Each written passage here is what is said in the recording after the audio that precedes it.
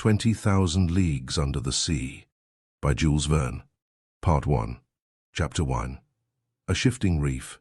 The year 1866 was signalized by a remarkable incident, a mysterious and puzzling phenomenon which doubtless no one has yet forgotten, not to mention rumors which agitated the maritime population and excited the public mind, even in the interior of continents. Seafaring men were particularly excited. Merchants, common sailors, captains of vessels, skippers, both of Europe and America, naval officers of all countries, and the governments of several states on the two continents, were deeply interested in the matter. For some time past, vessels had been met by an enormous thing, a long object, spindle-shaped, occasionally phosphorescent, and infinitely larger and more rapid in its movements than a whale.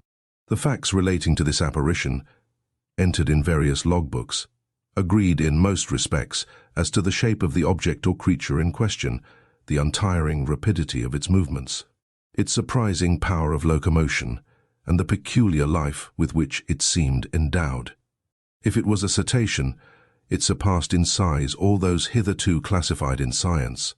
Taking into consideration the mean of observations made at divers times, rejecting the timid estimate of those who assigned to this object a length of 200 feet, equally with the exaggerated opinions which set it down as a mile in width and 3 in length, we might fairly conclude that this mysterious being surpassed greatly all dimensions admitted by the ichthyologists of the day, if it existed at all, and that it did exist was an undeniable fact, and with that tendency which disposes the human mind in favor of the marvelous.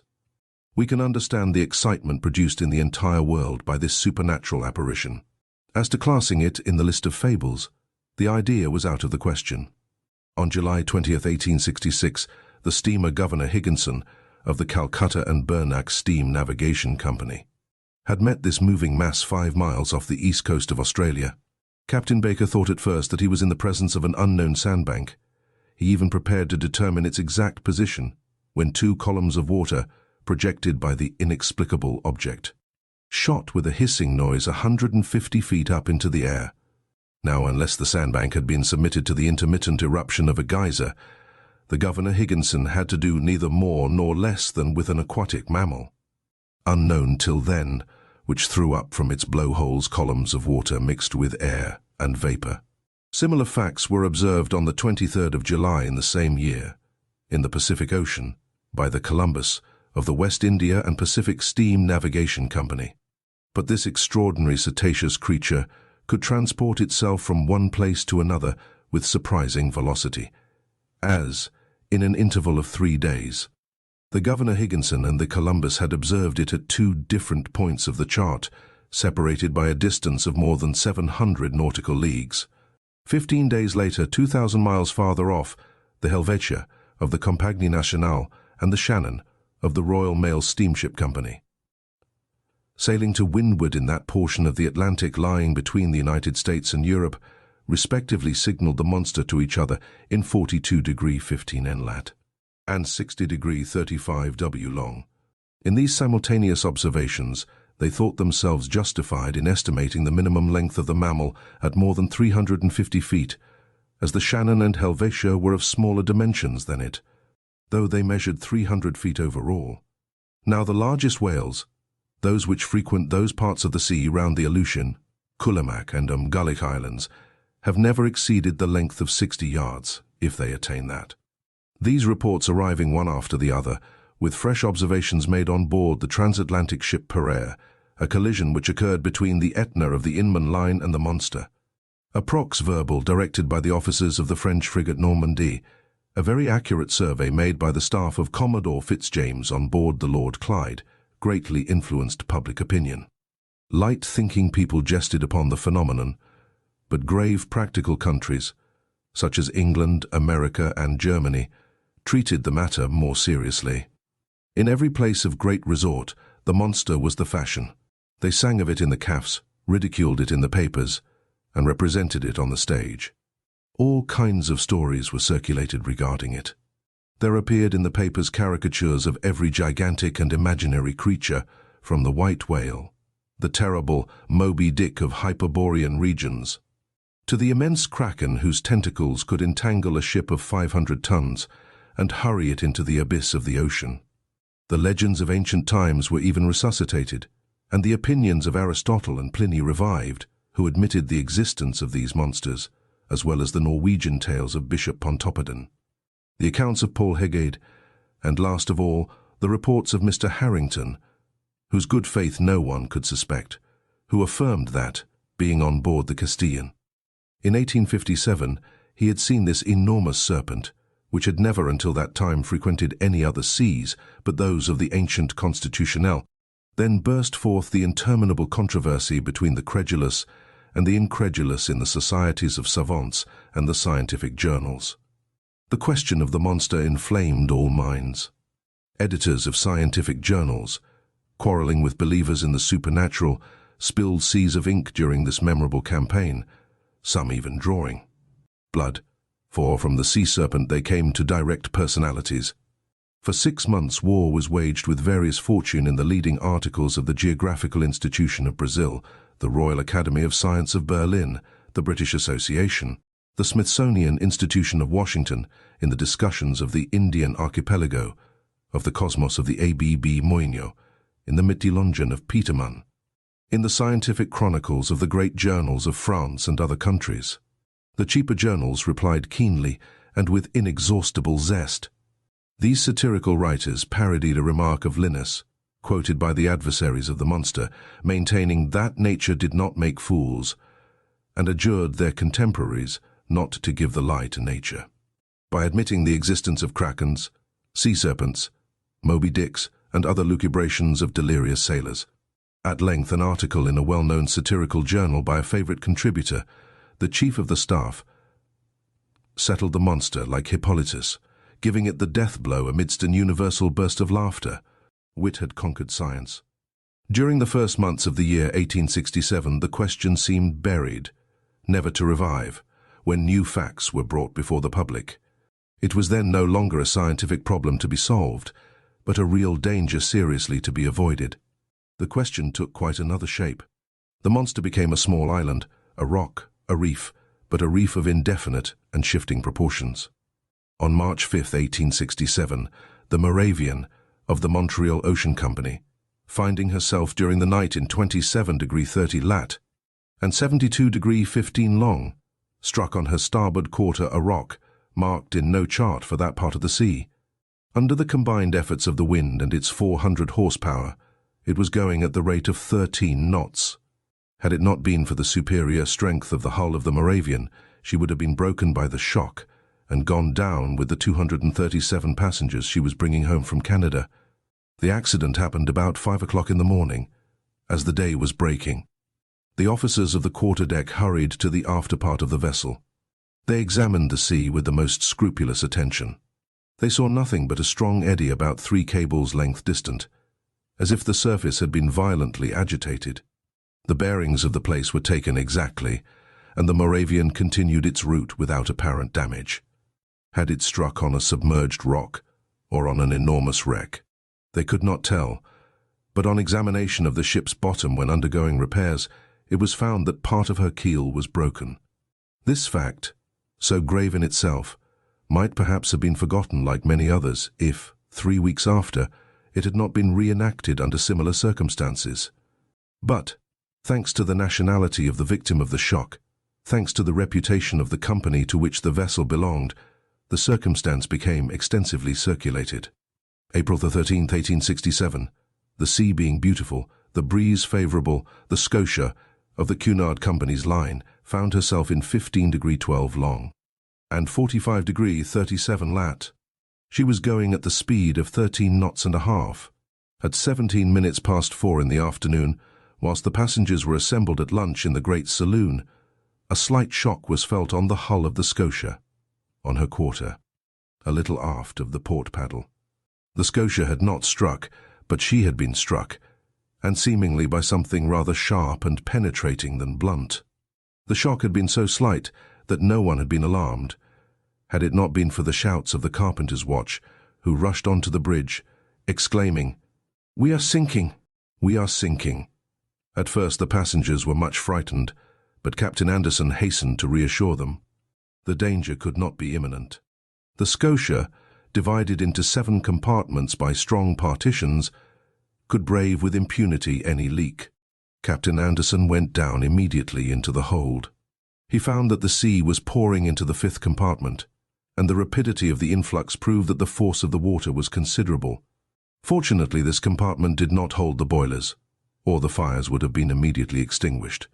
Captain Anderson ordered the engines to be stopped at once, and one of the men went down to ascertain the extent of the injury.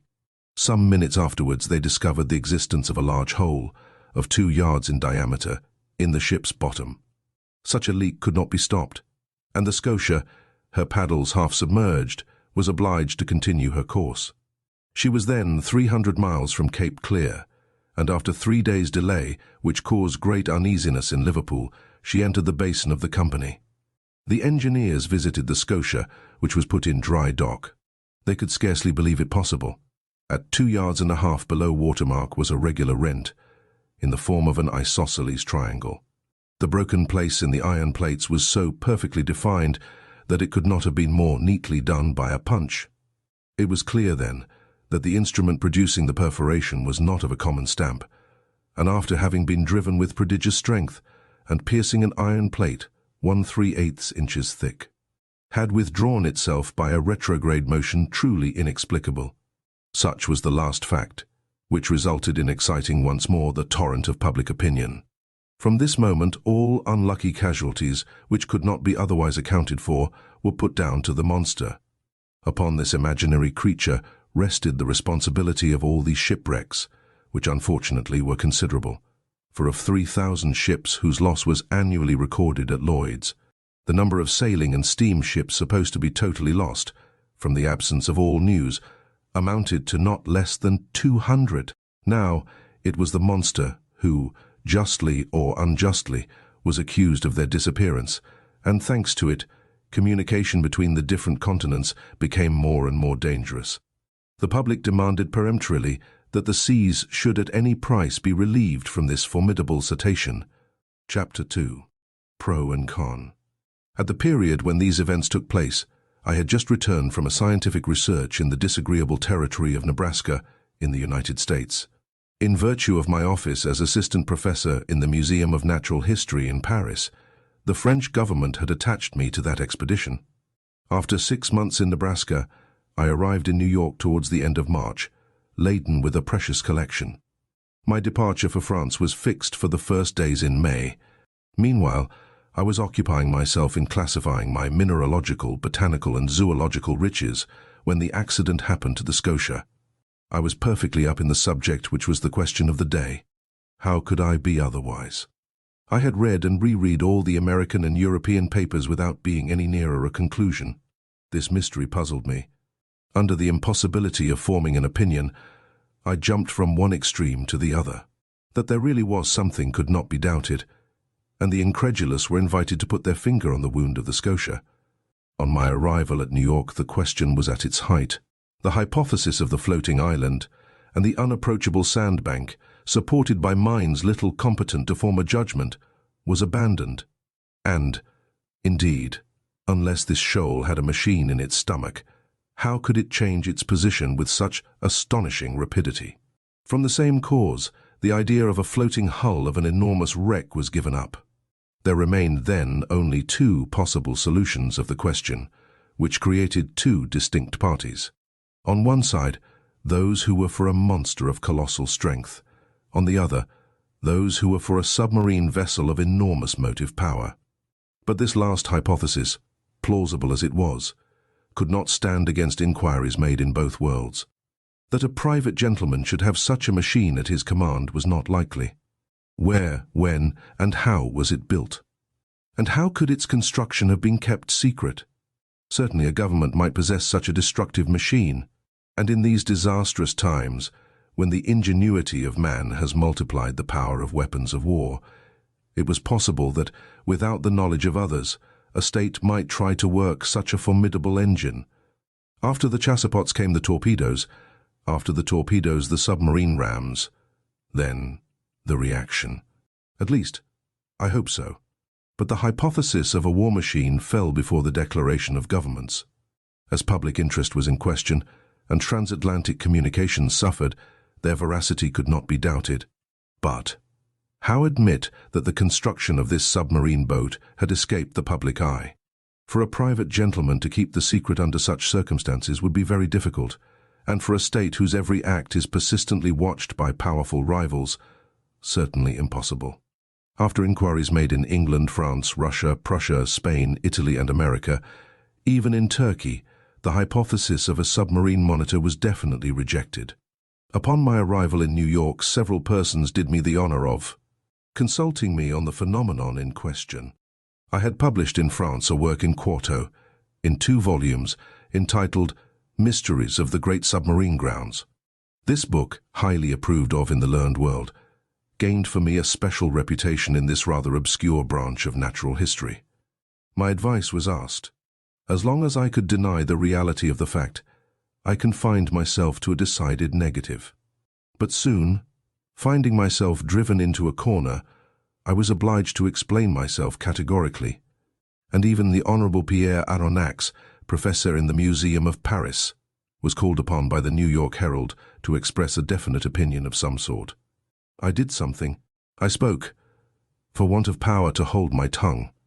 I discussed the question in all its forms, politically and scientifically, and I give here an extract from a carefully studied article which I published in the number of the 30th of April. It ran as follows. After examining one by one the different hypotheses, rejecting all other suggestions, it becomes necessary to admit the existence of a marine animal of enormous power. The great depths of the ocean are entirely unknown to us. Soundings cannot reach them. What passes in those remote depths, what beings live, or can live, 12 or 15 miles beneath the surface of the waters.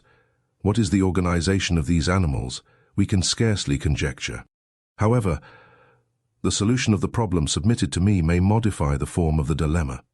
Either we do know all the varieties of beings which people our planet, or we do not.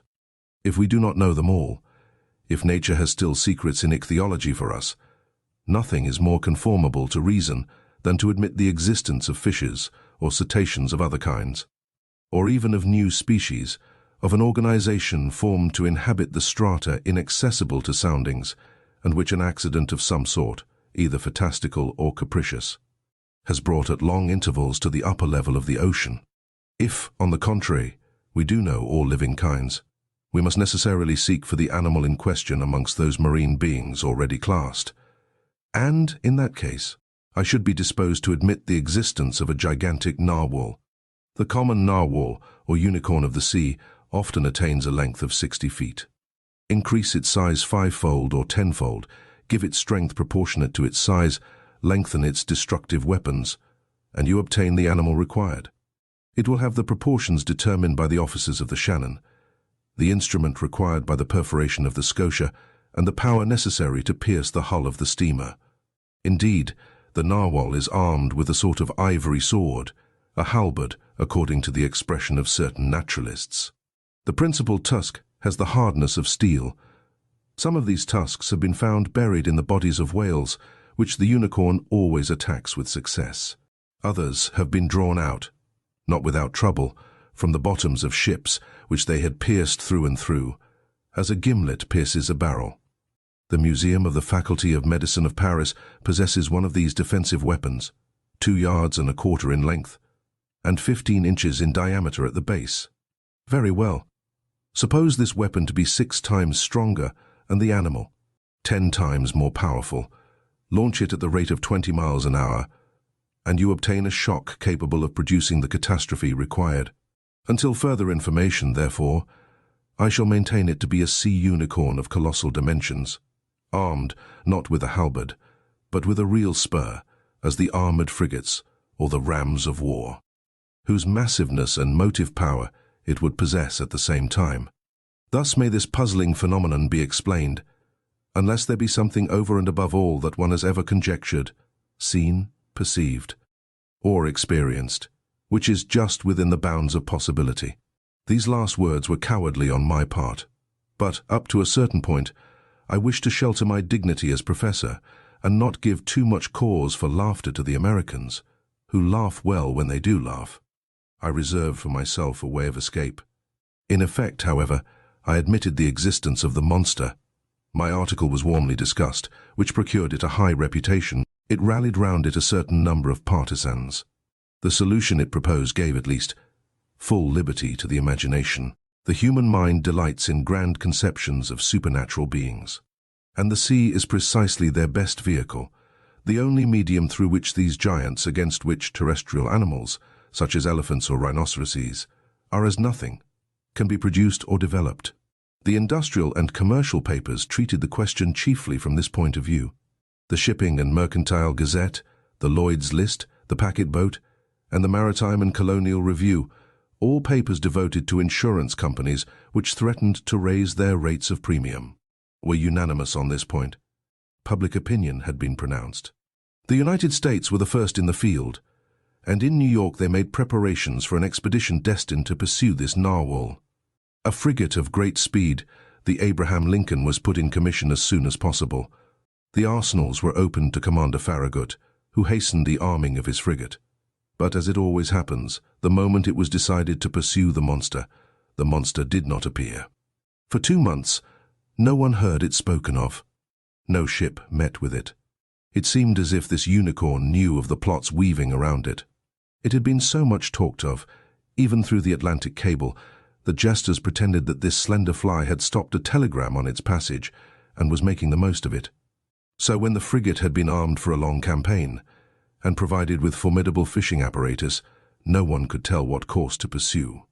Impatience grew apace when, on the 2nd of July, they learned that a steamer of the line of San Francisco, from California to Shanghai, had seen the animal 3 weeks before in the North Pacific Ocean.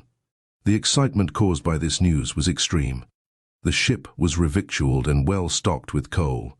3 hours before the Abraham Lincoln left Brooklyn Pier, I received a letter worded as follows.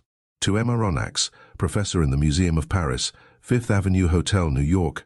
Sir, if you will consent to join the Abraham Lincoln in this expedition, the government of the United States will with pleasure see France represented in the enterprise. Commander Farragut has a cabin at your disposal. Very cordially yours, J.B. Hobson, Secretary of Marine. Chapter 3. I form my resolution. 3 seconds before the arrival of J.B. Hobson's letter, I no more thought of pursuing the unicorn than of attempting the passage of the North Sea. 3 seconds after reading the letter of the Honourable Secretary of Marine, I felt that my true vocation, the sole end of my life, was to chase this disturbing monster and purge it from the world. But I had just returned from a fatiguing journey, weary and longing for repose. I aspired to nothing more than again seeing my country, my friends, my little lodging by the Jardin des Plantes, my dear and precious collections. But nothing could keep me back. I forgot all, fatigue, friends and collections, and accepted without hesitation the offer of the American government. Besides, thought I, all roads lead back to Europe for my particular benefit, and I will not hurry me towards the coast of France. This worthy animal may allow itself to be caught in the seas of Europe for my particular benefit, and I will not bring back less than half a yard of his ivory halberd to the Museum of Natural History. But in the meanwhile, I must seek this narwhal in the North Pacific Ocean, which, to return to France, was taking the road to the Antipodes. Conseil, I called in an impatient voice. Conseil was my servant, a true, devoted Flemish boy who had accompanied me in all my travels. I liked him, and he returned the liking well. He was phlegmatic by nature, regular from principle, zealous from habit, evincing little disturbance at the different surprises of life, very quick with his hands, and apt at any service required of him, and, despite his name, never giving advice, even when asked for it. Conseil had followed me for the last 10 years wherever science led.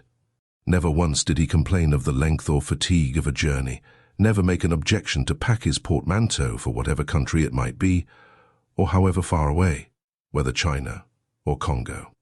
Besides all this, he had good health, which defied all sickness, and solid muscles, but no nerves. Good morals are understood. This boy was 30 years old, and his age to that of his master as 15 to 20. May I be excused for saying that I was 40 years old? But Conseil had one fault. He was ceremonious to a degree, and would never speak to me but in the third person, which was sometimes provoking. "Conseil," said I again, beginning with feverish hands to make preparations for my departure. Certainly I was sure of this devoted boy. As a rule, I never asked him if it were convenient for him or not to follow me in my travels. But this time, the expedition in question might be prolonged, and the enterprise might be hazardous in pursuit of an animal capable of sinking a frigate as easily as a nutshell. Here there was matter for reflection, even to the most impassive man in the world. What would Conseil say? "Conseil," I called a third time. Conseil appeared. "Did you call, sir?" said he, entering. "Yes, my boy. Make preparations for me and yourself, too. We leave in 2 hours." "As you please, sir," replied Conseil quietly. "Not an instant to lose. Lock in my trunk all travelling utensils, coats, shirts, and stockings, without counting, as many as you can, and make haste." "And your collections, sir?" observed Conseil. "We will think of them by and by." "What? The Archaeotherium, the Hyracotherium, the Oreodons, the Cheropotamus, and the other skins? They will keep them at the hotel. And your live babirusa, sir?" "They will feed it during our absence. Besides, I will give orders to forward our menagerie to France." "We are not returning to Paris, then?" said Conseil. "Oh, certainly," I answered evasively, "by making a curve." "Will the curve please you, sir?" "Oh, it will be nothing. Not quite so direct a road, that is all. We take our passage in the Abraham Lincoln." "As you think proper, sir," coolly replied Conseil. "You see, my friend, it has to do with the monster, the famous narwhal. We are going to purge it from the seas." The author of a work in quarto, in 2 volumes, on the mysteries of the great submarine grounds, cannot forbear embarking with Commander Farragut. A glorious mission, but a dangerous one. We cannot tell where we may go. These animals can be very capricious, but we will go whether or no. We have got a captain who is pretty wide awake. I opened a credit account for Babirusa, and Conseil following, I jumped into a cab. Our luggage was transported to the deck of the frigate immediately.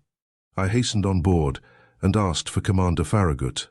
One of the sailors conducted me to the poop, where I found myself in the presence of a good-looking officer who held out his hand to me. "Monsieur Pierre Aronnax," said he. "Himself," replied I. "Commander Farragut."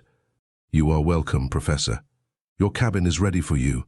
I bowed and desired to be conducted to the cabin destined for me. The Abraham Lincoln had been well chosen and equipped for her new destination. She was a frigate of great speed, fitted with high-pressure engines which admitted a pressure of 7 atmospheres. Under this, the Abraham Lincoln attained the mean speed of nearly 18 knots in a third an hour, a considerable speed, but nevertheless insufficient to grapple with this gigantic cetacean. The interior arrangements of the frigate corresponded to its nautical qualities. I was well satisfied with my cabin, which was in the after part, opening upon the gunroom. "We shall be well off here," said I to Conseil. "As well, by your honour's leave, as a hermit crab in the shell of a whelk," said Conseil. I left Conseil to stow our trunks conveniently away, and remounted the poop in order to survey the preparations for departure. At that moment, Commander Farragut was ordering the last moorings to be cast loose, which held the Abraham Lincoln to the pier of Brooklyn. So in a quarter of an hour, perhaps less, the frigate would have sailed without me. I should have missed this extraordinary, supernatural, and incredible expedition, the recital of which may well meet with some skepticism. But Commander Farragut would not lose a day nor an hour in scouring the seas in which the animal had been sighted. He sent for the engineer. "Is the steam full on?" asked he. "Yes, sir," replied the engineer. "Go ahead," cried Commander Farragut. The quay of Brooklyn, and all that part of New York bordering on the East River, was crowded with spectators. 3 cheers burst successively from 500,000 throats. Thousands of handkerchiefs were waved above the heads of the compact mass, saluting the Abraham Lincoln until she reached the waters of the Hudson. At the point of that elongated peninsula which forms the town of New York, then the frigate, following the coast of New Jersey along the right bank of the beautiful river, covered with villas, passed between the forts, which saluted her with their heaviest guns. The Abraham Lincoln answered by hoisting the American colors 3 times, whose 39 stars shone resplendent from the mizzen peak, then modifying its speed to take the narrow channel marked by buoys placed in the inner bay formed by Sandy Hook Point.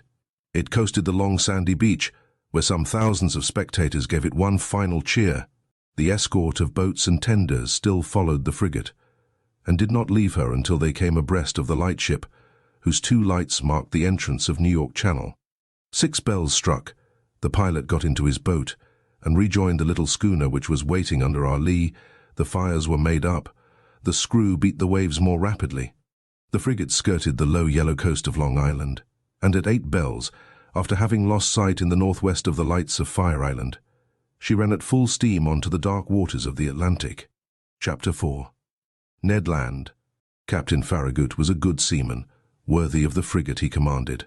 His vessel, and he, were one. He was the soul of it. On the question of the cetacean, there was no doubt in his mind, and he would not allow the existence of the animal to be disputed on board.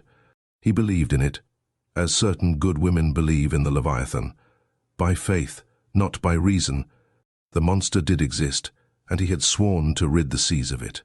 He was a kind of knight of Rhodes, a second Dieudonne de Gozon, going to meet the serpent which desolated the island. Either Captain Farragut would kill the narwhal, or the narwhal would kill the captain. There was no third course. The officers on board shared the opinion of their chief. They were ever chatting, discussing, and calculating the various chances of a meeting, watching narrowly the vast surface of the ocean. More than one took up his quarters voluntarily in the crosstrees, who would have cursed such a berth under any other circumstances. As long as the sun described its daily course, the rigging was crowded with sailors, whose feet were burnt to such an extent by the heat of the deck as to render it unbearable. Still, the Abraham Lincoln had not yet breasted the suspected waters of the Pacific. As to the ship's company, they desired nothing better than to meet the Unicorn, to harpoon it, hoist it on board, and dispatch it. They watched the sea with eager attention. Besides, Captain Farragut had spoken of a certain sum of $2,000, set apart for whoever should first sight the monster, were he cabin boy, common seaman, or officer. I leave you to judge how eyes were used on board the Abraham Lincoln. For my own part, I was not behind the others, and left to no one my share of daily observations. The frigate might have been called the Argus, for 100 reasons. Only one amongst us, Conseil, seemed to protest by his indifference against the question which so interested us all, and seemed to be out of keeping with the general enthusiasm on board.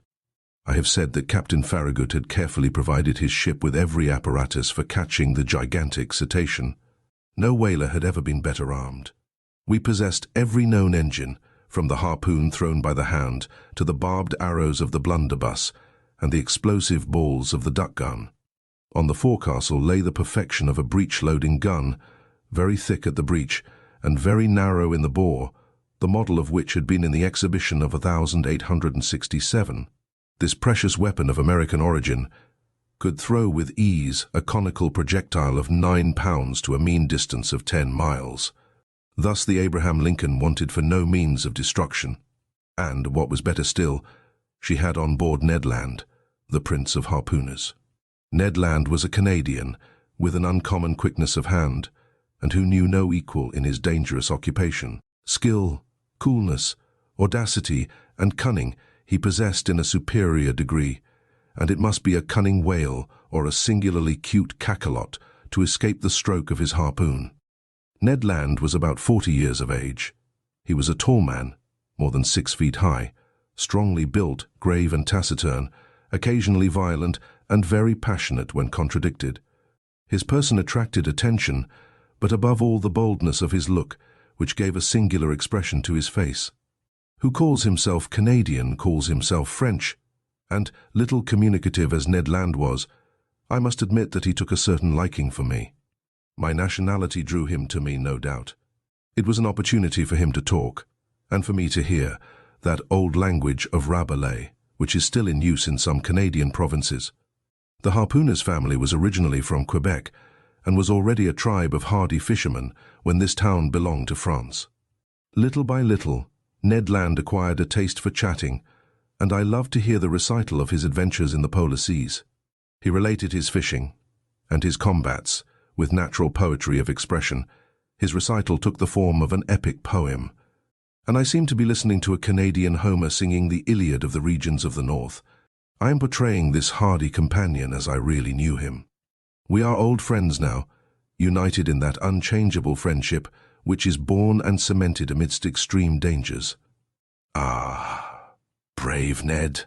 I ask no more than to live 100 years longer, that I may have more time to dwell the longer on your memory.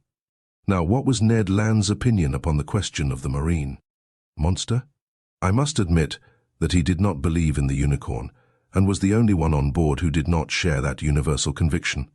He even avoided the subject, which I one day thought it my duty to press upon him. One magnificent evening, the 30th of July, that is to say, 3 weeks after our departure, the frigate was abreast of Cape Blanc, 30 miles to leeward of the coast of Patagonia. We had crossed the Tropic of Capricorn, and the Straits of Magellan opened less than 700 miles to the south. Before 8 days were over, the Abraham Lincoln would be ploughing the waters of the Pacific. Seated on the poop, Ned Land and I were chatting of one thing and another as we looked at this mysterious sea whose great depths had up to this time been inaccessible to the eye of man. I naturally led up the conversation to the giant unicorn and examined the various chances of success or failure of the expedition. But, seeing that Ned Land let me speak without saying too much himself, I pressed him more closely. "Well, Ned," said I, "is it possible that you are not convinced of the existence of this cetacean that we are following? Have you any particular reason for being so incredulous?" The harpooner looked at me fixedly for some moments before answering, struck his broad forehead with his hand, a habit of his, as if to collect himself, and said at last, "Perhaps I have, Mr. Aronnax. But Ned, you, a whaler by profession, familiarized with all the great marine mammalia, you, whose imagination might easily accept the hypothesis of enormous cetaceans, you ought to be the last to doubt under such circumstances." "That is just what deceives you, Professor," replied Ned, "that the vulgar should believe in extraordinary comets traversing space, and in the existence of antediluvian monsters in the heart of the globe. May well be, but neither astronomer nor geologist believes in such chimeras. As a whaler I have followed many a cetacean, harpooned a great number and killed several. But, however strong or well-armed they may have been, neither their tails nor their weapons would have been able even to scratch the iron plates of a steamer.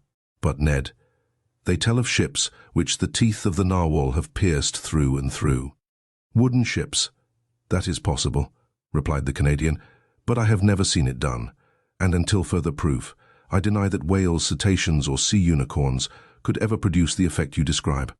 "Well, Ned," I repeated with a conviction resting on the logic of facts, "I believe in the existence of a mammal power fully organized, belonging to the branch of vertebrata, like the whales, the cachalots, or the dolphins, and furnished with a horn of defense of great penetrating power."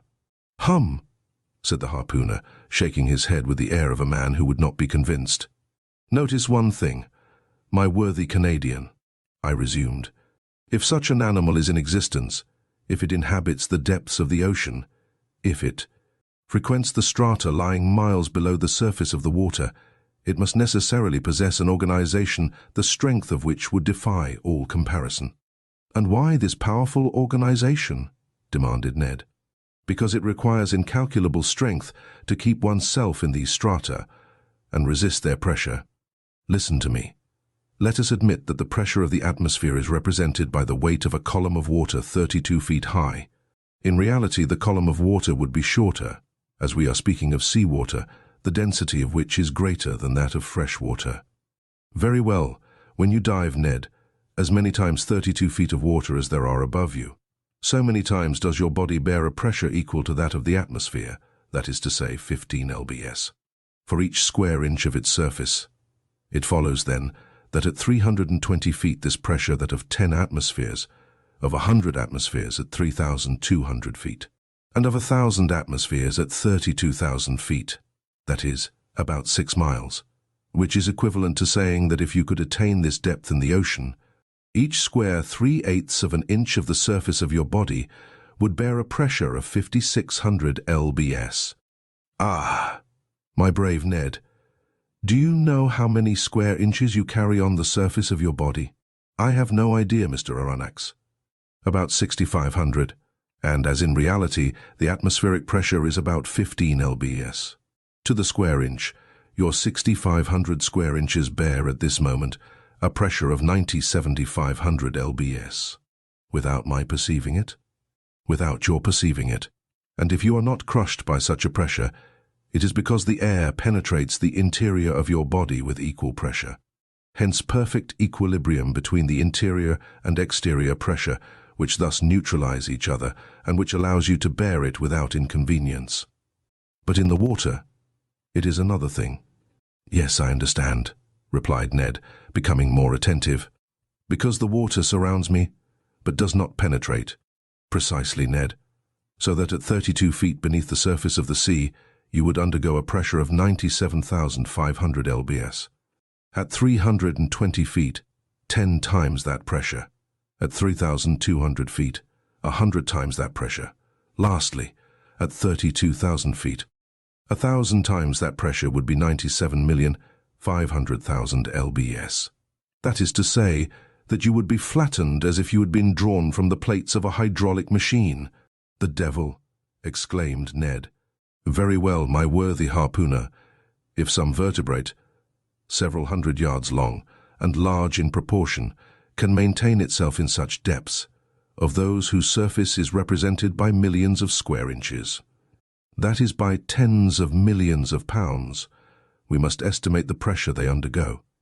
Consider, then, what must be the resistance of their bony structure and the strength of their organization to withstand such pressure. Why, exclaimed Ned Land, they must be made of iron plates 8 inches thick, like the armored frigates, as you say, Ned. And think what destruction such a mass would cause if hurled with the speed of an express train against the hull of a vessel. Yes, certainly, perhaps, replied the Canadian, shaken by these figures, but not yet willing to give in. Well, have I convinced you? You have convinced me of one thing, sir, which is that if such animals do exist at the bottom of the seas, they must necessarily be as strong as you say. But if they do not exist, mine obstinate harpooner, how explain the accident to the Scotia? Chapter 5th. At a Venture. The voyage of the Abraham Lincoln was for a long time marked by no special incident. But one circumstance happened which showed the wonderful dexterity of Ned Land, and proved what confidence we might place in him. The 30th of June the frigate spoke some American whalers, from whom we learned that they knew nothing about the narwhal. But one of them, the captain of the Monroe, knowing that Ned Land had shipped on board the Abraham Lincoln, begged for his help in chasing a whale they had in sight. Commander Farragut, desirous of seeing Ned Land at work, gave him permission to go on board the Monroe. And fate served our Canadian so well that, instead of one whale, he harpooned 2 with a double blow, striking one straight to the heart, and catching the other after some minutes' pursuit. Decidedly, if the monster ever had to do with Ned Land's harpoon, I would not bet in its favor. The frigate skirted the southeast coast of America with great rapidity. The 3rd of July we were at the opening of the Straits of Magellan, level with Cape Vierges. But Commander Farragut would not take a tortuous passage, but doubled Cape Horn. The ship's crew agreed with him, and certainly it was possible that they might meet the narwhal in this narrow pass. Many of the sailors affirmed that the monster could not pass there, that he was too big for that. The 6th of July, about 3 o'clock in the afternoon, the Abraham Lincoln, at 15 miles to the south, doubled the solitary island. This lost rock at the extremity of the American continent, to which some Dutch sailors gave the name of their native town, Cape Horn. The course was taken towards the northwest, and the next day the screw of the frigate was at last beating the waters of the Pacific. "Keep your eyes open," called out the sailors. And they were opened widely. Both eyes and glasses, a little dazzled, it is true, by the prospect of $2,000, had not an instant's repose. Day and night they watched the surface of the ocean, and even nyctalopes, whose faculty of seeing in the darkness multiplies their chances 100-fold, would have had enough to do to gain the prize. I myself, for whom money had no charms, was not the least attentive on board, giving but few minutes to my meals, but a few hours to sleep. Indifferent to either rain or sunshine, I did not leave the poop of the vessel. Now leaning on the netting of the forecastle, now on the taffrail, I devoured with eagerness the soft foam which whitened the sea as far as the eye could reach, and how often have I shared the emotion of the majority of the crew when some capricious whale raised its black back above the waves. The poop of the vessel was crowded in a moment. The cabins poured forth a torrent of sailors and officers, each with heaving breast and troubled eye watching the course of the cetacean. I looked and looked, till I was nearly blind, whilst Conseil, always phlegmatic, kept repeating in a calm voice, "If, sir, you would not squint so much, you would see better." But vain excitement. The Abraham Lincoln checked its speed and made for the animal signalled, a simple whale, or common cachalot, which soon disappeared amidst a storm of execration. But the weather was good. The voyage was being accomplished under the most favourable auspices. It was then the bad season in Australia, the July of that zone corresponding to our January in Europe. But the sea was beautiful and easily scanned round a vast circumference. The 20th of July, the Tropic of Capricorn was cut by 105 degrees of longitude, and the 27th of the same month, we crossed the equator on the 110th meridian. This passed, the frigate took a more decided westerly direction and scoured the central waters of the Pacific. Commander Farragut thought, and with reason, that it was better to remain in deep water and keep clear of continents or islands, which the beast itself seemed to shun, perhaps because there was not enough water for him, suggested the greater part of the crew. The frigate passed at some distance from the Marquesas and the Sandwich Islands, crossed the Tropic of Cancer, and made for the China Seas. We were on the theatre of the last diversions of the monster, and to say truth, we no longer lived on board. Hearts palpitated, fearfully preparing themselves for future incurable aneurysm. The entire ship's crew were undergoing a nervous excitement, of which I can give no idea. They could not eat, they could not sleep. 20 times a day, a misconception or an optical illusion of some sailor seated on the taffrail would cause dreadful perspirations, and these emotions, 20 times repeated, kept us in a state of excitement so violent that a reaction was unavoidable. And truly, reaction soon showed itself. For 3 months, during which a day seemed an age, the Abraham Lincoln furrowed all the waters of the northern Pacific, running at whales, making sharp deviations from her course, veering suddenly from one tack to another, stopping suddenly, putting on steam, and backing ever and anon at the risk of deranging her machinery. And not one point of the Japanese or American coast was left unexplored. The warmest partisans of the enterprise now became its most ardent detractors. Reaction mounted from the crew to the captain himself, and certainly, had it not been for resolute determination on the part of Captain Farragut, the frigate would have headed due southward. This useless search could not last much longer. The Abraham Lincoln had nothing to reproach herself with. She had done her best to succeed. Never had an American ship's crew shown more zeal or patience. Its failure could not be placed to their charge. There remained nothing but to return. This was represented to the commander. The sailors could not hide their discontent, and the service suffered. I will not say there was a mutiny on board, but after a reasonable period of obstinacy, Captain Farragut, as Columbus did, asked for 3 days' patience. If in 3 days the monster did not appear, the man at the helm should give 3 turns of the wheel, and the Abraham Lincoln would make for the European seas. This promise was made on the 2nd of November. It had the effect of rallying the ship's crew. The ocean was watched with renewed attention. Each one wished for a last glance in which to sum up his remembrance. Glasses were used with feverish activity. It was a grand defiance given to the giant narwhal, and he could scarcely fail to answer the summons and appear. 2 days passed. The steam was at half pressure. 1,000 schemes were tried to attract the attention and stimulate the apathy of the animal in case it should be met in those parts. Large quantities of bacon were trailed in the wake of the ship, to the great satisfaction, I must say, of the sharks. Small craft radiated in all directions round the Abraham Lincoln as she lay to, and did not leave a spot of the sea unexplored. But the night of the 4th of November arrived without the unveiling of this submarine mystery. The next day, the 5th of November at 12, the delay would, morally speaking, expire. After that time, Commander Farragut, faithful to his promise, was to turn the course to the southeast and abandon forever the northern regions of the Pacific. The frigate was then in 31°15' north latitude and 136°42' east longitude. The coast of Japan still remained less than 200 miles to leeward. Night was approaching. They had just struck 8 bells. Large clouds veiled the face of the moon, then in its first quarter. The sea undulated peaceably under the stern of the vessel. At that moment I was leaning forward on the starboard netting. Conseil, standing near me, was looking straight before him. The crew, perched in the ratlines, examined the horizon, which contracted and darkened by degrees. Officers with their night glasses scoured the growing darkness. Sometimes the ocean sparkled under the rays of the moon, which darted between 2 clouds. Then all trace of light was lost in the darkness. In looking at Conseil, I could see he was undergoing a little of the general influence. At least I thought so. Perhaps for the first time his nerves vibrated to a sentiment of curiosity. "Come, Conseil," said I. "This is the last chance of pocketing the $2,000. "May I be permitted to say, sir," replied Conseil, "that I never reckoned on getting the prize, and, had the government of the Union offered $100,000, it would have been none the poorer. You are right, Conseil. It is a foolish affair, after all, and one upon which we entered too lightly. What time lost, what useless emotions. We should have been back in France 6 months ago."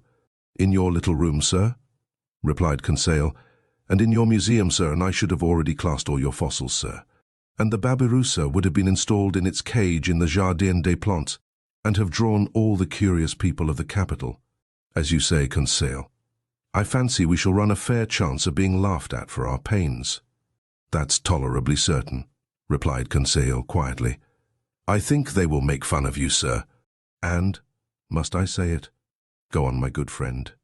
"Well, sir, you will only get your deserts."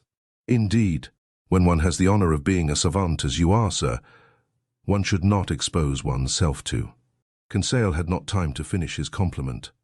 In the midst of general silence, a voice had just been heard. It was the voice of Ned Land shouting, "Look out there! The very thing we are looking for, on our weather beam."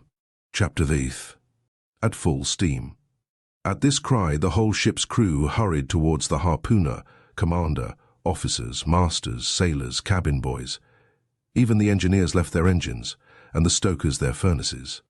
The order to stop her had been given, and the frigate now simply went on by her own momentum. The darkness was then profound, and however good the Canadian's eyes were, I asked myself how he had managed to see, and what he had been able to see. My heart beat as if it would break. But Ned Land was not mistaken, and we all perceived the object he pointed to. At 2 cables' length from the Abraham Lincoln, on the starboard quarter, the sea seemed to be illuminated all over. It was not a mere phosphoric phenomenon. The monster emerged some fathoms from the water, and then threw out that very intense but inexplicable light mentioned in the report of several captains. This magnificent irradiation must have been produced by an agent of great shining power. The luminous part traced on the sea an immense oval, much elongated, the center of which condensed a burning heat, whose overpowering brilliancy died out by successive gradations. "It is only an agglomeration of phosphoric particles," cried one of the officers. "No, sir. Certainly not," I replied. "Never did Pholades or Salp produce such a powerful light. That brightness is of an essentially electrical nature. Besides, see, it moves. It is moving forwards, backwards. It is darting towards us." A general cry rose from the frigate. "Silence!" said the captain. Up with the helm, reverse the engines. The steam was shut off, and the Abraham Lincoln, beating to port, described a semicircle. "Right the helm, go ahead," cried the captain. These orders were executed, and the frigate moved rapidly from the burning light. I was mistaken. She tried to sheer off, but the supernatural animal approached with a velocity double her own. We gasped for breath. Stupefaction more than fear made us dumb and motionless. The animal gained on us, sporting with the waves. It made the round of the frigate, which was then making 14 knots, and enveloped it with its electric rings like luminous dust. Then it moved away 2 or 3 miles, leaving a phosphorescent track, like those volumes of steam that the express trains leave behind. All at once, from the dark line of the horizon whither it retired to gain its momentum, the monster rushed suddenly towards the Abraham Lincoln with alarming rapidity, stopped suddenly about 20 feet from the hull, and died out, not diving under the water, for its brilliancy did not abate, but suddenly, and as if the source of this brilliant emanation was exhausted. Then it reappeared on the other side of the vessel, as if it had turned and slid under the hull. Any moment a collision might have occurred, which would have been fatal to us. However, I was astonished at the maneuvers of the frigate. She fled and did not attack. On the captain's face, generally so impassive, was an expression of unaccountable astonishment. "Mr. Aronnax," he said, "I do not know with what formidable being I have to deal, and I will not imprudently risk my frigate in the midst of this darkness. Besides, how attack this unknown thing? How defend oneself from it? Wait for daylight, and the scene will change. You have no further doubt, Captain, of the nature of the animal?" "No, sir. It is evidently a gigantic narwhal, and an electric one." "Perhaps," added I, "one can only approach it with a gymnotus or a torpedo." "Undoubtedly," replied the captain. "If it possesses such dreadful power, it is the most terrible animal that ever was created. That is why, sir, I must be on my guard." The crew were on their feet all night. No one thought of sleep. The Abraham Lincoln, not being able to struggle with such velocity, had moderated its pace and sailed at half speed. For its part, the narwhal, imitating the frigate, let the waves rocket at will, and seemed decided not to leave the scene of the struggle. Towards midnight, however, it disappeared, or to use a more appropriate term, it died out like a large glowworm. Had it fled? One could only fear, not hope. But at 7 minutes to 1 o'clock in the morning, a deafening whistling was heard, like that produced by a body of water rushing with great violence. The captain, Ned Land, and I were then on the poop, eagerly peering through the profound darkness. "Ned Land," asked the commander, "you have often heard the roaring of whales?" "Often, sir, but never such whales the sight of which brought me in $2,000. If I can only approach within 4 harpoon lengths of it." "But to approach it," said the commander, "I ought to put a whaler at your disposal?" "Certainly, sir. That will be trifling with the lives of my men." "And mine too," simply said the harpooner. Towards 2 o'clock in the morning, the burning light reappeared, not less intense, about 5 miles to windward of the Abraham Lincoln. Notwithstanding the distance and the noise of the wind and sea, one heard distinctly the loud strokes of the animal's tail, and even its panting breath. It seemed that, at the moment that the enormous narwhal had come to take breath at the surface of the water, the air was engulfed in its lungs, like the steam in the vast cylinders of a machine of 2,000 horsepower. "Hum," thought I. A whale with the strength of a cavalry regiment would be a pretty whale. We were on the qui-vive till daylight, and prepared for the combat. The fishing implements were laid along the hammock nettings. The second lieutenant loaded the blunderbusses, which could throw harpoons to the distance of a mile, and long duck guns, with explosive bullets, which inflicted mortal wounds even to the most terrible animals. Ned Land contented himself with sharpening his harpoon, a terrible weapon in his hands. At 6 o'clock day began to break, and with the first glimmer of light, the electric light of the narwhal disappeared.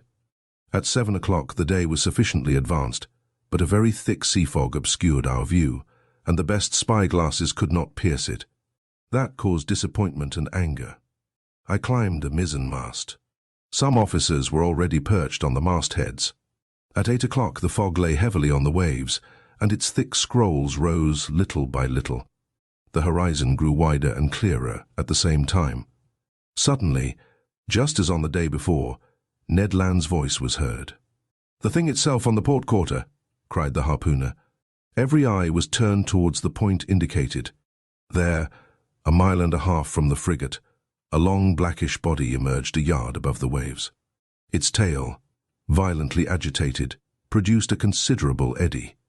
Never did a caudal appendage beat the sea with such violence. An immense track, of dazzling whiteness, marked the passage of the animal and described a long curve. The frigate approached the cetacean. I examined it thoroughly. The reports of the Shannon and of the Helvetia had rather exaggerated its size, and I estimated its length at only 250 feet. As to its dimensions, I could only conjecture them to be admirably proportioned. While I watched this phenomenon, 2 jets of steam and water were ejected from its vents, and rose to the height of 120 feet. Thus I ascertained its way of breathing.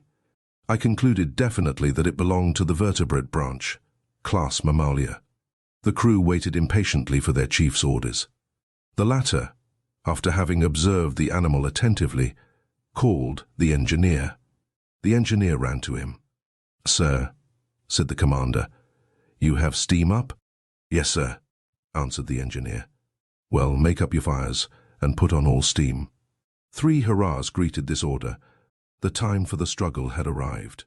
Some moments after, the 2 funnels of the frigate vomited torrents of black smoke, and the bridge quaked under the trembling of the boilers. The Abraham Lincoln, propelled by her wonderful screw, went straight at the animal. The latter allowed it to come within half a cable's length. Then, as if disdaining to dive, it took a little turn and stopped a short distance off. This pursuit lasted nearly 3/4 of an hour without the frigate gaining 2 yards on the cetacean. It was quite evident that at that rate we should never come up with it. "Well, Mr. Land," asked the captain, "do you advise me to put the boats out to sea?" "No, sir," replied Ned Land, "because we shall not take that beast easily. What shall we do then?" "Put on more steam if you can, sir. With your leave, I mean to post myself under the bowsprit, and if we get within harpooning distance, I shall throw my harpoon." "Go, Ned," said the captain. "Engineer, put on more pressure." Ned Land went to his post. The fires were increased, the screw revolved 43 times a minute, and the steam poured out of the valves. We heaved the log and calculated that the Abraham Lincoln was going at the rate of 181 miles an hour. But the accursed animal swam too at the rate of 181 miles an hour. For a whole hour, the frigate kept up this pace without gaining 6 feet. It was humiliating for one of the swiftest sailors in the American Navy. A stubborn anger seized the crew. The sailors abused the monster, who, as before, disdained to answer them. The captain no longer contented himself with twisting his beard. He gnawed it. The engineer was again called. "You have turned full steam in?" "Yes, sir," replied the engineer. The speed of the Abraham Lincoln increased. Its masts trembled down to their stepping holes, and the clouds of smoke could hardly find way out of the narrow funnels. They heaved the log a second time. "Well?" asked the captain of the man at the wheel. 19 miles and 3/10, sir." "Clap on more steam." The engineer obeyed. The manometer showed 10 degrees. But the cetacean grew warm itself, no doubt, for without straining itself, it made 19 3/10 miles. What a pursuit! No, I cannot describe the emotion that vibrated through me. Ned Land kept his post, harpoon in hand. Several times the animal let us gain upon it. "We shall catch it! We shall catch it!" cried the Canadian. But just as he was going to strike, the cetacean stole away with a rapidity that could not be estimated at less than 30 miles an hour, and even during our maximum of speed, it bullied the frigate, going round and round it. A cry of fury broke from everyone. At noon we were no further advanced than at 8 o'clock in the morning. The captain then decided to take more direct means. "Ah," said he, "that animal goes quicker than the Abraham Lincoln. Very well, we will see whether it will escape these conical bullets. Send your men to the forecastle, sir." The forecastle gun was immediately loaded and slewed round, but the shot passed some feet above the cetacean, which was half a mile off. "Another, more to the right," cried the commander, "and $5 to whoever will hit that infernal beast." An old gunner with a grey beard, that I can see now, with steady eye and grave face, went up to the gun and took a long aim. A loud report was heard, with which were mingled the cheers of the crew. Illustration: an old grey-bearded gunner. The bullet did its work. It hit the animal, but not fatally, and sliding off the rounded surface, was lost in 2 miles' depth of sea. The chase began again, and the captain, leaning towards me, said, "I will pursue that beast till my frigate bursts up." "Yes," answered I, "and you will be quite right to do it." I wished the beast would exhaust itself, and not be insensible to fatigue like a steam engine. But it was of no use. Hours passed, without its showing any signs of exhaustion. However, it must be said in praise of the Abraham Lincoln that she struggled on indefatigably. I cannot reckon the distance she made under 300 miles during this unlucky day, November the 6th. But night came on and overshadowed the rough ocean. Now I thought our expedition was at an end, and that we should never again see the extraordinary animal. I was mistaken. At 10 minutes to 11 in the evening, the electric light reappeared 3 miles to windward of the frigate, as pure, as intense as during the preceding night. The narwhal seemed motionless. Perhaps, tired with its day's work, it slept, letting itself float with the undulation of the waves. Now was a chance of which the captain resolved to take advantage. He gave his orders. The Abraham Lincoln kept up half steam and advanced cautiously so as not to awake its adversary. It is no rare thing to meet in the middle of the ocean whales so sound asleep that they can be successfully attacked, and Ned Land had harpooned more than one during its sleep. The Canadian went to take his place again under the bowsprit. The frigate approached noiselessly, stopped at 2 cables' lengths from the animal, and following its track. No one breathed. A deep silence reigned on the bridge. We were not 100 feet from the burning focus, the light of which increased and dazzled our eyes. At this moment, leaning on the forecastle bulwark, I saw below me Ned Land grappling the martingale in one hand, brandishing his terrible harpoon in the other. Scarcely 20 feet from the motionless animal. Suddenly his arm straightened, and the harpoon was thrown. I heard the sonorous stroke of the weapon, which seemed to have struck a hard body. The electric light went out suddenly, and 2 enormous waterspouts broke over the bridge of the frigate, rushing like a torrent from stem to stern, overthrowing men and breaking the lashings of the spars. A fearful shock followed, and, thrown over the rail without having time to stop myself, I fell into the sea. Chapter 7. An unknown species of whale. This unexpected fall so stunned me that I have no clear recollection of my sensations at the time. I was at first drawn down to a depth of about 20 feet. I am a good swimmer, though without pretending to rival Byron or Edgar Poe, who were masters of the art, and in that plunge I did not lose my presence of mind. 2 vigorous strokes brought me to the surface of the water. My first care was to look for the frigate. Had the crew seen me disappear? Had the Abraham Lincoln veered round? Would the captain put out a boat? Might I hope to be saved? The darkness was intense. I caught a glimpse of a black mass disappearing in the east, its beacon lights dying out in the distance. It was the frigate. I was lost. "Help! Help!" I shouted, swimming towards the Abraham Lincoln in desperation. My clothes encumbered me. They seemed glued to my body and paralyzed my movements. I was sinking. I was suffocating. Help! This was my last cry. My mouth filled with water. I struggled against being drawn down the abyss. Suddenly, my clothes were seized by a strong hand, and I felt myself quickly drawn up to the surface of the sea. And I heard, yes, I heard these words pronounced in my ear.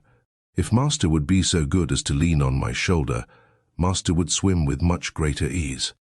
I seized with one hand my faithful Conseil's arm. "Is it you?" said I. "You?" "Myself," answered Conseil, "and waiting Master's orders." "That shock threw you as well as me into the sea?" "No, but being in my Master's service, I followed him." The worthy fellow thought that was but natural. "And the frigate?" I asked. "The frigate?" replied Conseil, turning on his back. "I think that Master had better not count too much on her." "You think so?" "I say that, At the time I threw myself into the sea, I heard the men at the wheel say, "The screw and the rudder are broken." Broken? Yes, broken by the monster's teeth. It is the only injury the Abraham Lincoln has sustained, but it is a bad lookout for us. She no longer answers her helm. Then we are lost.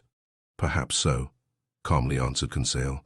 However, we have still several hours before us, and one can do a good deal in some hours. Conseil's imperturbable coolness set me up again. I swam more vigorously, but cramped by my clothes, which stuck to me like a leaden weight, I felt great difficulty in bearing up. Conseil saw this. "Will master let me make a slit?" said he, and slipping an open knife under my clothes, he ripped them up from top to bottom very rapidly. Then he cleverly slipped them off me, while I swam for both of us. Then I did the same for Conseil, and we continued to swim near to each other. Nevertheless, our situation was no less terrible. Perhaps our disappearance had not been noticed, and if it had been, the frigate could not tack, being without its helm. Conseil argued on this supposition, and laid his plans accordingly. This phlegmatic boy was perfectly self-possessed. We then decided that, as our only chance of safety was being picked up by the Abraham Lincoln's boats, we ought to manage so as to wait for them as long as possible. I resolved then to husband our strength so that both should not be exhausted at the same time, and this is how we managed. While one of us lay on our back, quite still with arms crossed and legs stretched out, the other would swim and push the other on in front. This towing business did not last more than 10 minutes each, and relieving each other thus, we could swim on for some hours, perhaps till daybreak. Poor chance, but hope is so firmly rooted in the heart of man. Moreover, there were two of us.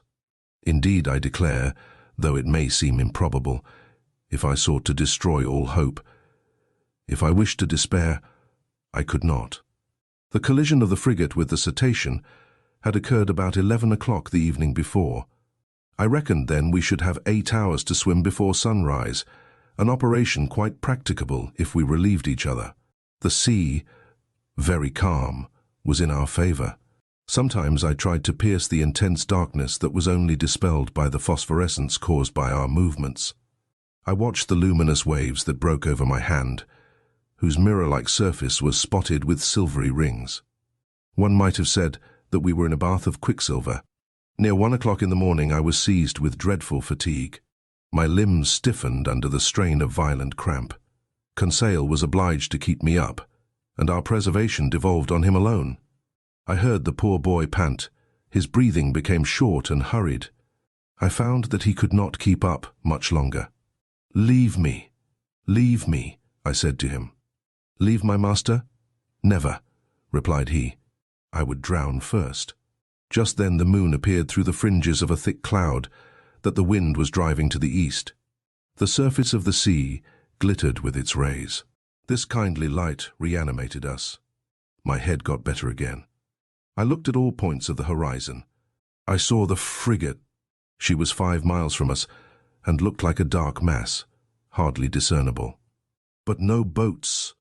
I would have cried out, but what good would it have been at such a distance? My swollen lips could utter no sounds. Conseil could articulate some words, and I heard him repeat at intervals, "Help! Help!" Our movements were suspended for an instant. We listened. It might be only a singing in the ear, but it seemed to me as if a cry answered the cry from Conseil. "Did you hear?" I murmured. "Yes, yes." And Conseil gave one more despairing call. This time there was no mistake. A human voice responded to ours. Was it the voice of another unfortunate creature, abandoned in the middle of the ocean, some other victim of the shock sustained by the vessel? Or rather, was it a boat from the frigate that was hailing us in the darkness? Conseil made a last effort, and leaning on my shoulder, while I struck out in a despairing effort, he raised himself half out of the water, then fell back exhausted. "What did you see?" "I saw," murmured he. "I saw, but do not talk. Reserve all your strength." What had he seen? Then, I know not why, the thought of the monster came into my head for the first time. But that voice! The time is past for Jonahs to take refuge in whales' bellies. However, Conseil was towing me again. He raised his head sometimes, looked before us, and uttered a cry of recognition, which was responded to by a voice that came nearer and nearer. I scarcely heard it. My strength was exhausted. My fingers stiffened. My hand afforded me support no longer. My mouth, convulsively opening, filled with salt water. Cold crept over me. I raised my head for the last time. Then I sank. At this moment, a hard body struck me. I clung to it. Then I felt that I was being drawn up, that I was brought to the surface of the water, that my chest collapsed. I fainted. It is certain that I soon came to, thanks to the vigorous rubbings that I received. I half opened my eyes. "Conseil," I murmured. "Does master call me?" asked Conseil. Just then, by the waning light of the moon which was sinking down to the horizon, I saw a face which was not Conseil's, and which I immediately recognized. "Ned," I cried. "The same, sir, who is seeking his prize," replied the Canadian. "Were you thrown into the sea by the shock to the frigate?" "Yes, Professor, but more fortunate than you, I was able to find a footing almost directly upon a floating island." "An island? Or, more correctly speaking, on our gigantic narwhal." "Explain yourself, Ned." "Only I soon found out why my harpoon had not entered its skin and was blunted." "Why, Ned? Why?" "Because, Professor, that beast is made of sheet iron." The Canadian's last words produced a sudden revolution in my brain. I wriggled myself quickly to the top of the being, or object, half out of the water, which served us for a refuge. I kicked it. It was evidently a hard, impenetrable body, and not the soft substance that forms the bodies of the great marine mammalia. But this hard body might be a bony carapace, like that of the antediluvian animals, and I should be free to class this monster among amphibious reptiles, such as tortoises or alligators. Well, no. The blackish back that supported me was smooth, polished, without scales. The blow produced a metallic sound, and incredible though it may be, it seemed, I might say, as if it was made of riveted plates. There was no doubt about it. This monster, this natural phenomenon that had puzzled the learned world, and overthrown and misled the imagination of seamen of both hemispheres, it must be owned, a still more astonishing phenomenon, inasmuch as it was a simply human construction. We had no time to lose, however. We were lying upon the back of a sort of submarine boat, which appeared, as far as I could judge, like a huge fish of steel. Ned Land's mind was made up on this point. Conseil and I could only agree with him. Just then, a bubbling began at the back of this strange thing, which was evidently propelled by a screw, and it began to move. We had only just time to seize hold of the upper part, which rose about 7 feet out of the water, and happily its speed was not great. "As long as it sails horizontally," muttered Ned Land. "I do not mind, but if it takes a fancy to dive, I would not give 2 straws for my life." The Canadian might have said still less. It became really necessary to communicate with the beings, whatever they were, shut up inside the machine. I searched all over the outside for an aperture, a panel, or a manhole, to use a technical expression, but the lines of the iron rivets, solidly driven into the joints of the iron plates, were clear and uniform. Besides, the moon disappeared then, and left us in total darkness. At last, this long night passed. My indistinct remembrance prevents my describing all the impressions it made. I can only recall one circumstance. During some lulls of the wind and sea, I fancied I heard several times vague sounds, a sort of fugitive harmony produced by words of command. What was then the mystery of this submarine craft, of which the whole world vainly sought an explanation? What kind of beings existed in this strange boat? What mechanical agent caused its prodigious speed? Daybreak appeared. The morning mists surrounded us, but they soon cleared off. I was about to examine the hull, which formed on deck a kind of horizontal platform, when I felt it gradually sinking. "Oh, confound it!" cried Ned Land, kicking the resounding plate. "Open, you inhospitable rascals!" Happily, the sinking movement ceased.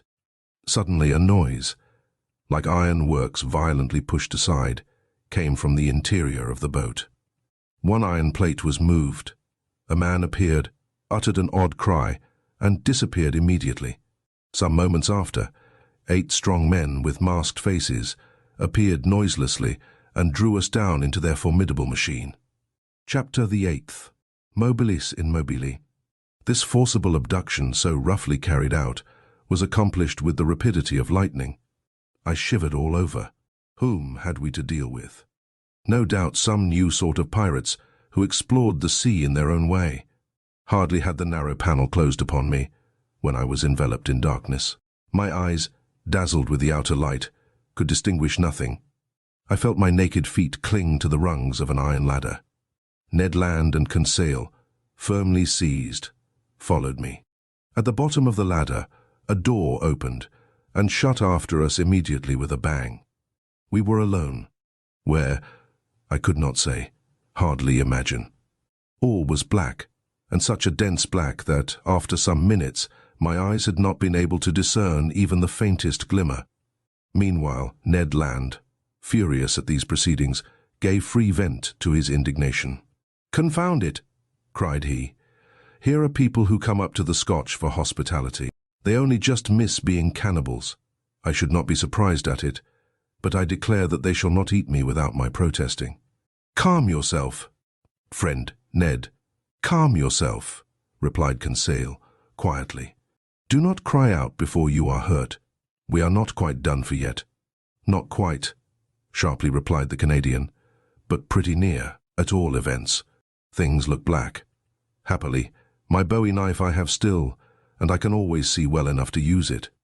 The first of these pirates who lays a hand on me." "Do not excite yourself, Ned," I said to the harpooner, "and do not compromise us by useless violence. Who knows that they will not listen to us? Let us rather try to find out where we are." I groped about. In 5 steps I came to an iron wall, made of plates bolted together. Then, turning back, I struck against a wooden table, near which were ranged several stools. The boards of this prison were concealed under a thick mat of formium, which deadened the noise of the feet. The bare walls revealed no trace of window or door. Conseil, going round the reverse way, met me, and we went back to the middle of the cabin, which measured about 20 feet by 10.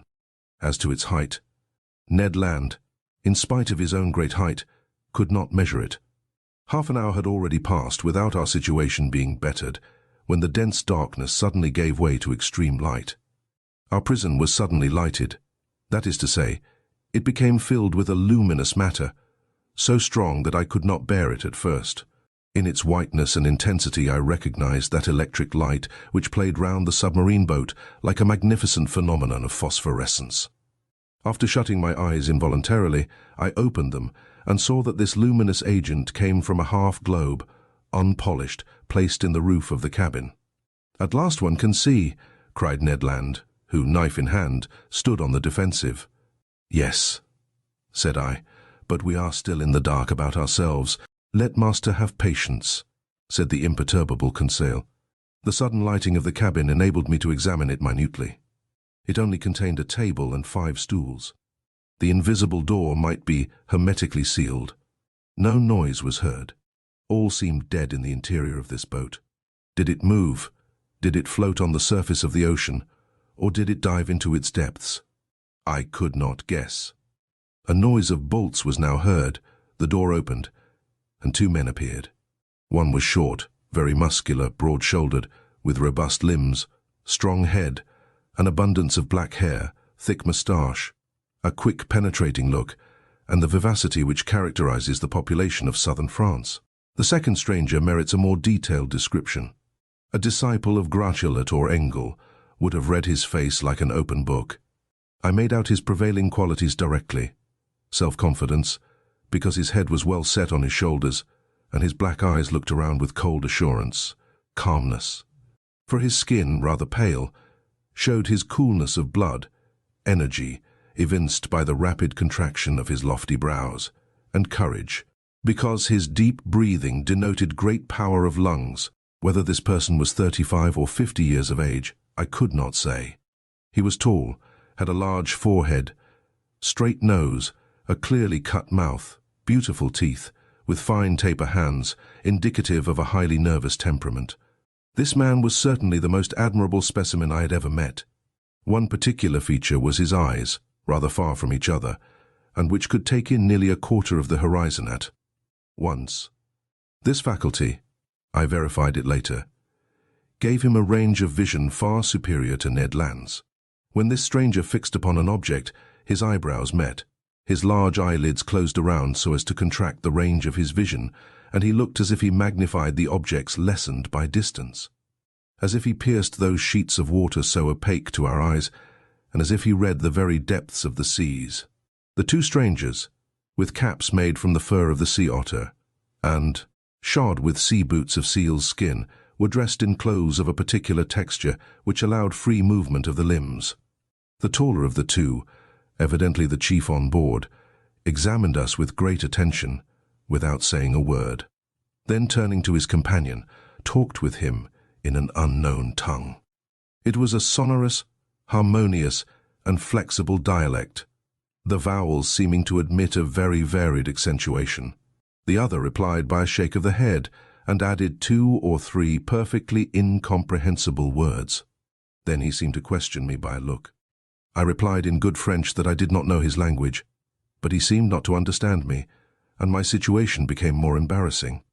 If master were to tell our story, said Conseil, perhaps these gentlemen may understand some words. I began to tell our adventures, articulating each syllable clearly, and without omitting one single detail. I announced our names and rank, introducing in person Professor Aronnax, his servant Conseil, and Master Ned Land, the harpooner. The man with the soft, calm eyes listened to me quietly, even politely, and with extreme attention, but nothing in his countenance indicated that he had understood my story. When I finished, he said not a word. There remained one resource, to speak English. Perhaps they would know this almost universal language. I knew it, as well as the German language, well enough to read it fluently, but not to speak it correctly. But anyhow, we must make ourselves understood. Go on in your turn, I said to the harpooner. Speak your best Anglo-Saxon, and try to do better than I. Ned did not beg off, and recommenced our story. To his great disgust, the harpooner did not seem to have made himself more intelligible than I had. Our visitors did not stir. They evidently understood neither the language of Arago nor of Faraday. Very much embarrassed, after having vainly exhausted our speaking resources, I knew not what part to take when Conseil said, "If master will permit me, I will relate it in German." But in spite of the elegant terms and good accent of the narrator, the German language had no success. At last, nonplussed, I tried to remember my first lessons and to narrate our adventures in Latin, but with no better success. This last attempt being of no avail, the two strangers exchanged some words in their unknown language, and retired. The door shut. "It is an infamous shame," cried Ned Land, who broke out for the 20th time. "We speak to those rogues in French, English, German, and Latin, and not one of them has the politeness to answer." "Calm yourself," I said to the impetuous Ned. "Anger will do no good." "But do you see, Professor," replied our irascible companion, "that we shall absolutely die of hunger in this iron cage?" "Bah," said Conseil philosophically. "We can hold out some time yet." "My friends," I said, "we must not despair. We have been worse off than this. Do me the favor to wait a little before forming an opinion upon the commander and crew of this boat." "My opinion is formed," replied Ned Land sharply. "They are rascals." "Good. And from what country?" "From the land of rogues." "My brave Ned, that country is not clearly indicated on the map of the world, but I admit that the nationality of the two strangers is hard to determine. Neither English, French, nor German, that is quite certain. However, I am inclined to think that the commander and his companion were born in low latitudes. There is southern blood in them, but I cannot decide by their appearance whether they are Spaniards, Turks, Arabians, or Indians. As to their language, it is quite incomprehensible. There is the disadvantage of not knowing all languages," said Conseil, "or the disadvantage of not having one universal language." As he said these words, the door opened. A steward entered. He brought us clothes, coats, and trousers, made of a stuff I did not know. I hastened to dress myself, and my companions followed my example. During that time, the steward, dumb, perhaps deaf, had arranged the table and laid 3 plates. "This is something like," said Conseil. "Bah," said the rancorous harpooner. "What do you suppose they eat here? Tortoise liver, filleted shark, and beefsteaks from sea dogs." "We shall see," said Conseil. The dishes, of bell metal, were placed on the table, and we took our places. Undoubtedly we had to do with civilized people, and, had it not been for the electric light which flooded us, I could have fancied I was in the dining room of the Adelphi Hotel at Liverpool, or at the Grand Hotel in Paris. I must say, however, that there was neither bread nor wine. The water was fresh and clear, but it was water, and did not suit Ned Land's taste. Amongst the dishes which were brought to us, I recognized several fish delicately dressed, but of some, although excellent, I could give no opinion, neither could I tell to what kingdom they belonged, whether animal or vegetable. As to the dinner service, it was elegant and in perfect taste. Each utensil, spoon, fork, knife, plate, had a letter engraved on it with a motto above it, of which this is an exact facsimile. Mobilis in Mobili. N. The letter N was no doubt the initial of the name of the enigmatical person who commanded at the bottom of the sea. Ned and Conseil did not reflect much. They devoured the food, and I did likewise. I was, besides, reassured as to our fate, and it seemed evident that our hosts would not let us die of want.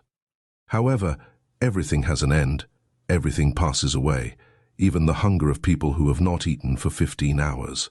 Our appetites satisfied, we felt overcome with sleep. "Faith, I shall sleep well," said Conseil. "So shall I," replied Ned Land. My 2 companions stretched themselves on the cabin carpet, and were soon sound asleep. For my own part, too many thoughts crowded my brain, too many insoluble questions pressed upon me, too many fancies kept my eyes half open. Where were we? What strange power carried us on?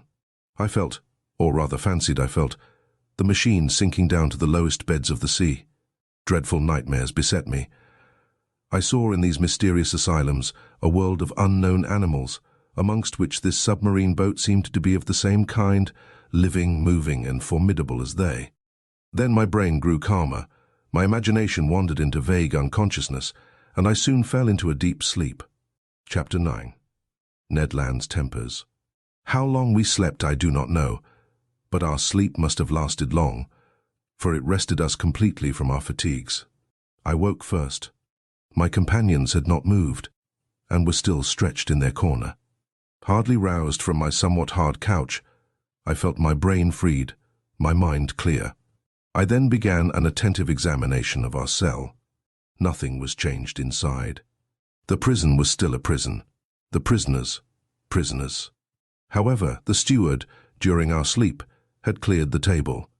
I breathed with difficulty. The heavy air seemed to oppress my lungs. Although the cell was large, we had evidently consumed a great part of the oxygen that it contained. Indeed, each man consumes, in 1 hour, the oxygen contained in more than 176 pints of air, and this air, charged as then with a nearly equal quantity of carbonic acid, becomes unbreathable. It became necessary to renew the atmosphere of our prison, and no doubt the hole in the submarine boat. That gave rise to a question in my mind. How would the commander of this floating dwelling place proceed? Would he obtain air by chemical means, in getting by heat the oxygen contained in chlorate of potash, and in absorbing carbonic acid by caustic potash? Or, a more convenient, economical, and consequently more probable alternative, would he be satisfied to rise and take breath at the surface of the water, like a cetacean, and so renew for 24 hours the atmospheric provision? In fact, I was already obliged to increase my respirations to eke out of this cell the little oxygen it contained, when suddenly I was refreshed by a current of pure air, and perfumed with saline emanations. It was an invigorating sea breeze, charged with iodine. I opened my mouth wide, and my lungs saturated themselves with fresh particles. At the same time, I felt the boat rolling. The iron-plated monster had evidently just risen to the surface of the ocean to breathe, after the fashion of whales. I found out from that the mode of ventilating the boat. When I had inhaled this air freely, I sought the conduit pipe, which conveyed to us the beneficial whiff, and I was not long in finding it. Above the door was a ventilator, through which volumes of fresh air renewed the impoverished atmosphere of the cell. I was making my observations when Ned and Conseil awoke almost at the same time, under the influence of this reviving air. They rubbed their eyes, stretched themselves, and were on their feet in an instant. "Did master sleep well?" asked Conseil, with his usual politeness. "Very well, my brave boy." "And you, Mr. Land?" "Soundly, Professor. But I don't know if I am right or not. There seems to be a sea breeze." A seaman could not be mistaken, and I told the Canadian all that had passed during his sleep.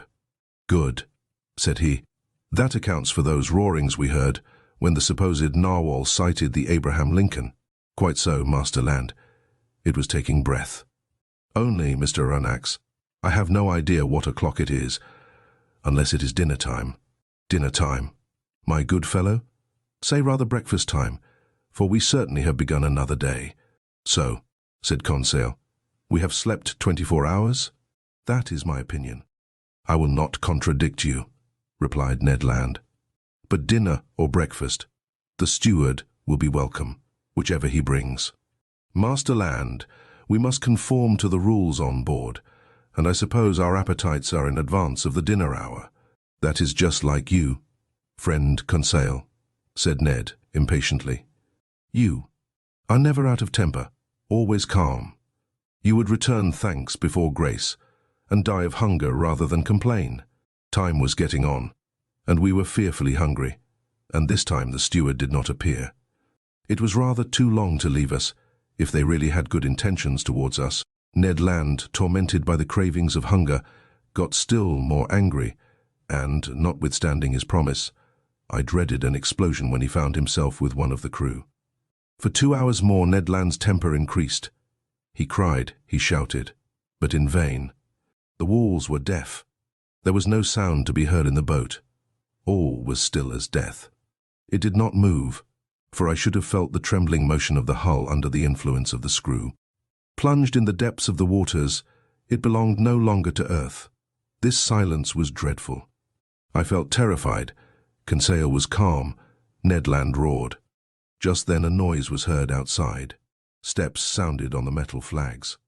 The locks were turned, the door opened, and the steward appeared. Before I could rush forward to stop him, the Canadian had thrown him down and held him by the throat. The steward was choking under the grip of his powerful hand. Conseil was already trying to unclasp the harpooner's hand from his half-suffocated victim, and I was going to fly to the rescue, when suddenly I was nailed to the spot by hearing these words in French. "Be quiet, Master Land. And you, Professor, will you be so good as to listen to me?" Chapter 10th. The Man of the Seas. It was the commander of the vessel who thus spoke. At these words, Ned Land rose suddenly.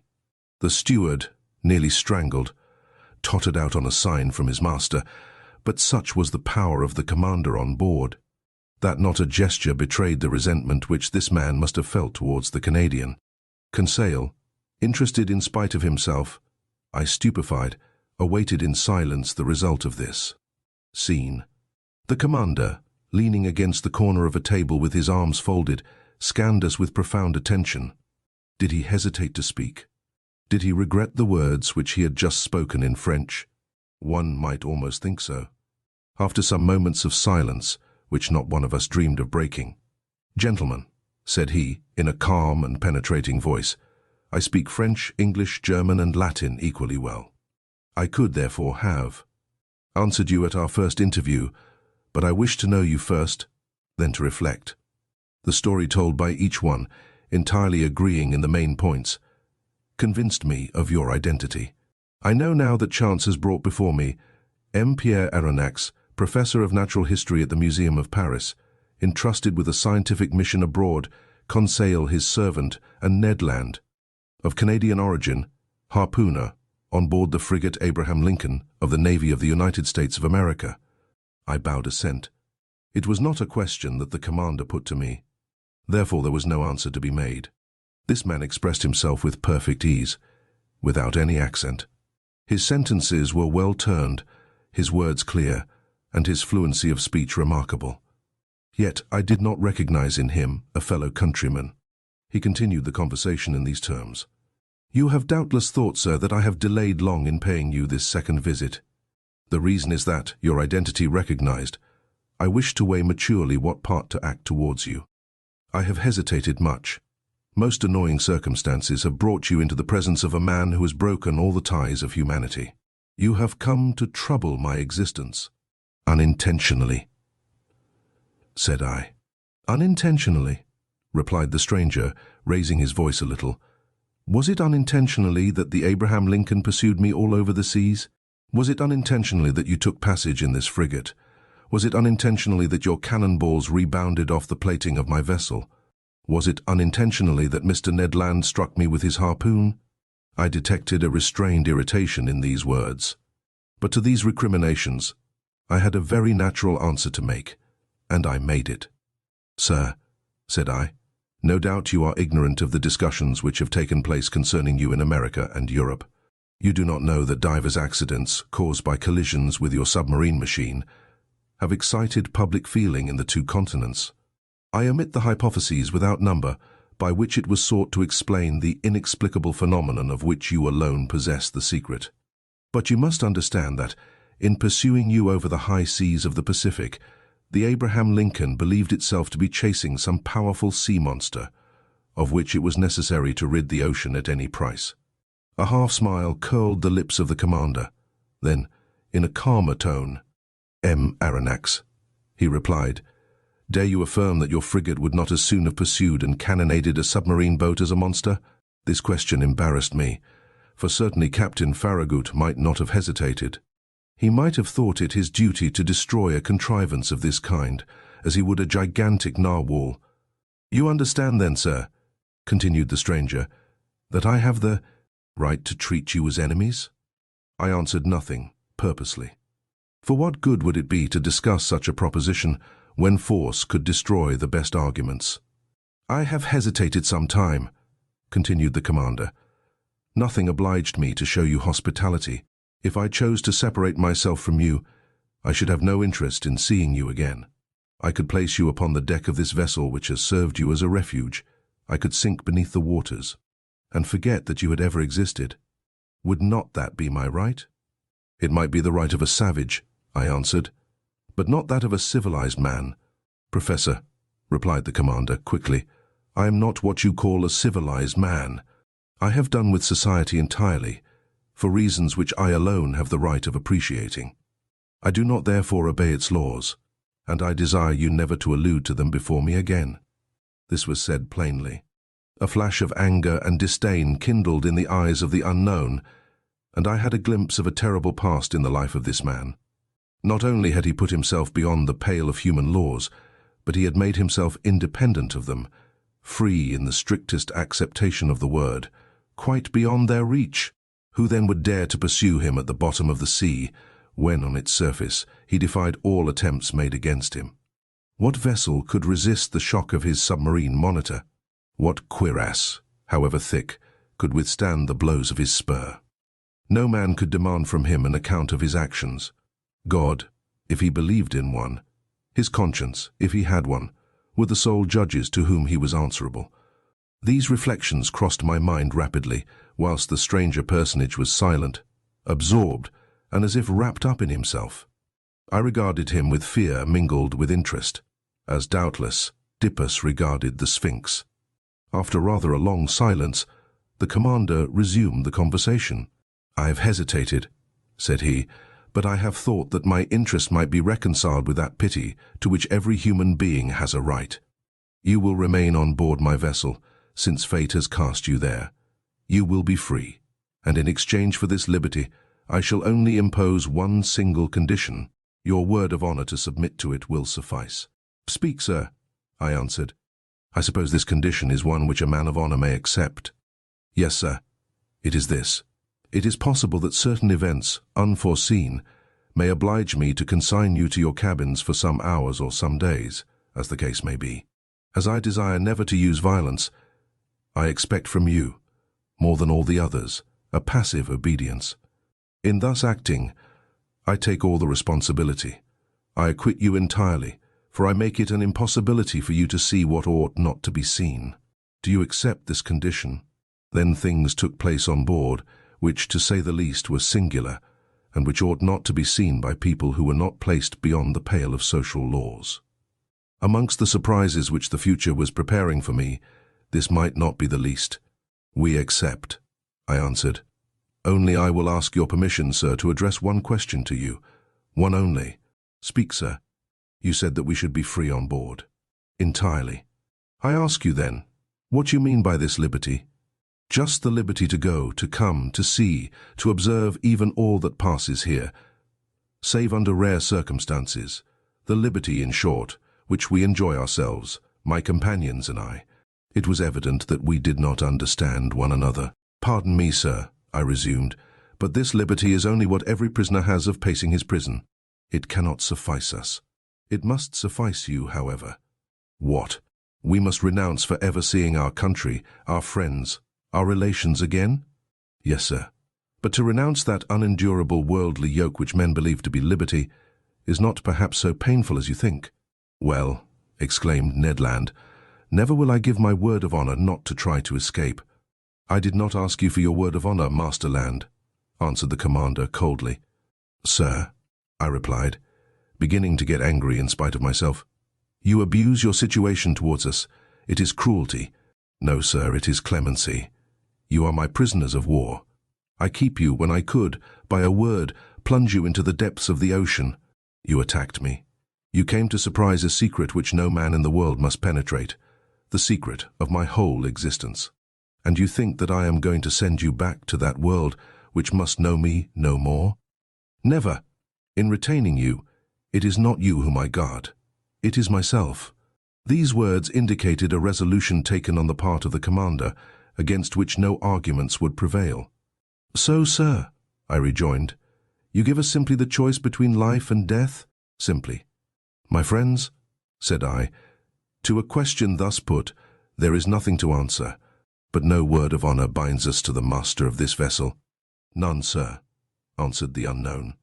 Then, in a gentler tone, he continued, now permit me to finish what I have to say to you. I know you, Aronnax. You and your companions will not, perhaps, have so much to complain of in the chance which has bound you to my fate. You will find amongst the books which are my favorite study the work which you have published on the depths of the sea. I've often read it. You have carried out your work as far as terrestrial science permitted you. But you do not know all. You have not seen all. Let me tell you then, Professor, that you will not regret the time passed on board my vessel. You are going to visit the land of marvels. These words of the commander had a great effect upon me. I cannot deny it. My weak point was touched, and I forgot for a moment that the contemplation of these sublime subjects was not worth the loss of liberty. Besides, I trusted to the future to decide this grave question, so I contented myself with saying, by what name ought I to address you?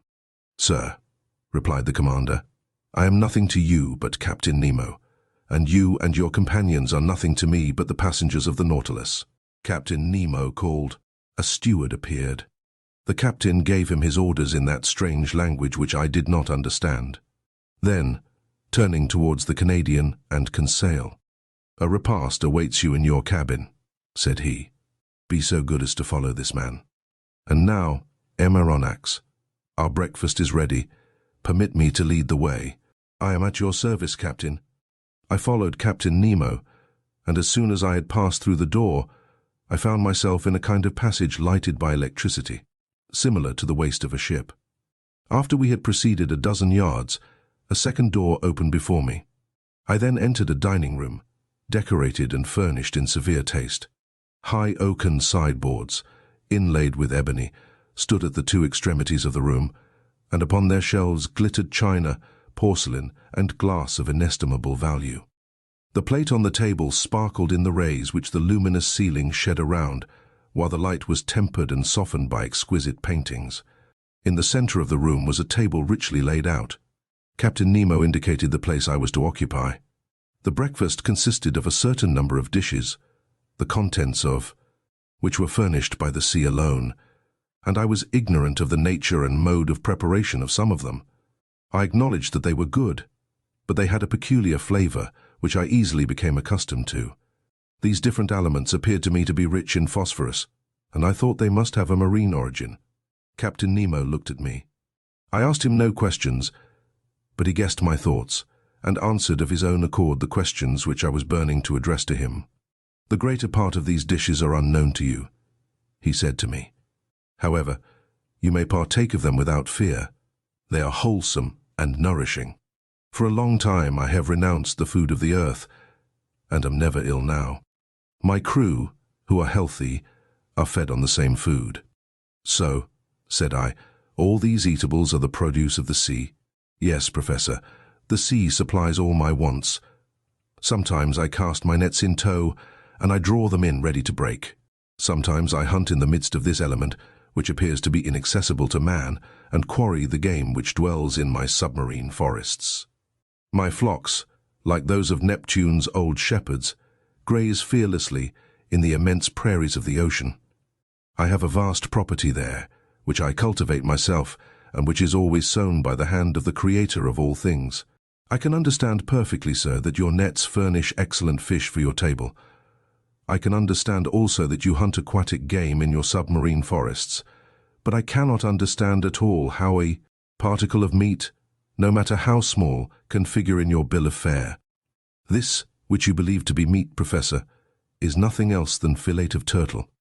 Here are also some dolphins' livers, which you take to be ragout of pork. My cook is a clever fellow, who excels in dressing these various products of the ocean. Taste all these dishes. Here is a preserve of holothuria, which a Malay would declare to be unrivaled in the world. Here is a cream, of which the milk has been furnished by the cetacea, and the sugar by the great fucus of the North Sea. And lastly, permit me to offer you some preserve of anemones, which is equal to that of the most delicious fruits." I tasted, more from curiosity than as a connoisseur, whilst Captain Nemo enchanted me with his extraordinary stories. "You like the sea, Captain?" "Yes, I love it. The sea is everything. It covers 7/10 of the terrestrial globe. Its breath is pure and healthy. It is an immense desert, where man is never lonely, for he feels life stirring on all sides. The sea is only the embodiment of a supernatural and wonderful existence. It is nothing but love and emotion. It is the living infinite, as one of your poets has said. In fact, Professor, nature manifests herself in it by her three kingdoms, mineral, vegetable, and animal. The sea is the vast reservoir of nature. The globe began with sea, so to speak, and who knows if it will not end with it. In it is supreme tranquility. The sea does not belong to despots.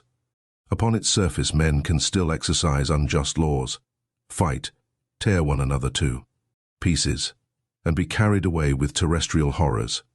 But at 30 feet below its level, their reign ceases, their influence is quenched, and their power disappears. Ah, sir, live in the bosom of the waters. There only is independence. There I recognize no masters. There I am free." Captain Nemo suddenly became silent in the midst of this enthusiasm, by which he was quite carried away. For a few moments he paced up and down, much agitated. Then he became more calm, regained his accustomed coldness of expression, and turning towards me, "Now, Professor," said he, "if you wish to go over the Nautilus, I am at your service." Captain Nemo rose. I followed him. A double door, contrived at the back of the dining room, opened, and I entered a room equal in dimensions to that which I had just quitted. It was a library. High pieces of furniture, of black-violet ebony, inlaid with brass, supported upon their wide shelves a great number of books uniformly bound. They followed the shape of the room, terminating at the lower part in huge divans, covered with brown leather, which were curved, to afford the greatest comfort.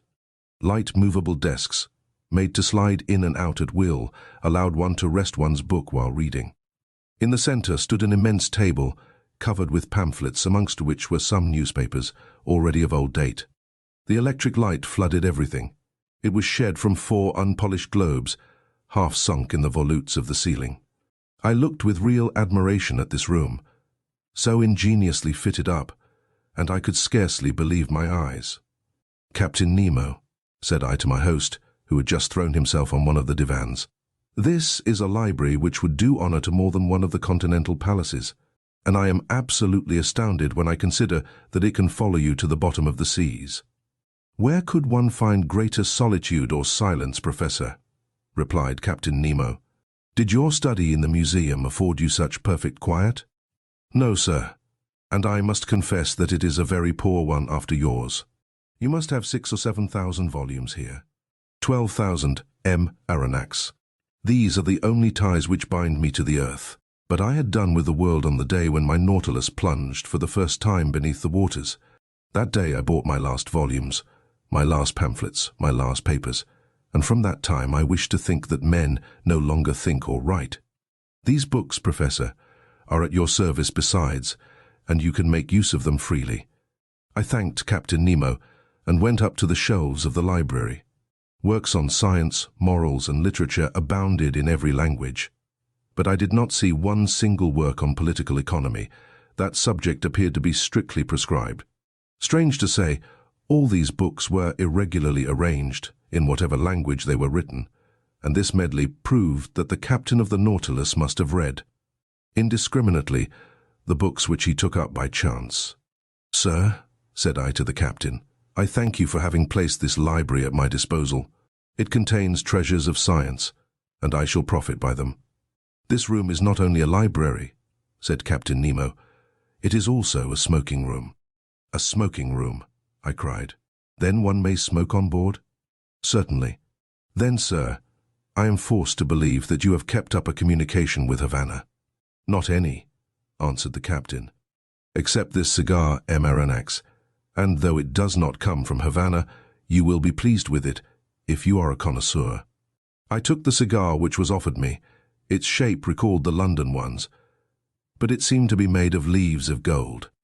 I lighted it at a little brazier, which was supported upon an elegant bronze stem, and drew the first whiffs with the delight of a lover of smoking who has not smoked for 2 days. "It is excellent, but it is not tobacco." "No," answered the captain, "this tobacco comes neither from Havana nor from the East. It is a kind of seaweed, rich in nicotine, with which the sea provides me, but somewhat sparingly." At that moment Captain Nemo opened a door which stood opposite to that by which I had entered the library, and I passed into an immense drawing-room splendidly lighted.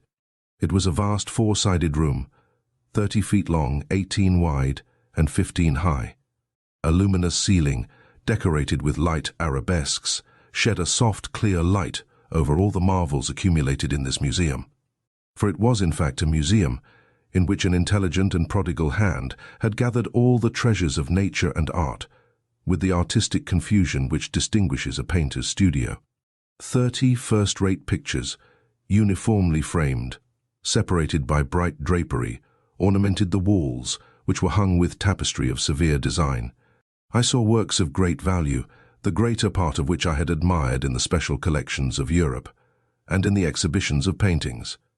The several schools of the old masters were represented by a Madonna of Raphael, a Virgin of Leonardo da Vinci, a Nymph of Correggio, a Woman of Titan, an Adoration of Veronese, an Assumption of Murillo, a Portrait of Holbein, a Monk of Velasquez, a Martyr of Ribera, a Fair of Rubens, 2 Flemish landscapes of Teniers, 3 little genre pictures of Gerard Dow, Metsu, and Paul Potter, 2 specimens of Gricault and Proudhon, and some sea pieces of Backhuysen and Vernet.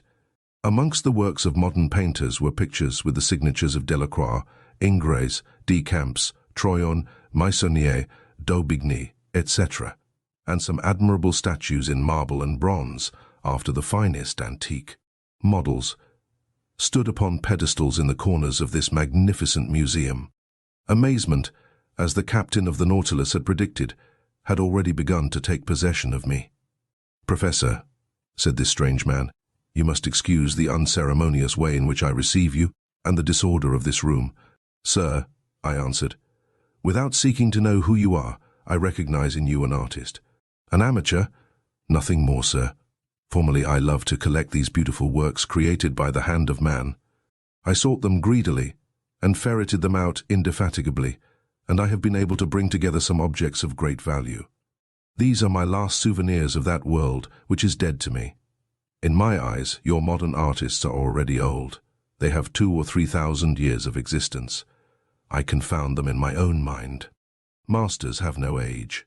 And these musicians, said I, pointing out some works of Weber, Rossini, Mozart, Beethoven, Haydn, Meyerbeer, Rold, Wagner, Ober, Gounod, and a number of others, scattered over a large model piano organ which occupied one of the panels of the drawing room.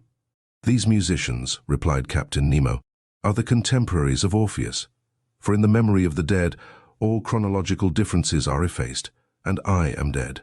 Professor, as much dead as those of your friends who are sleeping 6 feet under the earth. Captain Nemo was silent, and seemed lost in a profound reverie.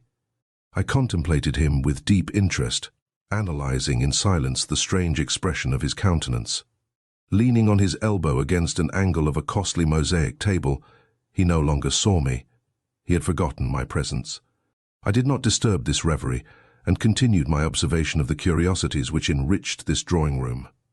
Under elegant glass cases, fixed by copper rivets, were classed and labelled the most precious productions of the sea which had ever been presented to the eye of a naturalist. My delight as a professor may be conceived. The division containing the zoophytes presented the most curious specimens of the 2 groups of polypi and echinoderms. In the first group, the tubipores, were gorgones arranged like a fan, soft sponges of Syria, ices of the Moluccas, penachules, and admirable virgularia of the Norwegian seas, variegated unbellulaire, alcyonari, a whole series of madrepores, which my master Milne Edwards has so cleverly classified, amongst which I remark some wonderful flabellin oculin of the island of Bourbon, the Neptune's car of the Antilles, superb varieties of corals, in short, every species of those curious polypi of which entire islands are formed, which will one day become continents. Of the echinoderms, remarkable for their coating of spines, asteri, sea stars, pantocrine, comachules, astrophons, echini, holoturi, etc., represented individually a complete collection of this group. A somewhat nervous conchiliologist would certainly have fainted before. Other more numerous cases, in which were classified the specimens of mollusks. It was a collection of inestimable value, which time fails me to describe minutely. Amongst these specimens, I will quote from memory only the elegant royal hammerfish of the Indian Ocean, whose regular white spots stood out brightly on a red and brown ground, an imperial spondyle bright-coloured, bristling with spines. A rare specimen in the European museums, I estimated its value at not less than £1,000. A common hammerfish of the seas of New Holland, which is only procured with difficulty, exotic Bucardia of Senegal, fragile white bivalve shells, which a breath might shatter like a soap bubble, several varieties of the aspergillum of Java, a kind of calcareous tube, edged with leafy folds, and much debated by amateurs, a whole series of trochee, some a greenish-yellow, found in the American seas, others a reddish-brown natives of Australian waters, others from the Gulf of Mexico. Remarkable for their imbricated shell, stellari found in the southern seas, and last, the rarest of all, the magnificent spur of New Zealand, and every description of delicate and fragile shells to which science has given appropriate names. Apart, in separate compartments, were spread out chaplets of pearls of the greatest beauty, which reflected the electric light in little sparks of fire. Pink pearls, torn from the pinna marina of the Red Sea, green pearls of the haliotide iris, yellow, blue, and black pearls, the curious productions of the divers mollusks of every ocean, and certain mussels of the watercourses of the north. Lastly, several specimens of inestimable value which had been gathered from the rarest pintadines. Some of these pearls were larger than a pigeon's egg, and were worth as much, and more than that which the traveller Tavernier sold to the Shah of Persia for 3 millions, and surpassed the one in the possession of the Imam of Muscat, which I had believed to be unrivalled in the world. Therefore, to estimate the value of this collection was simply impossible. Captain Nemo must have expended millions in the acquirement of these various specimens, and I was thinking what source he could have drawn from, to have been able thus to gratify his fancy for collecting, when I was interrupted by these words. "You are examining my shells, Professor? Unquestionably they must be interesting to a naturalist, but for me they have a far greater charm, for I have collected them all with my own hand, and there is not a sea on the face of the globe which has escaped my researches. I can understand, Captain, the delight of wandering about in the midst of such riches. You are one of those who have collected their treasures themselves. No museum in Europe possesses such a collection of the produce of the ocean. But if I exhaust all my admiration upon it, I shall have none left for the vessel which carries it. I do not wish to pry into your secrets, but I must confess that this Nautilus, with the motive power which is confined in it, the contrivances which enable it to be worked, the powerful agent which propels it, all excite my curiosity to the highest pitch. I see suspended on the walls of this room instruments of whose use I am ignorant. You will find these same instruments in my own room, Professor, where I shall have much pleasure in explaining their use to you. But first come and inspect the cabin which is set apart for your own use. You must see how you will be accommodated on board the Nautilus." I followed Captain Nemo, who, by one of the doors opening from each panel of the drawing-room, regained the waist. He conducted me towards the bow, and there I found, not a cabin, but an elegant room, with a bed, dressing-table, and several other pieces of furniture. I could only thank my host. "Your room adjoins mine," said he, opening a door, "and mine opens into the drawing-room that we have just quitted." I entered the captain's room. It had a severe, almost a monkish, aspect. A small iron bedstead, a table, some articles for the toilet, the whole lighted by a skylight. No comforts, the strictest necessaries only. Captain Nemo pointed to a seat. "Be so good as to sit down," he said. I seated myself, and he began thus. Illustration: Captain Nemo's stateroom. Chapter She. All by electricity. "Sir," said Captain Nemo, showing me the instruments hanging on the walls of his room, "here are the contrivances required for the navigation of the Nautilus. Here, as in the drawing-room, I have them always under my eyes, and they indicate my position and exact direction in the middle of the ocean. Some are known to you, such as the thermometer, which gives the internal temperature of the Nautilus, the barometer, which indicates the weight of the air and foretells the changes of the weather, the hygrometer, which marks the dryness of the atmosphere, the storm glass, the contents of which, by decomposing, announce the approach of tempests, the compass, which guides my course, the sextant, which shows the latitude by the altitude of the sun, chronometers, by which I calculate the longitude, and glasses for day and night, which I use to examine the points of the horizon, when the Nautilus rises to the surface of the waves. These are the usual nautical instruments," I replied, "and I know the use of them. But these others, no doubt, answer to the particular requirements of the Nautilus. This dial with the movable needle is a manometer, is it not?" "It is actually a manometer, but by communication with the water, whose external pressure it indicates, it gives our depth at the same time. And these other instruments, the use of which I cannot guess? Here, Professor, I ought to give you some explanations. Will you be kind enough to listen to me?" He was silent for a few moments, then he said, "There is a powerful agent, obedient, rapid, easy, which conforms to every use, and reigns supreme on board my vessel. Everything is done by means of it. It lights it, warms it, and is the soul of my mechanical apparatus. This agent is electricity." "Electricity?" I cried in surprise. "Yes, sir. Nevertheless, Captain, you possess an extreme rapidity of movement which does not agree with the power of electricity. Until now, its dynamic force has remained under restraint, and has only been able to produce a small amount of power." "Professor," said Captain Nemo, "my electricity is not everybody's. You know what seawater is composed of. In 1,000 grams are found 961.2% of water, and about 2/2/3% of chloride of sodium. Then, in a smaller quantity, chlorides of magnesium and of potassium, bromide of magnesium, sulfate of magnesia, sulfate, and carbonate of lime. You see, then, that chloride of sodium forms a large part of it. So it is this sodium that I extract from seawater, and of which I compose my ingredients. I owe all to the ocean. It produces electricity, and electricity gives heat, light, motion, and, in a word, life to the Nautilus. But not the air you breathe. Oh, I could manufacture the air necessary for my consumption, but it is useless, because I go up to the surface of the water when I please.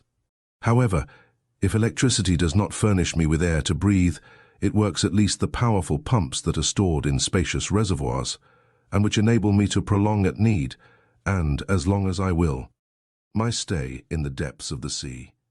It gives a uniform and unintermittent light, which the sun does not. Now look at this clock. It is electrical, and goes with a regularity that defies the best chronometers. I have divided it into 24 hours, like the Italian clocks, because for me there is neither night nor day, sun nor moon, but only that factitious light that I take with me to the bottom of the sea. Look. Just now, it is 10 o'clock in the morning. Exactly. Another application of electricity. This dial hanging in front of us indicates the speed of the Nautilus. An electric thread puts it in communication with the screw, and the needle indicates the real speed. Look, now we are spinning along with a uniform speed of 15 miles an hour. It is marvelous. And I see, Captain, you were right to make use of this agent that takes the place of wind, water, and steam. We have not finished, Aronnax, said Captain Nemo, rising. If you will follow me, we will examine the stern of the Nautilus. Really, I knew already the anterior part of this submarine boat, of which this is the exact division, starting from the ship's head. The dining room, 5 yards long, separated from the library by a watertight partition, the library, 5 yards long, the large drawing room, 10 yards long, separated from the captain's room by a second watertight partition, the said room, 5 yards in length, mine, 2.5 yards, and lastly a reservoir of air, 7.5 yards, that extended to the bows. Total length, 35 yards, or 105 feet. The partitions had doors that were shut hermetically by means of India rubber instruments, and they ensured the safety of the Nautilus in case of a leak. I followed Captain Nemo through the waist, and arrived at the center of the boat. There was a sort of well that opened between two partitions. An iron ladder, fastened with an iron hook to the partition, led to the upper end.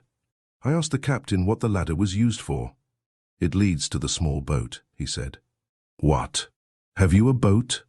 I exclaimed in surprise. Of course, an excellent vessel, light and insubmersible, that serves either as a fishing or as a pleasure boat.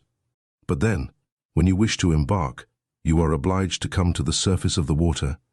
Not at all. This boat is attached to the upper part of the hull of the Nautilus and occupies a cavity made for it. It is decked, quite watertight, and held together by solid bolts. This ladder leads to a manhole made in the hull of the Nautilus that corresponds with a similar hole made in the side of the boat. By this double opening I get into the small vessel. They shut the one belonging to the Nautilus. I shut the other by means of screw pressure. I undo the bolts, and the little boat goes up to the surface of the sea with prodigious rapidity. I then open the panel of the bridge, carefully shut till then. I mast it, hoist my sail, take my oars, and I'm off. But how do you get back on board? I do not come back, Aronnax. The Nautilus comes to me. By your orders? By my orders. An electric thread connects us. I telegraph to it, and that is enough. Really, I said, astonished at these marvels. Nothing can be more simple. After having passed by the cage of the staircase that led to the platform, I saw a cabin 6 feet long, in which Conseil and Ned Land, enchanted with their repast, were devouring it with avidity. Then a door opened into a kitchen 9 feet long, situated between the large storerooms. There electricity, better than gas itself, did all the cooking. The streams under the furnaces gave out to the sponges of platina a heat which was regularly kept up and distributed. They also heated a distilling apparatus, which, by evaporation, furnished excellent drinkable water. Near this kitchen was a bathroom comfortably furnished, with hot and cold water taps. Next to the kitchen was the berthroom of the vessel, 16 feet long, but the door was shut, and I could not see the management of it, which might have given me an idea of the number of men employed on board the Nautilus. At the bottom was a fourth partition that separated this office from the engine room. A door opened, and I found myself in the compartment where Captain Nemo, certainly an engineer of a very high order, had arranged his locomotive machinery. This engine room, clearly lighted, did not measure less than 65 feet in length. It was divided into two parts. The first contained the materials for producing electricity, and the second the machinery that connected it with the screw. I examined it with great interest, in order to understand the machinery of the Nautilus. "You see," said the captain, "I use Bunsen's contrivances, not Ruhmkorff's. Those would not have been powerful enough. Bunsen's are fewer in number, but strong and large, which experience proves to be the best.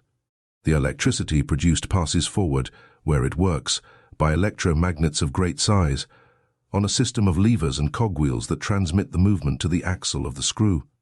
This one, the diameter of which is 19 feet, and the thread 23 feet, performs about 120 revolutions in a second. And you get, then, a speed of 50 miles an hour. I have seen the Nautilus maneuver before the Abraham Lincoln, and I have my own ideas as to its speed. But this is not enough. We must see where we go. We must be able to direct it to the right, to the left, above, below. How do you get to the great depths, where you find an increasing resistance, which is rated by hundreds of atmospheres? How do you return to the surface of the ocean? And how do you maintain yourselves in the requisite medium? Am I asking too much? Not at all, Professor, replied the captain, with some hesitation. Since you may never leave this submarine boat, come into the saloon. It is our usual study, and there you will learn all you want to know about the Nautilus. Chapter 6. Some figures.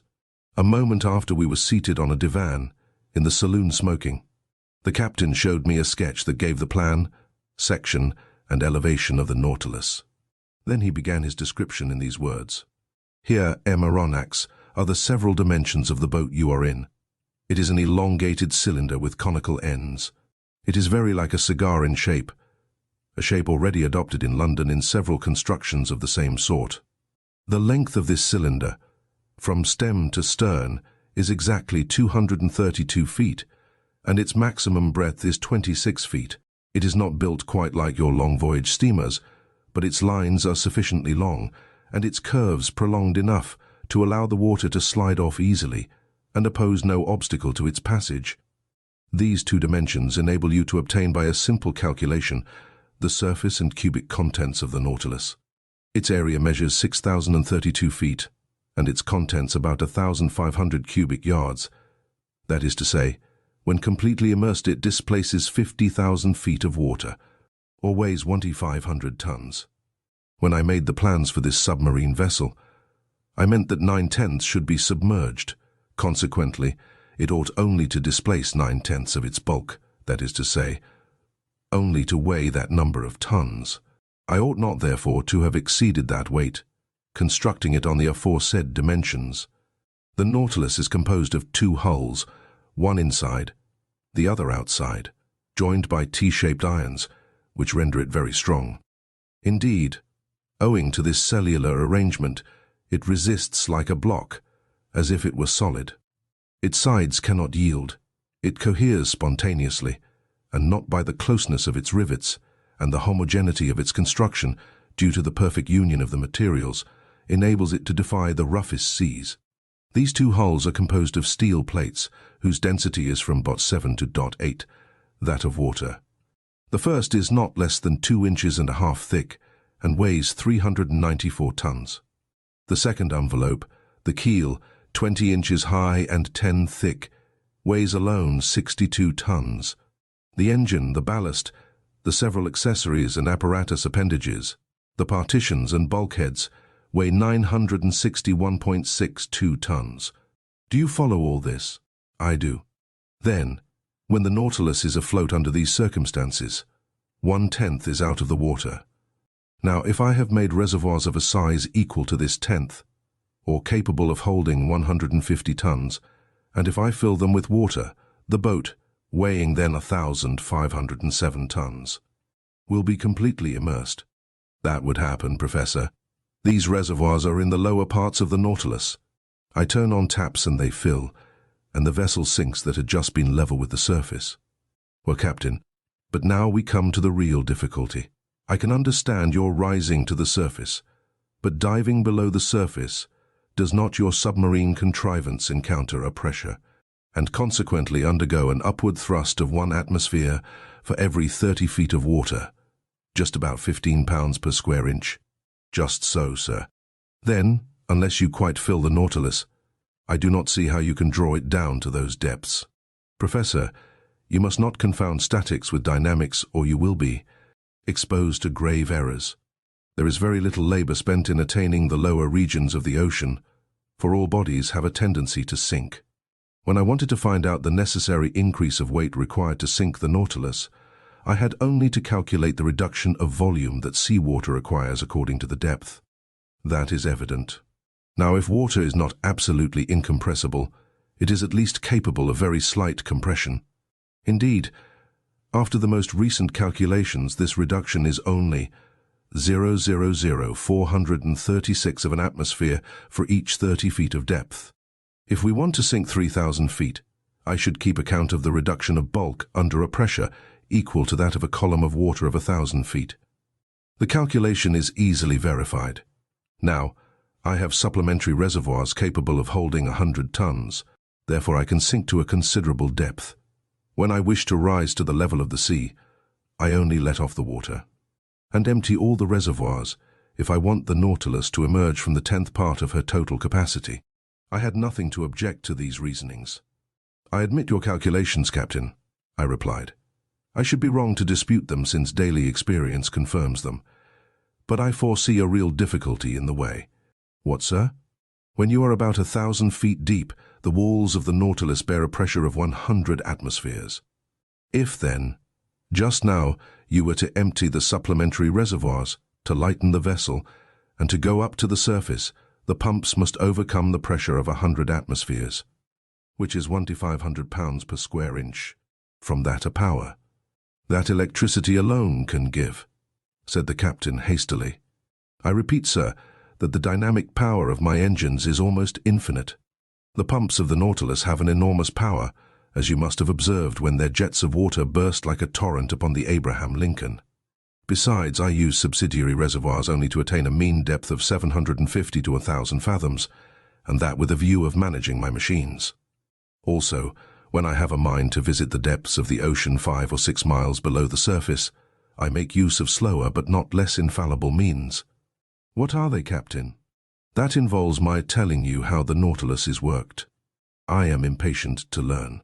To steer this boat to starboard or port, to turn, in a word, following a horizontal plan, I use an ordinary rudder fixed on the back of the stern post and with one wheel and some tackle to steer by. But I can also make the Nautilus rise and sink and rise, by a vertical movement by means of 2 inclined planes fastened to its sides, opposite the center of flotation. Planes that move in every direction and that are worked by powerful levers from the interior. If the planes are kept parallel with the boat, it moves horizontally. If slanted, the Nautilus, according to this inclination, and under the influence of the screw, either sinks diagonally or rises diagonally as it suits me.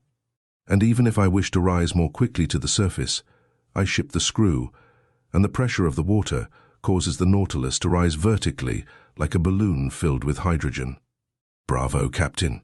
But how can the steersman follow the route in the middle of the waters? The steersman is placed in a glazed box that is raised about the hull of the Nautilus and furnished with lenses. Are these lenses capable of resisting such pressure? Perfectly. Glass, which breaks at a blow, is, nevertheless, capable of offering considerable resistance.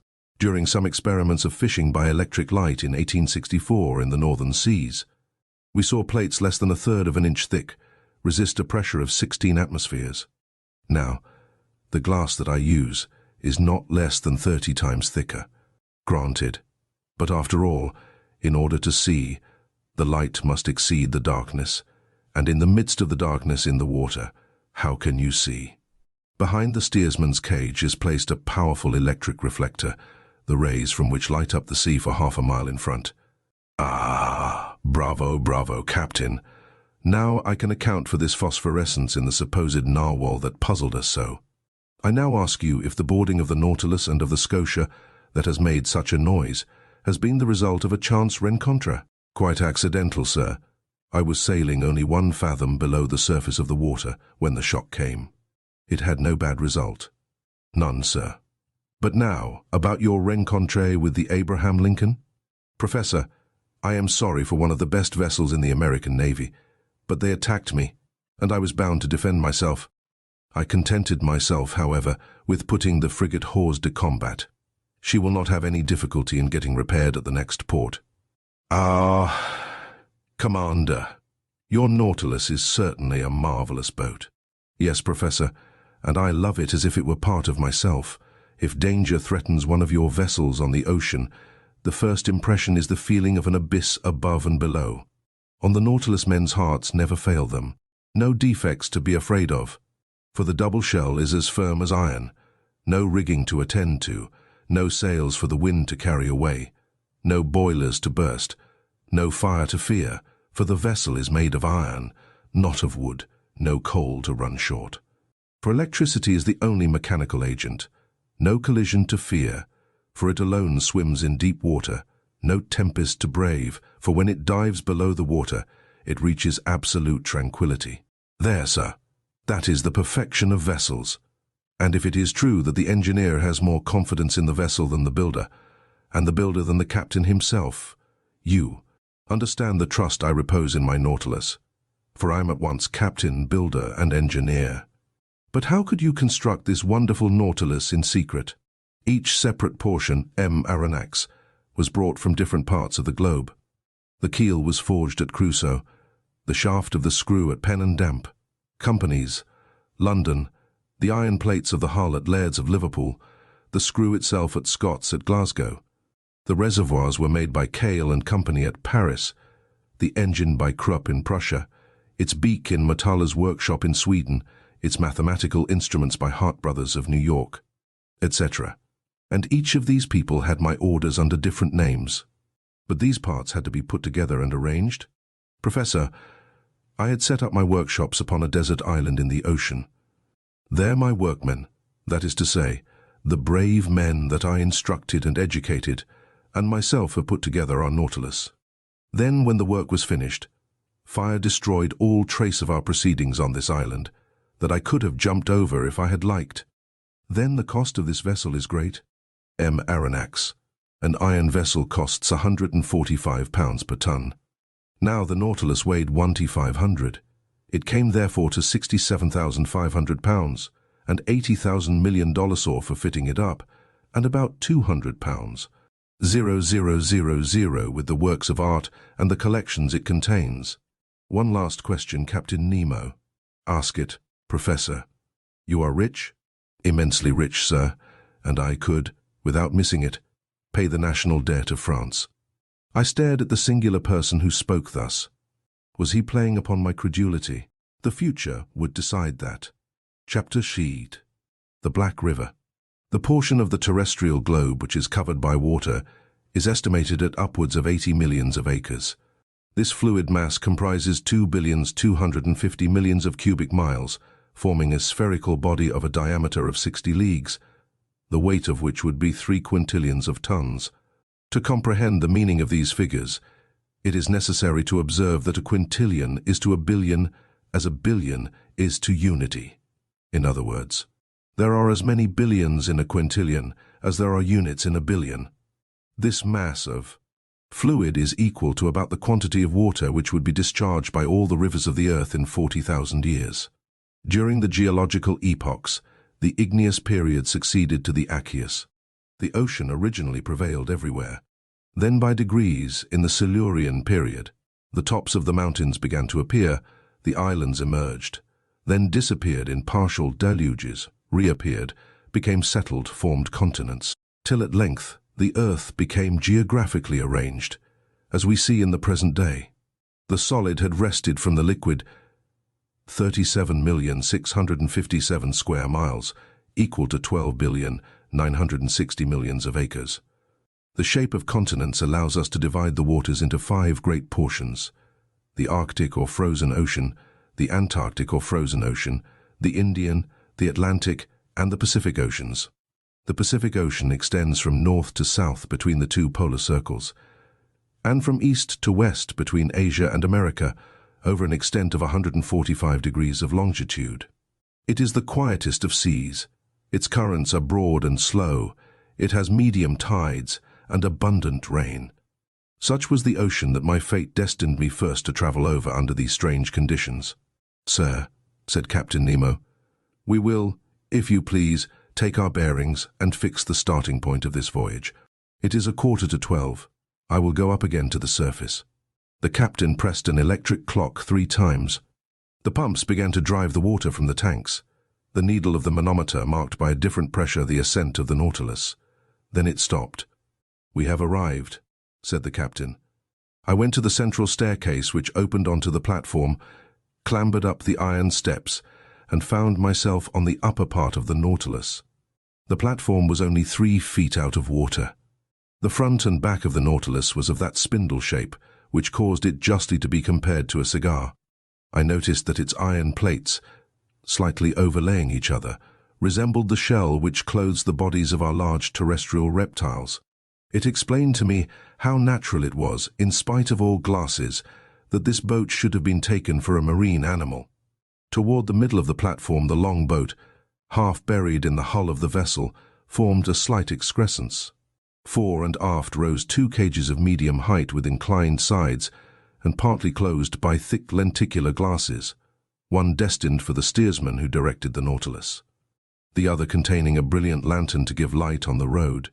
The sea was beautiful, the sky pure. Scarcely could the long vehicle feel the broad undulations of the ocean. A light breeze from the east rippled the surface of the waters. The horizon, free from fog, made observation easy. Nothing was in sight. Not a quicksand, not an island. A vast desert. Captain Nemo, by the help of his sextant, took the altitude of the sun, which ought also to give the latitude. He waited for some moments till its disk touched the horizon. Whilst taking observations, not a muscle moved.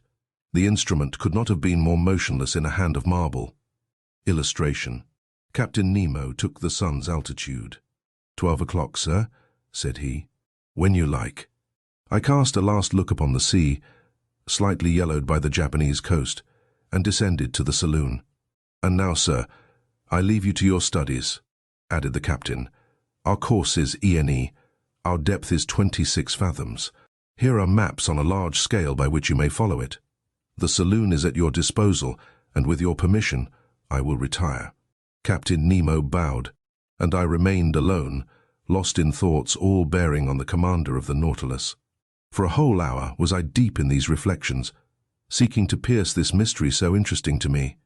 Then my eyes fell upon the vast planisphere spread upon the table, and I placed my finger on the very spot where the given latitude and longitude crossed.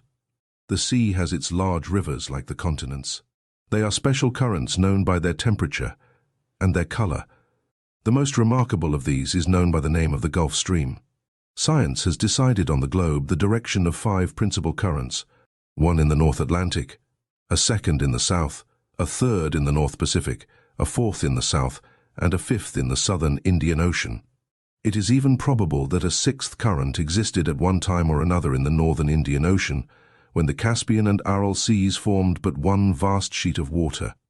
At this point, indicated on the planisphere, one of these currents was rolling, the Kuro Sivo of the Japanese, the Black River, which, leaving the Gulf of Bengal, where it is warmed by the perpendicular rays of a tropical sun, crosses the Straits of Malacca along the coast of Asia, turns into the North Pacific to the Aleutian Islands, carrying with it trunks of camphor trees and other indigenous productions, and edging the waves of the ocean with the pure indigo of its warm water. It was this current that the Nautilus was to follow. I followed it with my eye, saw it lose itself in the vastness of the Pacific, and felt myself drawn with it. When Ned Land and Conseil appeared at the door of the saloon, My two brave companions remained petrified at the sight of the wonders spread before them. "Where are we? Where are we?" exclaimed the Canadian. "In the museum at Quebec?" "My friends," I answered, making a sign for them to enter, "you are not in Canada, but on board the Nautilus, 50 yards below the level of the sea." "But, Aronnax," said Ned Land, "can you tell me how many men there are on board? 10, 20, 50, 100? "I cannot answer you, Mr. Land. It is better to abandon for a time all idea of seizing the Nautilus or escaping from it. This ship is a masterpiece of modern industry, and I should be sorry not to have seen it. Many people would accept the situation forced upon us, if only to move amongst such wonders. So be quiet, and let us try and see what passes around us."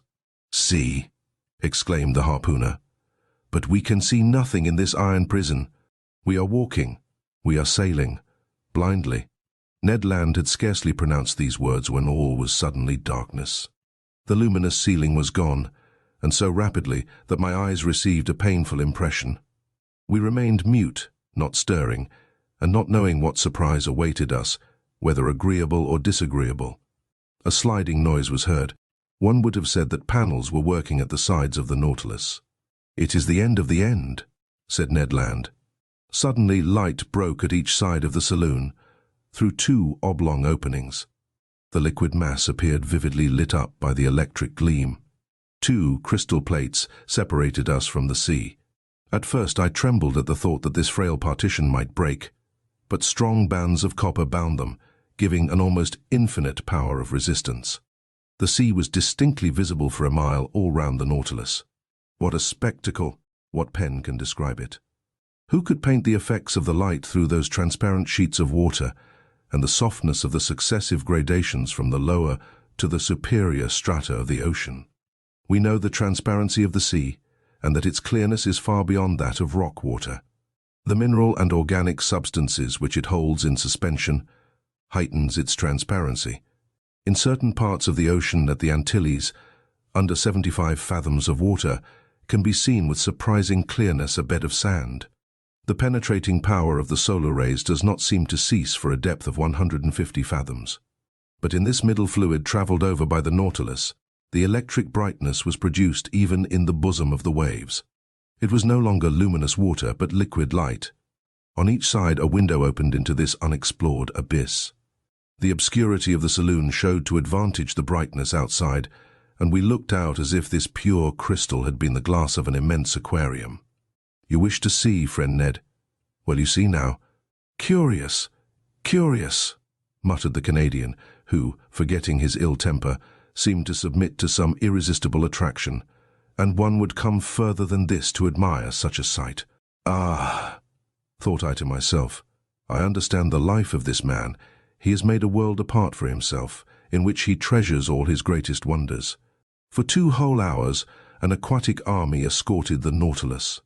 During their games, their bounds, while rivaling each other in beauty, brightness, and velocity, I distinguished the green labour, the banded mullet, marked by a double line of black, the round-tailed goby, of a white colour, with violet spots on the back, the Japanese scombrus, a beautiful mackerel of those seas, with a blue body and silvery head, the brilliant azores, whose name alone defies description, some banded spares, with variegated fins of blue and yellow, the woodcocks of the seas, some specimens of which attain a yard in length, Japanese salamanders, spider lampreys, serpents 6 feet long, with eyes small and lively, and a huge mouth bristling with teeth, with many other species.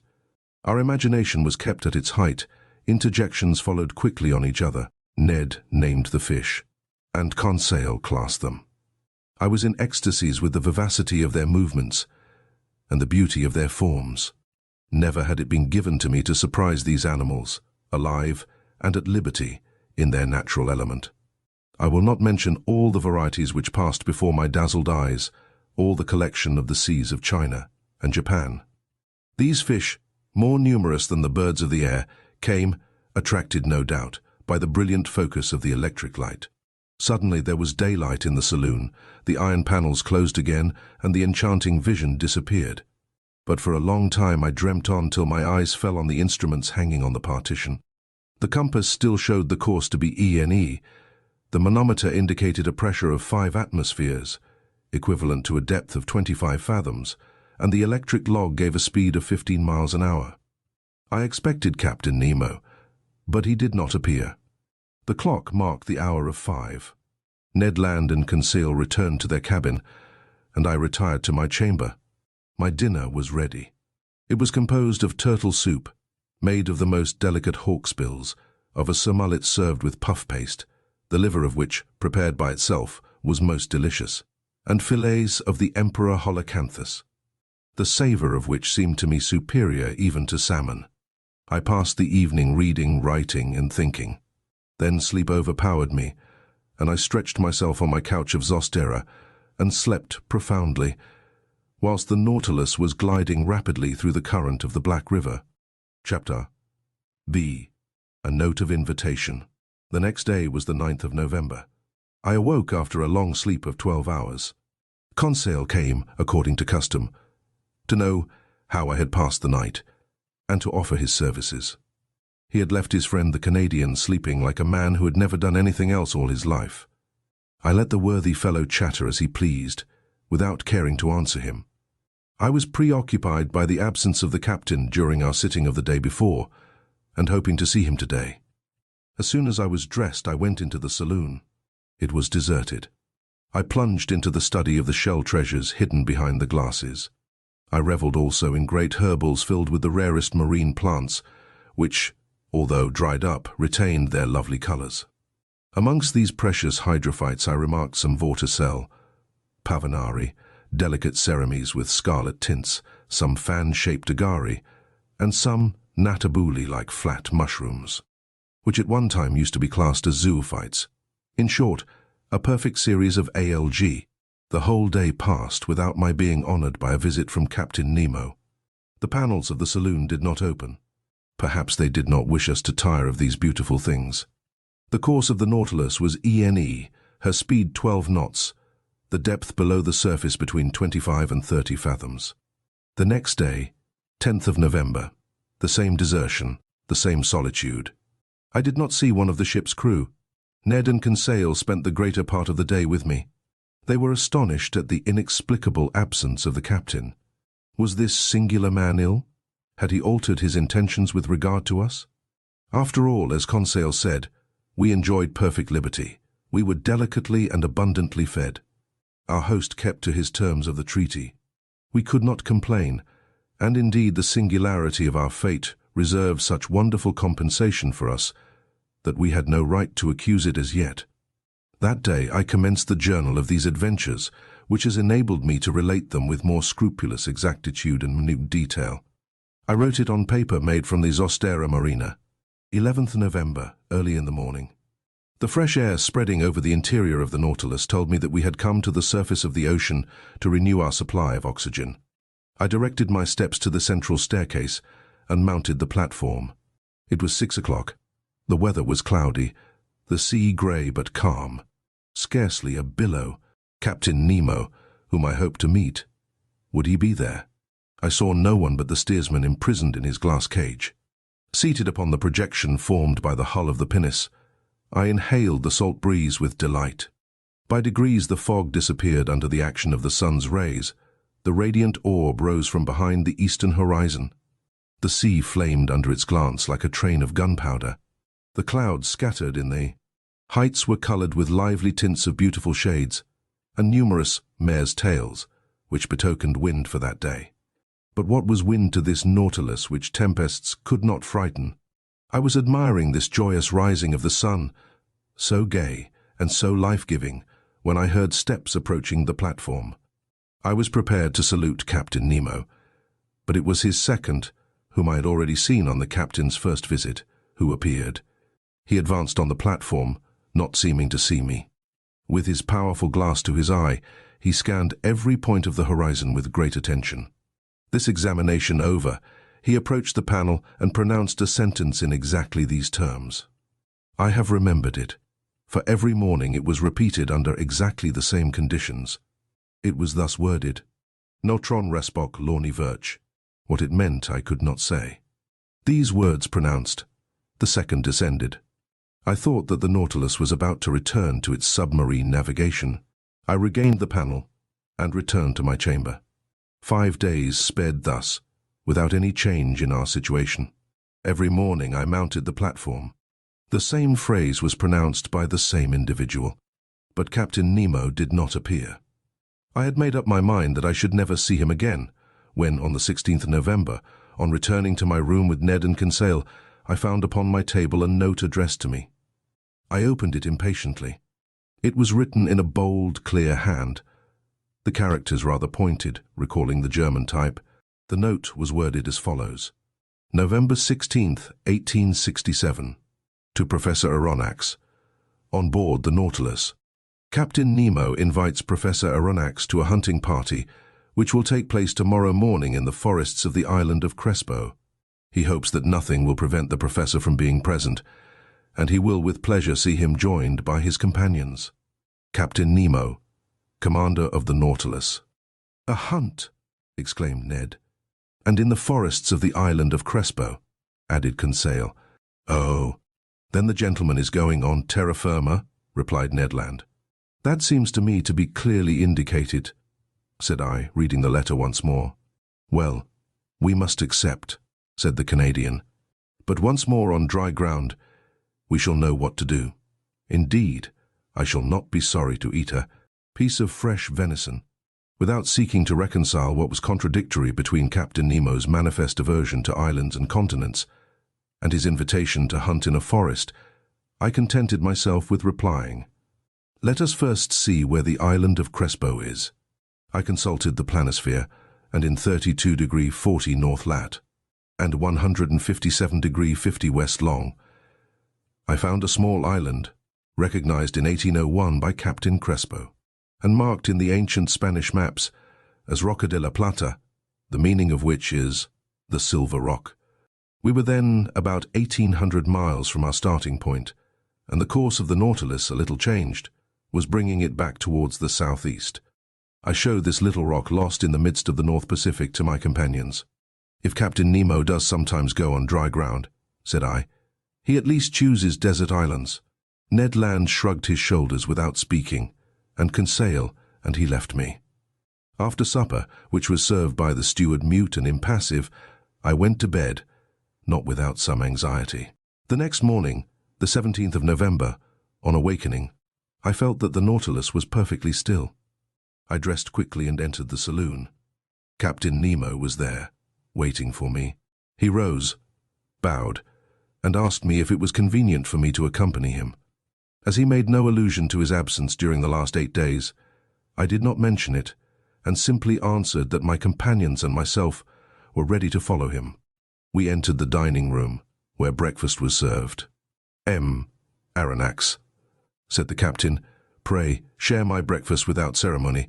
We will chat as we eat.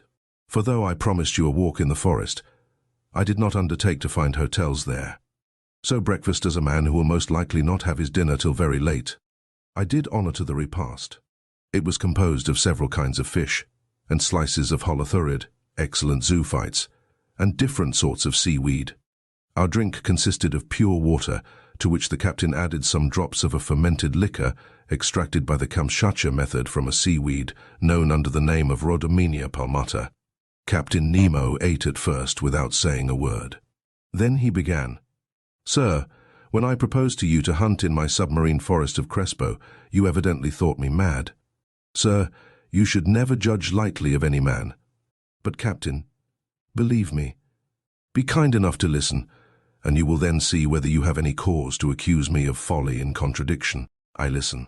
You know as well as I do, Professor, that man can live underwater, providing he carries with him a sufficient supply of breathable air. In submarine works, the workman, clad in an impervious dress, with his head in a metal helmet, receives air from above by means of forcing pumps and regulators. That is a diving apparatus, said I. Just so, but under these conditions the man is not at liberty.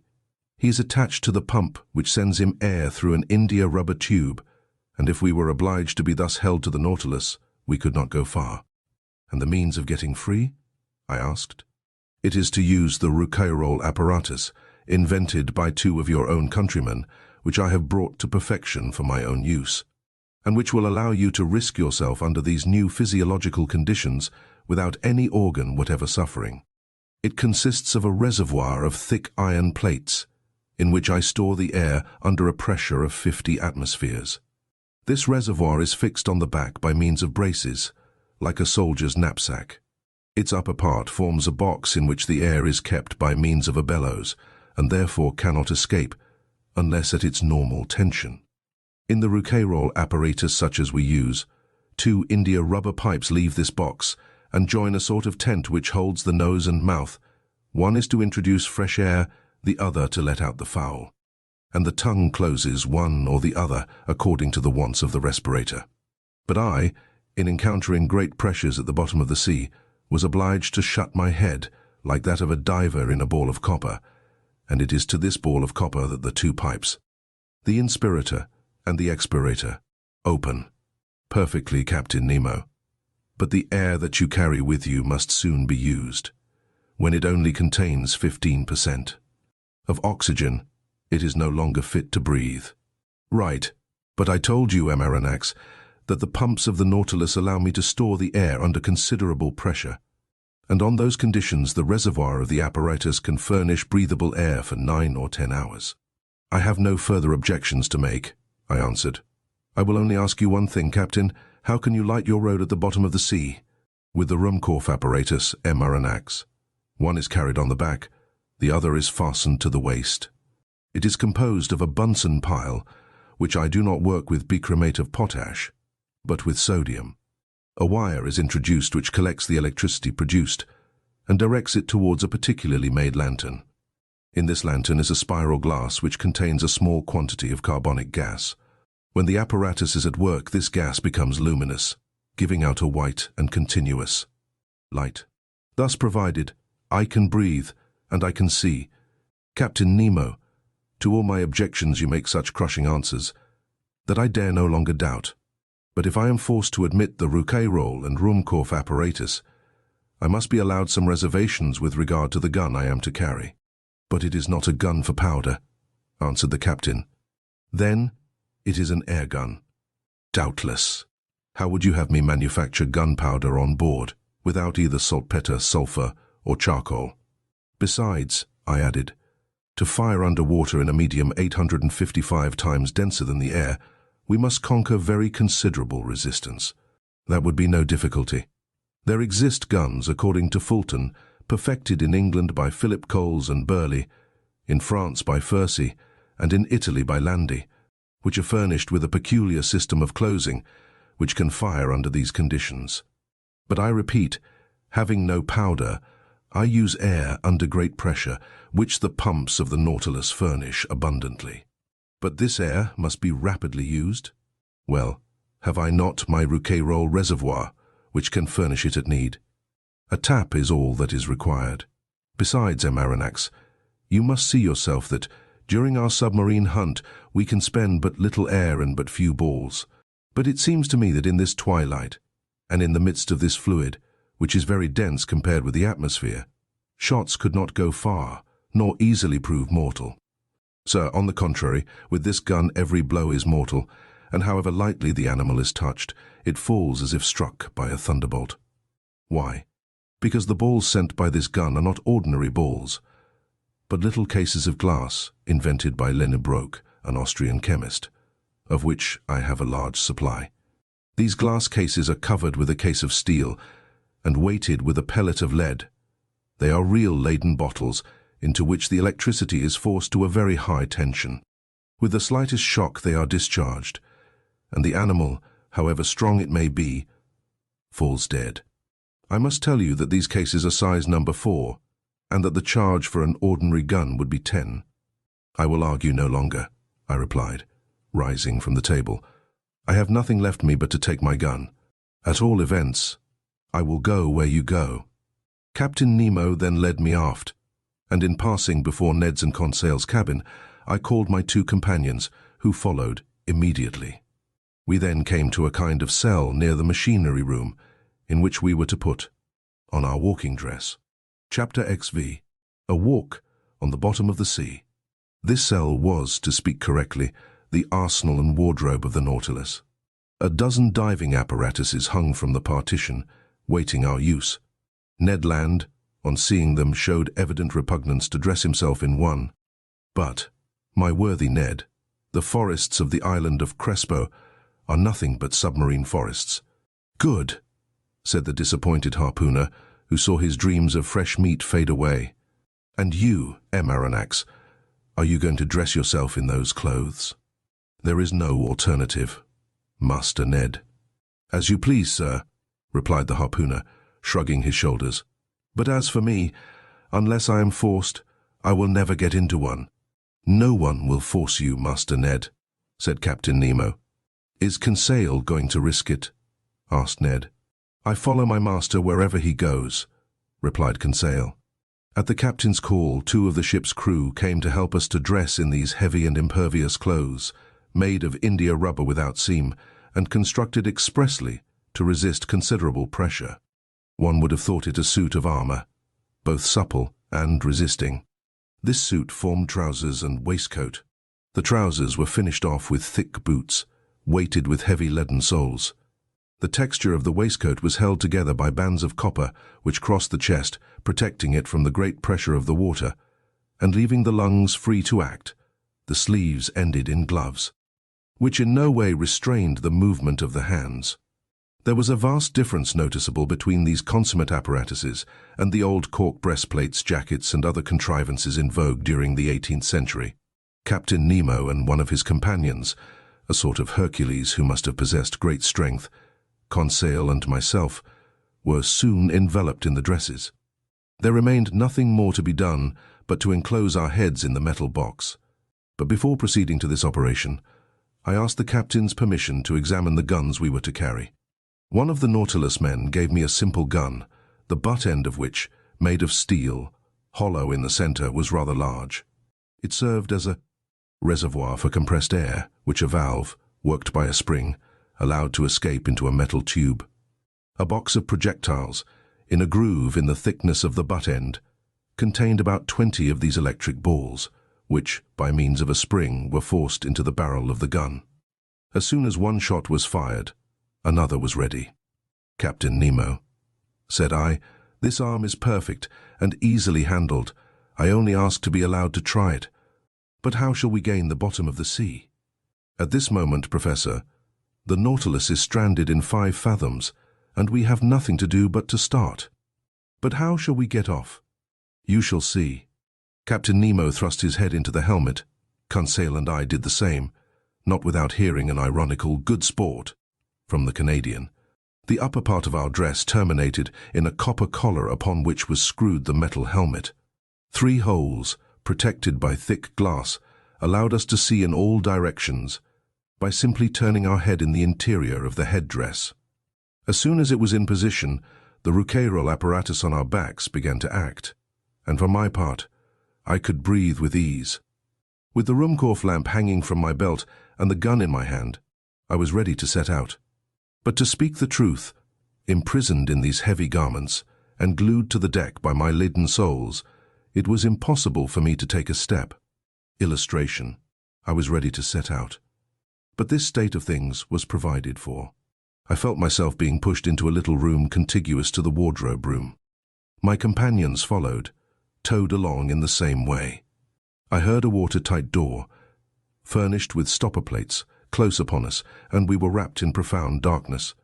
After some minutes, a loud hissing was heard. I felt the cold mount from my feet to my chest. Evidently from some part of the vessel they had, by means of a tap, given entrance to the water which was invading us, and with which the room was soon filled. A second door cut in the side of the Nautilus then opened. We saw a faint light. In another instant our feet trod the bottom of the sea. And now, how can I retrace the impression left upon me by that walk under the waters? Words are impotent to relate such wonders. Captain Nemo walked in front. His companion followed some steps behind. Conseil and I remained near each other, as if an exchange of words had been possible through our metallic cases. I no longer felt the weight of my clothing or of my shoes. of my reservoir of air, or my thick helmet, in the midst of which my head rattled like an almond in its shell. The light, which lit the soil 30 feet below the surface of the ocean, astonished me by its power. The solar rays shone through the watery mass easily, and dissipated all color, and I clearly distinguished objects at a distance of 150 yards. Beyond that, the tints darkened into fine gradations of ultramarine, and faded into vague obscurity. Truly, this water which surrounded me was but another air denser than the terrestrial atmosphere, but almost as transparent. Above me was the calm surface of the sea. We were walking on fine, even sand, not wrinkled, as on a flat shore, which retains the impression of the billows. This dazzling carpet, really a reflector, repelled the rays of the sun with wonderful intensity, which accounted for the vibration which penetrated every atom of liquid. Shall I be believed when I say that, at the depth of 30 feet, I could see as if I was in broad daylight? For a quarter of an hour I trod on this sand, sown with the impalpable dust of shells. The hull of the Nautilus, resembling a long shoal, disappeared by degrees.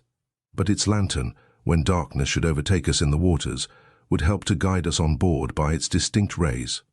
Soon forms of objects outlined in the distance were discernible. I recognized magnificent rocks, hung with a tapestry of zoophytes of the most beautiful kind, and I was at first struck by the peculiar effect of this medium. It was then 10 in the morning. The rays of the sun struck the surface of the waves at rather an oblique angle, and at the touch of their light, decomposed by refraction as through a prism, flowers, rocks, plants, shells, and polypi were shaded at the edges by the 7 solar colors. It was marvelous, a feast for the eyes, this complication of colored tints, a perfect kaleidoscope of green, yellow, orange, violet, indigo, and blue. In one word, the whole palette of an enthusiastic colorist. Why could I not communicate to Conseil the lively sensations which were mounting to my brain and rival him in expressions of admiration?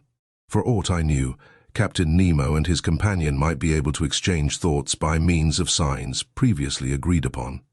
So, for want of better, I talked to myself. I declaimed in the copper box which covered my head, thereby expending more air in vain words than was perhaps expedient.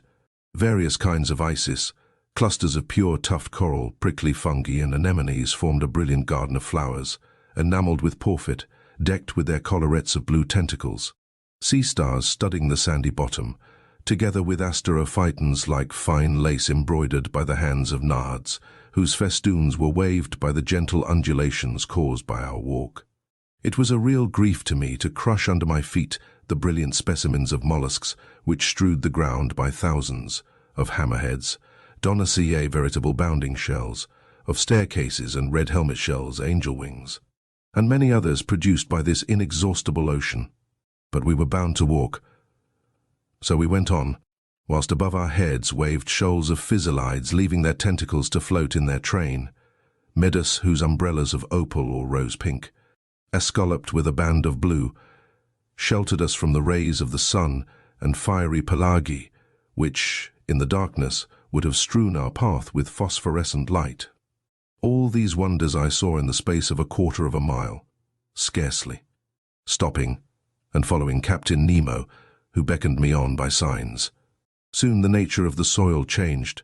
To the sandy plain succeeded an extent of slimy mud, which the Americans call ooze, composed of equal parts of silicious and calcareous shells. We then travelled over a plain of seaweed of wild and luxuriant vegetation. This sward was of close texture and soft to the feet, and rivaled the softest carpet woven by the hand of man. But whilst verdure was spread at our feet, it did not abandon our heads. A light network of marine plants, of that inexhaustible family of seaweeds of which more than 2,000 kinds are known, grew on the surface of the water. I saw long ribbons of fucus floating, some globular, others tuberous, Lawrencii and Cladostephae of most delicate foliage, and some Rhodomene palmat, resembling the fan of a cactus. I noticed that the green plants kept nearer the top of the sea, whilst the red were at a greater depth, leaving to the black or brown hydrophytes the care of forming gardens and parterres in the remote beds of the ocean. We had quitted the Nautilus about an hour and a half. It was near noon. I knew by the perpendicularity of the sun's rays, which were no longer refracted. The magical colors disappeared by degrees, and the shades of emerald and sapphire were effaced. We walked with a regular step, which rang upon the ground with astonishing intensity. The slightest noise was transmitted with a quickness to which the ear is unaccustomed on the earth. Indeed, water is a better conductor of sound than air, in the ratio of 4:1. At this period the earth sloped downwards. The light took a uniform tint. We were at a depth of 105 yards and 20 inches, undergoing a pressure of 6 atmospheres. At this depth I could still see the rays of the sun, though feebly. To their intense brilliancy had succeeded a reddish twilight, the lowest state between day and night. But we could still see well enough. It was not necessary to resort to the Ruhmkorff apparatus as yet. At this moment Captain Nemo stopped. He waited till I joined him, and then pointed to an obscure mass, looming in the shadow, at a short distance. "It is the forest of the island of Crespo," thought I, and I was not mistaken. Chapter X. A submarine forest.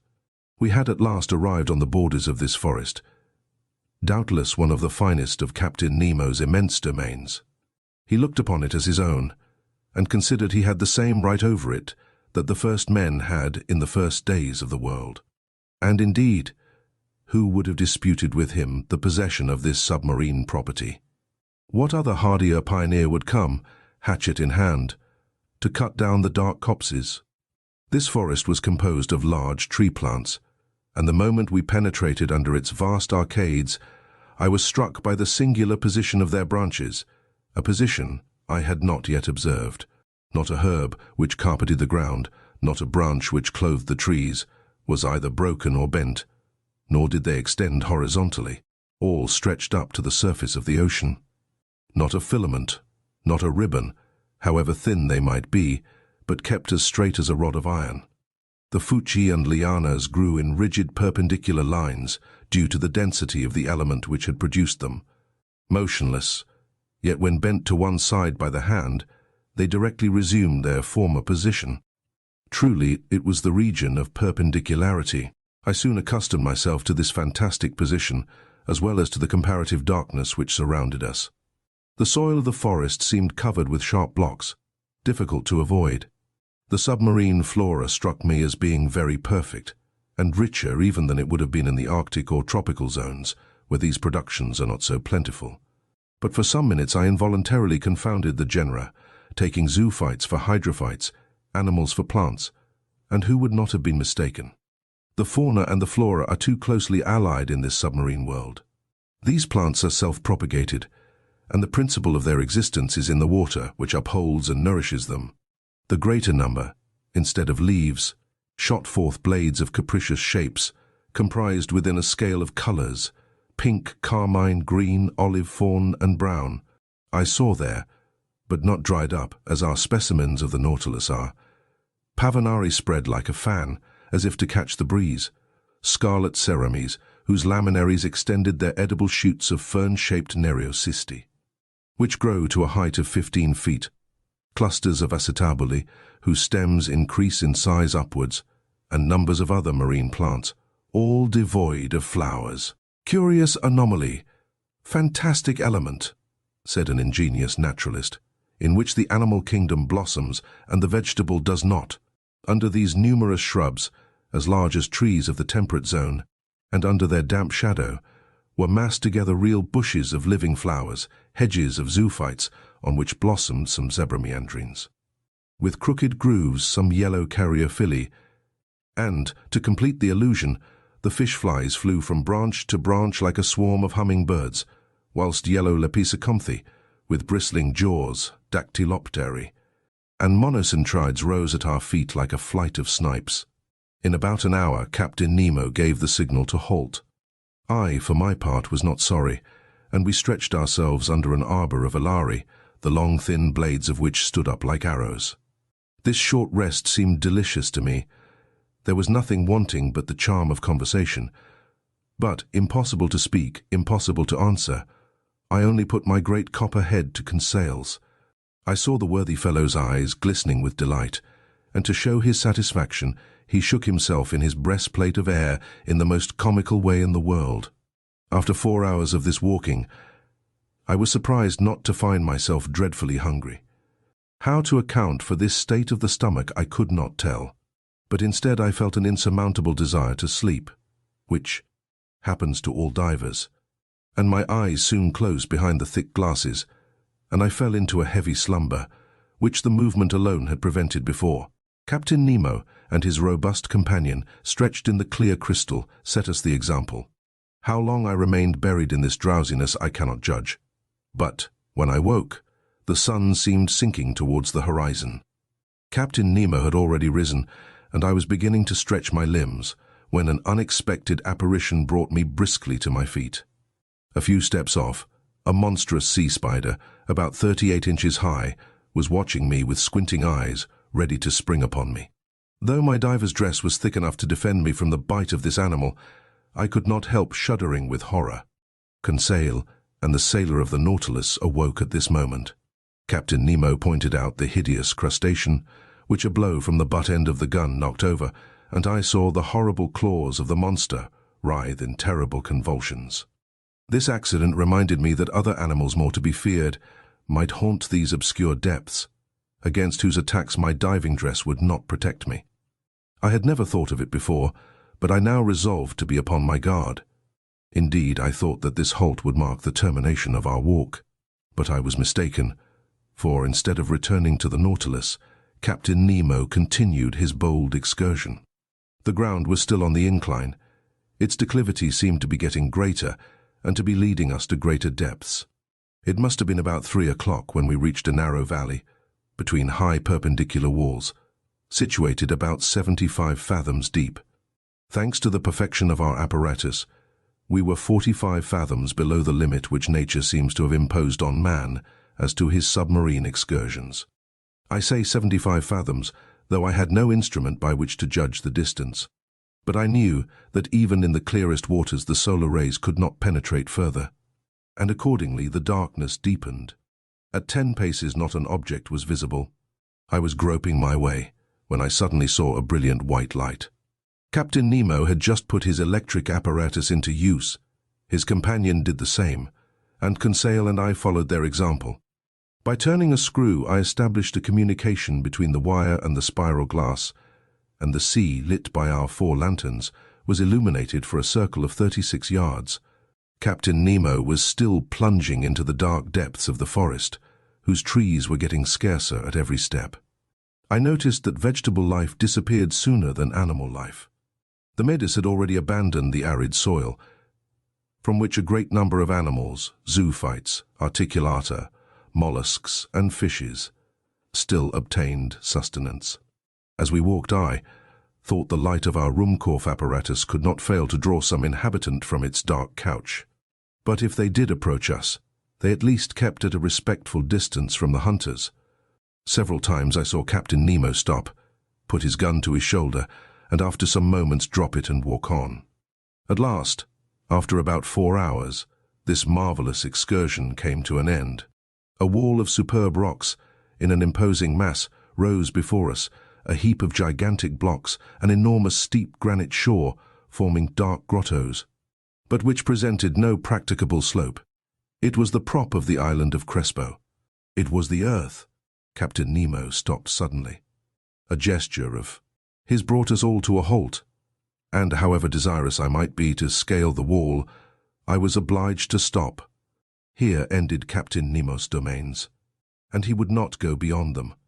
Further on was a portion of the globe he might not trample upon. The return began. Captain Nemo had returned to the head of his little band, directing their course without hesitation. I thought we were not following the same road to return to the Nautilus. The new road was very steep, and consequently very painful. We approached the surface of the sea rapidly, but this return to the upper strata was not so sudden as to cause relief from the pressure too rapidly, which might have produced serious disorder in our organization and brought on internal lesions, so fatal to divers. Very soon light reappeared and grew, and the sun being low on the horizon, the refraction edged the different objects with a spectral ring. At 10 yards and a half deep, We walked amidst a shoal of little fishes of all kinds, more numerous than the birds of the air, and also more agile. But no aquatic game worthy of a shot had as yet met our gaze, when at that moment I saw the captain shoulder his gun quickly and follow a moving object into the shrubs. He fired. I heard a slight hissing, and a creature fell stunned at some distance from us. It was a magnificent sea otter, an enhydrus, the only exclusively marine quadruped. This otter was 5 feet long, and must have been very valuable. Its skin, chestnut brown above and silvery underneath, would have made one of those beautiful furs so sought after in the Russian and Chinese markets. The fineness and the luster of its coat would certainly fetch 80 pounds. I admired this curious mammal, with its rounded head ornamented with short ears, its round eyes, and white whiskers like those of a cat, with webbed feet and nails, and tufted tail. This precious animal, hunted and tracked by fishermen, has now become very rare, and taken refuge chiefly in the northern parts of the Pacific, or probably its race would soon become extinct. Captain Nemo's companion took the beast, threw it over his shoulder, and we continued our journey. For 1 hour, a plain of sand lay stretched before us. Sometimes it rose to within 2 yards and some inches of the surface of the water. I then saw our image clearly reflected, drawn inversely, and above us appeared an identical group reflecting our movements and our actions. In a word, like us in every point, except that they walked with their heads downward and their feet in the air. Another effect I noticed, which was the passage of thick clouds which formed and vanished rapidly. But on reflection I understood that these seeming clouds were due to the varying thickness of the reeds at the bottom. And I could even see the fleecy foam which their broken tops multiplied on the water, and the shadows of large birds passing above our heads, whose rapid flight I could discern on the surface of the sea. On this occasion, I was witness to one of the finest gunshots which ever made the nerves of a hunter thrill. A large bird of great breadth of wing, clearly visible, approached, hovering over us. Captain Nemo's companion shouldered his gun and fired when it was only a few yards above the waves. The creature fell stunned, and the force of its fall brought it within the reach of dexterous hunter's grasp. It was an albatross of the finest kind. Our march had not been interrupted by this incident. For 2 hours we followed these sandy plains, then fields of algae very disagreeable to cross. Candidly, I could do no more when I saw a glimmer of light, which, for a half-mile, broke the darkness of the waters. It was the lantern of the Nautilus. Before 20 minutes were over we should be on board, and I should be able to breathe with ease, for it seemed that my reservoir supplied air very deficient in oxygen. But I did not reckon on an accidental meeting which delayed our arrival for some time. I had remained some steps behind, when I presently saw Captain Nemo coming hurriedly towards me. With his strong hand he bent me to the ground, his companion doing the same to Conseil. At first I knew not what to think of this sudden attack, but I was soon reassured by seeing the captain lie down beside me and remain immovable. I was stretched on the ground, just under the shelter of a bush of algae, when, raising my head, I saw some enormous mass, casting phosphorescent gleams, pass blusteringly by. My blood froze in my veins as I recognized 2 formidable sharks which threatened us. It was a couple of tintorias, terrible creatures, with enormous tails and a dull, glassy stare, the phosphorescent matter ejected from holes pierced around the muzzle. Monstrous brutes, which would crush a whole man in their iron jaws. I did not know whether Conseil stopped to classify them. For my part, I noticed their silver bellies and their huge mouths bristling with teeth, from a very unscientific point of view, and more as a possible victim than as a naturalist. Happily, the voracious creatures do not see well. They passed without seeing us, brushing us with their brownish fins, and we escaped by a miracle from a danger certainly greater than meeting a tiger full face in the forest. Half an hour after, guided by the electric light, we reached the Nautilus. The outside door had been left open, and Captain Nemo closed it as soon as we had entered the first cell. He then pressed a knob. I heard the pumps working in the midst of the vessel. I felt the water sinking from around me, and in a few moments the cell was entirely empty. The inside door then opened, and we entered the vestry. There our diving dress was taken off, not without some trouble, and fairly worn out from want of food and sleep.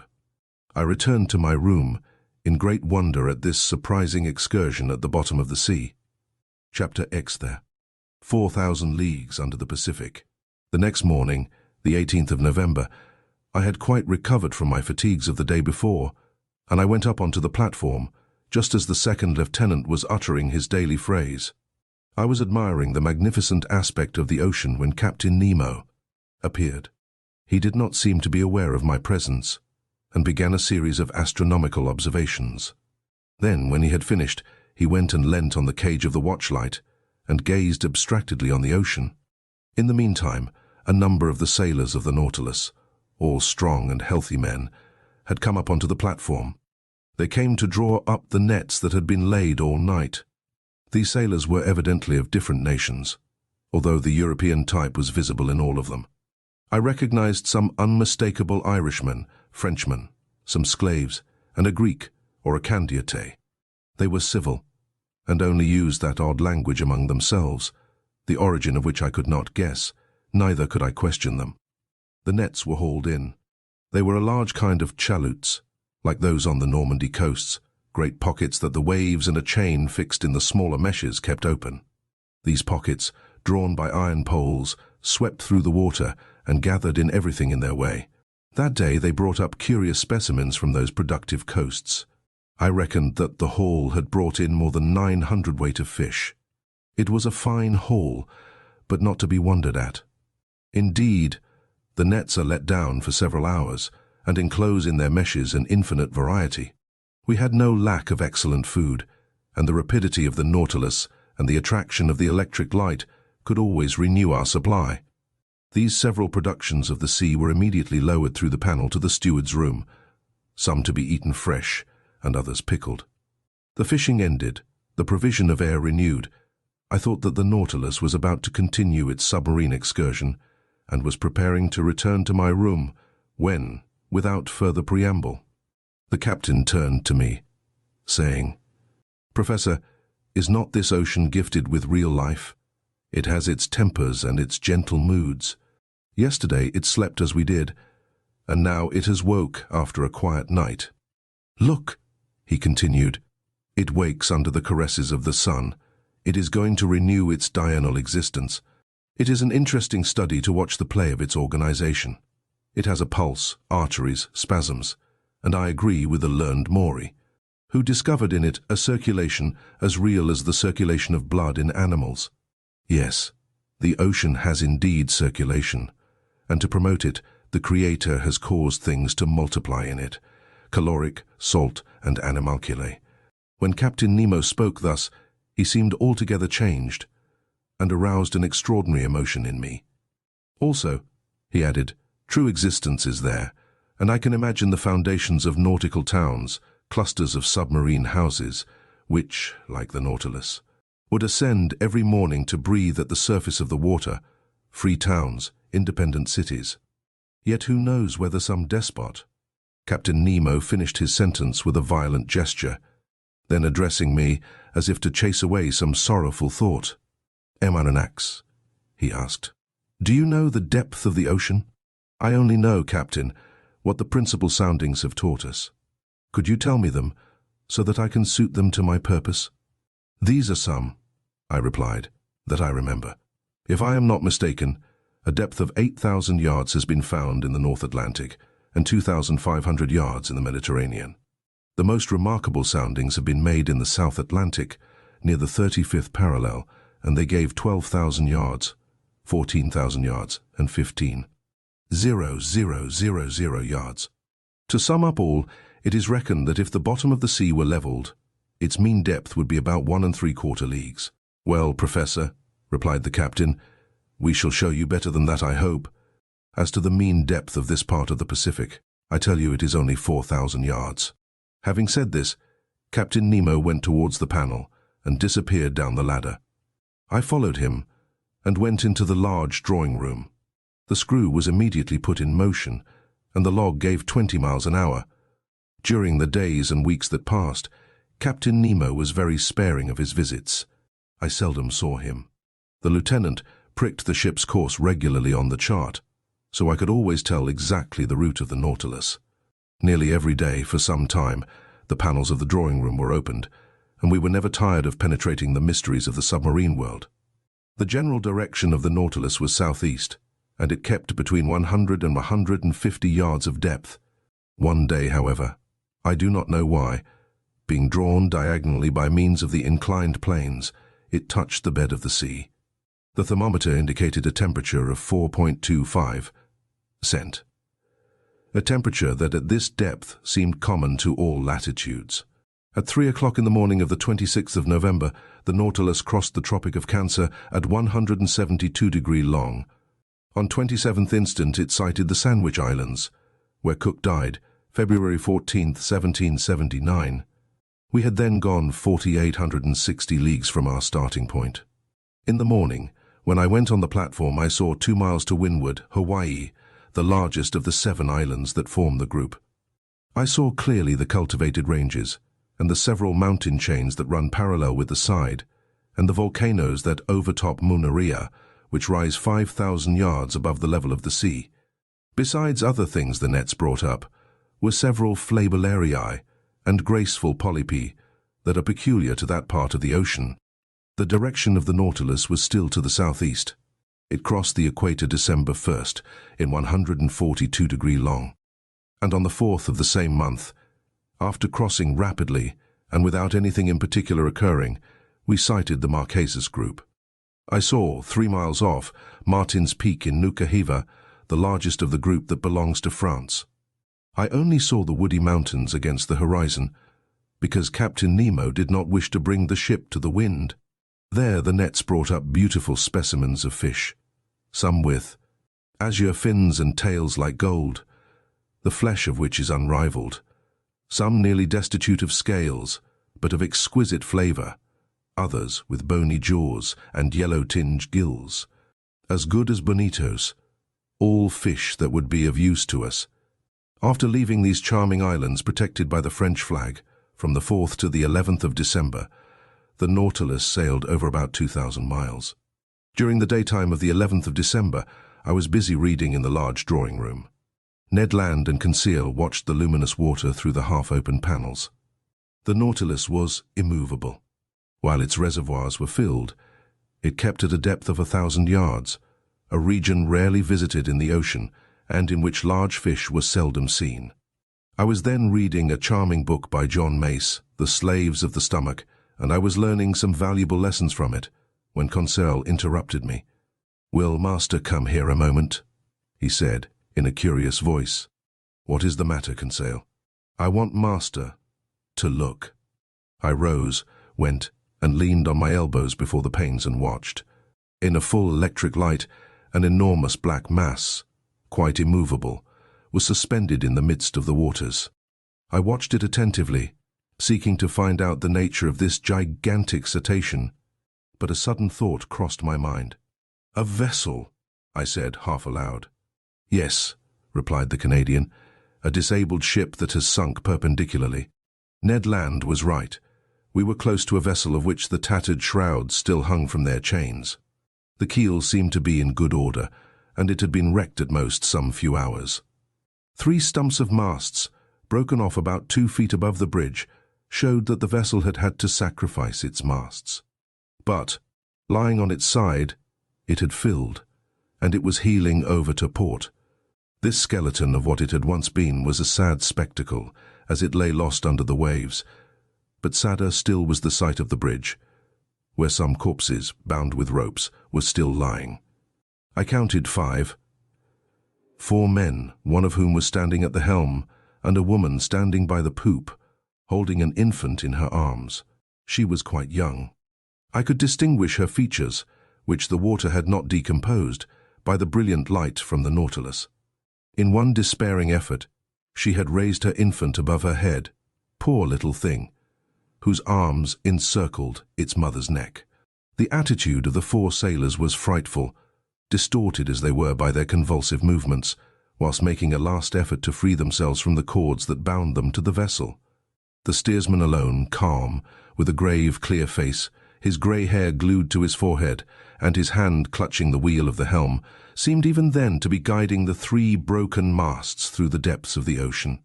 What a scene! We were dumb. Our hearts beat fast before this shipwreck, taken as it were from life, and photographed in its last moments. And I saw already, coming towards it with hungry eyes, enormous sharks, attracted by the human flesh. However, the Nautilus, turning, went round the submerged vessel, and in one instant I read on the stern, the Florida Sunderland. Chapter 18th. Vanikoro. This terrible spectacle was the forerunner of the series of maritime catastrophes that the Nautilus was destined to meet with in its route. As long as it went through more frequented waters, we often saw the hulls of shipwrecked vessels that were rotting in the depths, and deeper down cannons, bullets, anchors, chains, and 1,000 other iron materials, eaten up by rust. However, on the 11th of December we sighted the Pomotou Islands, the old dangerous group of Bougainville, that extend over a space of 500 leagues at ESE to WNW, from the island Ducie to that of Lazareff. This group covers an area of 370 square leagues, and it is formed of 60 groups of islands, among which the Gambia group is remarkable, over which France exercises sway.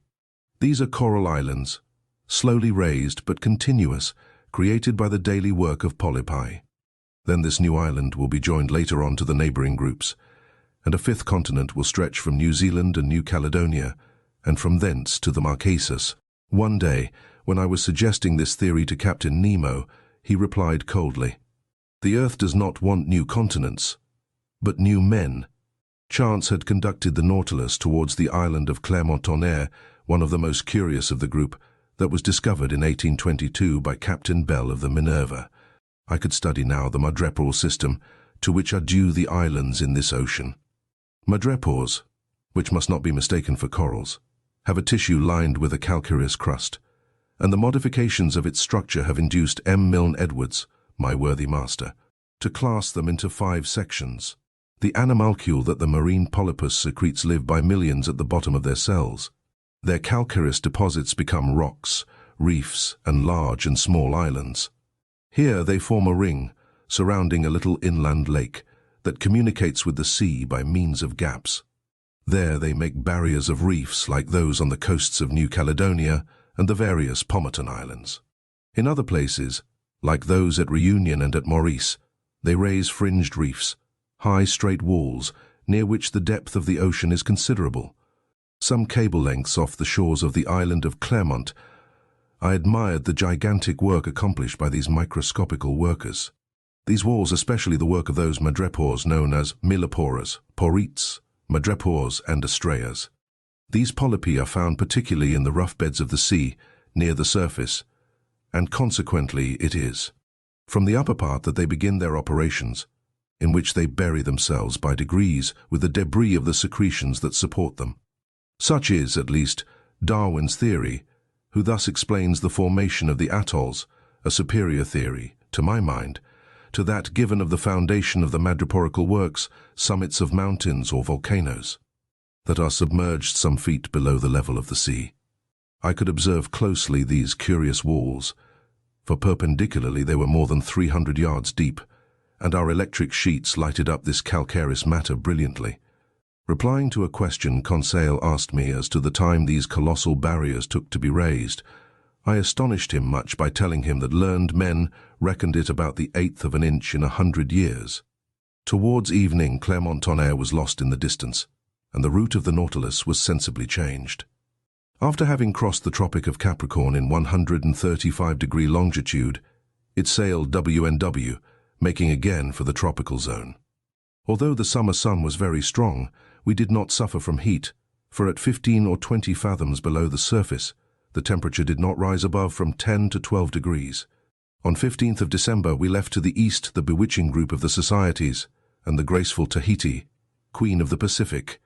I saw in the morning, some miles to the windward, the elevated summits of the island. These waters furnished our table with excellent fish, mackerel, bonitos, and some varieties of a sea serpent.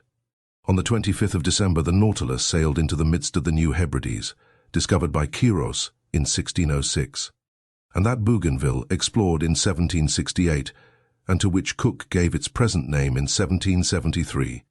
This group is composed principally of 9 large islands that form a band of 120 leagues NNS to SSW between 15° and 2° S lat, and 164 deg, and 168° long.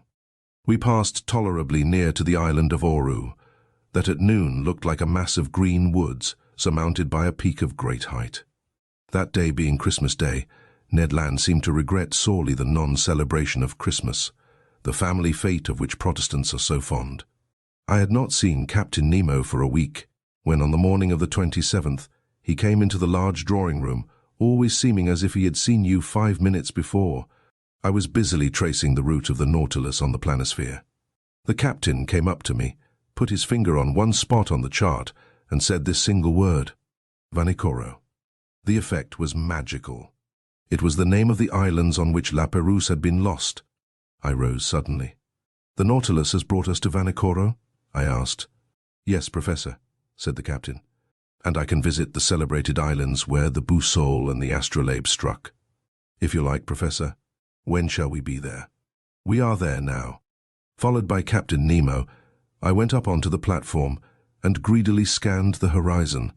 To the NE2 volcanic islands emerged of unequal size, surrounded by a coral reef that measured 40 miles in circumference.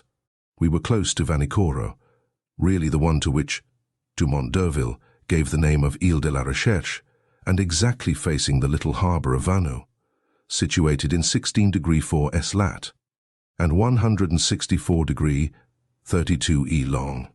The earth seemed covered with verdure from the shore to the summits in the interior that were crowned by Mount Capogo, 476 feet high. The Nautilus, having passed the outer belt of rocks by a narrow strait, found itself among breakers where the sea was from 30 to 40 fathoms deep.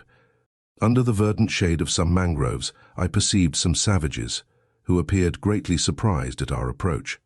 In the long black body, moving between wind and water, did they not see some formidable cetacean that they regarded with suspicion? Just then Captain Nemo asked me what I knew about the wreck of La Perouse. Only what everyone knows, Captain, I replied. And could you tell me what everyone knows about it? He inquired ironically. Easily.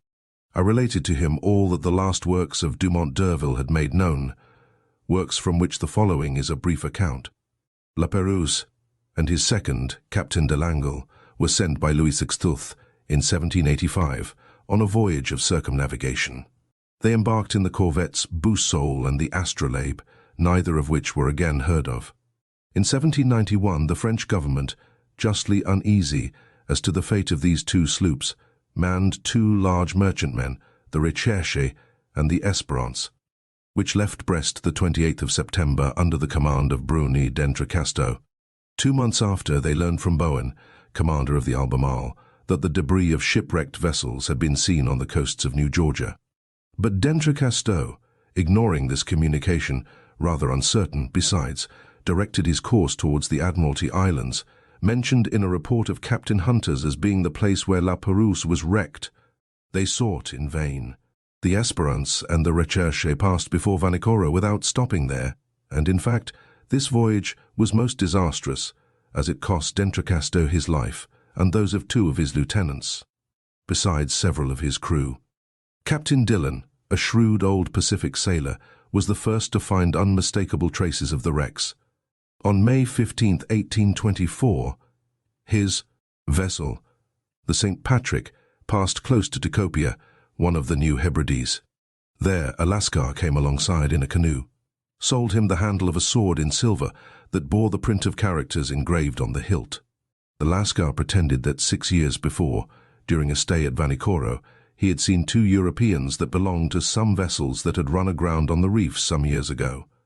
Dillon guessed that he meant La Perouse, whose disappearance had troubled the whole world. He tried to get on to Vanikoro, where, according to the Lascar, he would find numerous debris of the wreck, but winds and tides prevented him. Dillon returned to Calcutta. There he interested the Asiatic Society and the Indian Company in his discovery. A vessel, to which was given the name of the Recherche, was put at his disposal, and he set out January 23, 1827, accompanied by a French agent. The Recherche, after touching at several points in the Pacific, cast anchor before Vanikoro, July 7, 1827, in that same harbour of Vanu where the Nautilus was at this time. There it collected numerous relics of the wreck: iron utensils, anchors, pulley strops, swivel guns, and 18 lbs.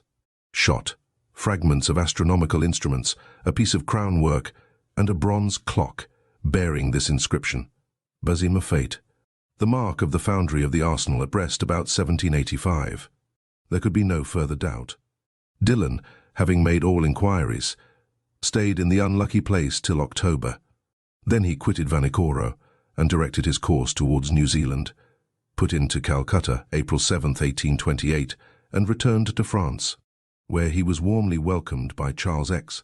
But at the same time, without knowing Dillon's movements, Dumont d'Urville had already set out to find the scene of the wreck, and they had learned from a whaler that some medals and a cross of St. Louis had been found in the hands of some savages of Louisiade and New Caledonia.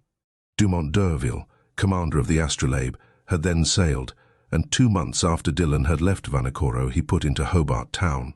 There he learned the results of Dillon's inquiries, and found that a certain James Hobbs, second lieutenant of the Union of Calcutta, after landing on an island situated 8° 18' lat.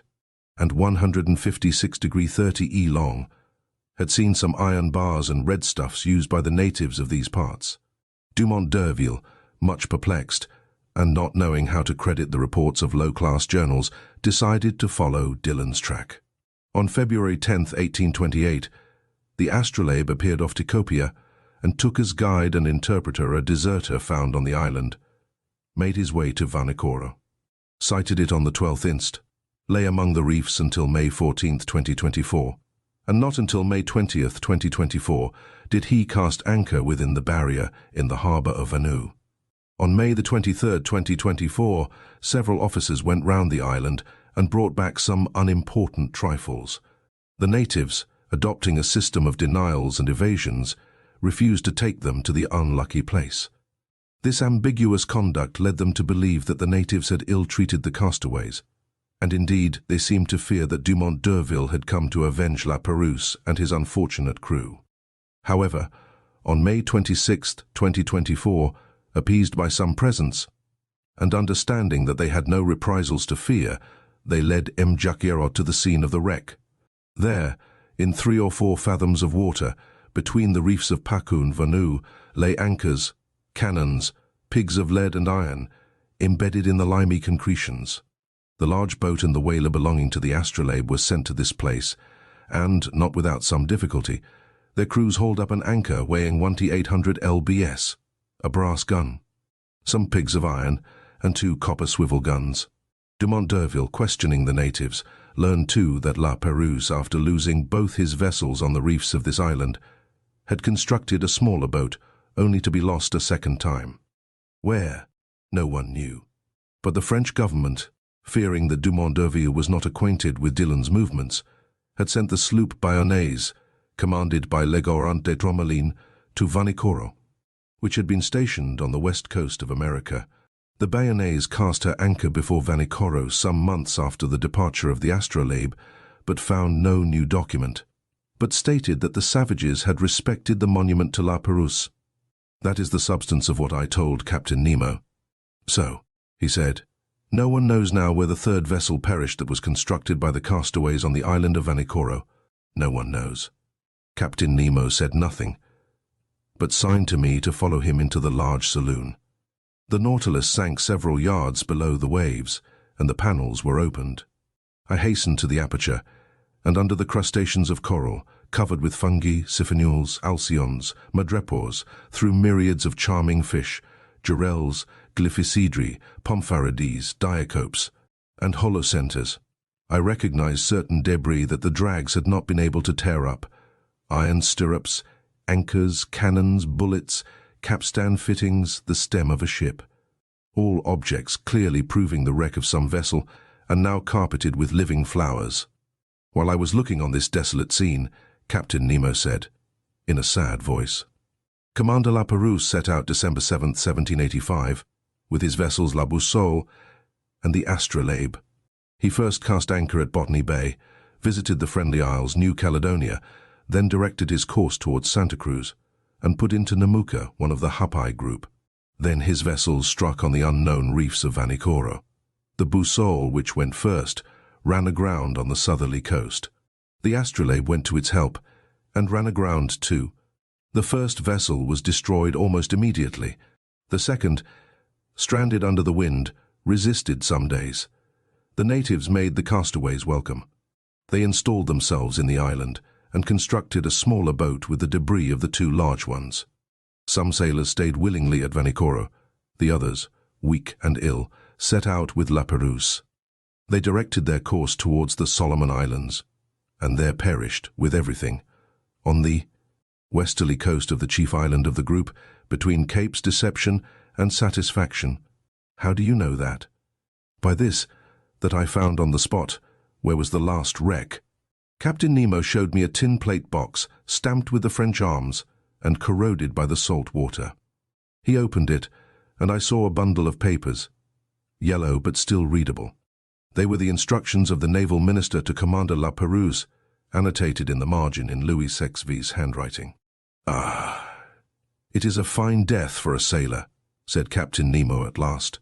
"A coral tomb makes a quiet grave, and I trust that I and my comrades will find no other." Chapter 19th. Torres Straits. During the night of the 27th or 28th of December, the Nautilus left the shores of Vanikoro with great speed. Her course was southwesterly, and in 3 days she had gone over the 750 leagues that separated it from La Perouse's group and the southeast point of Papua. Early on January 1st, 1863, Conseil joined me on the platform. "Master, will you permit me to wish you a happy new year?" "What?" Conseil. "Exactly as if I was at Paris in my study at the Jardin des Plantes?" "Well, I accept your good wishes, and thank you for them. Only, I will ask you what you mean by a happy new year under our circumstances. Do you mean the year that will bring us to the end of our imprisonment, or the year that sees us continue this strange voyage?" "Really, I do not know how to answer, Master. We are sure to see curious things, and for the last 2 months we have not had time for dullness. The last marvel is always the most astonishing, and if we continue this progression, I do not know how it will end. It is my opinion that we shall never again see the like. I think then, with no offence to Master, that a happy year would be one in which we could see everything. On 2nd January, we had made 11,340 miles, or 5,250 French leagues, since our starting point in the Japan seas. Before the ship's head stretched the dangerous shores of the Coral Sea on the northeast coast of Australia. Our boat lay along some miles from the redoubtable bank on which Cook's vessel was lost, June 10, 1770, the boat in which Cook was struck on a rock, and, if it did not sink, it was owing to a piece of coral that was broken by the shock and fixed itself in the broken keel. I had wished to visit the reef, 360 leagues long, against which the sea, always rough, broke with great violence, with a noise like thunder. But just then the inclined planes drew the Nautilus down to a great depth, and I could see nothing of the high coral walls. I had to content myself with the different specimens of fish brought up by the nets. I remarked among others some Germans, a species of mackerel as large as a tunny, with bluish sides, and striped with transverse bands that disappear with the animal's life. These fish followed us in shoals, and furnished us with very delicate food. We took also a large number of giltheads, about 1½ inches long, tasting like dories, and flying pyrips like submarine swallows which, in dark nights, light alternately the air and water with their phosphorescent light. Among the mollusks and zoophytes, I found in the meshes of the net several species of alcynarians, echini, hammers, spurs, dials, cerites, and hyalae. The flora was represented by beautiful floating seaweeds, laminariae and macrocystes, impregnated with the mucilage that transudes through their pores, and among which I gathered an admirable Nemastoma gelinieroi that was classed among the natural curiosities of the museum. 2 days after crossing the Coral Sea, 4th of January, we sighted the Papuan coasts. On this occasion, Captain Nemo informed me that his intention was to get into the Indian Ocean by the Strait of Torres. His communication ended there.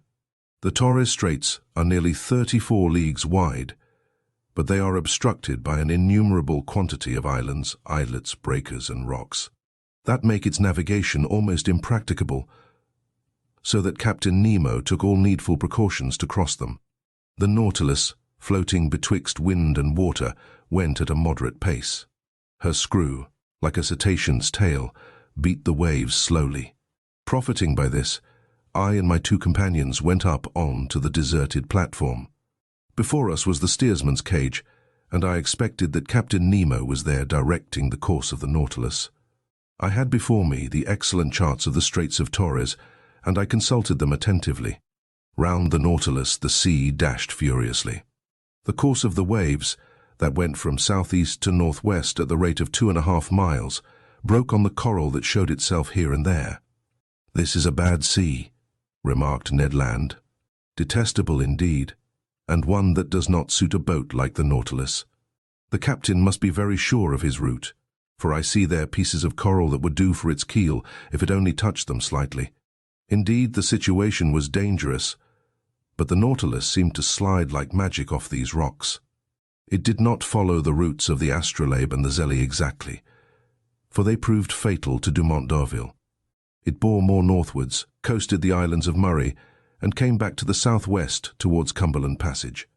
I thought it was going to pass it by, when, going back to northwest, it went, through a large quantity of islands and islets little known, towards the Island Sound and Canal Mauvais. I wondered if Captain Nemo, foolishly imprudent, would steer his vessel into that pass where Dumont d'Urville's 2 corvettes touched, when, swerving again and cutting straight through to the west, he steered for the island of Gilboa. It was then 3 in the afternoon. The tide began to recede, being quite full. The Nautilus approached the island, that I still saw, with its remarkable border of screw pines. He stood off it at about 2 miles distant. Suddenly a shock overthrew me. The Nautilus just touched a rock and stayed immovable, laying lightly to port side. When I rose, I perceived Captain Nemo and his lieutenant on the platform. They were examining the situation of the vessel and exchanging words in their incomprehensible dialect. She was situated thus. 2 miles on the starboard side appeared Gilboa, stretching from north to west like an immense arm. Towards the south and east, some coral showed itself, left by the ebb. We had run aground, and in one of those seas where the tides are middling, a sorry matter for the floating of the Nautilus. However, the vessel had not suffered, for her keel was solidly joined. But, if she could neither glide off nor move, she ran the risk of being forever fastened to these rocks, and then Captain Nemo's submarine vessel would be done for. I was reflecting thus, when the captain, cool and calm, always master of himself, approached me. "An accident?" I asked. "No, an incident. But an incident that will oblige you perhaps to become an inhabitant of this land from which you flee." Captain Nemo looked at me curiously, and made a negative gesture, as much as to say that nothing would force him to set foot on terra firma again. Then he said, "Besides, Aronnax, the Nautilus is not lost. It will carry you yet into the midst of the marvels of the ocean.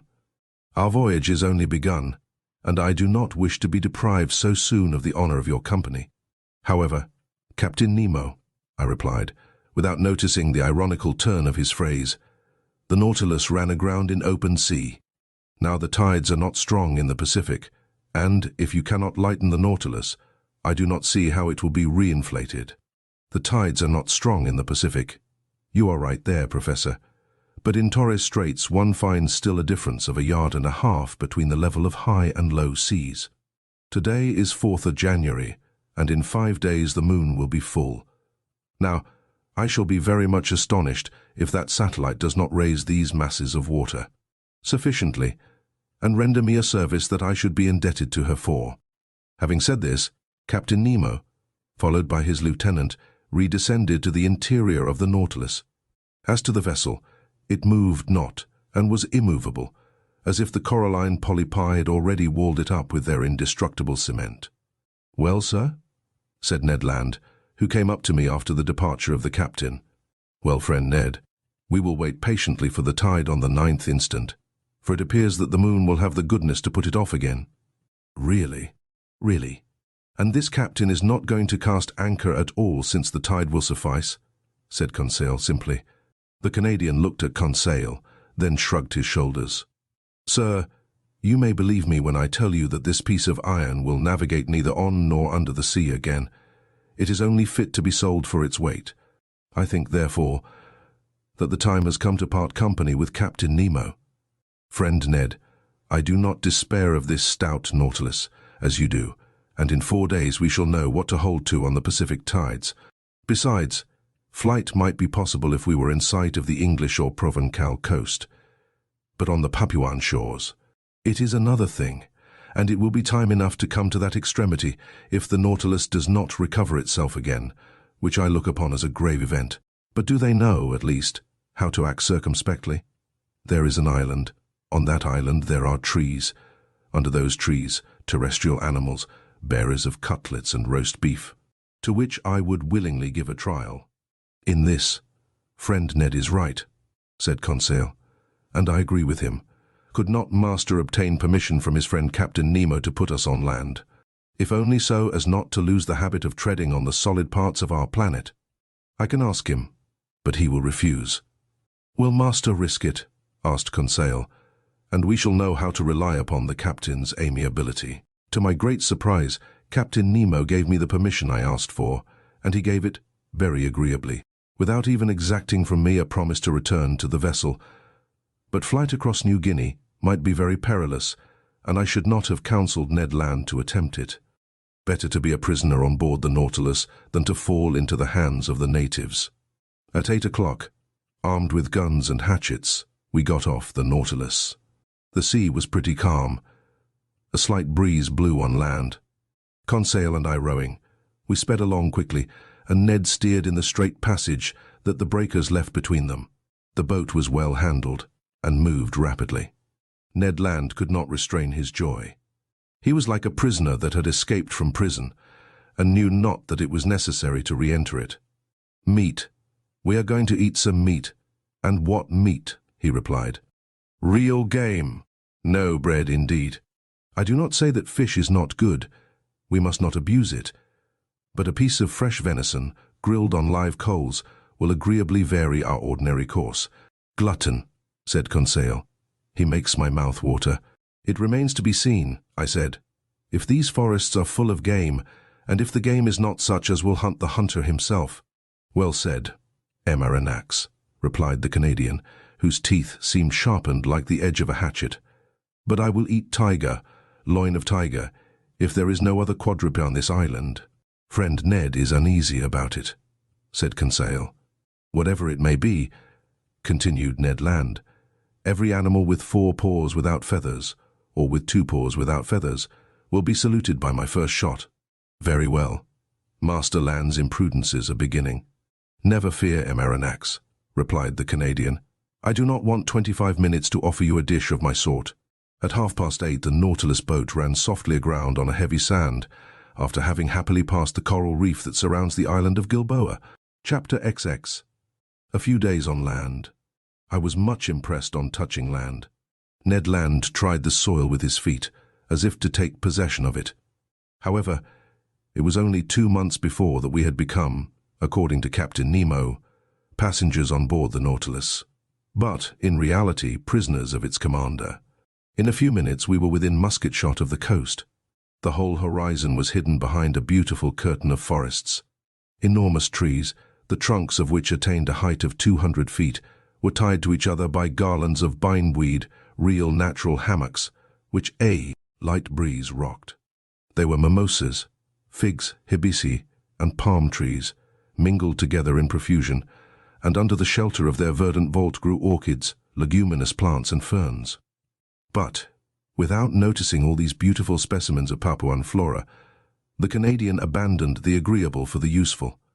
He discovered a cocoa tree, beat down some of the fruit, broke them, and we drank the milk and ate the nut with a satisfaction that protested against the ordinary food on the Nautilus. "Excellent," said Ned Land. "Exquisite," replied Conseil. "And I do not think," said the Canadian, "that he would object to our introducing a cargo of cocoa nuts on board. I do not think he would, but he would not taste them." "So much the worse for him," said Conseil. "And so much the better for us," replied Ned Land. "There will be more for us." "One word only, Master Land," I said to the harpooner, who was beginning to ravage another cocoa nut tree. "Cocoa nuts are good things, but before filling the canoe with them, it would be wise to reconnoiter and see if the island does not produce some substance not less useful. Fresh vegetables would be welcome on board the Nautilus."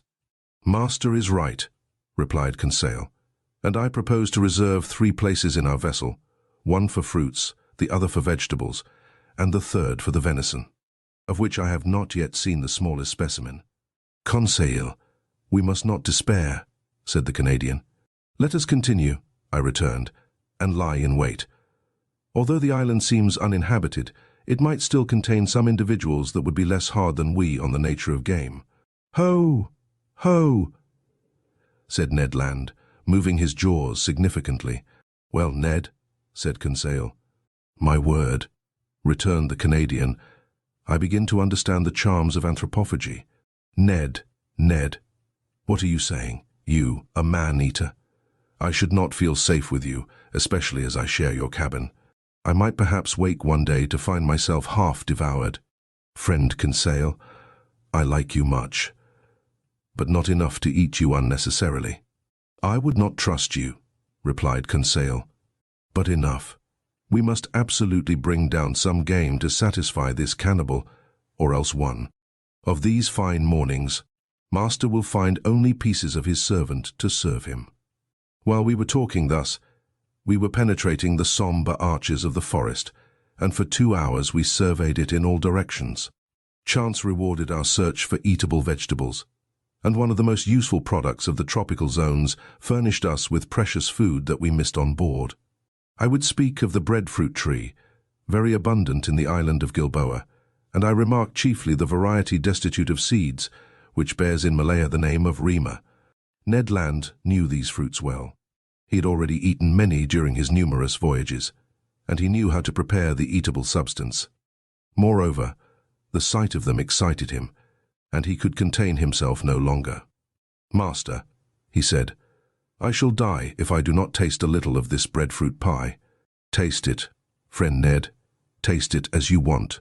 We are here to make experiments. Make them." "It won't take long," said the Canadian, and, provided with a lentil, he lighted a fire of dead wood that crackled joyously. During this time, Conseil and I chose the best fruits of the breadfruit. Some had not then attained a sufficient degree of maturity, and their thick skin covered a white, but rather fibrous pulp. Others, the greater number yellow and gelatinous, waited only to be picked. These fruits enclosed no kernel. Conseil brought a dozen to Ned Land, who placed them on a coal fire after having cut them in thick slices, and while doing this repeating, "You will see, master, how good this bread is. More so when one has been deprived of it so long. It is not even bread," added he, "but a delicate pastry." "You have eaten none, master?" "No, Ned." "Very well, prepare yourself for a juicy thing. If you do not come for more, I am no longer the king of harpooners." After some minutes, the part of the fruits that was exposed to the fire was completely roasted. The interior looked like a white pasty, a sort of soft crumb, the flavor of which was like that of an artichoke. It must be confessed this bread was excellent, and I ate of it with great relish. "What time is it now?" asked the Canadian. 2 o'clock at least," replied Conseil. "How time flies on firm ground," sighed Ned Land. "Let us be off," replied Conseil. We returned through the forest and completed our collection by a raid upon the cabbage palms that we gathered from the tops of the trees, little beans that I recognized as the abrou of the Malays, and yams of a superior quality. We were loaded when we reached the boat, but Ned Land did not find his provisions sufficient. Fate, however, favored us. Just as we were pushing off, he perceived several trees, from 25 to 30 feet high, a species of palm tree. At last, at 5 o'clock in the evening, loaded with our riches, we quitted the shore, and half an hour after we hailed the Nautilus. No one appeared on our arrival. The enormous iron-plated cylinder seemed deserted. The provisions embarked, I descended to my chamber, and after supper slept soundly. The next day, 6th of January, nothing new on board. Not a sound inside, not a sign of life. The boat rested along the edge, in the same place in which we had left it. We resolved to return to the island. Ned Land hoped to be more fortunate than on the day before with regard to the hunt, and wished to visit another part of the forest. At dawn we set off. The boat, carried on by the waves that flowed to shore, reached the island in a few minutes. We landed, and thinking that it was better to give in to the Canadian, we followed Ned Land, whose long limbs threatened to distance us. He wound up the coast towards the west. Then, fording some torrents, he gained the high plain that was bordered with admirable forests. Some kingfishers were rambling along the watercourses, but they would not let themselves be approached. Their circumspection proved to me that these birds knew what to expect from bipeds of our species, and I concluded that, if the island was not inhabited, at least human beings occasionally frequented it.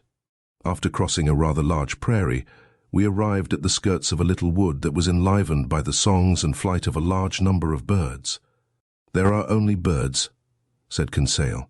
"But they are eatable," replied the harpooner. "I do not agree with you, friend Ned, for I see only parrots there." "Friend Conseil," said Ned gravely, "the parrot is like pheasant to those who have nothing else. And," I added, "this bird, suitably prepared, is worth knife and fork." Indeed, under the thick foliage of this wood, a world of parrots were flying from branch to branch, only needing a careful education to speak the human language. For the moment, they were chattering with parrots, of all colors, and grave cockatoos, who seemed to meditate upon some philosophical problem, whilst brilliant red lories passed like a piece of bunting carried away by the breeze. Papuans, with the finest azure colors, and in all a variety of winged things most charming to behold, but few eatable.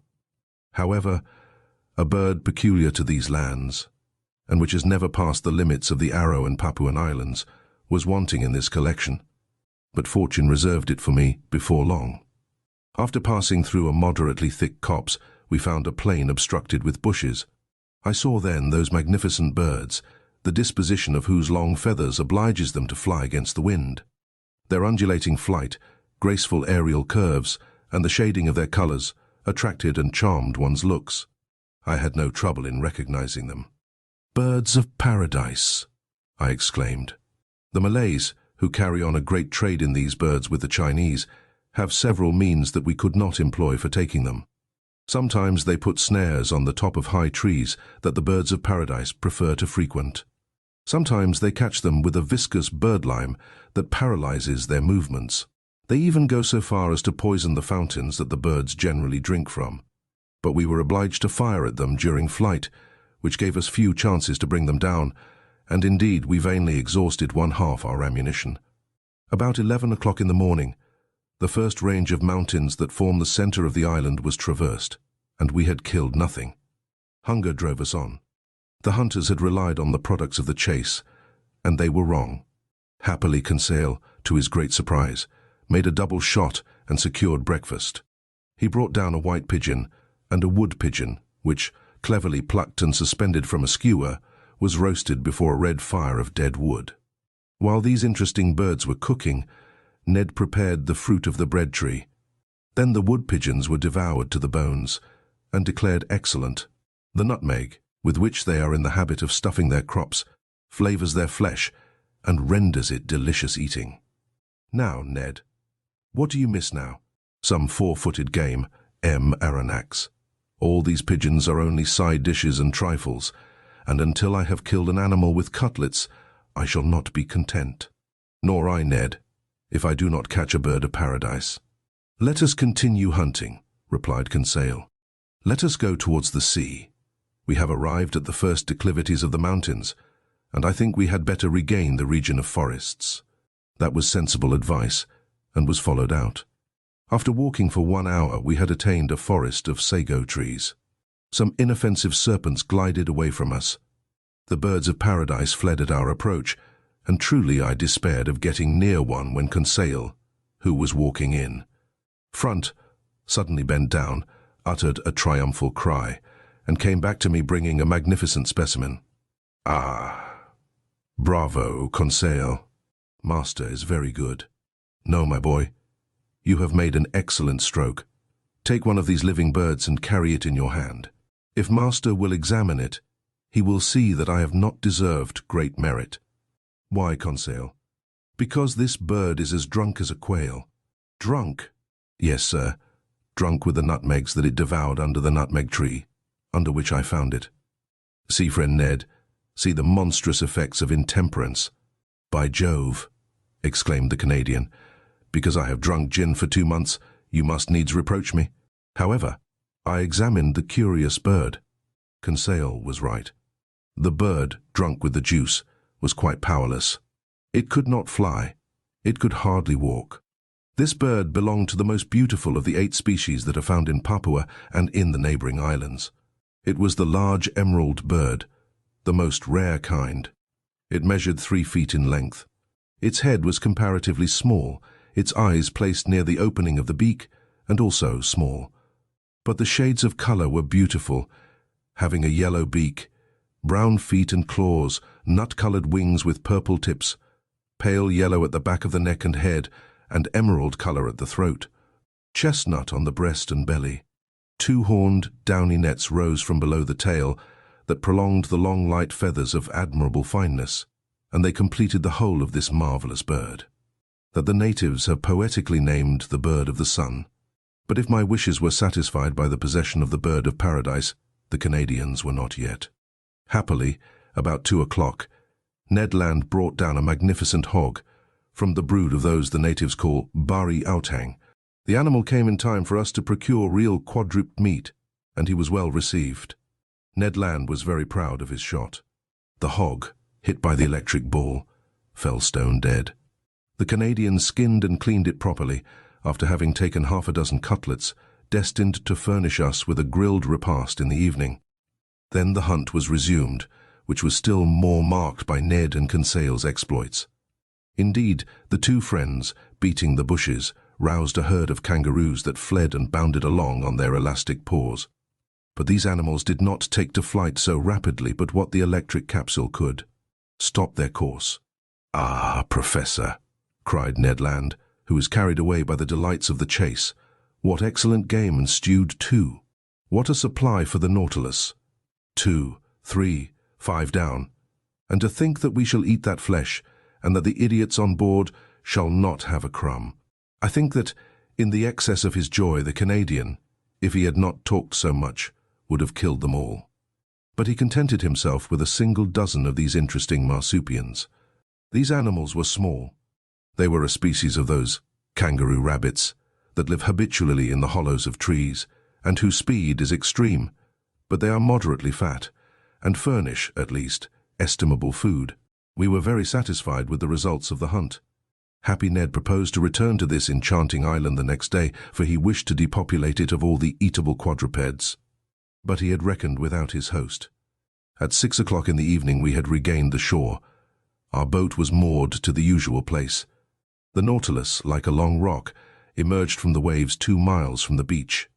Ned Land, without waiting, occupied himself about the important dinner business. He understood all about cooking well.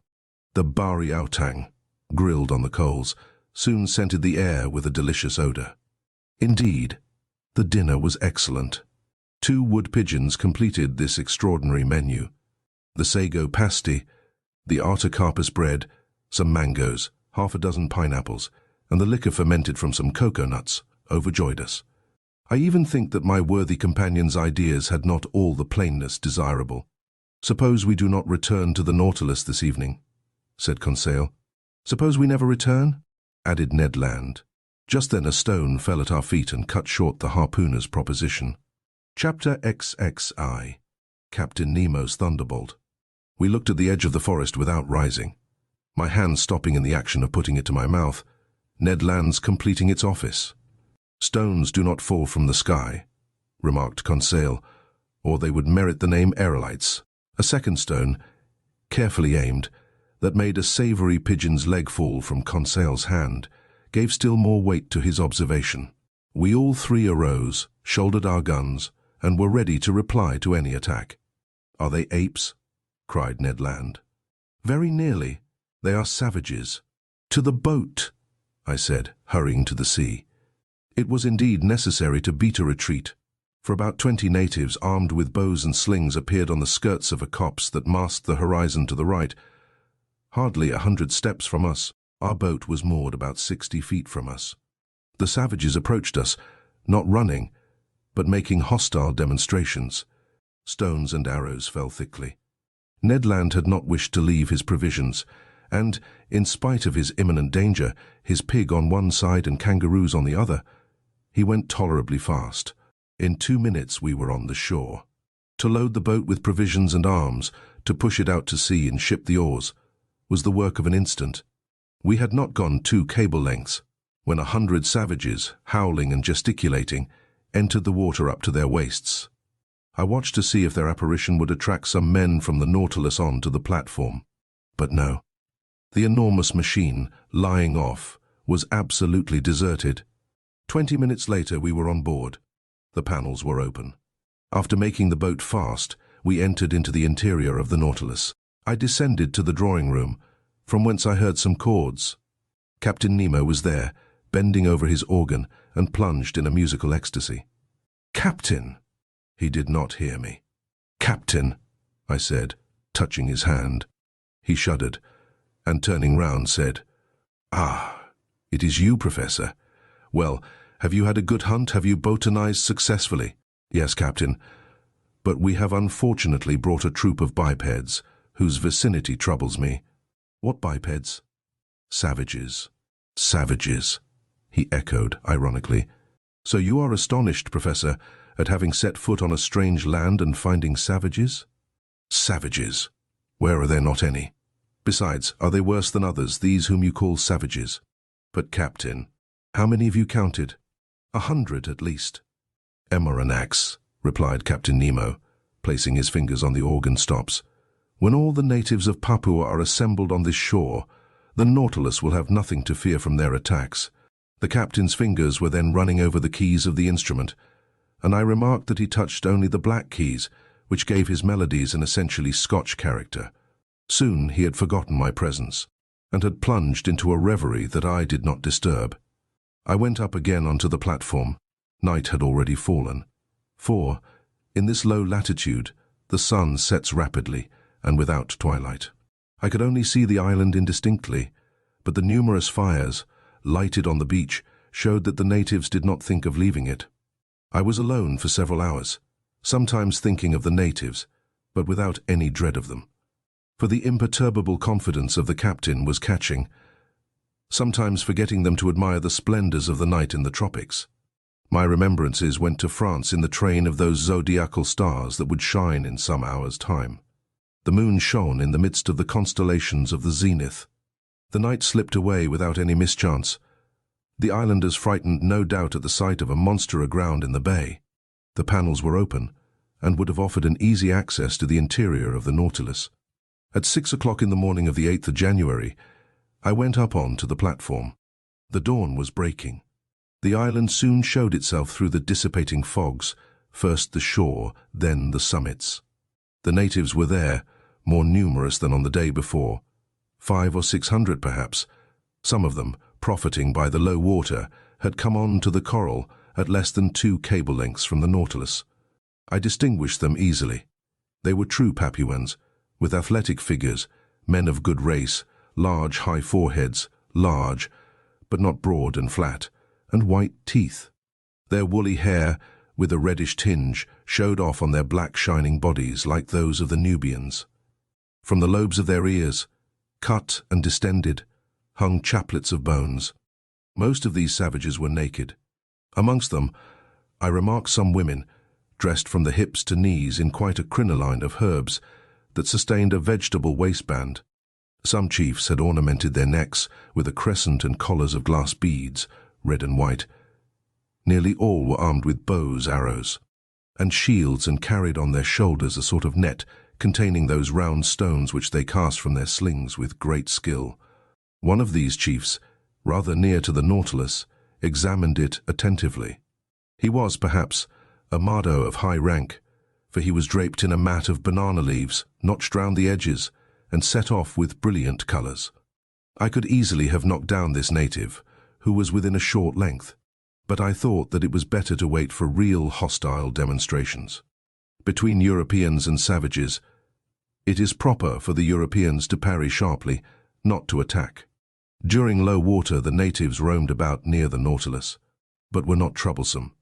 I heard them frequently repeat the word "asai," and by their gestures I understood that they invited me to go on land, an invitation that I declined, so that, on that day, the boat did not push off, to the great displeasure of Master Land, who could not complete his provisions. This adroit Canadian employed his time in preparing the viands and meat that he had brought off the island. As for the savages, they returned to the shore about 11 o'clock in the morning, as soon as the coral tops began to disappear under the rising tide. But I saw their numbers had increased considerably on the shore. Probably they came from the neighbouring islands, or very likely from Papua. However, I had not seen a single native canoe. Having nothing better to do, I thought of dragging these beautiful limpid waters, under which I saw a profusion of shells, zoophytes, and marine plants. Moreover, it was the last day that the Nautilus would pass in these parts, if it float in open sea the next day, according to Captain Nemo's promise. I therefore called Conseil, who brought me a little light drag, very like those for the oyster fishery. Now to work. For 2 hours we fished unceasingly, but without bringing up any rarities. The drag was filled with Midas ears, harps, melums, and particularly the most beautiful hammers I have ever seen. We also brought up some sea slugs, pearl oysters, and a dozen little turtles that were reserved for the pantry on board. But just when I expected it least, I put my hand on a wonder, I might say a natural deformity, very rarely met with. Conseil was just dragging, and his net came up filled with divers' ordinary shells, when, all at once, he saw me plunge my arm quickly into the net to draw out a shell, and heard me utter a cry. "What is the matter, sir?" he asked in surprise. "Has master been bitten?" "No, my boy, but I would willingly have given a finger for my discovery." "What discovery?" "This shell," I said, holding up the object of my triumph. "It is simply an olive porphyry, genus olive, order of the Pectinibranchid, class of gasteropods, subclass mollusca." "Yes, Conseil, but instead of being rolled from right to left, this olive turns from left to right." "Is it possible?" "Yes, my boy. It is a left shell. Shells are all right-handed, with rare exceptions, and when by chance their spiral is left, amateurs are ready to pay their weight in gold." Conseil and I were absorbed in the contemplation of our treasure, and I was promising myself to enrich the museum with it, when a stone unfortunately thrown by a native struck against and broke the precious object in Conseil's hand. I uttered a cry of despair. Conseil took up his gun and aimed at a savage who was poising his sling at 10 yards from him. I would have stopped him, but his blow took effect and broke the bracelet of amulets which encircled the arm of the savage. Illustration. Conseil seized his gun. "Conseil!" cried I. "Conseil!" "Well, sir, do you not see that the cannibal has commenced the attack?" "A shell is not worth the life of a man," said I. "Ah, the scoundrel!" cried Conseil. "I would rather he had broken my shoulder." Conseil was in earnest, but I was not of his opinion. However, the situation had changed some minutes before, and we had not perceived. A score of canoes surrounded the Nautilus. These canoes, scooped out of the trunk of a tree, long, narrow, well adapted for speed, were balanced by means of a long bamboo pole which floated on the water. They were managed by skillful, half-naked paddlers, and I watched their advance with some uneasiness. It was evident that these Papuans had already had dealings with the Europeans and knew their ships. But this long iron cylinder anchored in the bay, without masts or chimneys, what could they think of it? Nothing good, for at first they kept at a respectful distance. However, seeing it motionless, by degrees they took courage and sought to familiarize themselves with it. Now this familiarity was precisely what it was necessary to avoid. Our arms, which were noiseless, could only produce a moderate effect on the savages, who have little respect for aught but blustering things. The thunderbolt without the reverberations of thunder would frighten man but little, though the danger lies in the lightning, not in the noise. At this moment, the canoes approached the Nautilus, and a shower of arrows alighted on her. I went down to the saloon, but found no one there. I ventured to knock at the door that opened into the captain's room. "Come in," was the answer. I entered, and found Captain Nemo deep in algebraical calculations of x and other quantities. "I am disturbing you," said I, for courtesy's sake. "That is true, M. Aronnax," replied the captain, "but I think you have serious reasons for wishing to see me, very grave ones. The natives are surrounding us in their canoes, and in a few minutes we shall certainly be attacked by many hundreds of savages." "Ah," said Captain Nemo quietly. "They are come with their canoes?" "Yes, sir." "Well, sir, we must close the hatches." "Exactly, and I came to say to you." "Nothing can be more simple," said Captain Nemo, and, pressing an electric button, he transmitted an order to the ship's crew. "It is all done, sir," said he, after some moments. "The pinnace is ready, and the hatches are closed. You do not fear, I imagine, that these gentlemen could stave in walls on which the balls of your frigate have had no effect?" "No, Captain, but a danger still exists." "What is that, sir?" "It is that tomorrow, at about this hour, we must open the hatches to renew the air of the Nautilus. Now, if, at this moment, the Papuans should occupy the platform, I do not see how you could prevent them from entering." "Then, sir, you suppose that they will board us?" "I am certain of it." "Well, sir, let them come. I see no reason for hindering them. After all, these Papuans are poor creatures, and I am unwilling that my visit to the island should cost the life of a single one of these wretches." Upon that, I was going away, but Captain Nemo detained me and asked me to sit down by him. He questioned me with interest about our excursions on shore and our hunting, and seemed not to understand the craving for meat that possessed the Canadian. Then the conversation turned on various subjects, and, without being more communicative, Captain Nemo showed himself more amiable. Amongst other things, we happened to speak of the situation of the Nautilus, run aground in exactly the same spot in this strait, where Dumont d'Urville was nearly lost. Apropos of this, "This d'Urville was one of your great sailors," said the captain to me, "one of your most intelligent navigators. He is the captain cook of you Frenchmen. Unfortunate man of science, after having braved the icebergs of the South Pole, the coral reefs of Oceania, the cannibals of the Pacific, to perish miserably in a railway train. If this energetic man could have reflected during the last moments of his life, what must have been uppermost in his last thoughts, do you suppose?" So speaking, Captain Nemo seemed moved, and his emotion gave me a better opinion of him. Then, chart in hand, we reviewed the travels of the French navigator, his voyages of circumnavigation, his double detention at the South Pole, which led to the discovery of Adelaide and Louis Philippe, and fixing the hydrographical bearings of the principal islands of Oceania. "That which your d'Urville has done on the surface of the seas," said Captain Nemo, "that have I done under them, and more easily, more completely than he. The Astrolabe and the Zélé, incessantly tossed about by the hurricane, could not be worth the Nautilus' quiet repository of labor that she is, truly motionless in the midst of the waters. Tomorrow," added the captain, rising, "tomorrow, at 20 minutes to 3 p.m., the Nautilus shall float and leave the Strait of Torres uninjured." Having curtly pronounced these words, Captain Nemo bowed slightly. This was to dismiss me, and I went back to my room. There I found Conseil, who wished to know the result of my interview with the captain. "My boy," said I, when I feigned to believe that his Nautilus was threatened by the natives of Papua, the captain answered me very sarcastically, "I have but one thing to say to you. Have confidence in him, and go to sleep in peace. Have you no need of my services, sir?" "No, my friend." "What is Ned Land doing?" "If you will excuse me, sir," answered Conseil. "Friend Ned is busy making a kangaroo pie which will be a marvel. I remained alone and went to bed, but slept indifferently. I heard the noise of the savages, who stamped on the platform, uttering deafening cries. The night passed thus, without disturbing the ordinary repose of the crew. The presence of these cannibals affected them no more than the soldiers of a masked battery care for the ants that crawl over its front. At 6 in the morning I rose. The hatches had not been opened.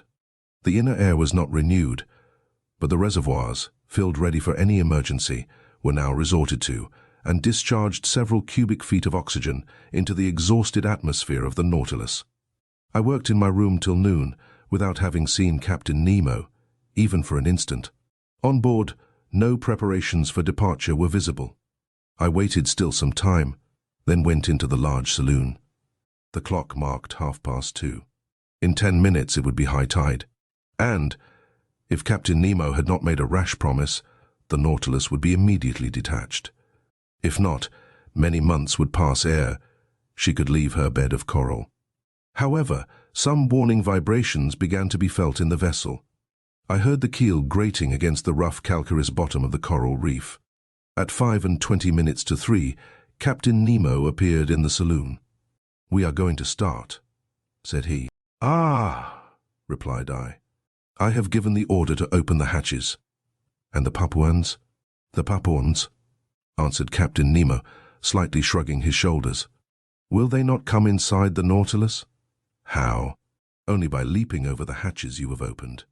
"Aronnax," quietly answered Captain Nemo. "They will not enter the hatches of the Nautilus in that way, even if they were open." I looked at the captain. "You do not understand," said he. "Hardly. Well, come and you will see." I directed my steps towards the central staircase. There Ned Land and Conseil were slyly watching some of the ship's crew who were opening the hatches, while cries of rage and fearful vociferations resounded outside. The port lids were pulled down outside. 20 horrible faces appeared. But the first native who placed his hand on the stair rail, struck from behind by some invisible force, I know not what, fled, uttering the most fearful cries and making the wildest contortions. 10 of his companions followed him. They met with the same fate. Conseil was in ecstasy.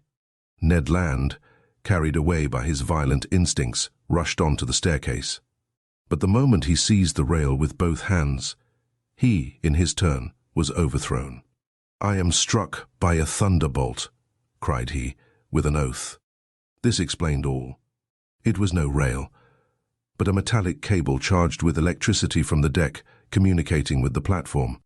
Whoever touched it felt a powerful shock, and this shock would have been mortal if Captain Nemo had discharged into the conductor the whole force of the current. It might truly be said that between his assailants and himself, he had stretched a network of electricity which none could pass with impunity. Meanwhile, the exasperated Papuans had beaten a retreat paralyzed with terror. As for us, half laughing, we consoled and rubbed the unfortunate Ned Land, who swore like one possessed.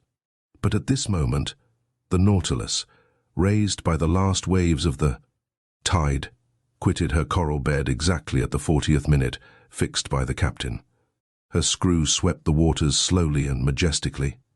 Her speed increased gradually, and, sailing on the surface of the ocean, she quitted safe and sound the dangerous passes of the Straits of Torres. Chapter X. Aegri, Somnia.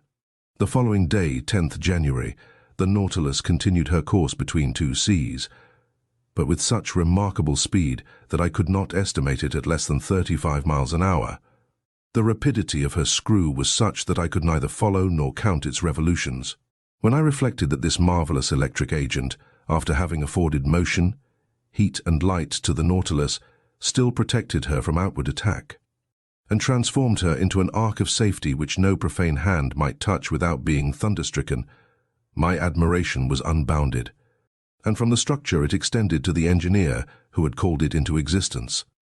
Our course was directed to the west, and on the 11th of January we doubled Cape Wessel, situation in 135° long, and 10° S lat, which forms the east point of the Gulf of Carpentaria.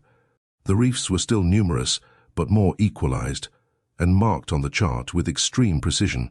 The Nautilus easily avoided the breakers of Money to port and the Victoria Reefs to starboard, placed at 130° long, and on the 10th parallel, which we strictly followed. On the 13th of January, Captain Nemo arrived in the Sea of Timor, and recognized the island of that name in 122° long. From this point, the direction of the Nautilus inclined towards the southwest. Her head was set for the Indian Ocean. Where would the fancy of Captain Nemo carry us next? Would he return to the coast of Asia, or would he approach again the shores of Europe? Improbable conjectures both, to a man who fled from inhabited continents. Then would he descend to the south? Was he going to double the Cape of Good Hope, then Cape Horn, and finally go as far as the Antarctic Pole? Would he come back at last to the Pacific, where his Nautilus could sail free and independently? Time would show.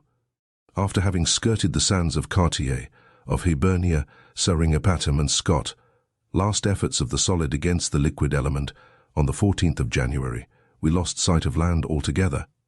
The speed of the Nautilus was considerably abated, and with irregular course she sometimes swam in the bosom of the waters, sometimes floated on their surface. During this period of the voyage, Captain Nemo made some interesting experiments on the varied temperature of the sea in different beds.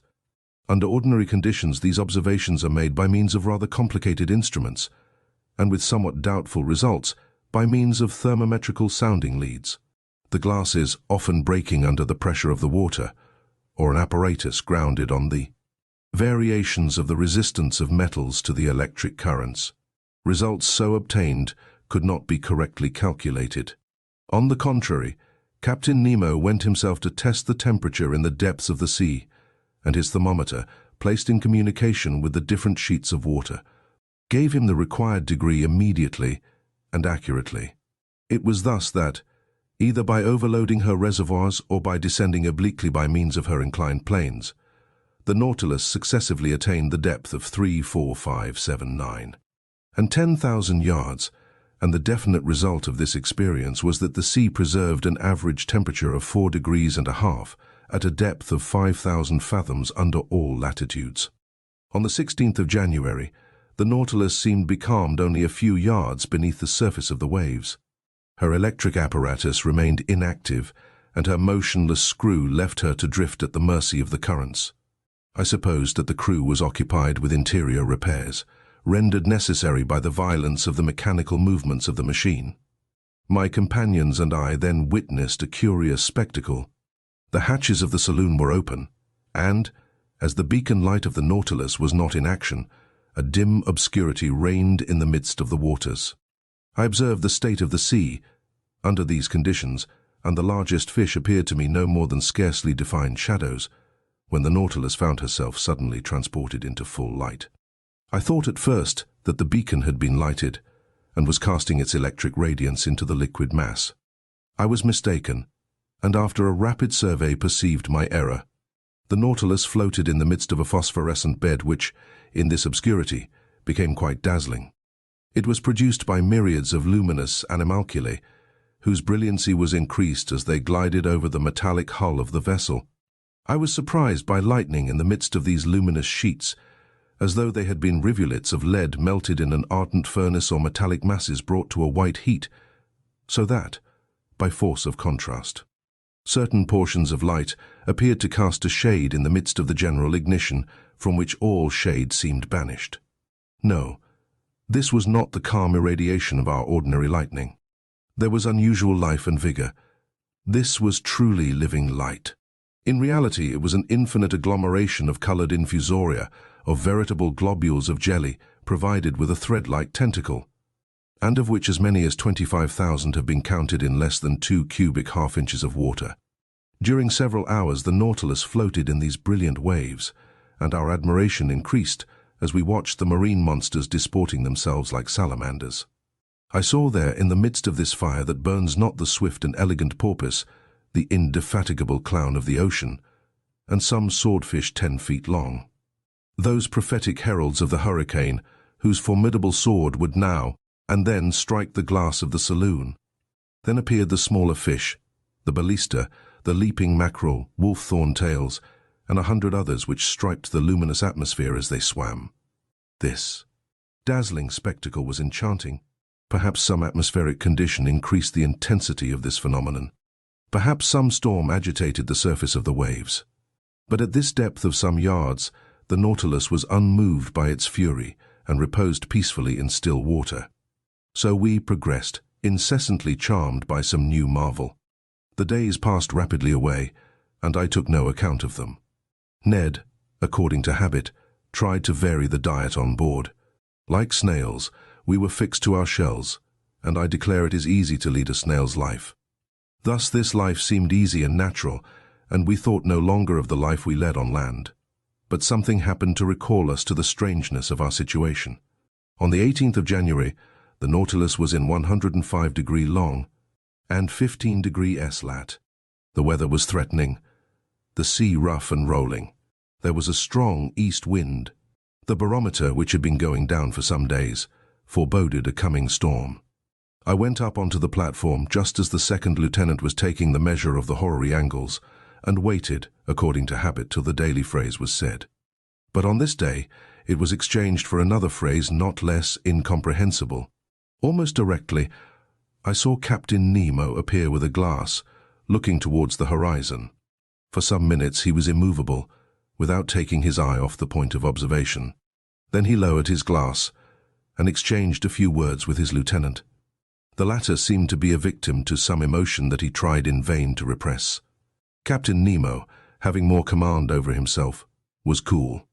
He seemed, too, to be making some objections, to which the lieutenant replied by formal assurances.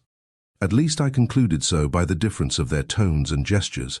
For myself, I had looked carefully in the direction indicated without seeing anything.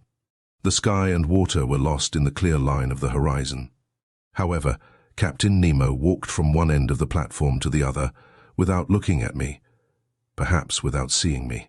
His step was firm, but less regular than usual. He stopped sometimes, crossed his arms, and observed the sea. What could he be looking for on that immense expanse? The Nautilus was then some hundreds of miles from the nearest coast. The lieutenant had taken up the glass and examined the horizon steadfastly, going and coming, stamping his foot and showing more nervous agitation than his superior officer. Besides, this mystery must necessarily be solved, and before long, for, upon an order from Captain Nemo, the engine, increasing its propelling power, made the screw turn more rapidly.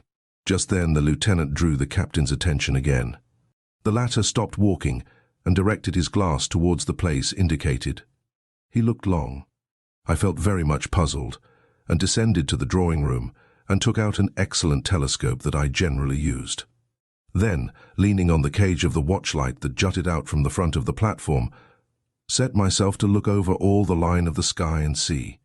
But my eye was no sooner applied to the glass than it was quickly snatched out of my hands. I turned round. Captain Nemo was before me, but I did not know him. His face was transfigured. His eyes flashed sullenly. His teeth were set. His stiff body, clenched fists and head shrunk between his shoulders, betrayed the violent agitation that pervaded his whole frame. He did not move. My glass, fallen from his hands, had rolled at his feet. Had I unwittingly provoked this fit of anger?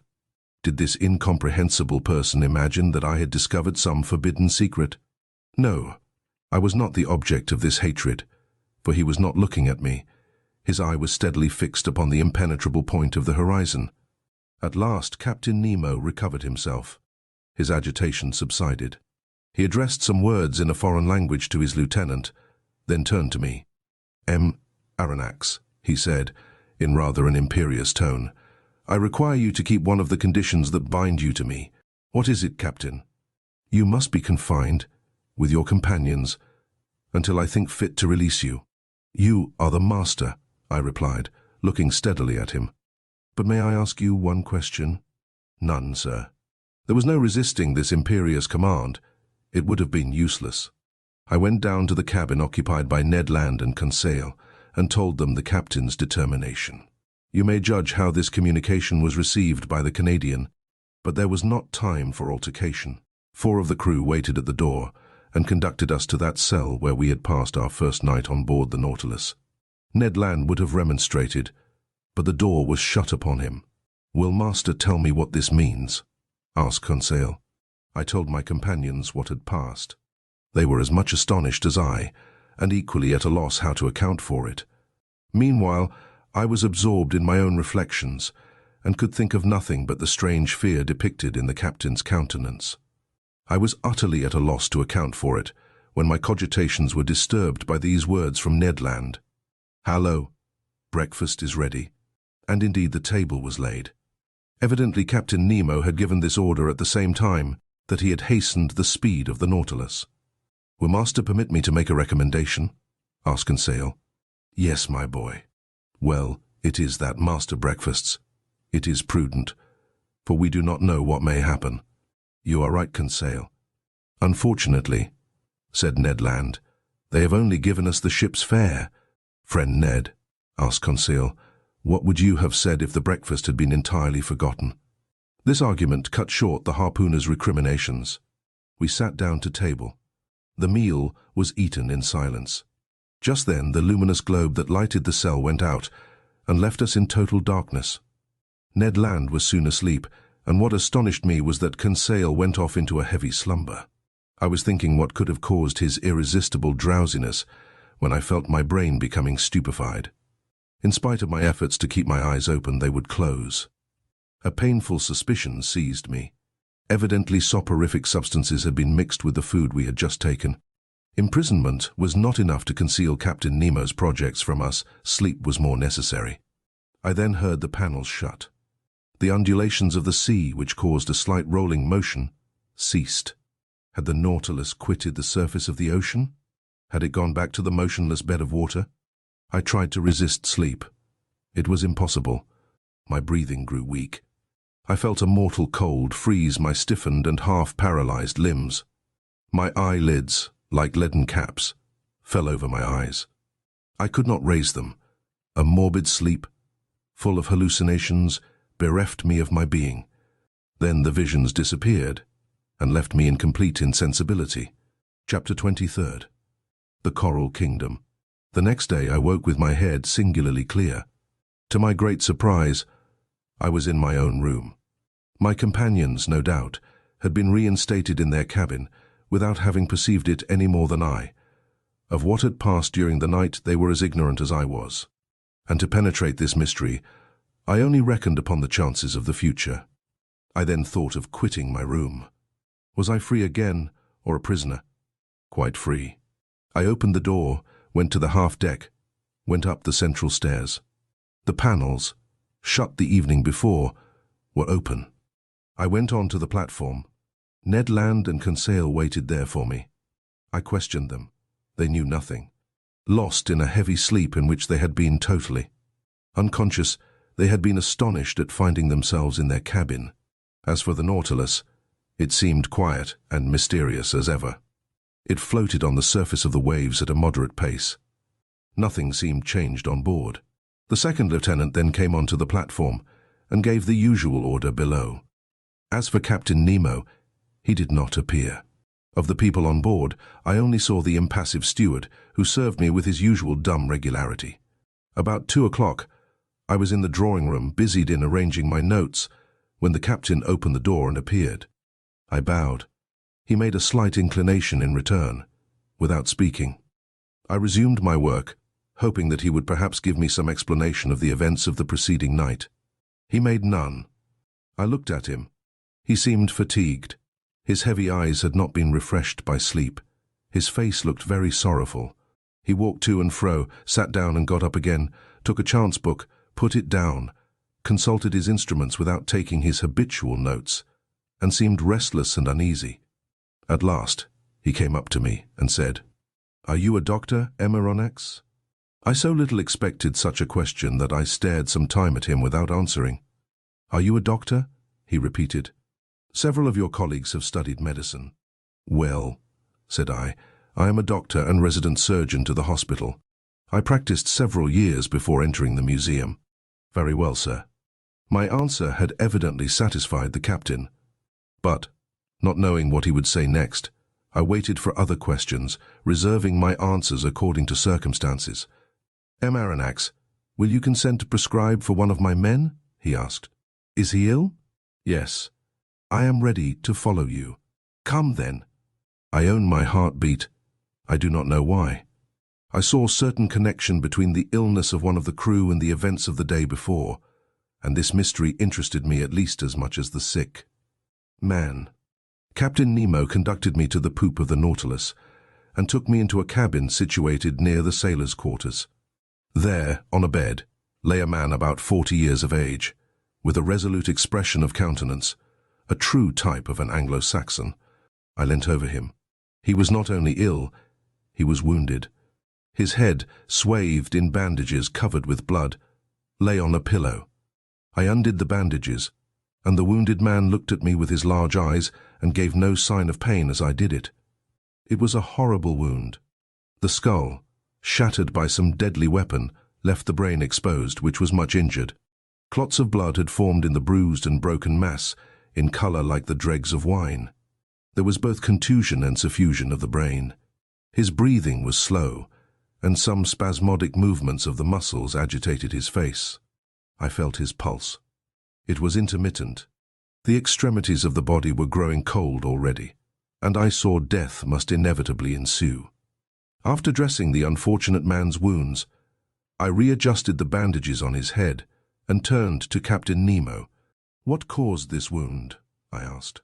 "What does it signify?" he replied, evasively. "A shock has broken one of the levers of the engine," which struck myself. "But your opinion as to his state?" I hesitated before giving it. "You may speak," said the captain. "This man does not understand French." I gave a last look at the wounded man. "He will be dead in 2 hours. Can nothing save him?" "Nothing." Captain Nemo's hand contracted, and some tears glistened in his eyes, which I thought incapable of shedding any. For some moments I still watched the dying man, whose life ebbed slowly. His pallor increased under the electric light that was shed over his deathbed. I looked at his intelligent forehead, furrowed with premature wrinkles, produced probably by misfortune and sorrow. I tried to learn the secret of his life from the last words that escaped his lips. "You can go now, Aronnax," said the captain. I left him in the dying man's cabin and returned to my room much affected by this scene. During the whole day, I was haunted by uncomfortable suspicions, and at night I slept badly, and between my broken dreams, I fancied, I heard distant sighs like the notes of a funeral psalm. Were they the prayers of the dead, murmured in that language that I could not understand? The next morning I went on to the bridge. Captain Nemo was there before me. As soon as he perceived me, he came to me. "Professor, will it be convenient to you to make a submarine excursion today?" "With my companions?" I asked. "If they like." "We obey your orders, Captain." "Will you be so good then as to put on your cork jackets?" It was not a question of dead or dying. I rejoined Ned Land and Conseil and told them of Captain Nemo's proposition. Conseil hastened to accept it, and this time the Canadian seemed quite willing to follow our example. It was 8 o'clock in the morning. At 8:30, we were equipped for this new excursion and provided with 2 contrivances for light and breathing. The double door was open, and, accompanied by Captain Nemo, who was followed by a dozen of the crew, we set foot, at a depth of about 30 feet, on the solid bottom on which the Nautilus rested.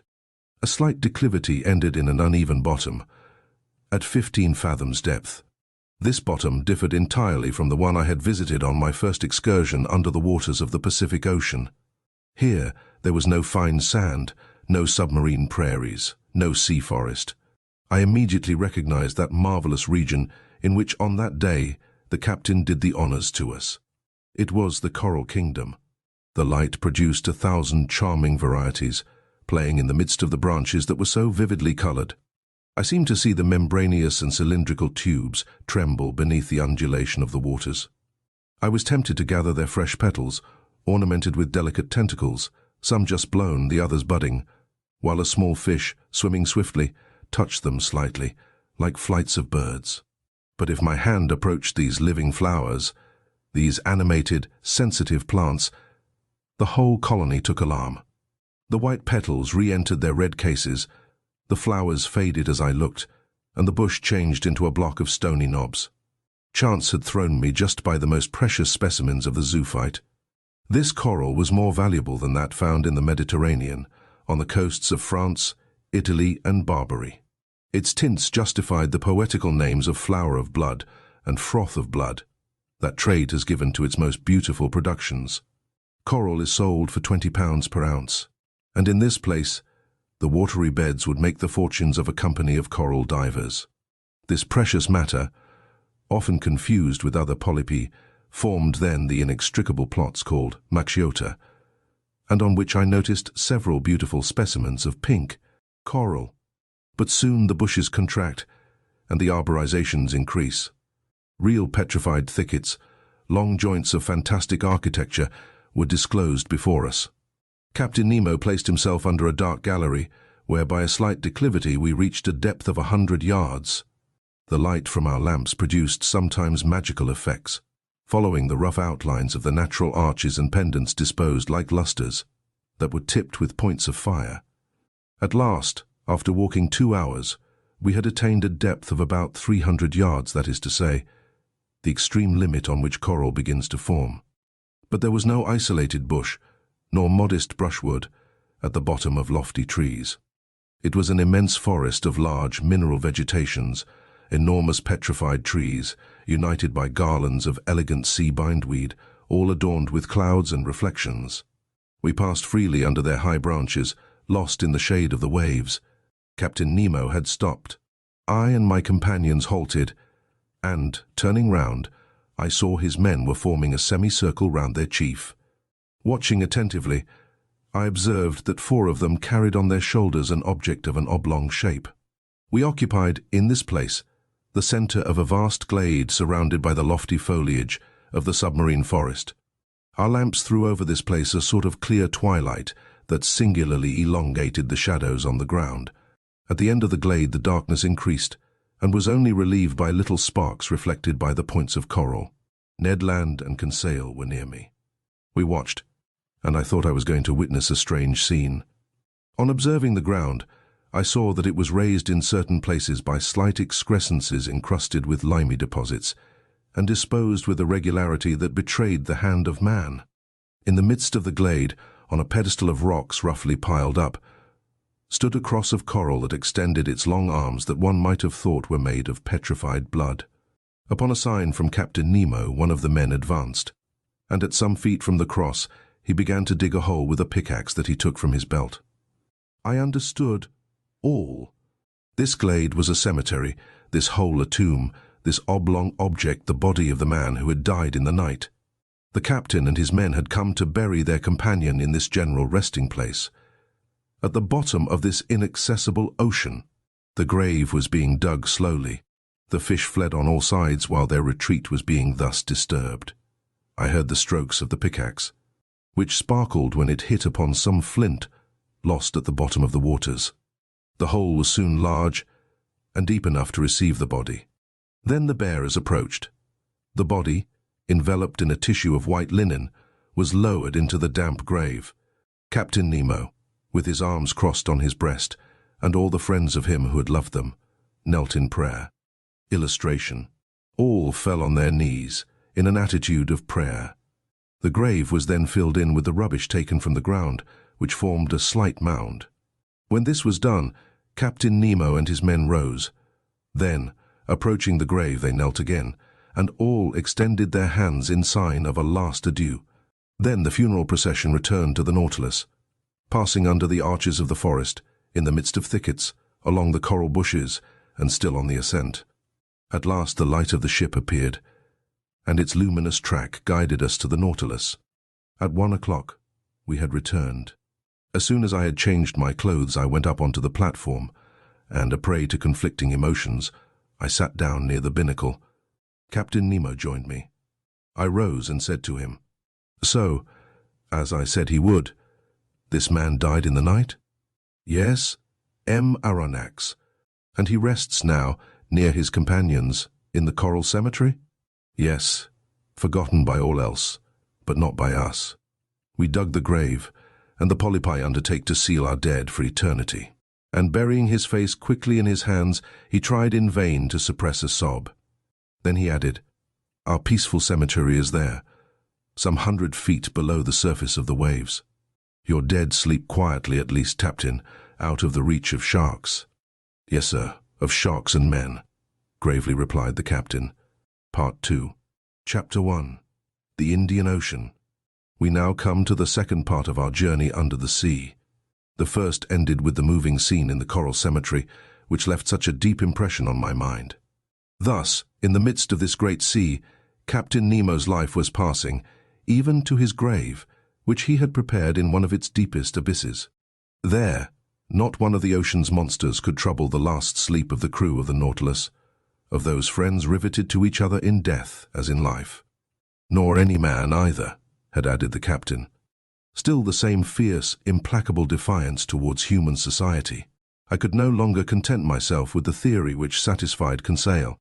That worthy fellow persisted in seeing in the commander of the Nautilus one of those unknown savants who return mankind contempt for indifference. For him, he was a misunderstood genius who, tired of Earth's deceptions, had taken refuge in this inaccessible medium where he might follow his instincts freely.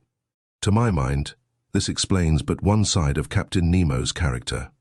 Indeed, the mystery of that last night during which we had been chained in prison, the sleep, and the precaution so violently taken by the captain of snatching from my eyes the glass I had raised to sweep the horizon.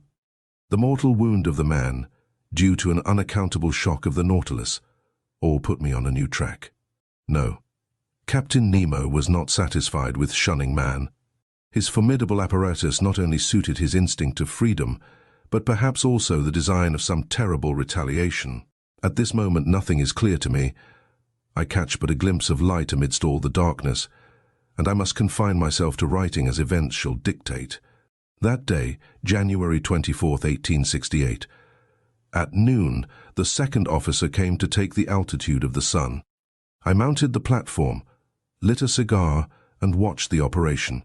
It seemed to me that the man did not understand French. For several times I made remarks in a loud voice, which must have drawn from him some involuntary sign of attention. If he had understood them, but he remained undisturbed and dumb.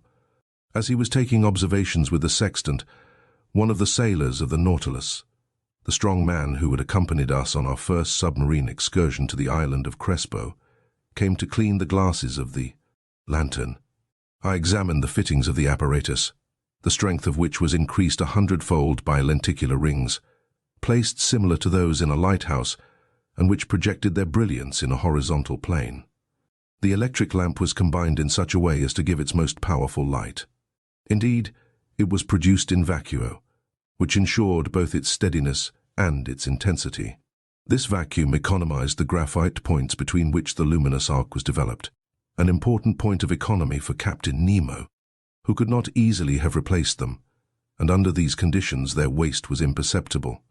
When the Nautilus was ready to continue its submarine journey, I went down to the saloon. The panel was closed, and the course marked direct west. We were furrowing the waters of the Indian Ocean, a vast liquid plain with a surface of 1,200,000,000 of acres, and whose waters are so clear and transparent that anyone leaning over them would turn giddy. The Nautilus usually floated between 50 and 100 fathoms deep. We went on so for some days. To anyone but myself, who had a great love for the sea, the hours would have seemed long and monotonous, but the daily walks on the platform, when I steeped myself in the reviving air of the ocean, the sight of the rich waters through the windows of the saloon, the books in the library, the compiling of my memoirs, took up all my time and left me not a moment of ennui or weariness. For some days we saw a great number of aquatic birds, seamews or gulls. Some were cleverly killed, and, prepared in a certain way, made very acceptable water game. Amongst large-winged birds, carried a long distance from all lands and resting upon the waves from the fatigue of their flight, I saw some magnificent albatrosses uttering discordant cries like the braying of an ass, and birds belonging to the family of the long wings. As to the fish, they always provoked our admiration when we surprised the secrets of their aquatic life through the open panels. I saw many kinds which I never before had a chance of observing. I shall notice chiefly ostracions peculiar to the Red Sea, the Indian Ocean, and that part which washes the coast of tropical America. These fishes, like the tortoise, the armadillo, the sea hedgehog, and the crustacea, are protected by a breastplate which is neither chalky nor stony. but real bone. In some it takes the form of a solid triangle, in others of a solid quadrangle. Amongst the triangular I saw some 1.5 inches in length, with wholesome flesh and a delicious flavour. They are brown at the tail and yellow at the fins, and I recommend their introduction into fresh water, to which a certain number of sea fish easily accustom themselves.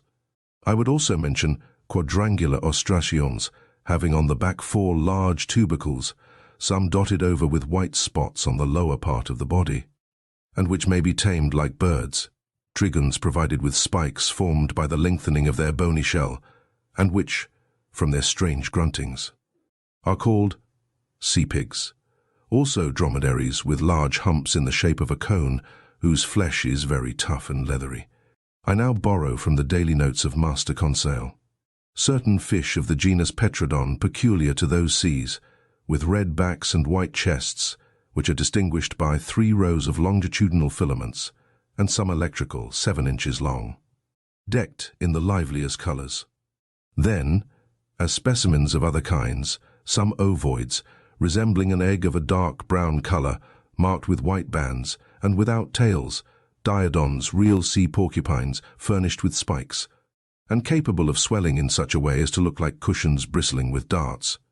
Hippocampi, common to every ocean. Some pegasi with lengthened snouts, which their pectoral fins, being much elongated and formed in the shape of wings, allow, if not to fly, at least to shoot into the air.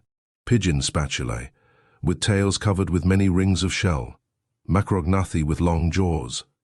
An excellent fish, 9 inches long, and bright with most agreeable colours. Pale-coloured calliamores, with rugged heads, and plenty of chatepidons, with long and tubular muzzles, which kill insects by shooting them, as from an air gun, with a single drop of water. These we may call the flycatchers of the seas. In the 89th genus of fishes, classed by Lay Speed, belonging to the second lower class of bony, characterized by opercules and bronchial membranes, I remarked the Scorpaena, the head of which is furnished with spikes, and which has but 1 dorsal fin. These creatures are covered, or not, with little shells, according to the subclass to which they belong. The second subclass gives us specimens of didactyls 14 or 15 inches in length, with yellow rays, and heads of a most fantastic appearance. As to the first subclass, it gives several specimens of that singular-looking fish appropriately called a sea frog, with large head, sometimes pierced with holes, sometimes swollen with protuberances bristling with spikes, and covered with tubercles. It has irregular and hideous horns. Its body and tail are covered with callosities. Its sting makes a dangerous wound. It is both repugnant and horrible to look at. From the 21st to the 23rd of January, the Nautilus went at the rate of 250 leagues in 24 hours, being 540 miles, or 22 miles an hour. If we recognized so many different varieties of fish, it was because, attracted by the electric light, they tried to follow us. The greater part, however, were soon distanced by our speed, though some kept their place in the waters of the Nautilus for a time. The morning of the 24th, in 12° 5s lat and 94° 33 long, we observed Keeling Island, a coral formation planted with magnificent cocoas, and which had been visited by Mr. Darwin and Captain Fitzroy. The Nautilus skirted the shores of this desert island for a little distance. Its nets brought up numerous specimens of polypi and curious shells of mollusca. Some precious productions of the species of Delphinulae enriched the treasures of Captain Nemo, to which I added an Astraea punctifera, a kind of parasite polypus often found fixed to a shell. Soon Keeling Island disappeared from the horizon, and our course was directed to the northwest in the direction of the Indian Peninsula. From Keeling Island our course was slower and more variable, often taking us into great depths. Several times they made use of the inclined planes, which certain internal levers placed obliquely to the waterline. In that way we went about 2 miles, but without ever obtaining the greatest depths of the Indian Sea, which soundings of 7,000 fathoms have never reached. As to the temperature of the lower strata, the thermometer invariably indicated 4° above zero. I only observed that in the upper regions the water was always colder in the high levels than at the surface of the sea. On the 25th of January, the ocean was entirely deserted, The Nautilus passed the day on the surface, beating the waves with its powerful screw and making them rebound to a great height. Who under such circumstances would not have taken it for a gigantic cetacean? 3 parts of this day I spent on the platform. I watched the sea. Nothing on the horizon, till about 4 o'clock a steamer running west on our counter. Her masts were visible for an instant, but she could not see the Nautilus, being too low in the water. I fancied this steamboat belonged to the P.O. Company, which runs from Ceylon to Sydney, touching at King George's Point and Melbourne. At 5 o'clock in the evening, before that fleeting twilight which binds night to day in tropical zones, Conseil and I were astonished by a curious spectacle. It was a shoal of Argonauts travelling along on the surface of the ocean. We could count several hundreds. They belonged to the tubercle kind, which are peculiar to the Indian seas. These graceful mollusks moved backwards by means of their locomotive tube, through which they propelled the water already drawn in.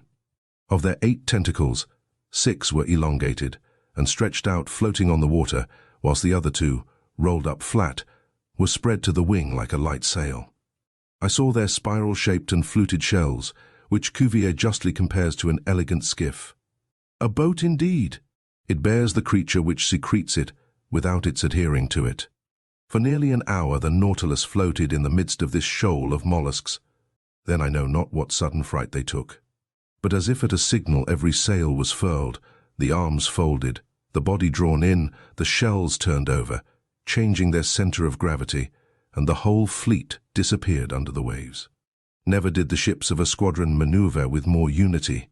At that moment night fell suddenly, and the reeds, scarcely raised by the breeze, lay peaceably under the sides of the Nautilus.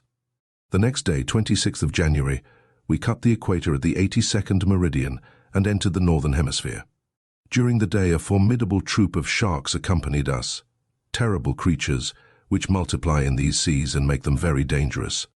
They were Testraciophilippi sharks, with brown backs and whitish bellies, armed with 11 rows of teeth, eyed sharks, their throat being marked with a large black spot surrounded with white like an eye.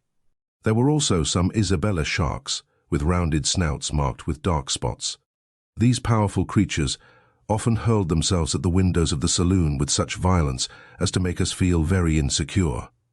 At such times Ned Land was no longer master of himself. He wanted to go to the surface and harpoon the monsters, particularly certain smooth-hound sharks, whose mouth is studded with teeth like a mosaic, and large tiger sharks nearly 6 yards long, the last named of which seemed to excite him more particularly. But the Nautilus, accelerating her speed, easily left the most rapid of them behind. The 27th of January, at the entrance of the vast Bay of Bengal, we met repeatedly a forbidding spectacle, dead bodies floating on the surface of the water. They were the dead of the Indian villages, carried by the Ganges to the level of the sea, and which the vultures, the only undertakers of the country, had not been able to devour. But the sharks did not fail to help them at their funeral work. About 7 o'clock in the evening, the Nautilus, half immersed, was sailing in a sea of milk. At first sight, the ocean seemed lactified. Was it the effect of the lunar rays? No, for the moon, scarcely 2 days old, was still lying hidden under the horizon in the rays of the sun. The whole sky, though lit by the sidereal rays, seemed black by contrast with the whiteness of the waters. Conseil could not believe his eyes, and questioned me as to the cause of this strange phenomenon. Happily, I was able to answer him. It is called a milk sea, I explained. A large extent of white wavelets often to be seen on the coasts of Amboina and in these parts of the sea.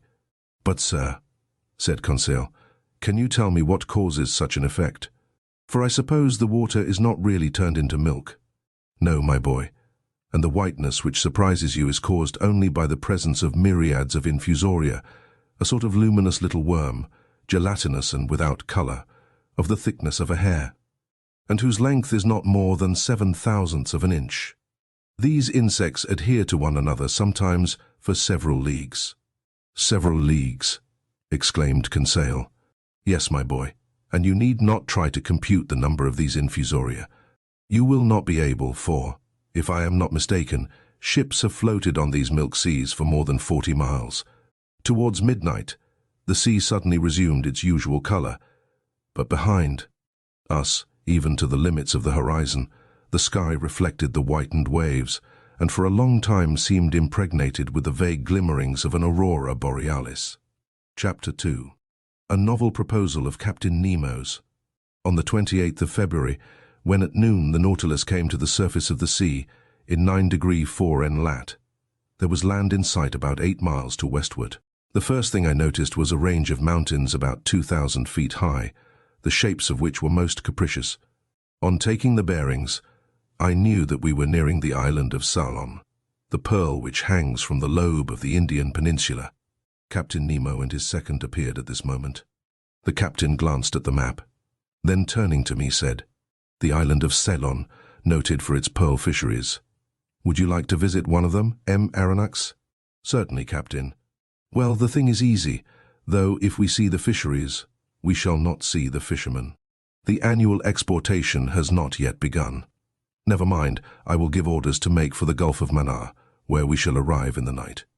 The captain said something to his second, who immediately went out.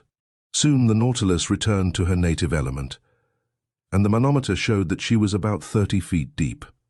"Well, sir," said Captain Nemo, "you and your companions shall visit the Bank of Mannar, and if by chance some fisherman should be there, we shall see him at work." "Agreed, Captain. By the by, M. Aronnax, you are not afraid of sharks?" "Sharks!" exclaimed I.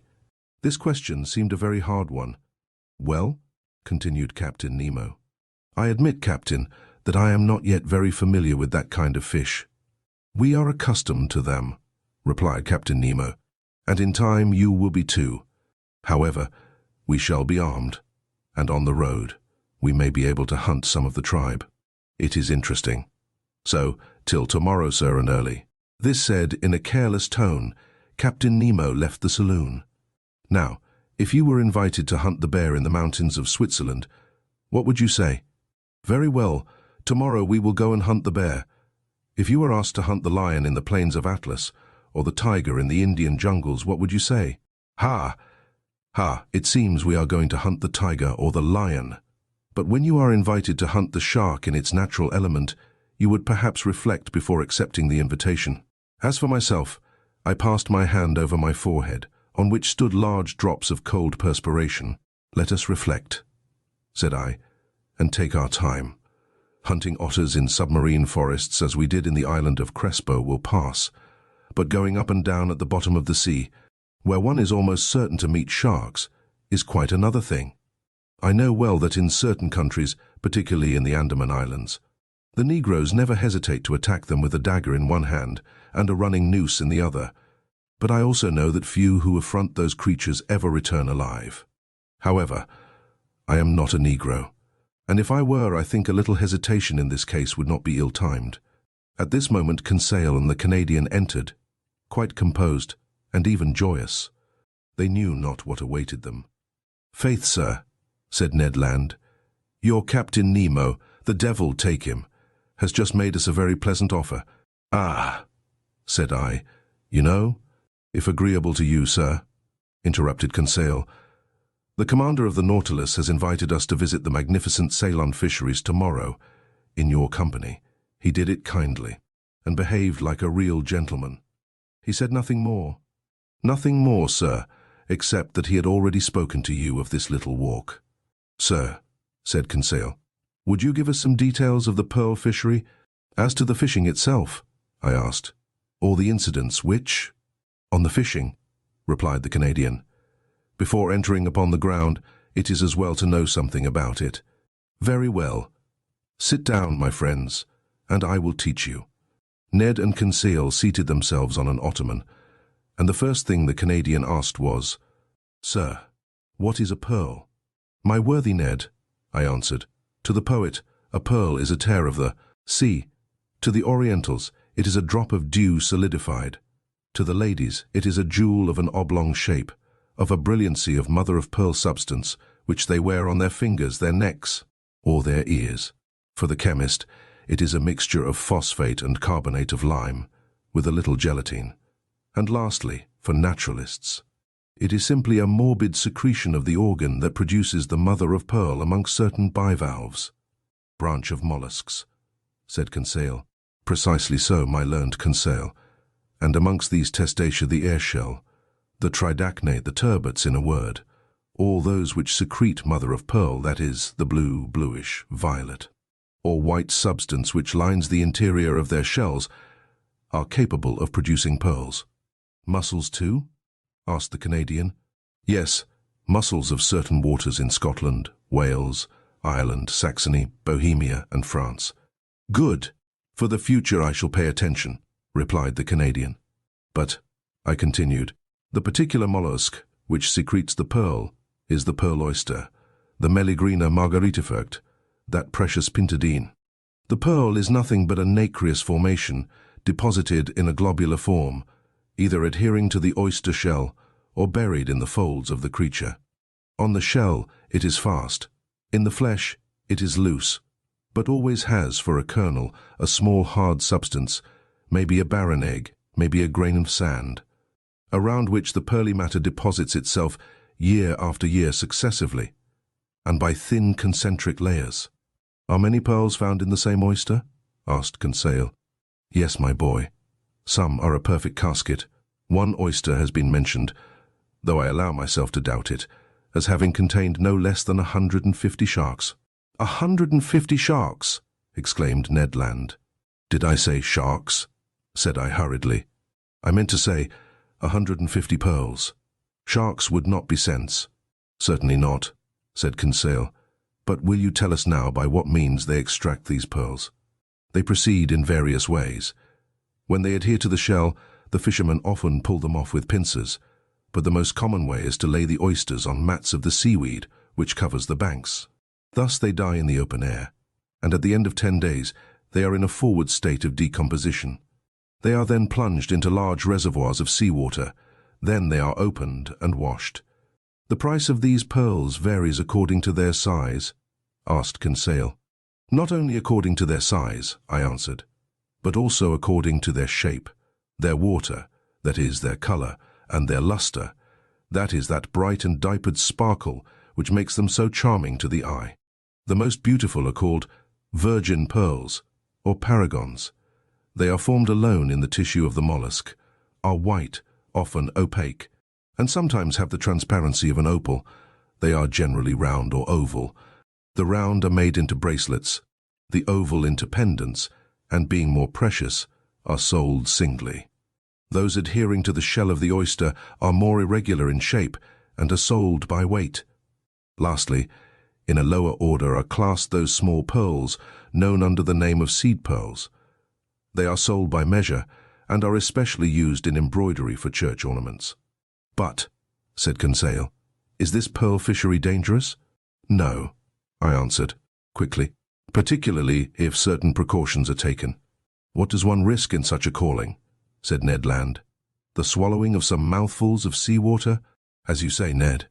By the by, said I, trying to take Captain Nemo's careless tone. Are you afraid of sharks, brave Ned? Aye, replied the Canadian. A harpooner by profession? It is my trade to make light of them. But, said I, it is not a question of fishing for them with an iron swivel, hoisting them into the vessel, cutting off their tails with a blow of a chopper, ripping them up, and throwing their heart into the sea. Then, it is a question of, precisely, in the water? In the water. Faith, with a good harpoon. You know, sir, these sharks are ill-fashioned beasts. They turn on their bellies to seize you, and in that time. Ned Land had a way of saying, seize, which made my blood run cold.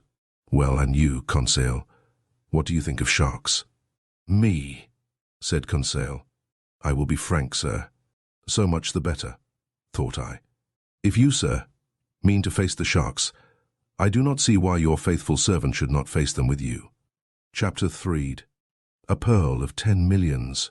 The next morning at 4 o'clock I was awakened by the steward whom Captain Nemo had placed at my service. I rose hurriedly, dressed, and went into the saloon. Captain Nemo was awaiting me. Aronnax, said he, are you ready to start? I am ready. Then please to follow me. And my companions, Captain? They have been told, and are waiting. "Are we not to put on our divers' dresses?" asked I. "Not yet. I have not allowed the Nautilus to come too near this coast, and we are some distance from the Manar bank, but the boat is ready, and will take us to the exact point of disembarking, which will save us a long way. It carries our diving apparatus, which we will put on when we begin our submarine journey." Captain Nemo conducted me to the central staircase, which led on the platform. Ned and Conseil were already there, delighted at the idea of the pleasure party which was preparing. 5 sailors from the Nautilus, with their oars, waited in the boat, which had been made fast against the side. The night was still dark. Layers of clouds covered the sky, allowing but few stars to be seen. I looked on the side where the land lay, and saw nothing but a dark line enclosing 3 parts of the horizon, from southwest to northwest. The Nautilus, having returned during the night up the western coast of Ceylon, was now west of the bay, or rather gulf, formed by the mainland and the island of Manar. There, under the dark waters, stretched the Pintadine Bank, an inexhaustible field of pearls, the length of which is more than 20 miles. Captain Nemo, Ned Land, Conseil, and I took our places in the stern of the boat. The master went to the tiller. His 4 companions leaned on their oars, the painter was cast off, and we sheered off. The boat went towards the south. The oarsmen did not hurry. I noticed that their strokes, strong in the water, only followed each other every 10 seconds, according to the method generally adopted in the Navy. Whilst the craft was running by its own velocity, the liquid drops struck the dark depths of the waves crisply like spats of melted lead. A little billow, spreading wide, gave a slight roll to the boat, and some samphire reeds flapped before it. We were silent. What was Captain Nemo thinking of? Perhaps of the land he was approaching, and which he found too near to him, contrary to the Canadian's opinion, who thought it too far off. As to Conseil, he was merely there from curiosity. About 5:30, the first tints on the horizon showed the upper line of coast more distinctly. Flat enough in the east, it rose a little to the south. 5 miles still lay between us, and it was indistinct owing to the mist on the water. At 6 o'clock, it became suddenly daylight, with that rapidity peculiar to tropical regions which know neither dawn nor twilight. The solar rays pierced the curtain of clouds, piled up on the eastern horizon, and the radiant orb rose rapidly. I saw land distinctly, with a few trees scattered here and there. The boat neared Manar Island, which was rounded to the south. Captain Nemo rose from his seat and watched the sea. At a sign from him the anchor was dropped, but the chain scarcely ran, for it was little more than a yard deep, and this spot was one of the highest points of the bank of Pintadines. "Here we are, Aronnax," said Captain Nemo. "You see that enclosed bay? Here, in a month will be assembled the numerous fishing boats of the exporters, and these are the waters their divers will ransack so boldly. Happily, this bay is well situated for that kind of fishing. It is sheltered from the strongest winds. The sea is never very rough here, which makes it favorable for the divers' work. We will now put on our dresses and begin our walk." I did not answer, and while watching the suspected waves, began with the help of the sailors to put on my heavy sea dress. Captain Nemo and my companions were also dressing. None of the Nautilus men were to accompany us on this new excursion. Soon we were enveloped to the throat in India rubber clothing, the air apparatus fixed to our backs by braces. As to the Ruhmkorff apparatus, there was no necessity for it. Before putting my head into the copper cap, I had asked the question of the captain. "They would be useless," he replied. "We are going to no great depth, and the solar rays will be enough to light our walk. Besides, it would not be prudent to carry the electric light in these waters. Its brilliancy might attract some of the dangerous inhabitants of the coast most inopportunely." As Captain Nemo pronounced these words, I turned to Conseil and Ned Land. But my 2 friends had already encased their heads in the metal cap, and they could neither hear nor answer. One last question remained to ask of Captain Nemo. "And our arms?" asked I. "Our guns?" "Guns? What for? Do not mountaineers attack the bear with a dagger in their hand? And is not steel surer than lead? Here is a strong blade. Put it in your belt, and we start." I looked at my companions. They were armed like us, and more than that. Ned Land was brandishing an enormous harpoon, which he had placed in the boat before leaving the Nautilus. Then, following the captain's example, I allowed myself to be dressed in the heavy copper helmet, and our reservoirs of air were at once in activity. An instant after we were landed, one after the other, in about 2 yards of water upon an even sand. Captain Nemo made a sign with his hand, and we followed him by a gentle declivity till we disappeared under the waves. Over our feet, like coveys of snipe in a bog, rose shoals of fish, of the genus Monoptera, which have no other fins but their tail. I recognized the Javanese, a real serpent 2.5 feet long, of a livid color underneath, and which might easily be mistaken for a conger eel if it were not for the golden stripes on its side. In the genus Dromaeus, whose bodies are very flat and oval, I saw some of the most brilliant colors, carrying their dorsal fin like a scythe, an excellent eating fish, which, dried and pickled, is known by the name of carawade. Then some tranquibars, belonging to the genus Apsiphoroids, whose body is covered with a shell cuirass of 8 longitudinal plates. The heightening sun lit the massive waters more and more. The soil changed by degrees. To the fine sand succeeded a perfect causeway of boulders, covered with a carpet of mollusks and zoophytes. Amongst the specimens of these branches I noticed some placinae, with thin, unequal shells, a kind of ostracion peculiar to the Red Sea and the Indian Ocean, some orange lucinae with rounded shells, rockfish 3.5 feet long, which raised themselves under the waves like hands ready to seize one. There were also some panopyres, slightly luminous, and lastly, some oculines like magnificent fans, forming one of the richest vegetations of these seas. In the midst of these living plants, and under the arbors of the hydrophytes, were layers of clumsy articulates, particularly some Rananae, whose carapace formed a slightly rounded triangle, and some horrible-looking parthenopes. At about 7 o'clock we found ourselves at last surveying the oyster banks on which the pearl oysters are reproduced by millions. Captain Nemo pointed with his hand to the enormous heap of oysters, and I could well understand that this mine was inexhaustible, for nature's creative power is far beyond man's instinct of destruction. Ned Land, faithful to his instinct, hastened to fill a net which he carried by his side with some of the finest specimens. But we could not stop. We must follow the captain, who seemed to guide himself by paths known only to himself.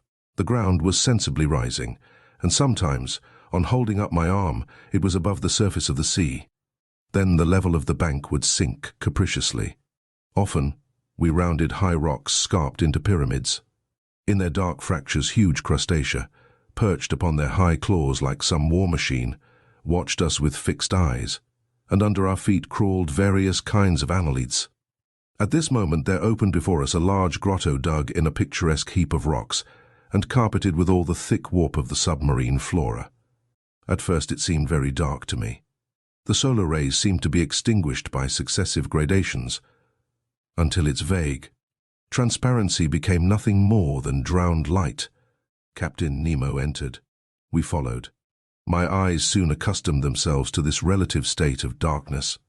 I could distinguish the arches springing capriciously from natural pillars, standing broad upon their granite base, like the heavy columns of Tuscan architecture. Why had our incomprehensible guide led us to the bottom of this submarine crypt? I was soon to know. After descending a rather sharp declivity, our feet trod the bottom of a kind of circular pit. There Captain Nemo stopped, and with his hand indicated an object I had not yet perceived. It was an oyster of extraordinary dimensions, a gigantic tridacne, a goblet which could have contained a whole lake of holy water, a basin the breadth of which was more than 2.5 yards, and consequently larger than that, ornamenting the saloon of the Nautilus. I approached this extraordinary mollusk. It adhered by its filaments to a table of granite, and there, isolated, it developed itself in the calm waters of the grotto. I estimated the weight of this tridacne at 600 lbs. Such an oyster would contain 30 lbs of meat, and one must have the stomach of a gargantua to demolish some dozens of them. Captain Nemo was evidently acquainted with the existence of this bivalve, and seemed to have a particular motive in verifying the actual state of this tridacny. The shells were a little open. The captain came near and put his dagger between to prevent them from closing. Then with his hand, he raised the membrane with its fringed edges, which formed a cloak for the creature. There, between the folded plaits, I saw a loose pearl whose size equaled that of a cocoa nut. Its globular shape, perfect clearness, and admirable luster made it altogether a jewel of inestimable value. Carried away by my curiosity, I stretched out my hand to seize it, weigh it, and touch it. But the captain stopped me, made a sign of refusal, and quickly withdrew his dagger, and the two shells closed suddenly. I then understood Captain Nemo's intention. In leaving this pearl hidden in the mantle of the tridacny, he was allowing it to grow slowly. Each year the secretions of the mollusk would add new concentric circles. I estimated its value at £500,000 at least. After 10 minutes, Captain Nemo stopped suddenly. I thought he had halted previously to returning. No, by a gesture he bade us crouch beside him in a deep fracture of the rock. His hand pointed to one part of the liquid mass, which I watched attentively.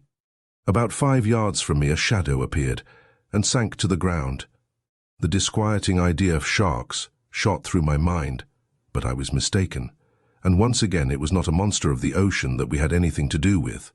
It was a man, a living man, an Indian, a fisherman, a poor devil who, I suppose, had come to glean before the harvest. I could see the bottom of his canoe anchored some feet above his head. He dived and went up successively. A stone held between his feet, cut in the shape of a sugar loaf, whilst a rope fastened him to his boat, helped him to descend more rapidly. This was all his apparatus. Reaching the bottom, about 5 yards deep, he went on his knees and filled his bag with oysters picked up at random. Then he went up, emptied it, pulled up his stone, and began the operation once more, which lasted 30 seconds. The diver did not see us. The shadow of the rock hid us from sight. And how should this poor Indian ever dream that men, beings like himself, should be there under the water watching his movements and losing no detail of the fishing? Several times he went up in this way and dived again. He did not carry away more than 10 at each plunge, for he was obliged to pull them from the bank to which they adhered by means of their strong byssus. And how many of those oysters for which he risked his life had no pearl in them? I watched him closely. His maneuvers were regular, and for the space of half an hour no danger appeared to threaten him. I was beginning to accustom myself to the sight of this interesting fishing, when suddenly, as the Indian was on the ground, I saw him make a gesture of terror, rise, and make a spring to return to the surface of the sea. I understood his dread. A gigantic shadow appeared just above the unfortunate diver. It was a shark of enormous size advancing diagonally, his eyes on fire and his jaws open. I was mute with horror and unable to move. The voracious creature shot towards the Indian, who threw himself on one side to avoid the shark's fins, but not its tail, for it struck his chest and stretched him on the ground. This scene lasted but a few seconds. The shark returned, and turning on his back, prepared himself for cutting the Indian in two, when I saw Captain Nemo rise suddenly, and then, dagger in hand, walk straight to the monster, ready to fight face to face with him. The very moment the shark was going to snap the unhappy fisherman in two, he perceived his new adversary, and, turning over, made straight towards him. I can still see Captain Nemo's position. Holding himself well together, he waited for the shark with admirable coolness, and, when it rushed at him, threw himself on one side with wonderful quickness, avoiding the shock and burying his dagger deep into its side. But it was not all over. A terrible combat ensued. Illustration. A terrible combat began. The shark had seemed to roar, if I might say so. The blood rushed in torrents from its wound. The sea was dyed red, and through the opaque liquid I could distinguish nothing more. Nothing more until the moment when, like lightning, I saw the undaunted captain hanging onto one of the creature's fins, struggling, as it were, hand to hand with the monster and dealing successive blows at his enemy, yet still unable to give a decisive one. The shark's struggles agitated the water with such fury that the rocking threatened to upset me. I wanted to go to the captain's assistance, but, nailed to the spot with horror, I could not stir. I saw the haggard eye. I saw the different phases of the fight. The captain fell to the earth, upset by the enormous mass which leant upon him.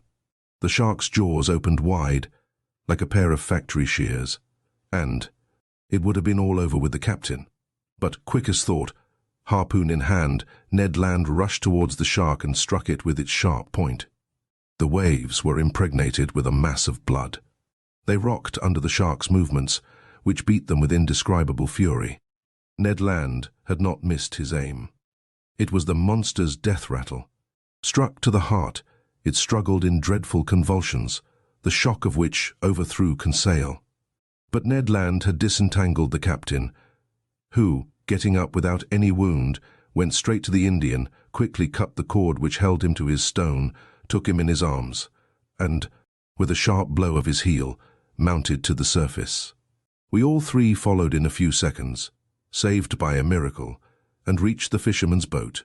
Captain Nemo's first care was to recall the unfortunate man to life again. I did not think he could succeed. I hoped so, for the poor creature's immersion was not long, but the blow from the shark's tail might have been his death blow. Happily, with the captain's and Conseil's sharp friction, I saw consciousness return by degrees. He opened his eyes. What was his surprise, his terror even, at seeing 4 great copper heads leaning over him? And above all, what must he have thought when Captain Nemo, drawing from the pocket of his dress a bag of pearls, placed it in his hand? This munificent charity from the man of the waters to the poor Singalese was accepted with a trembling hand. His wondering eyes showed that he knew not to what superhuman beings he owed both fortune and life. At a sign from the captain we regained the bank, and, following the road already traversed, came in about half an hour to the anchor which held the canoe of the Nautilus to the earth. Once on board, we each, with the help of the sailors, got rid of the heavy copper helmet. Captain Nemo's first word was to the Canadian. "Thank you, Master Land," said he. "It was in revenge, Captain," replied Ned Land. "I owed you that." A ghastly smile passed across the captain's lips, and that was all. "To the Nautilus," said he. The boat flew over the waves. Some minutes after we met the shark's dead body floating. By the black marking of the extremity of its fins, I recognized the terrible melanopteron of the Indian seas, of the species of shark so properly called. It was more than 25 feet long. Its enormous mouth occupied 1/3 of its body. It was an adult, as was known by its 6 rows of teeth placed in an isosceles triangle in the upper jaw. Whilst I was contemplating this inert mass, a dozen of these voracious beasts appeared round the boat, and without noticing us, threw themselves upon the dead body and fought with one another for the pieces. At 8:30, we were again on board the Nautilus. There, I reflected on the incidents which had taken place in our excursion to the Mana Bank.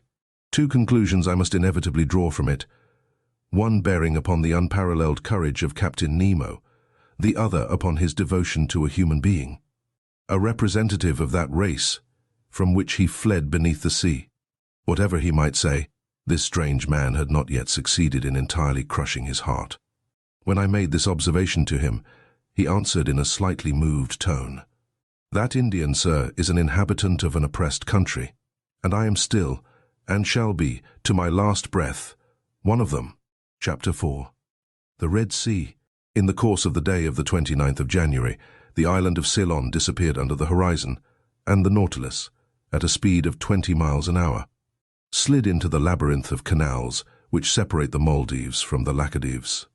It coasted even the island of Kiltan, a land originally coralline, discovered by Vasco da Gama in 1499, and one of the 19 principal islands of the Laccadive Archipelago, situated between 10° and 14° 30' lat, and 69° 50' 72" long.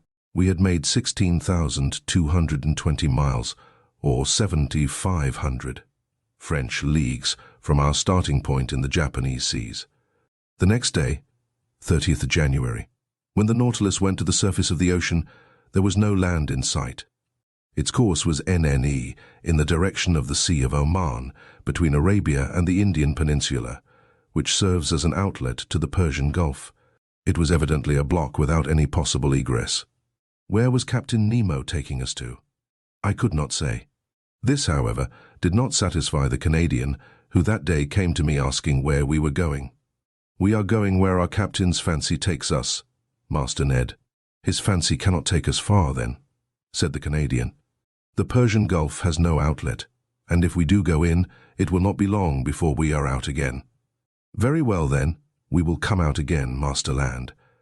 And if, after the Persian Gulf, the Nautilus would like to visit the Red Sea, the Straits of Bab el-Mandeb are there to give us entrance."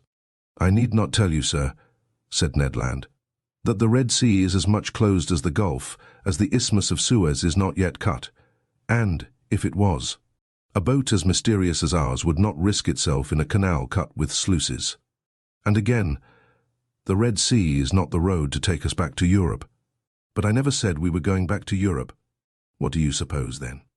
"I suppose that after visiting the curious coasts of Arabia and Egypt, the Nautilus will go down the Indian Ocean again, perhaps cross the Channel of Mozambique, perhaps off the Mascarenas, so as to gain the Cape of Good Hope." "And once at the Cape of Good Hope?" asked the Canadian, with peculiar emphasis. "Well, we shall penetrate into that Atlantic, which we do not yet know." "Ah, friend Ned, you are getting tired of this journey under the sea. You are surfeited with the incessantly varying spectacle of submarine wonders. For my part, I shall be sorry to see the end of a voyage which it is given to so few men to make." For 4 days, till the 3rd of February, the Nautilus scoured the Sea of Oman, at various speeds and at various depths. It seemed to go at random, as if hesitating as to which road it should follow. But we never passed the Tropic of Cancer. In quitting this sea, we sighted Muscat for an instant, one of the most important towns of the country of Oman. I admired its strange aspect, surrounded by black rocks upon which its white houses and forts stood in relief. I saw the rounded domes of its mosques, the elegant points of its minarets, its fresh and verdant terraces. But it was only a vision. The Nautilus soon sank under the waves of that part of the sea. We passed along the Arabian coast of Mahra and Hadramaut for a distance of 6 miles, its undulating line of mountains being occasionally relieved by some ancient ruin. The 5th of February we at last entered the Gulf of Aden, a perfect funnel introduced into the neck of Bab el-Mandeb, through which the Indian waters entered the Red Sea. The 6th of February, the Nautilus floated in sight of Aden, perched upon a promontory which a narrow isthmus joins to the mainland, a kind of inaccessible Gibraltar, the fortifications of which were rebuilt by the English after taking possession in 1839. I caught a glimpse of the octagon minarets of this town, which was at one time the richest commercial magazine on the coast. I certainly thought that Captain Nemo, arrived at this point, would back out again, but I was mistaken, for he did no such thing, much to my surprise. The next day, the 7th of February, we entered the Straits of Bab el-Mandeb, the name of which, in the Arab tongue, means the Gate of Tears. To 20 miles in breadth, it is only 32 in length, and for the Nautilus, starting at full speed, the crossing was scarcely the work of an hour. But I saw nothing, not even the island of Perim, with which the British government has fortified the position of Aden. There were too many English or French steamers of the line of Suez to Bombay, Calcutta to Melbourne, and from Bourbon to the Mauritius, furrowing this narrow passage for the Nautilus to venture to show itself, so it remained prudently below. At last, about noon, we were in the waters of the Red Sea. I would not even seek to understand the caprice which had decided Captain Nemo upon entering the Gulf, but I quite approved of the Nautilus entering it. Its speed was lessened. Sometimes it kept on the surface, sometimes it dived to avoid a vessel, and thus I was able to observe the upper and lower parts of this curious sea. The 8th of February, from the first dawn of day, Mocha came in sight, now a ruined town, whose walls would fall at a gunshot, yet which shelters here and there some verdant date trees, once an important city, containing 6 public markets and 26 mosques, and whose walls, defended by 14 forts, formed a girdle of 2 miles in circumference. The Nautilus then approached the African shore, where the depth of the sea was greater. There, Between two waters clear as crystal, through the open panels we were allowed to contemplate the beautiful bushes of brilliant coral and large blocks of rock, clothed with a splendid fur of green variety. Of sights and landscapes along these sandbanks and algae in Fuji. What an indescribable spectacle, and what variety of sights and landscapes along these sandbanks and volcanic islands which bound the Libyan coast. But where these shrubs appeared in all their beauty was on the eastern coast, which the Nautilus soon gained. It was on the coast of Tahama, for there not only did this display of zoophytes flourish beneath the level of the sea, but they also formed picturesque interlacings which unfolded themselves about 60 feet above the surface, more capricious but less highly colored than those whose freshness was kept up by the vital power of the waters. What charming hours I passed thus at the window of the saloon! What new specimens of submarine flora and fauna did I admire under the brightness of our electric lantern!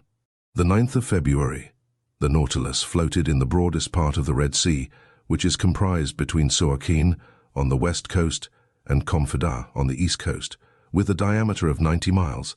That day at noon, after the bearings were taken, Captain Nemo mounted the platform, where I happened to be, and I was determined not to let him go down again without at least pressing him regarding his ulterior projects.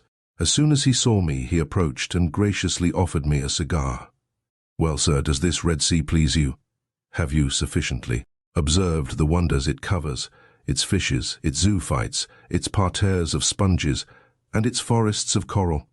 Did you catch a glimpse of the towns on its borders?" "Yes, Captain Nemo," I replied, "and the Nautilus is wonderfully fitted for such a study." "Ah, it is an intelligent boat." "Yes, sir, intelligent and invulnerable. It fears neither the terrible tempests of the Red Sea, nor its currents, nor its sandbanks." "Certainly," said I. "This sea is quoted as one of the worst, and in the time of the ancients, if I am not mistaken, its reputation was detestable. Detestable, Aronnax. The Greek and Latin historians do not speak favorably of it, and Strabo says it is very dangerous during the Etesian winds and in the rainy season. The Arabian Idrisi portrays it under the name of the Gulf of Kulzum, and relates that vessels perish there in great numbers on the sandbanks, and that no one would risk sailing in the night.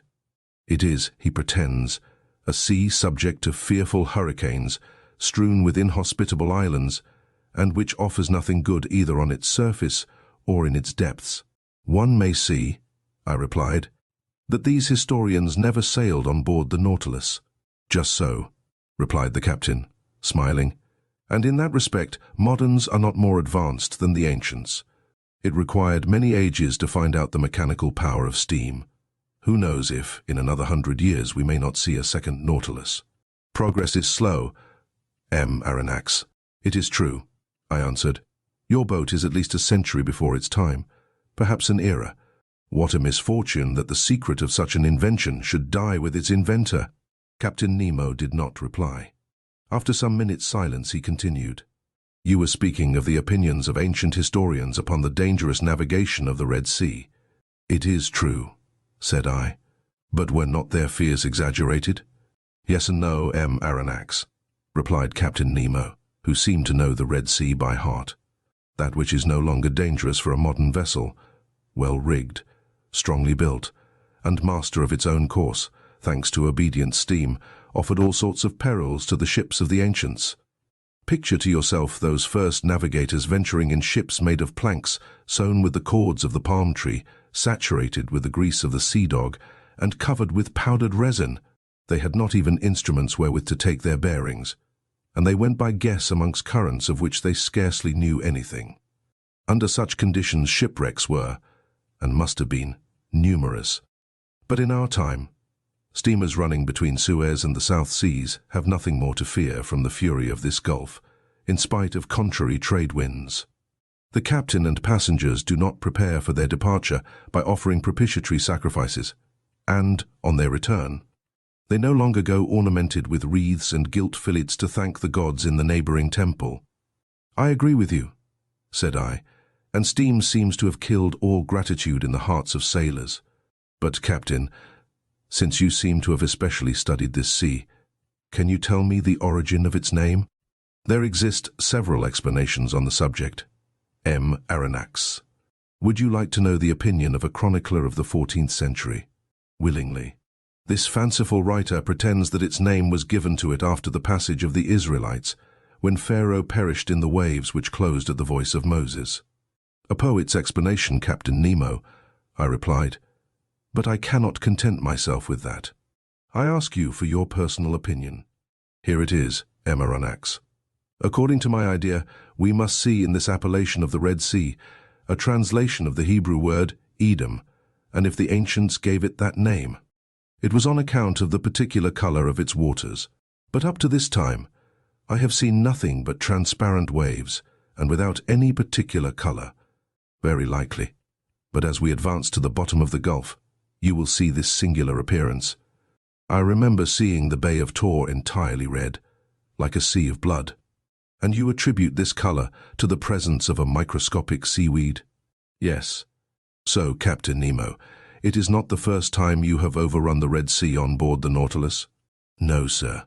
As you spoke a while ago of the passage of the Israelites and of the catastrophe to the Egyptians, I will ask whether you have met with the traces under the water of this great historical fact.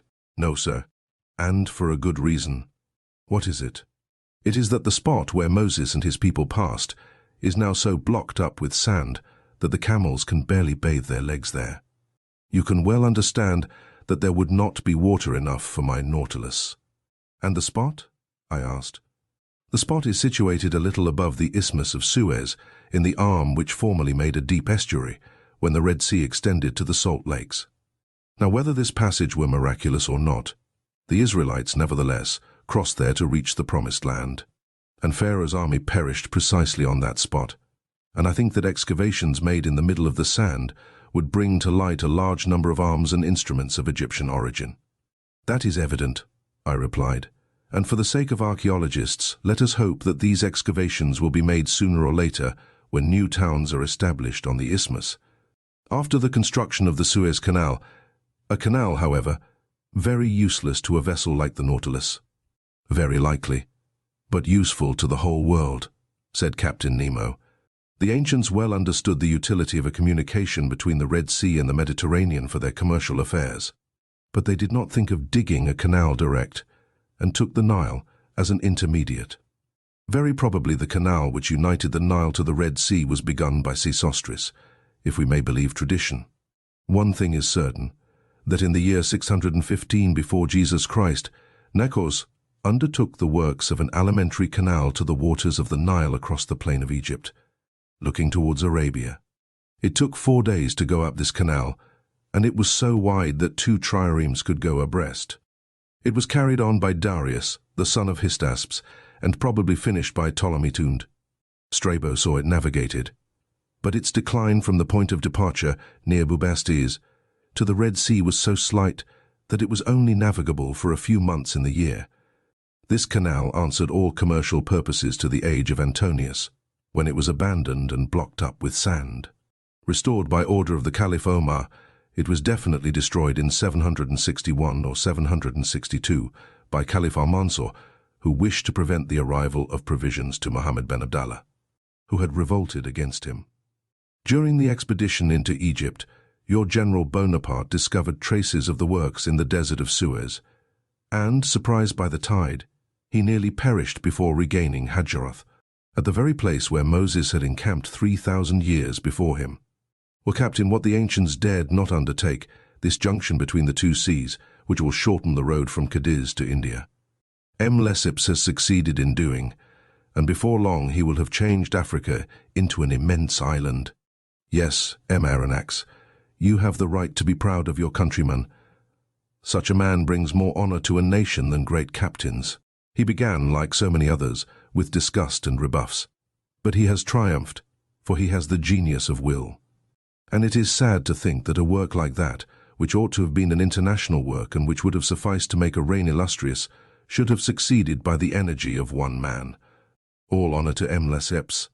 Yes, honor to the great citizen, I replied, surprised by the manner in which Captain Nemo had just spoken.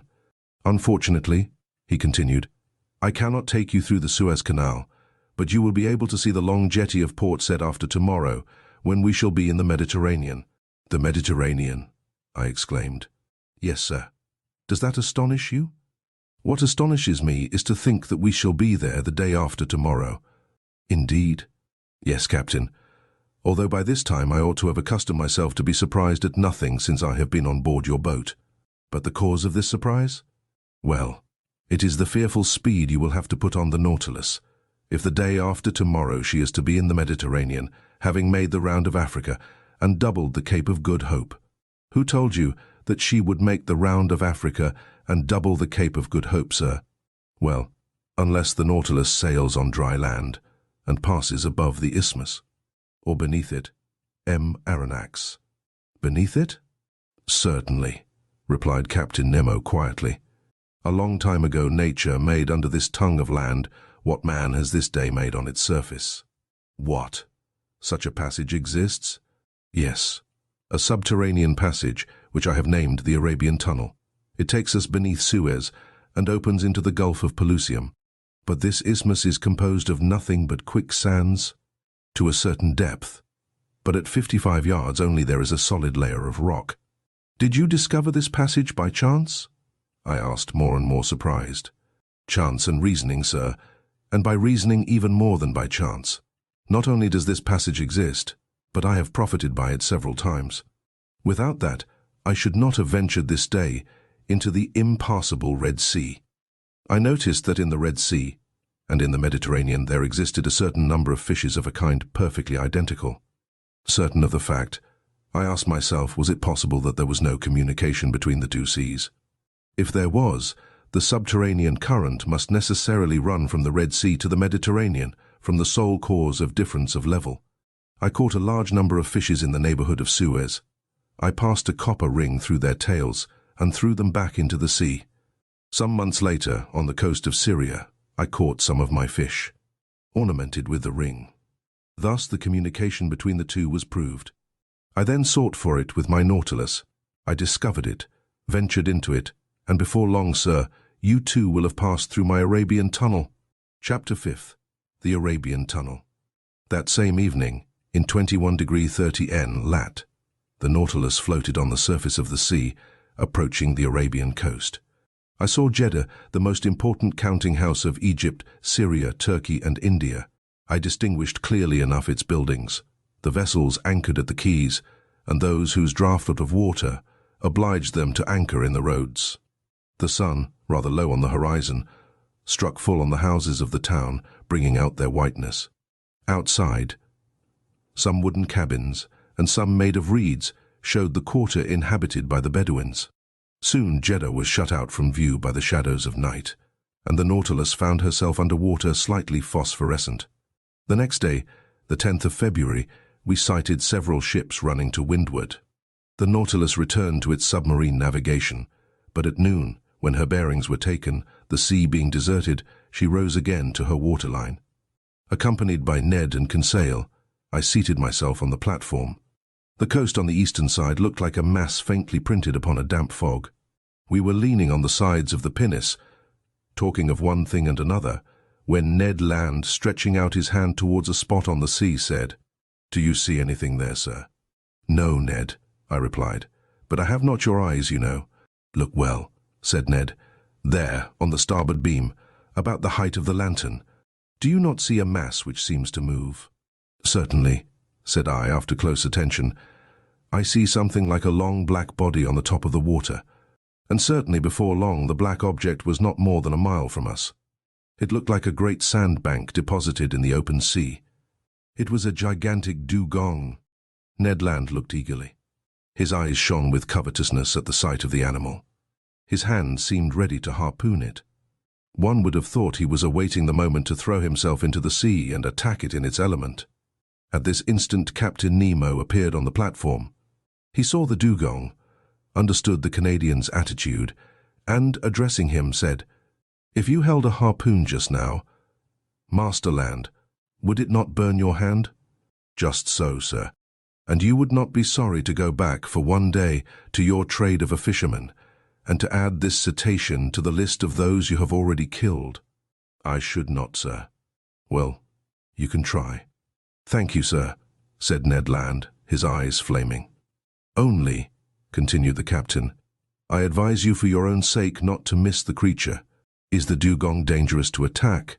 I asked, in spite of the Canadian's shrug of the shoulders. "Yes," replied the captain. "Sometimes the animal turns upon its assailants and overturns their boat. But for Master Land this danger is not to be feared. His eye is prompt, his arm sure."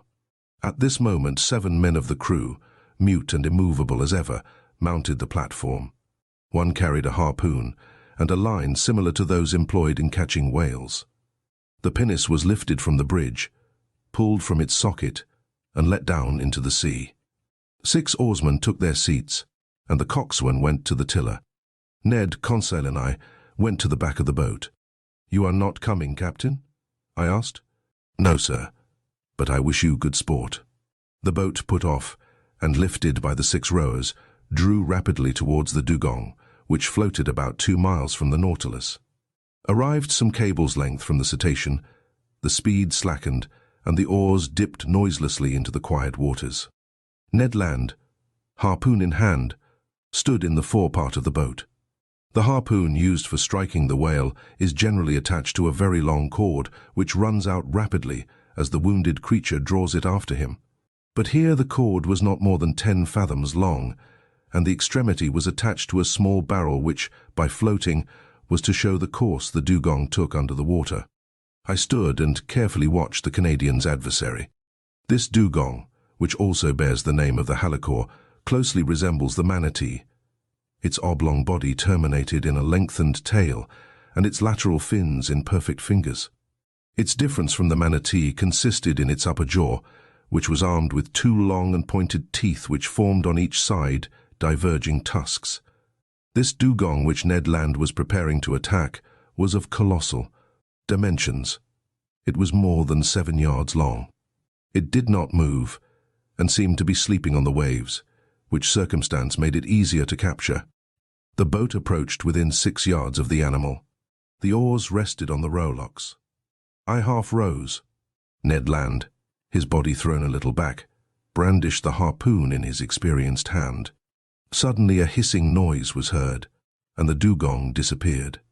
The harpoon, although thrown with great force, had apparently only struck the water. "Curse it!" exclaimed the Canadian furiously. "I have missed it." "No," said I. "The creature is wounded. Look at the blood, but your weapon has not stuck in his body." "My harpoon! My harpoon!" cried Ned Land. The sailors rowed on, and the coxswain made for the floating barrel. The harpoon regained, we followed in pursuit of the animal. The latter came now and then to the surface to breathe. Its wound had not weakened it, for it shot onwards with great rapidity. The boat, rowed by strong arms, flew on its track. Several times it approached within some few yards, and the Canadian was ready to strike, but the dugong made off with a sudden plunge, and it was impossible to reach it. Imagine the passion which excited impatient Ned Land. He hurled at the unfortunate creature the most energetic expletives in the English tongue. For my part, I was only vexed to see the dugong escape all our attacks. We pursued it without relaxation for an hour, and I began to think it would prove difficult to capture, when the animal, possessed with the perverse idea of vengeance of which he had cause to repent, turned upon the pinnace and assailed us in its turn. This maneuver did not escape the Canadian. "Look out!" he cried. The coxswain said some words in his outlandish tongue, doubtless warning the men to keep on their guard. The dugong came within 20 feet of the boat, stopped, sniffed the air briskly with its large nostrils, not pierced at the extremity, but in the upper part of its muzzle. Then, taking a spring, he threw himself upon us. The pinnace could not avoid the shock, and half upset, shipped at least 2 tons of water, which had to be emptied. But, thanks to the coxswain, we caught it sideways, not full front, so we were not quite overturned. While Ned Land, clinging to the bows, belabored the gigantic animal with blows from his harpoon, the creature's teeth were buried in the gunwale, and it lifted the whole thing out of the water, as a lion does a roebuck. We were upset over one another, and I know not how the adventure would have ended if the Canadian, still enraged with the beast, had not struck it to the heart. I heard its teeth grind on the iron plate, and the dugong disappeared, carrying the harpoon with him. But the barrel soon returned to the surface, and shortly after the body of the animal turned on its back. The boat came up with it, took it in tow, and made straight for the Nautilus. It required tackle of enormous strength to hoist the dugong onto the platform. It weighed 10,000 lbs. The next day, 11th of February, the larder of the Nautilus was enriched by some more delicate game. A flight of sea swallows rested on the Nautilus. It was a species of the Sterna nilotica, peculiar to Egypt. Its beak is black, head grey and pointed, the eye surrounded by white spots, the back, wings and tail of a greyish colour, the belly and throat white, and claws red. They also took some dozen of Nile ducks, a wild bird of high flavour, its throat and upper part of the head white with black spots. About 5 o'clock in the evening we sighted to the north the Cape of Ras Mohammed. This cape forms the extremity of Arabia Petraea, comprised between the Gulf of Suez and the Gulf of Aqaba. The Nautilus penetrated into the Straits of Jubal, which leads to the Gulf of Suez. I distinctly saw a high mountain towering between the two gulfs of Ras Mohammed. It was Mount Horeb, that Sinai at the top of which Moses saw God face to face. At 6 o'clock the Nautilus, sometimes floating, sometimes immersed, passed some distance from Tor, situated at the end of the bay, the waters of which seemed tinted with red, an observation already made by Captain Nemo. Then night fell in the midst of a heavy silence, sometimes broken by the cries of the pelican and other night birds, and the noise of the waves breaking upon the shore, chafing against the rocks, or the panting of some far-off steamer beating the waters of the Gulf with its noisy paddles. From 8 to 9 o'clock the Nautilus remained some fathoms under the water. According to my calculation, we must have been very near Suez. Through the panel of the saloon I saw the bottom of the rocks brilliantly lit up by our electric lamp. We seemed to be leaving the Straits behind us more and more. At 9:15, the vessel having returned to the surface, I mounted the platform. Most impatient to pass through Captain Nemo's tunnel, I could not stay in one place, so came to breathe the fresh night air. Soon in the shadow I saw a pale light, half discoloured by the fog, shining about a mile from us. "A floating lighthouse," said someone near me. I turned and saw the captain. "It is the floating light of Suez," he continued. "It will not be long before we gain the entrance of the tunnel. The entrance cannot be easy." "No, sir. For that reason, I am accustomed to go into the steersman's cage and myself direct our course. And now, if you will go down, Aronnax, the Nautilus is going under the waves, and will not return to the surface until we have passed through the Arabian tunnel." Captain Nemo led me towards the central staircase. Halfway down he opened a door, traversed the upper deck, and landed in the pilot's cage, which it may be remembered rose at the extremity of the platform. It was a cabin measuring 6 feet square, very much like that occupied by the pilot on the steamboats of the Mississippi or Hudson. In the midst worked a wheel, placed vertically, and caught to the tiller rope, which ran to the back of the Nautilus. 4 light ports with lenticular glasses, let in a groove in the partition of the cabin, allowed the man at the wheel to see in all directions.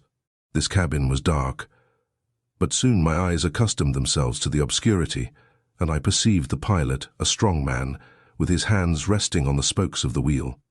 Outside, the sea appeared vividly lit up by the lantern, which shed its rays from the back of the cabin to the other extremity of the platform. "Now," said Captain Nemo, "let us try to make our passage."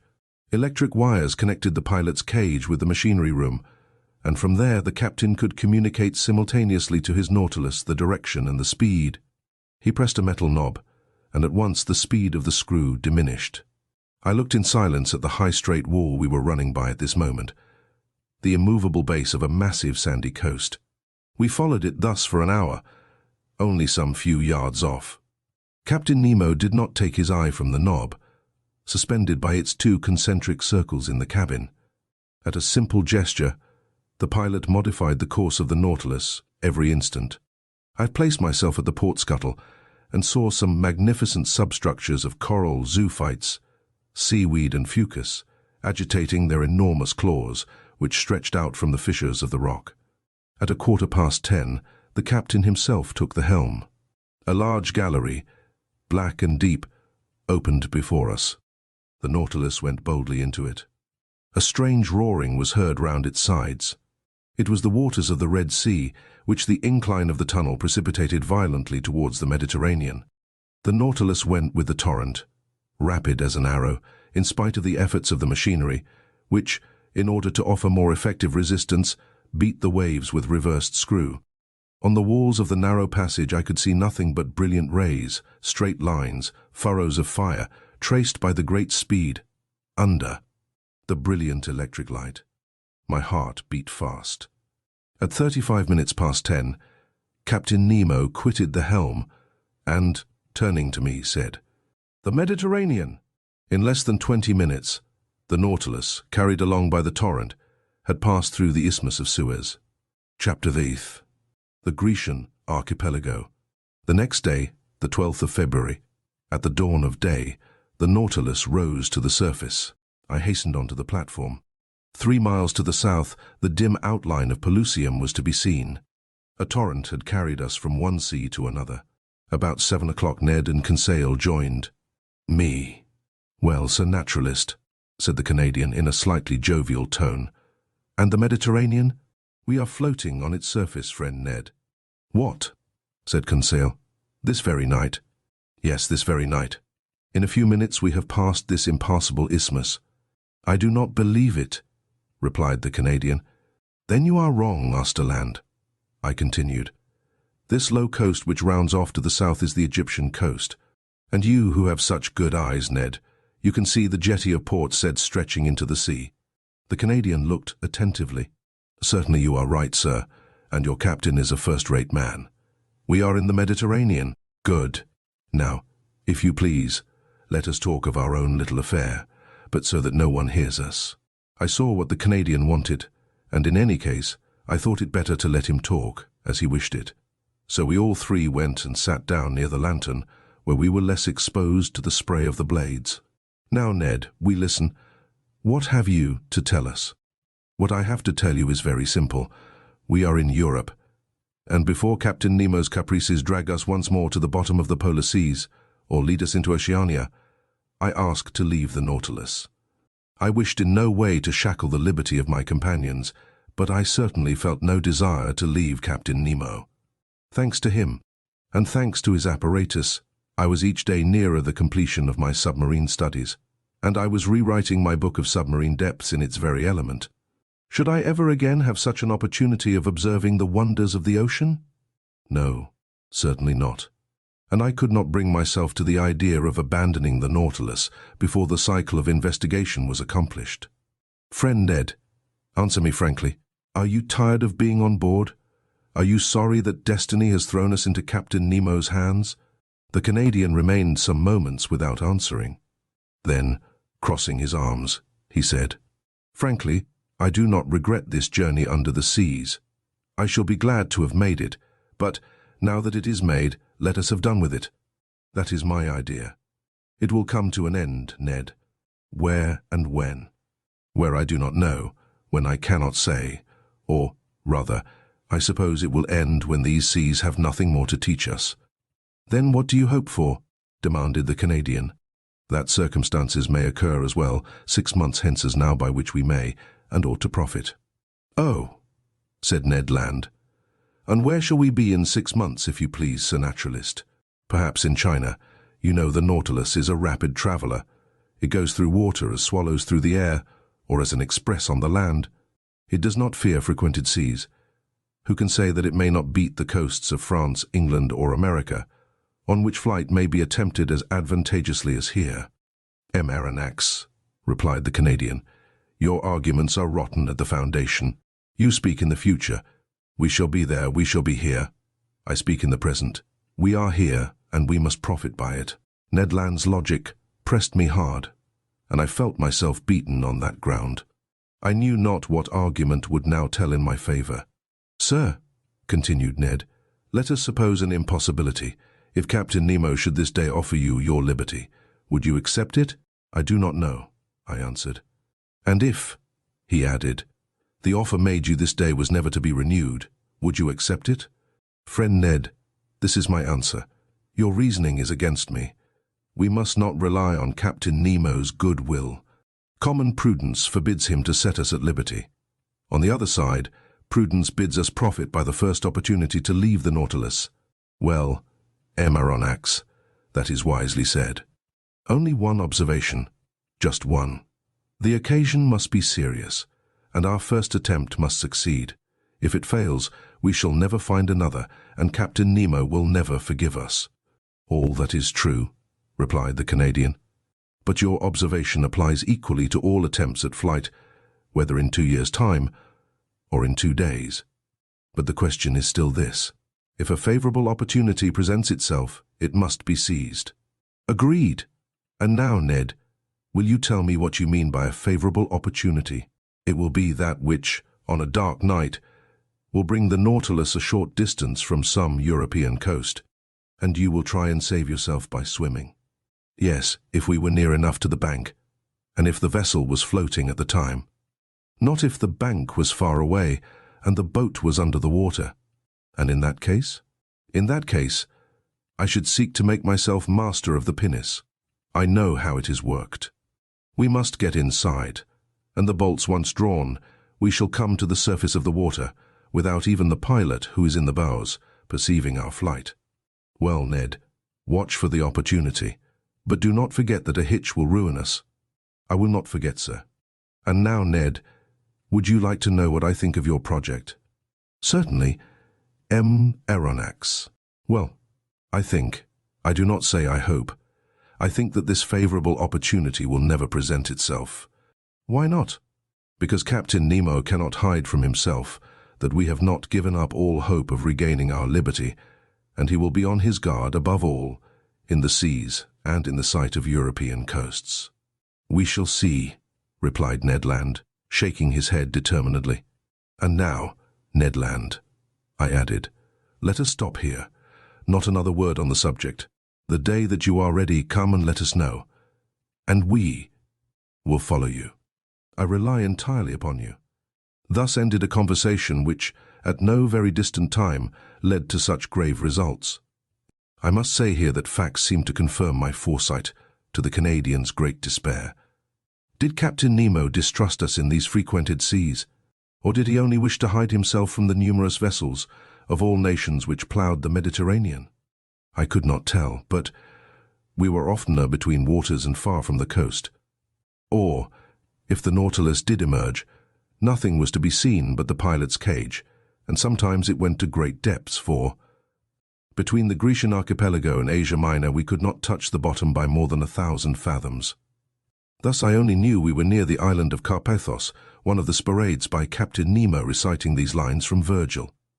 Est Carpathio Neptuni gurgit vates, Carulius Proteus, as he pointed to a spot on the planisphere. It was indeed the ancient abode of Proteus, the old shepherd of Neptune's flocks, now the island of Scarpanto, situated between Rhodes and Crete. I saw nothing but the granite base through the glass panels of the saloon. The next day, the 14th of February, I resolved to employ some hours in studying the fishes of the archipelago, but for some reason or other the panels remained hermetically sealed. Upon taking the course of the Nautilus, I found that we were going towards Candia, the ancient Isle of Crete. At the time I embarked on the Abraham Lincoln, the whole of this island had risen in insurrection against the despotism of the Turks.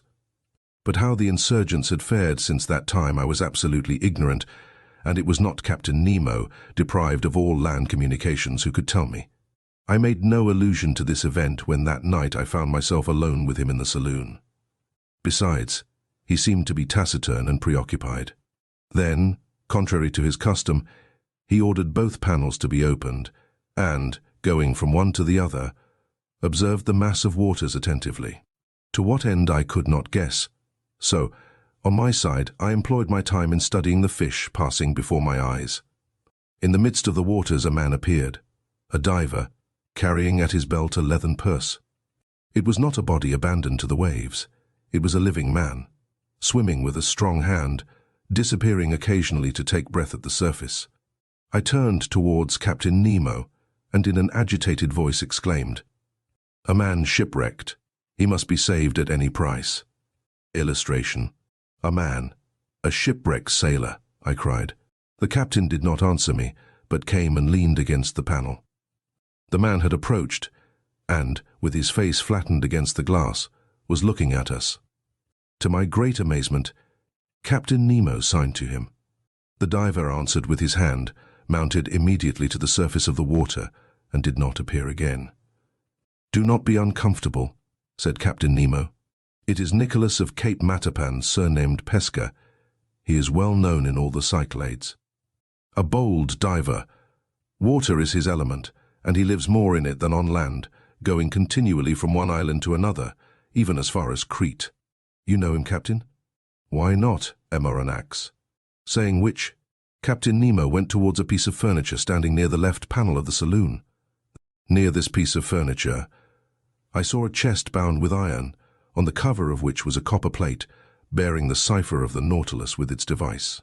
At that moment, the captain, without noticing my presence, opened the piece of furniture, a sort of strong box, which held a great many ingots. They were ingots of gold. From whence came this precious metal, which represented an enormous sum? Where did the captain gather this gold from? And what was he going to do with it? I did not say one word. I looked. Captain Nemo took the ingots one by one and arranged them methodically in the chest, which he filled entirely. I estimated the contents at more than 4,000 lbs. Weight of gold, that is to say, nearly 200,000 pounds. The chest was securely fastened, and the captain wrote an address on the lid in characters which must have belonged to modern Greece. This done, Captain Nemo pressed a knob, the wire of which communicated with the quarters of the crew. 4 men appeared, and, not without some trouble, pushed the chest out of the saloon. Then I heard them hoisting it up the iron staircase by means of pulleys.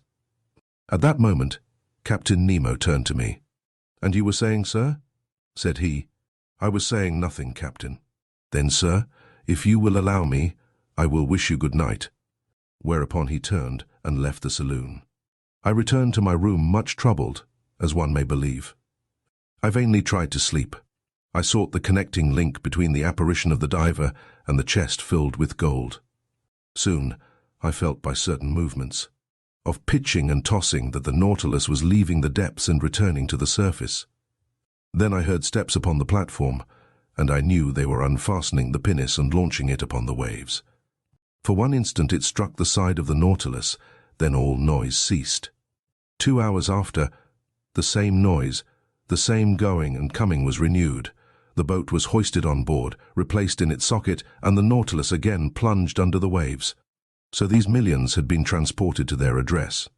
To what point of the continent? Who was Captain Nemo's correspondent? The next day I related to Conseil and the Canadian the events of the night, which had excited my curiosity to the highest degree. My companions were not less surprised than myself. "But where does he take his millions to?" asked Ned Land. To that there was no possible answer. I returned to the saloon after having breakfast and set to work. Till 5 o'clock in the evening I employed myself in arranging my notes. At that moment, ought I to attribute it to some peculiar idiosyncrasy? I felt so great a heat that I was obliged to take off my coat. It was strange, for we were under low latitudes, and even then the Nautilus, submerged as it was, ought to experience no change of temperature. I looked at the manometer. It showed a depth of 60 feet, to which atmospheric heat could never attain. I continued my work, but the temperature rose to such a pitch as to be intolerable. Could there be fire on board? I asked myself. I was leaving the saloon when Captain Nemo entered. He approached the thermometer, consulted it, and, turning to me, said, 42 degrees. "I have noticed it, Captain," I replied, "and if it gets much hotter, we cannot bear it." "Oh, sir, it will not get better if we do not wish it." "You can reduce it as you please, then?" "No, but I can go farther from the stove which produces it." "It is outward, then?" "Certainly. We are floating in a current of boiling water." "Is it possible?" I exclaimed. "Look." The panels opened, and I saw the sea entirely white all round. A sulphurous smoke was curling amid the waves, which boiled like water in a copper. I placed my hand on one of the panes of glass, but the heat was so great that I quickly took it off again. "Where are we?" I asked.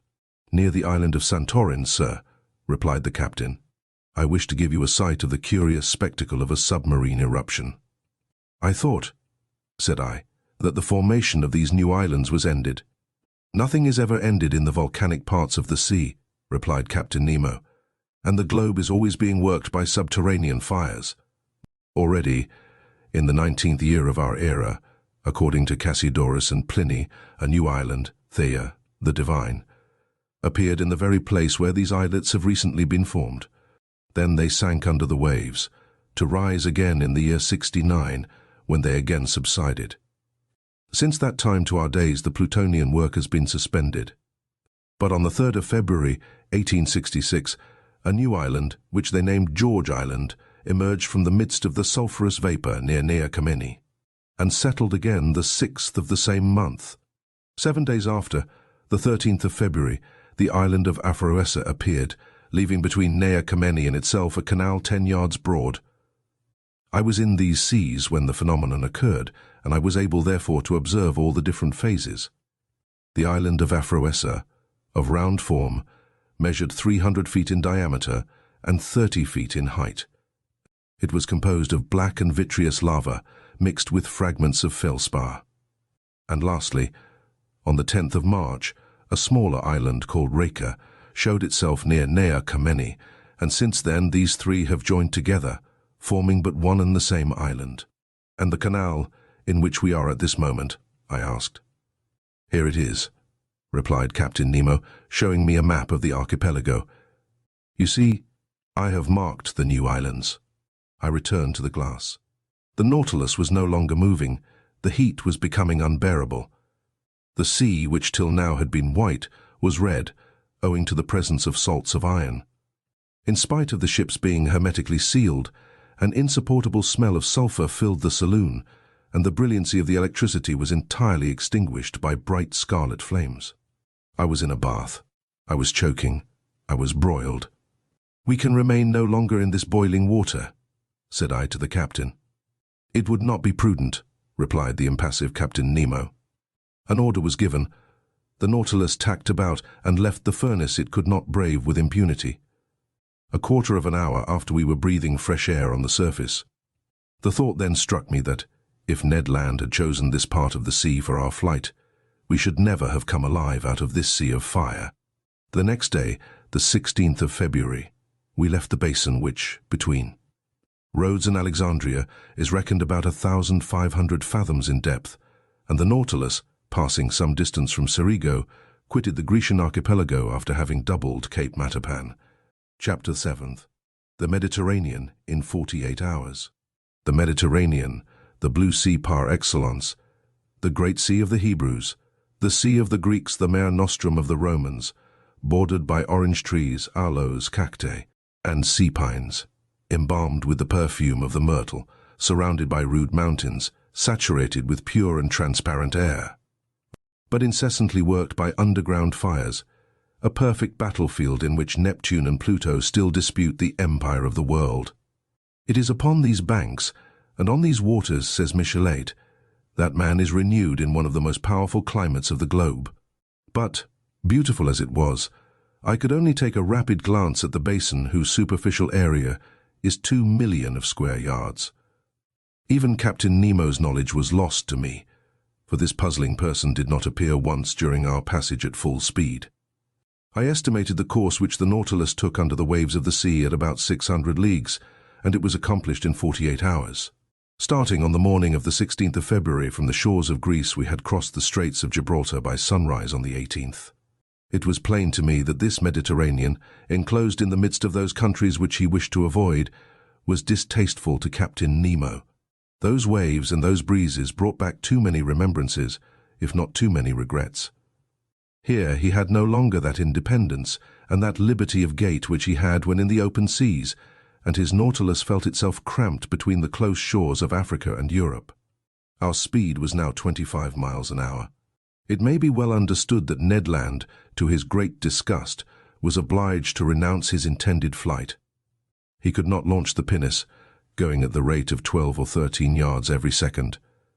To quit the Nautilus under such conditions would be as bad as jumping from a train going at full speed, an imprudent thing. to say the least of it.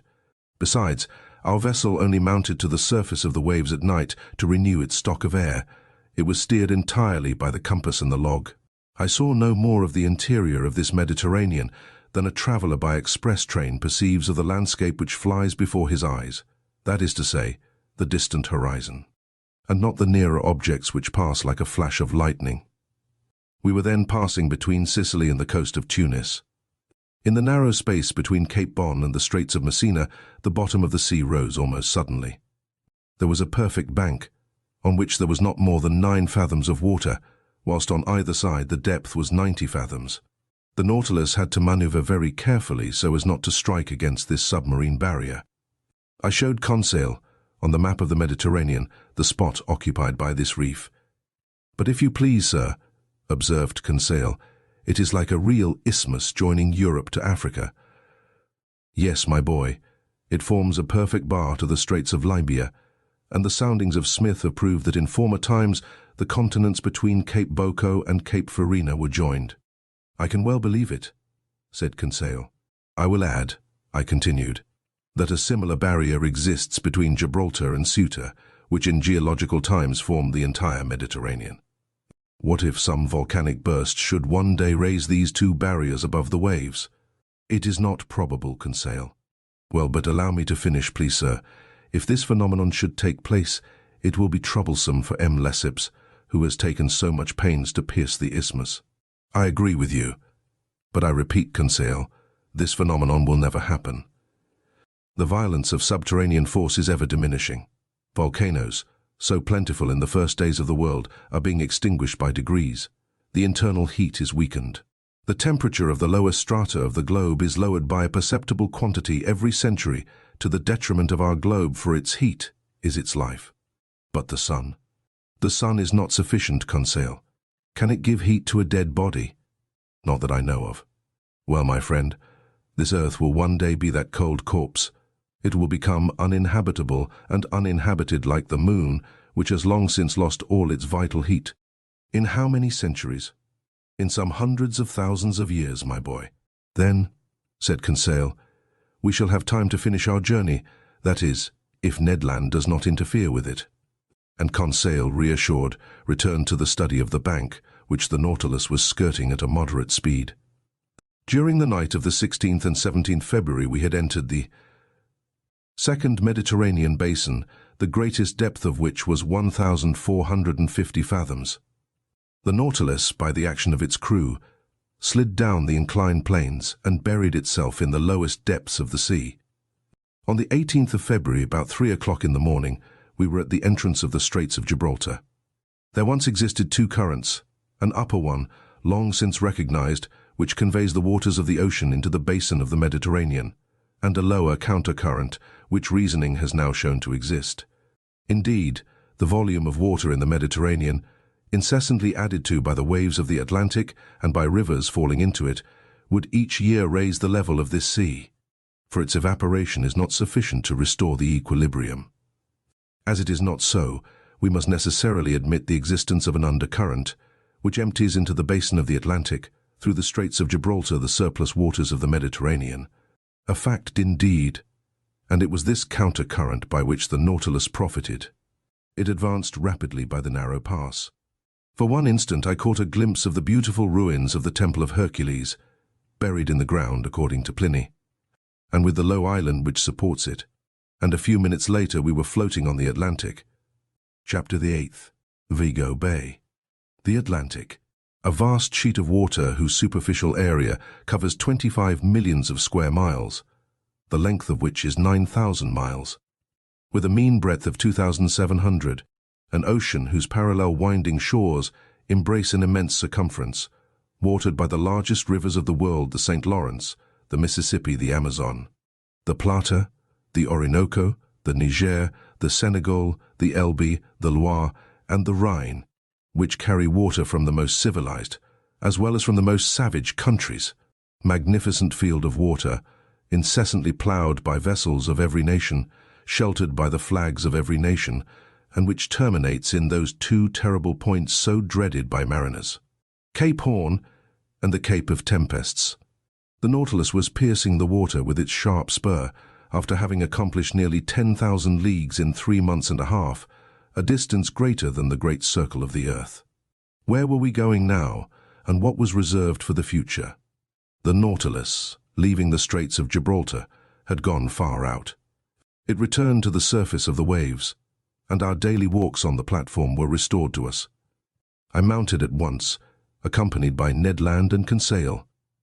At a distance of about 12 miles, Cape St. Vincent was dimly to be seen, forming the southwestern point of the Spanish peninsula. A strong southerly gale was blowing. The sea was swollen and billowy. It made the Nautilus rock violently. It was almost impossible to keep one's foot on the platform, which the heavy rolls of the sea beat over every instant. So we descended after inhaling some mouthfuls of fresh air. I returned to my room, Conseil to his cabin, but the Canadian with a preoccupied air followed me. Our rapid passage across the Mediterranean had not allowed him to put his project into execution, and he could not help showing his disappointment. When the door of my room was shut, he sat down and looked at me silently. "Friend Ned," said I understand you, but you cannot reproach yourself. To have attempted to leave the Nautilus under the circumstances would have been folly." Ned Land did not answer. His compressed lips and frowning brow showed with him the violent possession this fixed idea had taken of his mind. "Let us see," I continued. "We need not despair yet. We are going up the coast of Portugal again. France and England are not far off, where we can easily find refuge. Now, if the Nautilus, on leaving the Straits of Gibraltar, had gone to the south, if it had carried us towards regions where there were no continents, I should share your uneasiness. But we know now that Captain Nemo does not fly from civilized seas, and in some days I think you can act with security." Ned Land still looked at me fixedly. At length his fixed lips parted, and he said, "It is for tonight." I drew myself up suddenly. I was, I admit, little prepared for this communication. I wanted to answer the Canadian, but words would not. "Come, we agreed to wait for an opportunity," continued Ned Land, "and the opportunity has arrived. This night we shall be but a few miles from the Spanish coast. It is cloudy. The wind blows freely. I have your word, M. Aronnax, and I rely upon you." As I was silent, the Canadian approached me. "Tonight, at 9 o'clock, said he. "I have warned Conseil. At that moment, Captain Nemo will be shut up in his room, probably in bed. Neither the engineers nor the ship's crew can see us. Conseil and I will gain the central staircase, and you, M. Aronnax, will remain in the library, 2 steps from us, waiting my signal. The oars, the mast and the sail are in the canoe. I have even succeeded in getting some provisions. I have procured an English wrench to unfasten the bolts which attach it to the shell of the Nautilus. So all is ready till tonight. The sea is bad." "That I allow," replied the Canadian. "But we must risk that. Liberty is worth paying for. Besides, the boat is strong, and a few miles with a fair wind to carry us is no great thing. Who knows, but by tomorrow we may be 100 leagues away. Let circumstances only favour us, and by 10 or 11 o'clock we shall have landed on some spot of terra firma, alive or dead. But adieu now till tonight." With these words the Canadian withdrew, leaving me almost dumb. I had imagined, the chance gone, I should have time to reflect and discuss the matter. My obstinate companion had given me no time, and, after all, what could I have said to him? Ned Land was perfectly right. There was almost the opportunity to profit by. Could I retract my word and take upon myself the responsibility of compromising the future of my companions? Tomorrow Captain Nemo might take us far from all land. At that moment a rather loud hissing noise told me that the reservoirs were filling, and that the Nautilus was sinking under the waves of the Atlantic. A sad day I passed, between the desire of regaining my liberty of action and of abandoning the wonderful Nautilus, and leaving my submarine studies incomplete. What dreadful hours I passed thus, sometimes seeing myself and companions safely landed, sometimes wishing, in spite of my reason, that some unforeseen circumstance would prevent the realization of Ned Land's project. Twice I went to the saloon. I wished to consult the compass. I wished to see if the direction the Nautilus was taking was bringing us nearer or taking us farther from the coast. But no, the Nautilus kept in Portuguese waters. I must therefore take my part and prepare for flight. My luggage was not heavy. My notes, nothing more. As to Captain Nemo, I asked myself what he would think of our escape, what trouble, what wrong it might cause him, and what he might do in case of its discovery or failure. Certainly I had no cause to complain of him. On the contrary, never was hospitality freer than his. In leaving him, I could not be taxed with ingratitude. No oath bound us to him.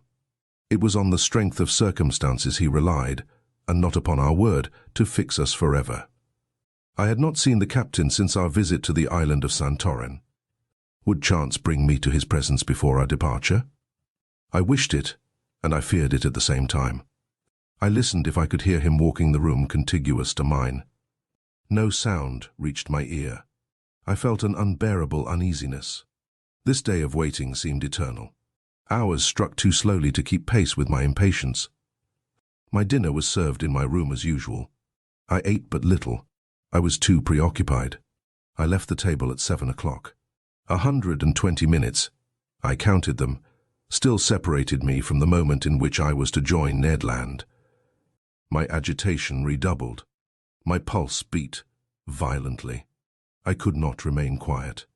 I went and came, hoping to calm my troubled spirit by constant movement. The idea of failure in our bold enterprise was the least painful of my anxieties.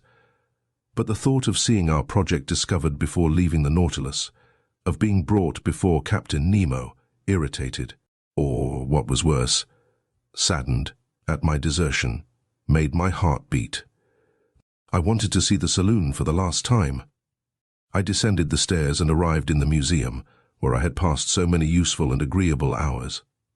I looked at all its riches, all its treasures, like a man on the eve of an eternal exile who was leaving never to return.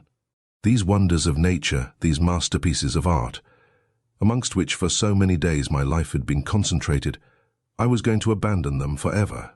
I should like to have taken a last look through the windows of the saloon into the waters of the Atlantic.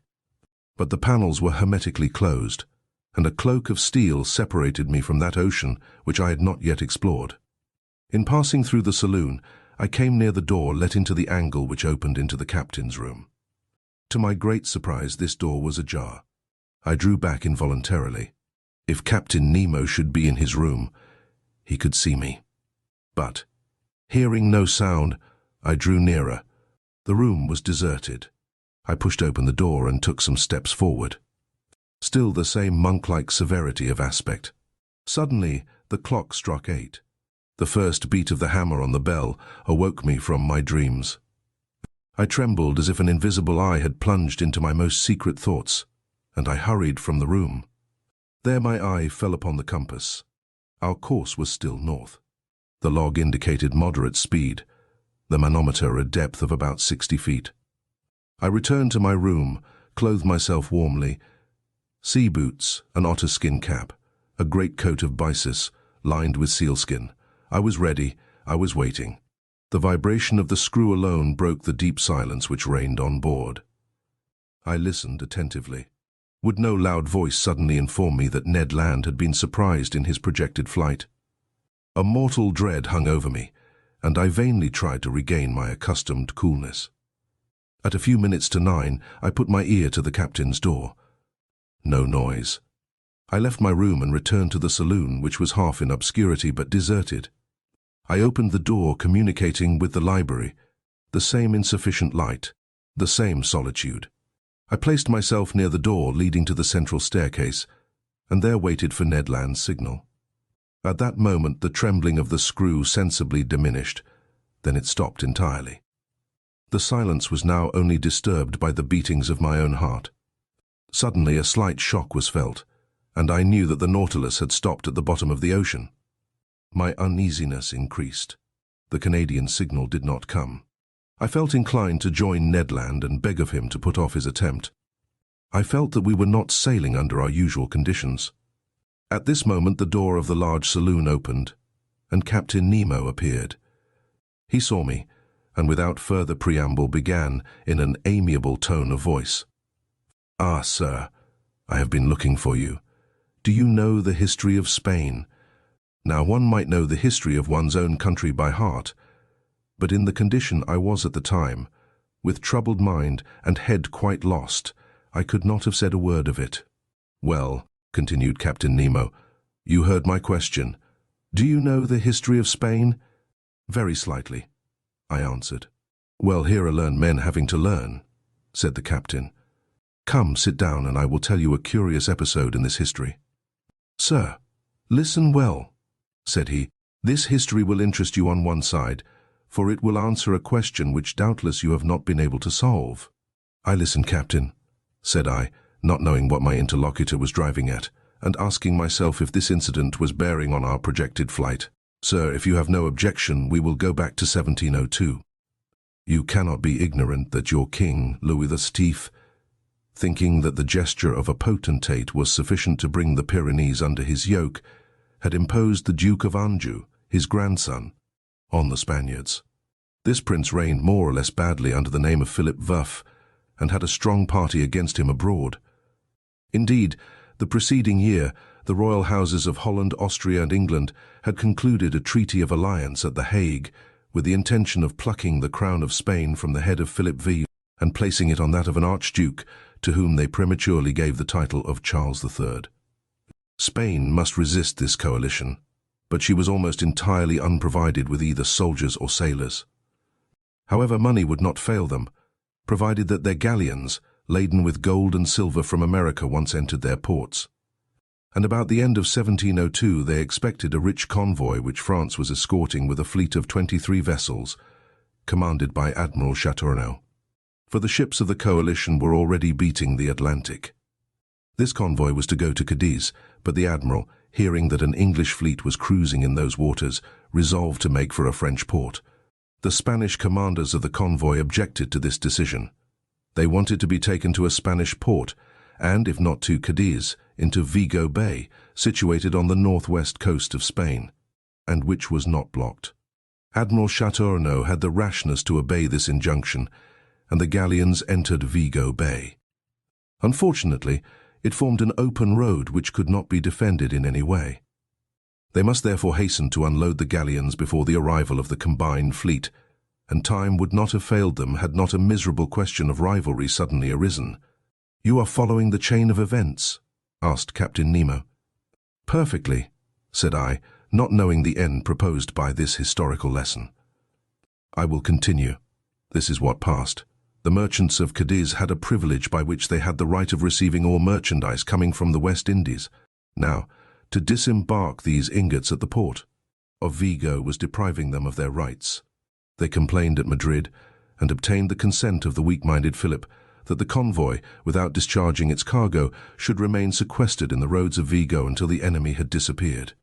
But whilst coming to this decision, on the 22nd of October 1702, the English vessels arrived in Vigo Bay, when Admiral Chateauneuf, in spite of inferior forces, fought bravely.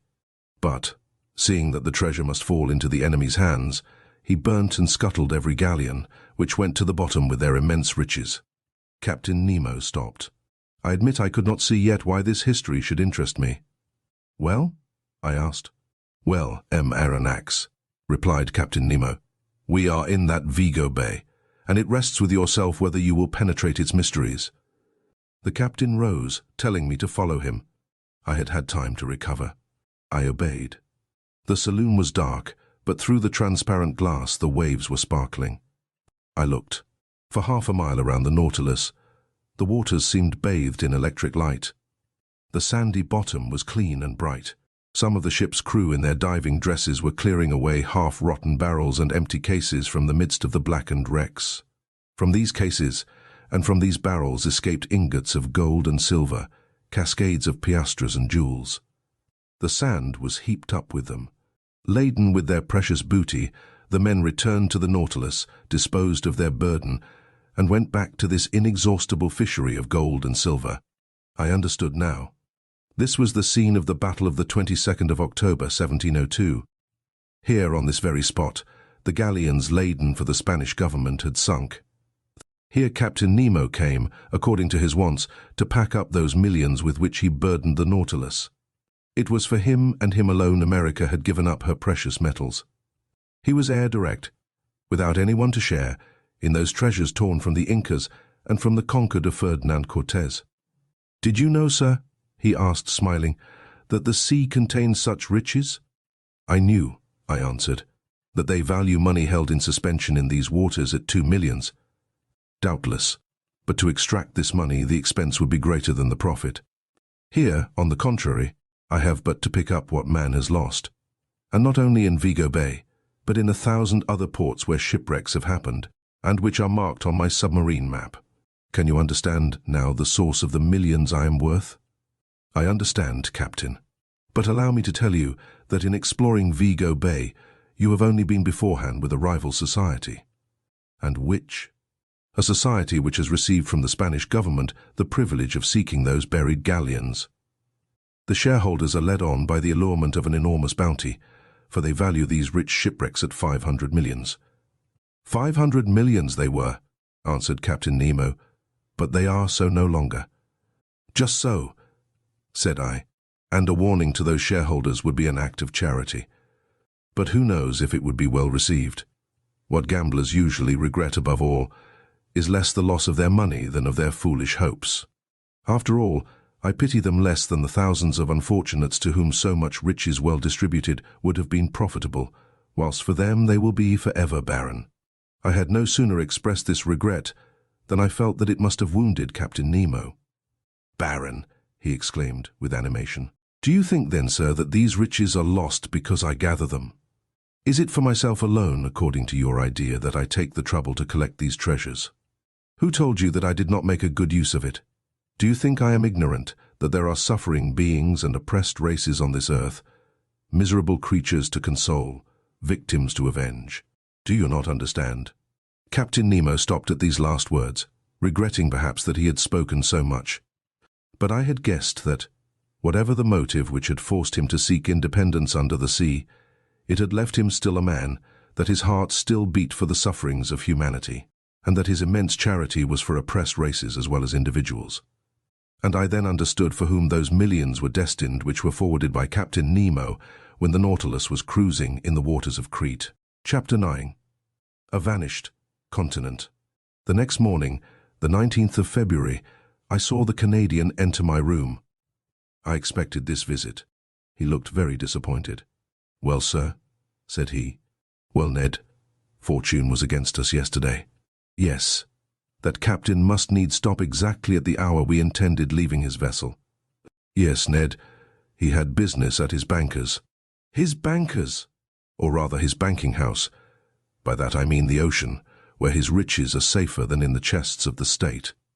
I then related to the Canadian the incidents of the preceding night, hoping to bring him back to the idea of not abandoning the captain. But my recital had no other result than an energetically expressed regret from Ned that he had not been able to take a walk on the battlefield of Vigo on his own account. "However," said he, "all is not ended. It is only a blow of the harpoon lost. Another time we must succeed, and tonight, if necessary." "In what direction is the Nautilus going?" I asked. "I do not know," replied Ned. "Well, at noon we shall see the point." The Canadian returned to Conseil. As soon as I was dressed, I went into the saloon. The compass was not reassuring. The course of the Nautilus was SSW. We were turning our backs on Europe. I waited with some impatience till the ship's place was pricked on the chart. At about 11:30, the reservoirs were emptied, and our vessel rose to the surface of the ocean. I rushed towards the platform. Ned Land had preceded me. No more land in sight. Nothing but an immense sea. Some sails on the horizon, doubtless those going to San Roque in search of favourable winds for doubling the Cape of Good Hope. The weather was cloudy. A gale of wind was preparing. Ned raved and tried to pierce the cloudy horizon. He still hoped to behind all that fog stretch the land he so longed for. At noon the sun showed itself for an instant. The second profited by this brightness to take its height. Then, the sea becoming more billowy, we descended and the panel closed. An hour after, upon consulting the chart, I saw the position of the Nautilus was marked at 16 degrees 17 long, and 33°22 lat, at 150 leagues from the nearest coast. There was no means of flight, and I leave you to imagine the rage of the Canadian when I informed him of our situation. For myself, I was not particularly sorry. I felt lightened of the load which had oppressed me, and was able to return with some degree of calmness to my accustomed work. That night, about 11 o'clock, I received a most unexpected visit from Captain Nemo. He asked me very graciously if I felt fatigued from my watch of the preceding night. I answered in the negative. Then, Aronnax, I propose a curious excursion. Propose, Captain? You have hitherto only visited the submarine depths by daylight, under the brightness of the sun. Would it suit you to see them in the darkness of the night? Most willingly. I warn you, the way will be tiring. We shall have far to walk and must climb a mountain. The roads are not well kept. What you say, Captain, only heightens my curiosity. I am ready to follow you. Come then, sir, we will put on our diving dresses. Arrived at the robing room, I saw that neither of my companions nor any of the ship's crew were to follow us on this excursion. Captain Nemo had not even proposed my taking with me either Ned or Conseil. In a few moments we had put on our diving dresses. They placed on our backs the reservoirs, abundantly filled with air, but no electric lamps were prepared. I called the captain's attention to the fact. "They will be useless," he replied. I thought I had not heard aright, but I could not repeat my observation, for the captain's head had already disappeared in its metal case. I finished harnessing myself. I felt them put an iron-pointed stick into my hand, and some minutes later, after going through the usual form, we set foot on the bottom of the Atlantic at a depth of 150 fathoms. Midnight was near. The waters were profoundly dark, but Captain Nemo pointed out in the distance a reddish spot, a sort of large light shining brilliantly about 2 miles from the Nautilus. What this fire might be, what could feed it, why and how it lit up the liquid mass, I could not say. In any case, it did light our way. Vaguely, it is true, but I soon accustomed myself to the peculiar darkness, and I understood, under such circumstances, the uselessness of the Ruhmkorff apparatus. As we advanced, I heard a kind of pattering above my head. The noise redoubling, sometimes producing a continual shower, I soon understood the cause. It was rain falling violently and crisping the surface of the waves. Instinctively the thought flashed across my mind that I should be wet through. By the water, in the midst of the water. I could not help laughing at the odd idea. But indeed, in the thick diving dress, the liquid element is no longer felt, and one only seems to be in an atmosphere somewhat denser than the terrestrial atmosphere. Nothing more. After half an hour's walk, the soil became stony. Medusae, microscopic crustacea, and penetules lit it slightly with their phosphorescent gleam. I caught a glimpse of pieces of stone covered with millions of zoophytes and masses of seaweed. My feet often slipped upon this sticky carpet of seaweed, and without my iron-tipped stick I should have fallen more than once. In turning round, I could still see the whitish lantern of the Nautilus beginning to pale in the distance. But the rosy light which guided us increased and lit up the horizon. The presence of this fire underwater puzzled me in the highest degree. Was I going towards a natural phenomenon as yet unknown to the savants of the earth? Or even, for this thought crossed my brain, had the hand of man aught to do with this conflagration? Had he fanned this flame? Was I to meet in these depths companions and friends of Captain Nemo whom he was going to visit, and who, like him, led this strange existence? Should I find down there a whole colony of exiles who, weary of the miseries of this earth, had sought and found independence in the deep ocean? All these foolish and unreasonable ideas pursued me. And in this condition of mind, overexcited by the succession of wonders continually passing before my eyes, I should not have been surprised to meet at the bottom of the sea one of those submarine towns of which Captain Nemo dreamed. Our road grew lighter and lighter. The white glimmer came in rays from the summit of a mountain about 800 feet high. But what I saw was simply a reflection, developed by the clearness of the waters. The source of this inexplicable light was a fire on the opposite side of the mountain. In the midst of this stony maze furrowing the bottom of the Atlantic, Captain Nemo advanced without hesitation. He knew this dreary road. Doubtless he had often traveled over it, and could not lose himself. I followed him with unshaken confidence. He seemed to me like a genie of the sea, and, as he walked before me, I could not help admiring his stature, which was outlined in black on the luminous horizon. It was 1 in the morning when we arrived at the first slopes of the mountain, but to gain access to them we must venture through the difficult paths of a vast copse. Yes, a copse of dead trees, without leaves, without sap, trees petrified by the action of the water and here and there overtopped by gigantic pines. It was like a coal pit still standing, holding by the roots to the broken soil, and whose branches, like fine black paper cuttings, showed distinctly on the watery ceiling. Picture to yourself a forest in the hearts hanging on to the sides of the mountain, but a forest swallowed up. The paths were encumbered with seaweed and fucus, between which grovelled a whole world of crustacea. I went along, climbing the rocks, striding over extended trunks, breaking the sea bindweed which hung from one tree to the other, and frightening the fishes, which flew from branch to branch. Pressing onward, I felt no fatigue. I followed my guide, who was never tired. What a spectacle! How can I express it? How paint the aspect of those woods and rocks in this medium?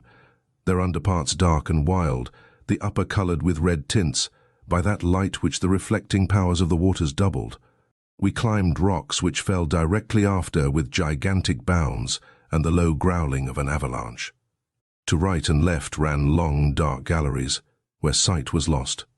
Here opened vast glades, which the hand of man seemed to have worked, and I sometimes asked myself if some inhabitant of these submarine regions would not suddenly appear to me.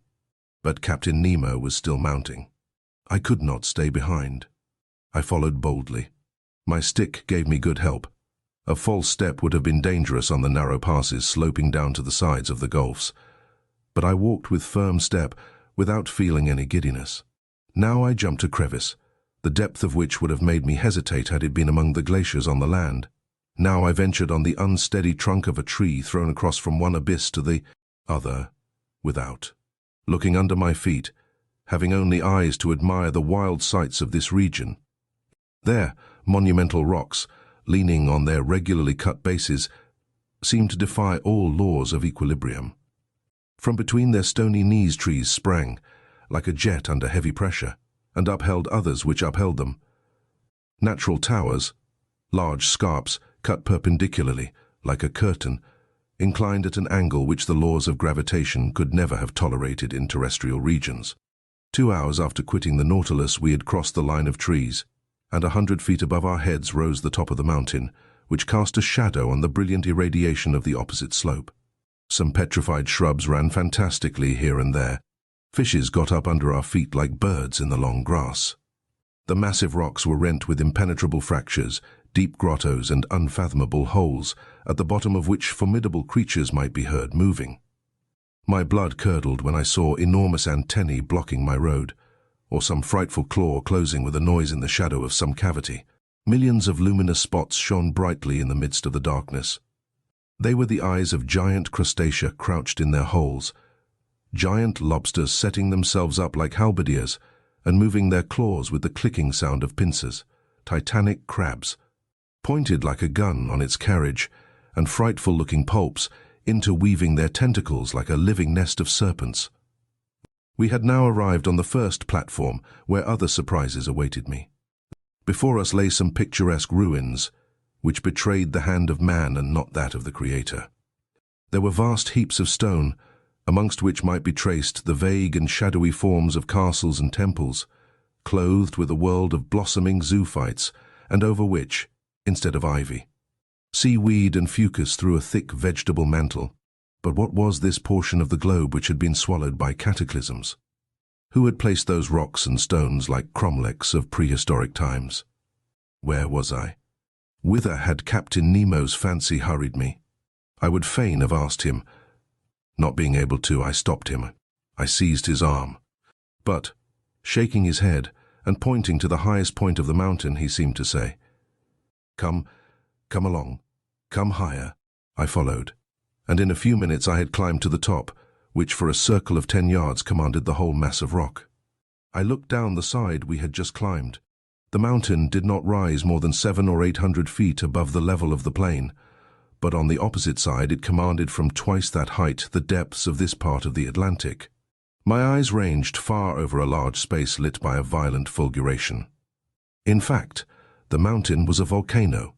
At 50 feet above the peak, in the midst of a rain of stones and scoriae, a large crater was vomiting forth torrents of lava which fell in a cascade of fire into the bosom of the liquid mass. Thus situated, this volcano lit the lower plain like an immense torch, even to the extreme limits of the horizon. I said that the submarine crater threw up lava, but no flames. Flames require the oxygen of the air to feed upon, and cannot be developed underwater, but streams of lava, having in themselves the principles of their incandescence, can attain a white heat. Fight vigorously against the liquid element, and turn it to vapor by contact. Rapid currents bearing all these gases in diffusion, and torrents of lava slid to the bottom of the mountain like an eruption of Vesuvius on another Terra del Greco. There indeed, under my eyes, ruined, destroyed, lay a town, its roofs open to the sky, its temples fallen, its arches dislocated, its columns lying on the ground, from which one would still recognize the massive character of Tuscan architecture. Further on, some remains of a gigantic aqueduct. Here the high base of an acropolis, with the floating outline of a Parthenon, their traces of a quay, as if an ancient port had formerly abutted on the borders of the ocean and disappeared with its merchant vessels and its war galleys. Farther on again, long lines of sunken walls and broad, deserted streets. A perfect Pompeii escaped beneath the waters. Such was the sight that Captain Nemo brought before my eyes. Where was I? Where was I? I must know at any cost. I tried to speak, but Captain Nemo stopped me by a gesture, and picking up a piece of chalk stone, advanced to a rock of black basalt and traced the one word: Atlantis. What a light shot through my mind. Atlantis. The Atlantis of Plato, that continent denied by Origen and Humboldt, who placed its disappearance amongst the legendary tales. I had it there now before my eyes, bearing upon it the unexceptionable testimony of its catastrophe. The region thus engulfed was beyond Europe, Asia and Libya, beyond the columns of Hercules, where those powerful people, the Atlantides, lived, against whom the first wars of ancient Greeks were waged. Thus, led by the strangest destiny, I was treading underfoot the mountains of this continent, touching with my hand those ruins 1,000 generations old and contemporary with the geological epochs. I was walking on the very spot where the contemporaries of the first man had walked. Whilst I was trying to fix in my mind every detail of this grand landscape, Captain Nemo remained motionless, as if petrified in mute ecstasy, leaning on a mossy stone. Was he dreaming of those generations long since disappeared? Was he asking them the secret of human destiny? Was it here this strange man came to steep himself in historical recollections and live again this ancient life? He who wanted no modern one. What would I not have given to know his thoughts, to share them, to understand them? We remained for an hour at this place, contemplating the vast plains under the brightness of the lava, which was sometimes wonderfully intense. Rapid tremblings ran along the mountain caused by internal bubblings. Deep noise, distinctly transmitted through the liquid medium, were echoed with majestic grandeur. At this moment, the moon appeared through the mass of waters and threw her pale rays on the buried continent. It was but a gleam, but what an indescribable effect. The captain rose, cast one last look on the immense plain, and then bade me follow him. We descended the mountain rapidly, and the mineral forest once past, I saw the lantern of the Nautilus shining like a star. The captain walked straight to it, and we got on board as the first rays of light whitened the surface of the ocean. Chapter X. The Submarine Coal Mines. The next day, the 20th of February, I awoke very late. The fatigues of the previous night had prolonged my sleep until 11 o'clock. I dressed quickly and hastened to find the course the Nautilus was taking. The instrument showed it to be still toward the south, with a speed of 20 miles an hour and a depth of 50 fathoms. The species of fishes here did not differ much from those already noticed. There were rays of giant size, 5 yards long, and endowed with great muscular strength, which enabled them to shoot above the waves, sharks of many kinds, amongst others, one 15 feet long. with triangular sharp teeth, and whose transparency rendered it almost invisible in the water. Amongst bony fish, Conseil noticed some about 3 yards long, armed at the upper jaw with a piercing sword. Other bright-coloured creatures, known in the time of Aristotle by the name of the sea dragon, which are dangerous to capture on account of the spikes on their back. About 4 o'clock, the soil, generally composed of a thick mud mixed with petrified wood, changed by degrees, and it became more stony and seemed strewn with conglomerate and pieces of basalt, with a sprinkling of lava. I thought that a mountainous region was succeeding the long plains, and accordingly, after a few evolutions of the Nautilus, I saw the southerly horizon blocked by a high wall, which seemed to close all exit. Its summit evidently passed the level of the ocean. It must be a continent, or at least an island, one of the Canaries or of the Cape Verde Islands. The bearings not being yet taken, perhaps designedly, I was ignorant of our exact position. In any case, such a wall seemed to me to mark the limits of that Atlantis, of which we had in reality passed over only the smallest part. Much longer should I have remained at the window admiring the beauties of sea and sky, but the panels closed. At this moment the Nautilus arrived at the side of this high perpendicular wall. What it would do, I could not guess. I returned to my room. It no longer moved. I laid myself down with the full intention of waking after a few hours' sleep. But it was 8 o'clock the next day when I entered the saloon. I looked at the manometer. It told me that the Nautilus was floating on the surface of the ocean. Besides, I heard steps on the platform. I went to the panel. It was open, but instead of broad daylight as I expected, I was surrounded by profound darkness. Where were we? Was I mistaken? Was it still night? No, not a star was shining, and night has not that utter darkness. Illustration: the Nautilus was floating near a mountain. I knew not what to think when a voice near me said, "Is that you, Professor?" "Ah, Captain," I answered. "Where are we?"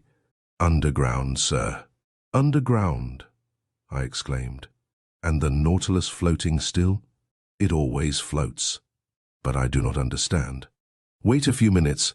Our lantern will be lit, and, if you like light places, you will be satisfied." I stood on the platform and waited.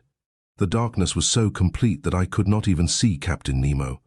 But looking to the zenith, exactly above my head, I seemed to catch an undecided gleam, a kind of twilight filling a circular hole.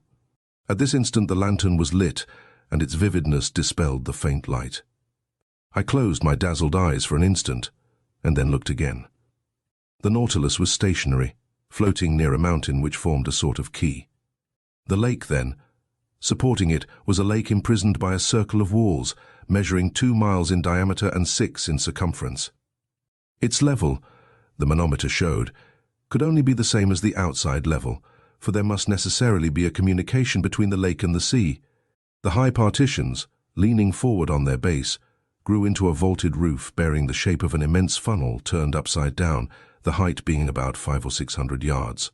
At the summit was a circular orifice, by which I had caught the slight gleam of light, evidently daylight. "Where are we?" I asked. "In the very heart of an extinct volcano, the interior of which has been invaded by the sea, after some great convulsion of the earth. Whilst you were sleeping, Professor, the Nautilus penetrated to this lagoon by a natural canal, which opens about 10 yards beneath the surface of the ocean. This is its harbour of refuge, a sure, commodious and mysterious one, sheltered from all gales. Show me, if you can, on the coasts of any of your continents or islands, a road which can give such perfect refuge from all storms." "Certainly," I replied. "You are in safety here, Captain Nemo. Who could reach you in the heart of a volcano? But did I not see an opening at its summit?" "Yes, its crater, formerly filled with lava, vapor and flames, and which now gives entrance to the life-giving air we breathe. But what is this volcanic mountain? It belongs to one of the numerous islands with which this sea is strewn.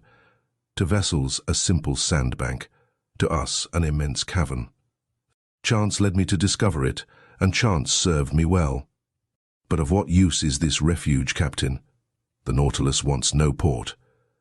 "No, sir, but it wants electricity to make it move, and the wherewithal to make the electricity, sodium to feed the elements, coal from which to get the sodium, and a coal mine to supply the coal.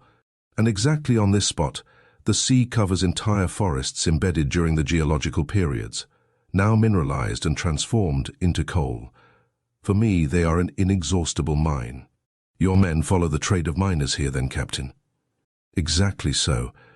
These mines extend under the waves like the mines of Newcastle.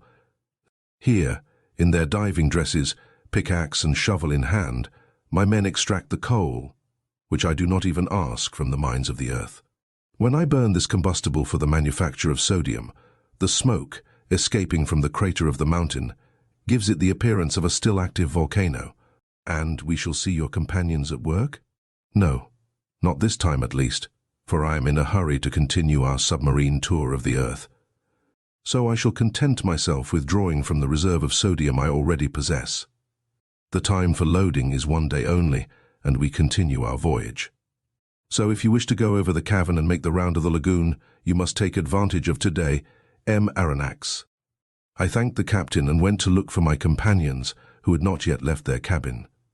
I invited them to follow me without saying where we were. They mounted the platform. Conseil, who was astonished at nothing, seemed to look upon it as quite natural that he should wake under a mountain after having fallen asleep under the waves. But Ned Land thought of nothing but finding whether the cavern had any exit. After breakfast, about 10 o'clock, we went down onto the mountain. Here we are, once more on land, said Conseil. I do not call this land, said the Canadian, and besides, we are not on it, but beneath it. Between the walls of the mountains and the waters of the lake lay a sandy shore which, at its greatest breadth, measured 500 feet. On this soil one might easily make the tour of the lake. But the base of the high partitions was stony ground, with volcanic locks and enormous pumice stones lying in picturesque heaps. All these detached masses, covered with enamel, polished by the action of the subterraneous fires, shone resplendent by the light of our electric lantern. The mica dust from the shore, rising under our feet, flew like a cloud of sparks. The bottom now rose sensibly, and we soon arrived at long circuitous slopes, or inclined planes, which took us higher by. Degrees.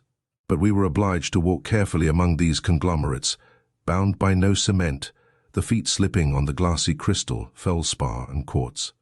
The volcanic nature of this enormous excavation was confirmed on all sides, and I pointed it out to my companions. Picture to yourselves, said I, what this crater must have been when filled with boiling lava, and when the level of the incandescent liquid rose to the orifice of the mountain, as though melted on the top of a hot plate. I can picture it perfectly, said Conseil. But, sir, will you tell me why the great architect has suspended operations, and how it is that the furnace is replaced by the quiet waters of the lake? Most probably, Conseil, because some convulsion beneath the ocean produced that very opening which has served as a passage for the Nautilus. Then the waters of the Atlantic rushed into the interior of the mountain. There must have been a terrible struggle between the two elements, a struggle which ended in the victory of Neptune. But many ages have run out since then, and the submerged volcano is now a peaceable grotto. Very well, replied Ned Land. I accept the explanation, sir, but in our own interests I regret that the opening of which you speak was not made above the level of the sea. But, friend Ned, said Conseil, if the passage had not been under the sea, the Nautilus could not have gone through it. We continued ascending. The steps became more and more perpendicular and narrow. Deep excavations, which we were obliged to cross, cut them here and there. Sloping masses had to be turned. We slid upon our knees and crawled along. But Conseil's dexterity and the Canadian's strength surmounted all obstacles. At a height of about 31 feet, the nature of the ground changed without becoming more practicable. To the conglomerate and trachyte succeeded black basalt, the first dispread in layers full of bubbles, the latter forming regular prisms, placed like a colonnade supporting the spring of the immense vault. An admirable specimen of natural architecture. Between the blocks of basalt wound long streams of lava, long since grown cold, encrusted with bituminous rays, and in some places there were spread large carpets of sulfur.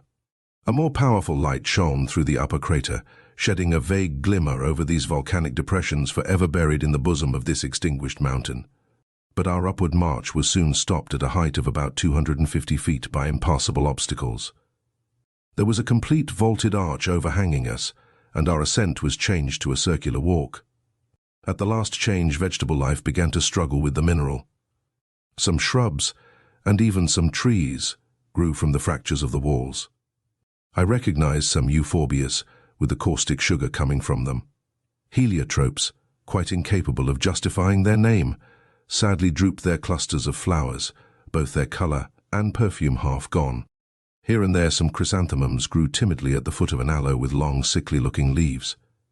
But between the streams of lava, I saw some little violets still slightly perfumed, and I admit that I smelt them with delight. Perfume is the soul of the flower, and sea flowers have no soul.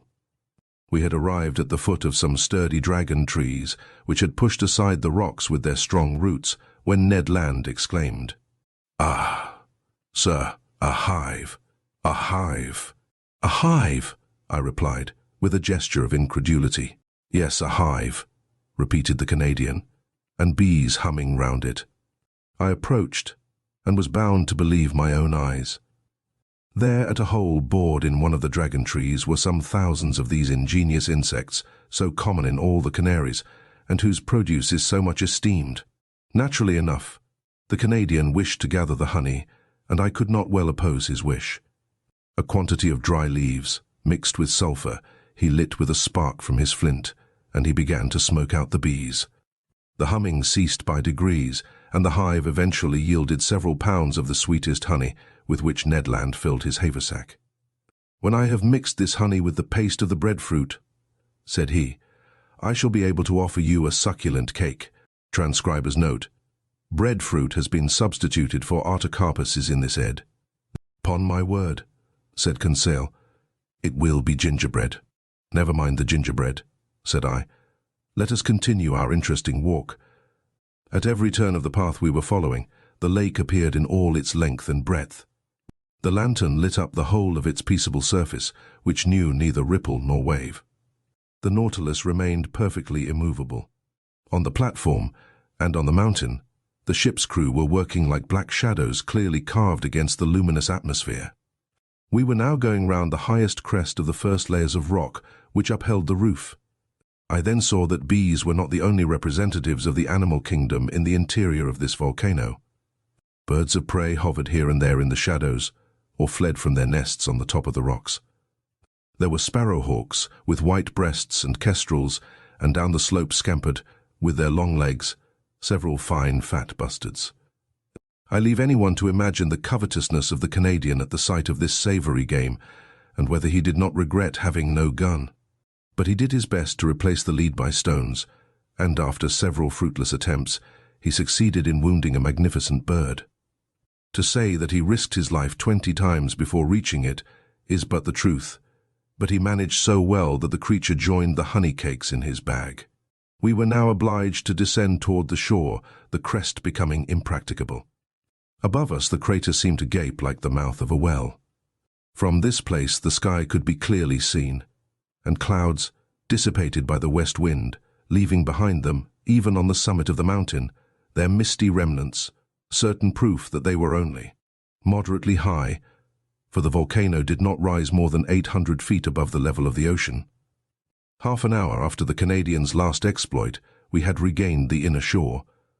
Here the flora was represented by large carpets of marine crystal, a little umbelliferous plant very good to pickle, which also bears the name of pier stone and sea fennel. Conseil gathered some bundles of it. As to the fauna, it might be counted by thousands of crustacea of all sorts. Lobsters, crabs, spider crabs, chameleon shrimps, and a large number of shells, rockfish, and limpets. 3/4 of an hour later we had finished our circuitous walk and were on board. The crew had just finished loading the sodium, and the Nautilus could have left that instant. But Captain Nemo gave no order. Did he wish to wait until night and leave the submarine passage secretly? Perhaps so. Whatever it might be, the next day, the Nautilus, having left its port, steered clear of all land at a few yards beneath the waves of the Atlantic. Chapter She, the Sargasso Sea. That day the Nautilus crossed a singular part of the Atlantic Ocean. No one can be ignorant of the existence of a current of warm water known by the name of the Gulf Stream. After leaving the Gulf of Florida, we went in the direction of Spitsbergen. But before entering the Gulf of Mexico, about 45 degrees of N lat, this current divides into two arms, the principal one going towards the coast of Ireland and Norway, whilst the second bends to the south about the height of the Azores, then, touching the African shore and describing a lengthened oval, returns to the Antilles. This second arm, it is rather a collar than an arm, surrounds with its circles of warm water that portion of the cold, quiet, immovable ocean called the Sargasso Sea, a perfect lake in the open Atlantic. It takes no less than 3 years for the great current to pass round it. Such was the region the Nautilus was now visiting, a perfect meadow, a close carpet of seaweed, fucus and tropical berries. So thick and so compact that the stem of a vessel could hardly tear its way through it. And Captain Nemo, not wishing to entangle his screw in this herbaceous mass, kept some yards beneath the surface of the waves. The name Sargasso comes from the Spanish word sargasso, which signifies kelp. This kelp, or berry plant, is the principal formation of this immense bank. And this is the reason why these plants unite in the peaceful basin of the Atlantic. The only explanation which can be given, he says, seems to me to result from the experience known to all the world. Place in a vase some fragments of cork or other floating body, and give to the water in the vase a circular movement. The scattered fragments will unite in a group in the center of the liquid surface. That is to say, in the part least agitated. In the phenomenon we are considering, the Atlantic is the vase, the Gulf Stream the circular current, and the Sargasso Sea the central point at which the floating bodies unite. I share Maury's opinion, and I was able to study the phenomenon in the very midst, where vessels rarely penetrate. Above us floated products of all kinds, heaped up among these brownish plants, trunks of trees torn from the Andes or the Rocky Mountains, and floated by the Amazon, or the Mississippi, numerous wrecks, remains of keels, or ship's bottoms, side planks stove in, and so weighted with shells and barnacles that they could not again rise to the surface. And time will one day justify Maury's other opinion, that these substances thus accumulated for ages will become petrified by the action of the water, and will then form inexhaustible coal mines, a precious reserve, prepared by far-seeing nature for the moment when men shall have exhausted the mines of continents. In the midst of this inextricable mass of plants and seaweed, I noticed some charming pink halcyons and actiniae, with their long tentacles trailing after them, and Metis green, red and blue. All the day, the 22nd of February, we passed in the Sargasso Sea, where such fish as are partial to marine plants find abundant nourishment. The next, the ocean had returned to its accustomed aspect. From this time for 19 days, from the 23rd of February to the 12th of March, the Nautilus kept in the middle of the Atlantic, carrying us at a constant speed of 100 leagues in 24 hours. Captain Nemo evidently intended accomplishing his submarine program, and I imagined that he intended, after doubling Cape Horn, to return to the Australian seas of the Pacific. Ned Land had cause for fear. In these large seas void of islands, we could not attempt to leave the boat. Nor had we any means of opposing Captain Nemo's will. Our only course was to submit, but what we could neither gain by force nor cunning, I like to think might be obtained by persuasion. This voyage ended, would he not consent to restore our liberty, under an oath never to reveal his existence, an oath of honor which we should have religiously kept. But we must consider that delicate question with the captain. But was I free to claim this liberty? Had he not himself said from the beginning, in the firmest manner, that the secret of his life exacted from him our lasting imprisonment on board the Nautilus? And would not my 4 months' silence appear to him a tacit acceptance of our situation? And would not a return to the subject result in raising suspicions which might be hurtful to our projects, if at some future time a favorable opportunity offered to return to them? During the 19 days mentioned above, no incident of any kind happened to signalize our voyage. I saw little of the captain. He was at work.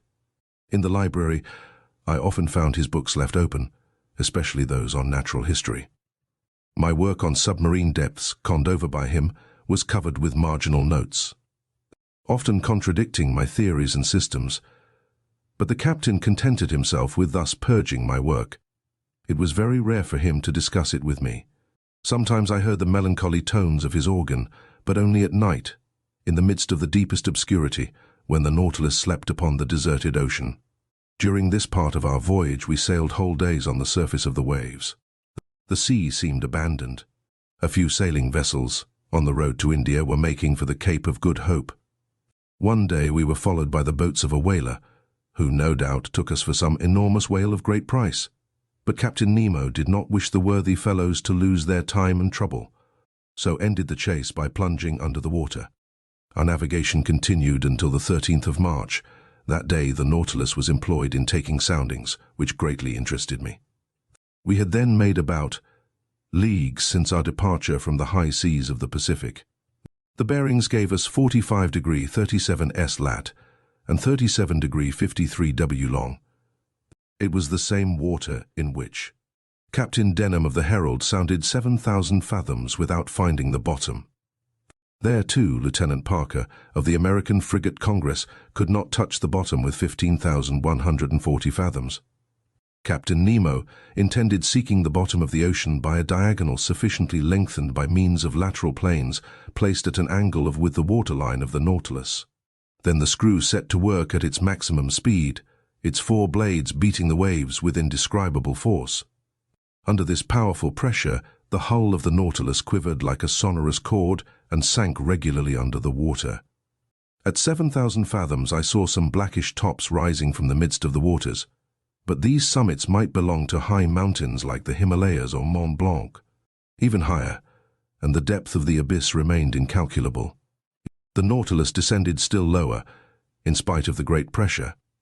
I felt the steel plates tremble at the fastenings of the bolts. Its bars bent, its partitions groaned. The windows of the saloon seemed to curve under the pressure of the waters. And this firm structure would doubtless have yielded if, as its captain had said, it had not been capable of resistance like a solid block. We had attained a depth of yards, 4 leagues, and the sides of the Nautilus then bore a pressure of atmospheres, that is to say, lbs, to each square 2/5 of an inch of its surface. What a situation to be in, I exclaimed, to overrun these deep regions where man has never trod. Look, Captain, look at these magnificent rocks, these uninhabited grottos, these lowest receptacles of the globe, where life is no longer possible. What unknown sights are here? Why should we be unable to preserve a remembrance of them? Would you like to carry away more than the remembrance? Said Captain Nemo. What do you mean by those words? I mean to say that nothing is easier than to make a photographic view of this submarine region. I had not time to express my surprise at this new proposition when, at Captain Nemo's call, an objective was brought into the saloon. Through the widely opened panel, the liquid mass was bright with electricity, which was distributed with such uniformity that not a shadow, not a gradation, was to be seen in our manufactured light. The Nautilus remained motionless, the force of its screw subdued by the inclination of its planes. The instrument was propped on the bottom of the oceanic sight, and in a few seconds we had obtained a perfect negative. But, the operation being over, Captain Nemo said, "Let us go up. We must not abuse our position, nor expose the Nautilus too long to such great pressure." "Go up again?" I exclaimed. "Hold well on." I had not time to understand why the captain cautioned me thus, when I was thrown forward onto the carpet. At a signal from the captain, its screw was shipped, and its blades raised vertically. The Nautilus shot into the air like a balloon, rising with stunning rapidity, and cutting the mass of waters with a sonorous agitation. Nothing was visible, and in 4 minutes it had shot through the 4 leagues which separated it from the ocean, and after emerging like a flying fish, fell, making the waves rebound to an enormous height. Chapters Keith, Cachalotsandwhales. During the nights of the th and tiet of March, the Nautilus returned to its southerly course. I fancied that, when on a level with Cape Horn, he would turn the helm westward, in order to beat the Pacific seas, and so complete the tour of the world. He did nothing of the kind, but continued on his way to the southern regions. Where was he going to? To the pole? It was madness. I began to think that the captain's temerity justified Ned Land's fears. For some time past the Canadian had not spoken to me of his projects of flight. He was less communicative, almost silent. I could see that this lengthened imprisonment was weighing upon him, and I felt that rage was burning within him. When he met the captain, his eyes lit up with suppressed anger, and I feared that his natural violence would lead him into some extreme. That day, the th of March, Conseil, and he came to me in my room. I inquired the cause of their visit. "A simple question to ask you, sir," replied the Canadian. "Speak, Ned. How many men are there on board the Nautilus, do you think?" "I cannot tell, my friend. I should say that its working does not require a large crew. Certainly, under existing conditions, 10 men, at the most, ought to be enough." "Well, why should there be any more?" "Why?" I replied, looking fixedly at Ned Land, whose meaning was easy to guess. "Because," I added, "if my surmises are correct, and if I have well understood the captain's existence, the Nautilus is not only a vessel.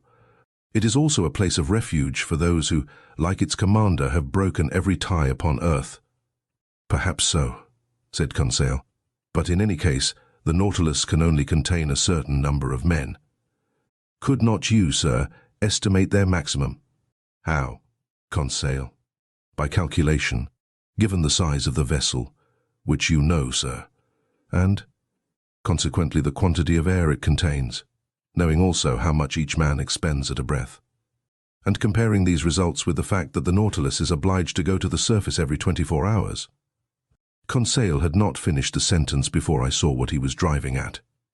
"I understand," said I, "but that calculation, though simple enough, can give but a very uncertain result."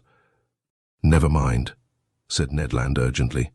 "Here it is then," said I. "In 1 hour each man consumes the oxygen contained in 20 gallons of air, and in 24 that contained in 480 gallons. We must, therefore, find how many times 480 gallons of air the Nautilus contains." "Just so," said Conseil. "Or," I continued, "the size of the Nautilus being 1,500 tons, and 1 ton holding 200 gallons, it contains 300,000 gallons of air, which, divided by 480, gives a quotient of 625. Which means to say, strictly speaking, that the air contained in the Nautilus would suffice for 625 men for 24 hours. 625, repeated Ned. "But remember that all of us, passengers, sailors, and officers included, would not form a 10th part of that number." "Still too many for 3 men, murmured Conseil. The Canadian shook his head, passed his hand across his forehead, and left the room without answering. "Will you allow me to make one observation, sir?" said Conseil. "Poor Ned is longing for everything that he cannot have. His past life is always present to him. Everything that we are forbidden he regrets. His head is full of old recollections. And we must understand him. What has he to do here? Nothing. He is not learned like you, sir, and has not the same taste for the beauties of the sea that we have. He would risk everything to be able to go once more into a tavern in his own country. Certainly the monotony on board must seem intolerable to the Canadian accustomed, as he was, to a life of liberty and activity. Events were rare which could rouse him to any show of spirit. But that day an event did happen which recalled the bright days of the harpooner.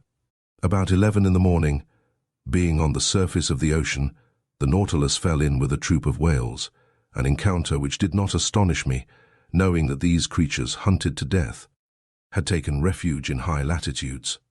We were seated on the platform with a quiet sea. The month of October in those latitudes gave us some lovely autumnal days. It was the Canadian, he could not be mistaken, who signalled a whale on the eastern horizon. Looking attentively, one might see its black back rise and fall with the waves 5 miles from the Nautilus. "Ah!" exclaimed Ned Land. "If I was on board a whaler, now such a meeting would give me pleasure. It is one of large size. See with what strength its blowholes throw up columns of air and steam. Confound it! Why am I bound to these steel plates?" "What, Ned?" said I. "You have not forgotten your old ideas of fishing? Can a whaler fisher ever forget his old trade, sir? Can he ever tire of the emotions caused by such a chase?" "You have never fished in these seas, Ned?" "Never, sir. In the northern only, and as much in Bering as in Davis Straits. Then the southern whale is still unknown to you. It is the Greenland whale you have hunted up to this time, and that would not risk passing through the warm waters of the equator. Whales are localized according to their kinds, in certain seas which they never leave. And if one of these creatures went from Bering to Davis Straits, it must be simply because there is a passage from one sea to the other, either on the American or the Asiatic side. In that case, as I have never fished in these seas, I do not know the kind of whale frequenting them. I have told you, Ned. A greater reason for making their acquaintance, said Conseil. Look, look, exclaimed the Canadian. They approach. They aggravate me. They know that I cannot get at them. Ned stamped his feet. His hand trembled as he grasped an imaginary harpoon. Are these cetaceans as large as those of the northern seas? Asked he. Very nearly, Ned. Because I have seen large whales, sir, whales measuring 100 feet. I have even been told that those of Hullamock and Umgallick of the Aleutian Islands are sometimes 150 feet long. That seems to me exaggeration. These creatures are only baleopterons, provided with dorsal fins, and, like the cachalots, are generally much smaller than the Greenland whale. Ah, exclaimed the Canadian, whose eyes had never left the ocean. They are coming nearer. They are in the same water as the Nautilus. Then, returning to the conversation, he said, You spoke of the cachalot as a small creature. I have heard of gigantic ones. They are intelligent cetacea. It is said of some that they cover themselves with seaweed and fucus, and then are taken for islands. People encamp upon them and settle there, lights a fire, and build houses, said Conseil. Yes, Joker, said Ned Land. And one fine day the creature plunges, carrying with it all the inhabitants to the bottom of the sea. Something like the travels of Sinbad the sailor, I replied, laughing. Ah, suddenly exclaimed Ned Land, it is not one whale. There are 10, there are 20, it is a whole troop. And I not able to do anything, hands and feet tied. But, friend Ned, said Conseil, why do you not ask Captain Nemo's permission to chase them? Conseil had not finished his sentence when Ned Land had lowered himself through the panel to seek the captain. A few minutes afterwards the two appeared together on the platform. Captain Nemo watched the troop of cetacea playing on the waters about a mile from the Nautilus. They are southern whales, said he. There goes the fortune of a whole fleet of whalers. Well, sir, asked the Canadian, can I not chase them, if only to remind me of my old trade of harpooner? And to what purpose? Replied Captain Nemo. Only to destroy. We have nothing to do with the whale oil on board. But, sir, continued the Canadian, in the Red Sea you allowed us to follow the dugong. Then it was to procure fresh meat for my crew. Here it would be killing for killing's sake. I know that is a privilege reserved for man, but I do not approve of such murderous pastime. In destroying the southern whale, like the Greenland whale, an inoffensive creature, your traders do a culpable action, masterland. They have already depopulated the whole of Baffin's Bay and are annihilating a class of useful animals. Leave the unfortunate cetacea alone. They have plenty of natural enemies, cachalots, swordfish, and sawfish, without you troubling them. The captain was right. The barbarous and inconsiderate greed of these fishermen will one day cause the disappearance of the last whale in the ocean. Ned Land whistled Yankee Doodle between his teeth, thrust his hands into his pockets, and turned his back upon us. But Captain Nemo watched the troop of cetacea and, addressing me, said, I was right in saying that whales had natural enemies enough, without counting man. These will have plenty to do before long. Do you see, M. Aronnax, about 8 miles to leeward those blackish moving points? Yes, Captain, I replied. Those are cachalots, terrible animals, which I have met in troops of 200 or 300. As to those, they are cruel, mischievous creatures. They would be right in exterminating them. The Canadian turned quickly at the last words. Well, Captain, said he, it is still time, in the interest of the whales. It is useless to expose oneself, Professor. The Nautilus will disperse them. It is armed with a steel spur as good as Master Land's harpoon, I imagine.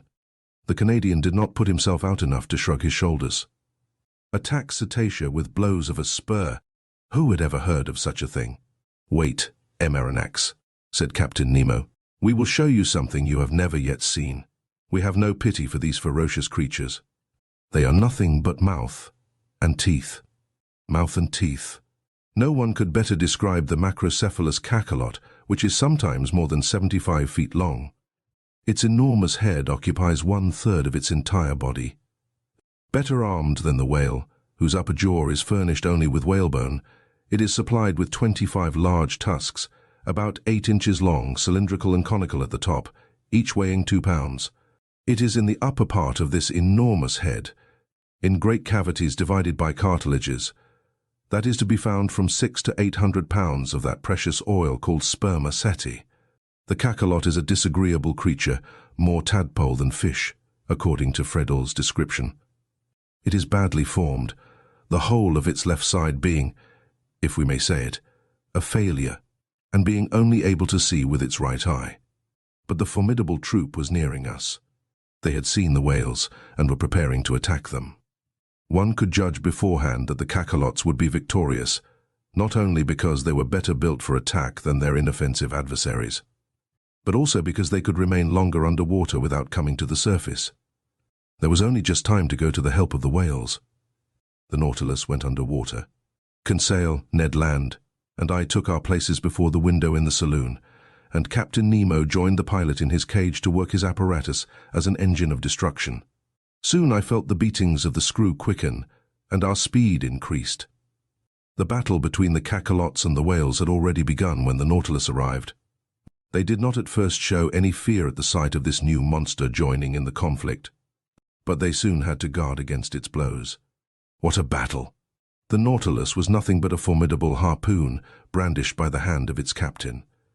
It hurled itself against the fleshy mass, passing through from one part to the other, leaving behind it 2 quivering halves of the animal.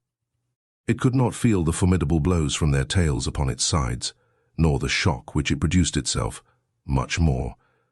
One cachalot killed, it ran at the next, tacked on the spot that it might not miss its prey, going forwards and backwards, answering to its helm, plunging when the cetacean dived into the deep waters, coming up with it when it returned to the surface, striking it front or sideways, cutting or tearing in all directions, and at any pace, piercing it with its terrible spur.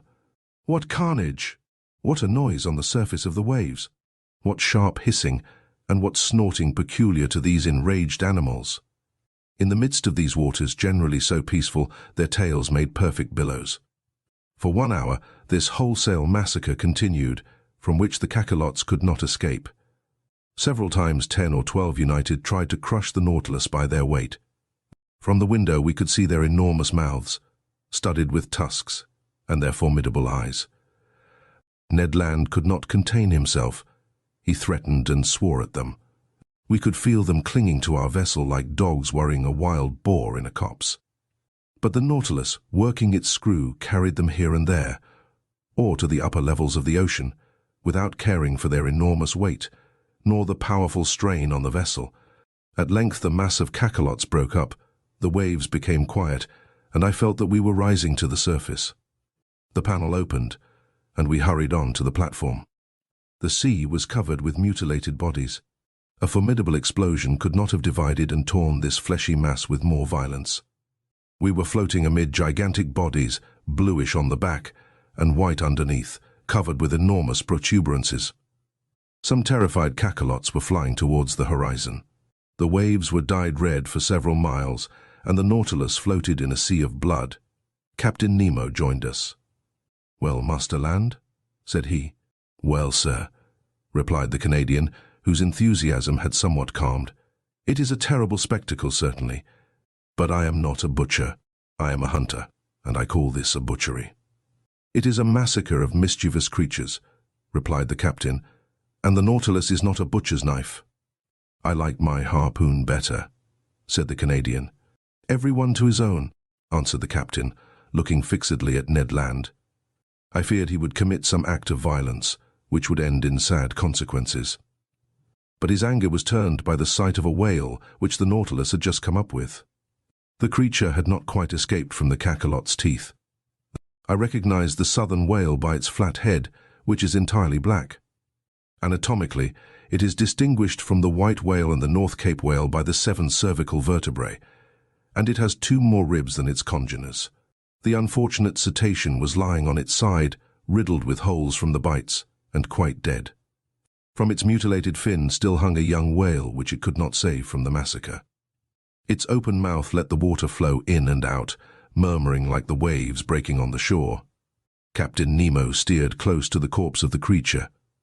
2 of his men mounted its side, and I saw, not without surprise, that they were drawing from its breasts all the milk which they contained, that is to say, about 2 or 3 tons. The captain offered me a cup of the milk, which was still warm. I could not help showing my repugnance to the drink, but he assured me that it was excellent, and not to be distinguished from cow's milk. I tasted it, and was of his opinion. It was a useful reserve to us, for in the shape of salt butter or cheese it would form an agreeable variety from our ordinary food. From that day, I noticed with uneasiness that Ned Land's ill will towards Captain Nemo increased, and I resolved to watch the Canadian's gestures closely. Chapter Seed. Theiceberg. The Nautilus was steadily pursuing its southerly course, following the 50th meridian with considerable speed. Did he wish to reach the pole? I did not think so, for every attempt to reach that point had hitherto failed. Again, the season was far advanced, for in the Antarctic regions the 13th of March corresponds with the 13th of September of northern regions, which begin at the equinoctial season. On the 14th of March I saw floating ice in latitude, merely pale bits of debris from 20 to 25 feet long, forming banks over which the sea curled. The Nautilus remained on the surface of the ocean. Ned Land, who had fished in the Arctic seas, was familiar with its icebergs, but Conseil and I admired them for the first time. In the atmosphere towards the southern horizon stretched a white dazzling band. English whalers have given it the name of ice blink. However thick the clouds may be, it is always visible, and announces the presence of an ice pack or bank. Accordingly, larger blocks soon appeared, whose brilliancy changed with the caprices of the fog. Some of these masses showed green veins, as if long undulating lines had been traced with sulfate of copper. Others resembled enormous amethysts, with the light shining through them. Some reflected the light of day upon 1,000 crystal facets. Others, shaded with vivid calcareous reflections, resembled a perfect town of marble. The more we neared the south, the more these floating islands increased both in number and importance. At 60° lat, every pass had disappeared, but, seeking carefully, Captain Nemo soon found a narrow opening, through which he boldly slipped, knowing, however, that it would close behind him. Thus, guided by this clever hand, the Nautilus passed through all the ice with a precision which quite charmed Conseil. Icebergs or mountains, ice fields or smooth plains, seeming to have no limits. Drift ice or floating ice packs, plains broken up, called pouches when they are circular, and streams when they are made up of long strips. The temperature was very low, the thermometer exposed to the air marked 2 deg, or 3° below zero, but we were warmly clad with fur, at the expense of the sea bear and seal. The interior of the Nautilus, warmed regularly by its electric apparatus, defied the most intense cold. Besides, it would only have been necessary to go some yards beneath the waves to find a more bearable temperature. 2 months earlier we should have had perpetual daylight in these latitudes, but already we had had 3 or 4 hours of night, and by there would be 6 months of darkness in these circumpolar regions. On the 15th of March we were in the latitude of New Shetland and South Orkney. The captain told me that formerly numerous tribes of seals inhabited them, but that English and American whalers, in their rage for destruction, massacred both old and young. Thus, where there was once life and animation, they had left silence and death. About 8 o'clock on the morning of the 16th of March, the Nautilus, following the 55th meridian, cut the Antarctic polar circle. Ice surrounded us on all sides and closed the horizon. But Captain Nemo went from one opening to another, still going higher. I cannot express my astonishment at the beauties of these new regions. The ice took most surprising forms. Here the grouping formed an oriental town, with innumerable mosques and minarets. There a fallen city thrown to the earth, as it were, by some convulsion of nature. The whole aspect was constantly changed by the oblique rays of the sun, or lost in the greyish fog amidst hurricanes of snow. Detonations and falls were heard on all sides, great overthrows of icebergs, which altered the whole landscape like a diorama. Often seeing no exit, I thought we were definitely prisoners. But instinct guiding him at the slightest indication, Captain Nemo would discover a new pass. He was never mistaken when he saw the thin threads of bluish water trickling along the ice fields, and I had no doubt that he had already ventured into the midst of these Antarctic seas before. On the 16th of March, however, the ice fields absolutely blocked our road. It was not the iceberg itself as yet, but vast fields cemented by the cold. But this obstacle could not stop Captain Nemo. He hurled himself against it with frightful violence. The Nautilus entered the brittle mass like a wedge and split it with frightful crackings. It was the battering ram of the ancients hurled by infinite strength. The ice, thrown high in the air, fell like hail around us. By its own power of impulsion, our apparatus made a canal for itself. Sometimes carried away by its own impetus, it lodged on the ice field, crushing it with its weight, and sometimes buried beneath it, dividing it by a simple pitching movement, producing large rents in it. Violent gales assailed us at this time, accompanied by thick fogs, through which, from one end of the platform to the other, we could see nothing. The wind blew sharply from all parts of the compass, and the snow lay in such hard heaps that we had to break it with blows of a pickaxe. The temperature was always at 5 deg, below zero. Every outward part of the Nautilus was covered with ice. A rigged vessel would have been entangled in the blocked-up gorges. A vessel without sails, with electricity for its motive power, and wanting no coal, could alone brave such high latitudes. At length, on the 18th of March, after many useless assaults, the Nautilus was positively blocked. It was no longer either streams, packs, or ice fields, but an interminable and immovable barrier formed by mountains soldered together. "An iceberg," said the Canadian to me. I knew that to Ned Land, as well as to all other navigators who had preceded us, this was an inevitable obstacle. The sun appearing for an instant at noon, Captain Nemo took an observation as near as possible, which gave our situation at 51°30' long, and 67°39' of S-lat. We had advanced 1 degree more in this Antarctic region. Of the liquid surface of the sea there was no longer a glimpse. Under the spur of the Nautilus lay stretched a vast plain, entangled with confused blocks. Here and there sharp points and slender needles rising to a height of 200 feet. Further on a steep shore, hewn as it were with an axe and clothed with greyish tints, huge mirrors, reflecting a few rays of sunshine half drowned in the fog.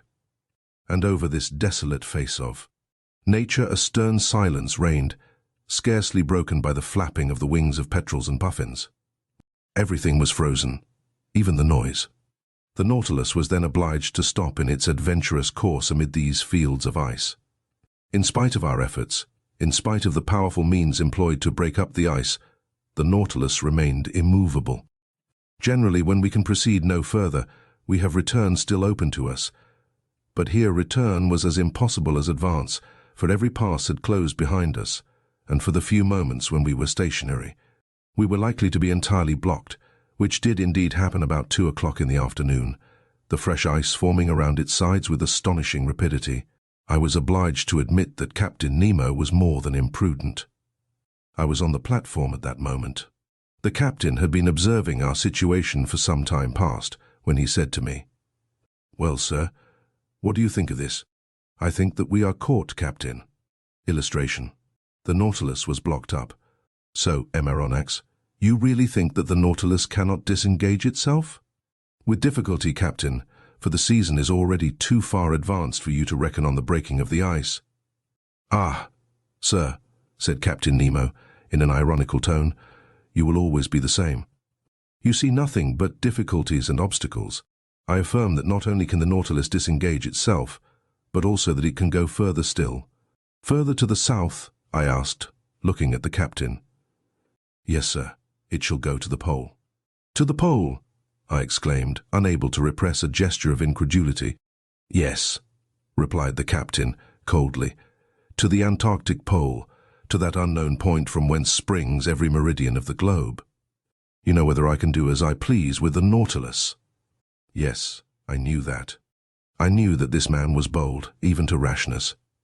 But to conquer those obstacles which bristled round the South Pole, rendering it more inaccessible than the North, which had not yet been reached by the boldest navigators, was it not a mad enterprise, one which only a maniac would have conceived?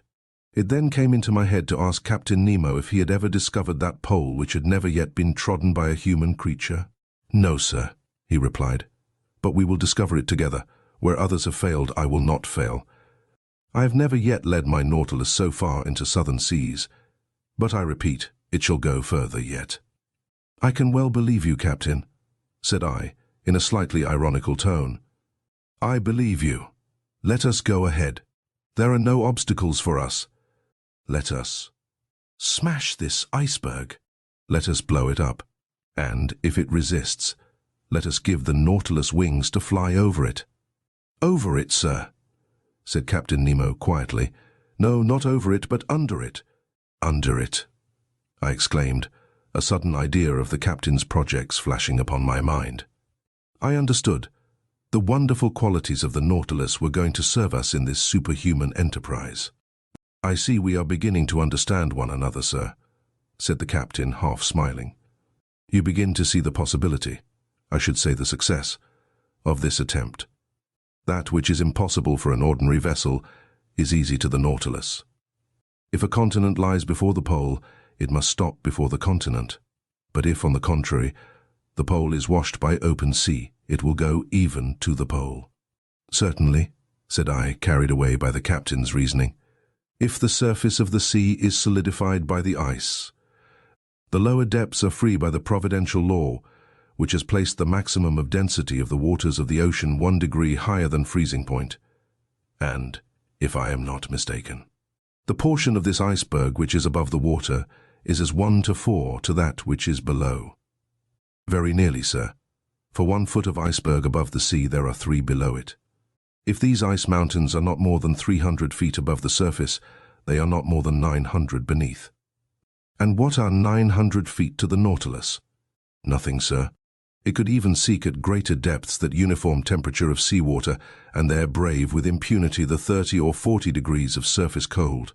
"Just so, sir. Just so," I replied, getting animated. "The only difficulty," continued Captain Nemo, "is that of remaining several days without renewing our provision of air." "Is that all?" "The Nautilus has vast reservoirs.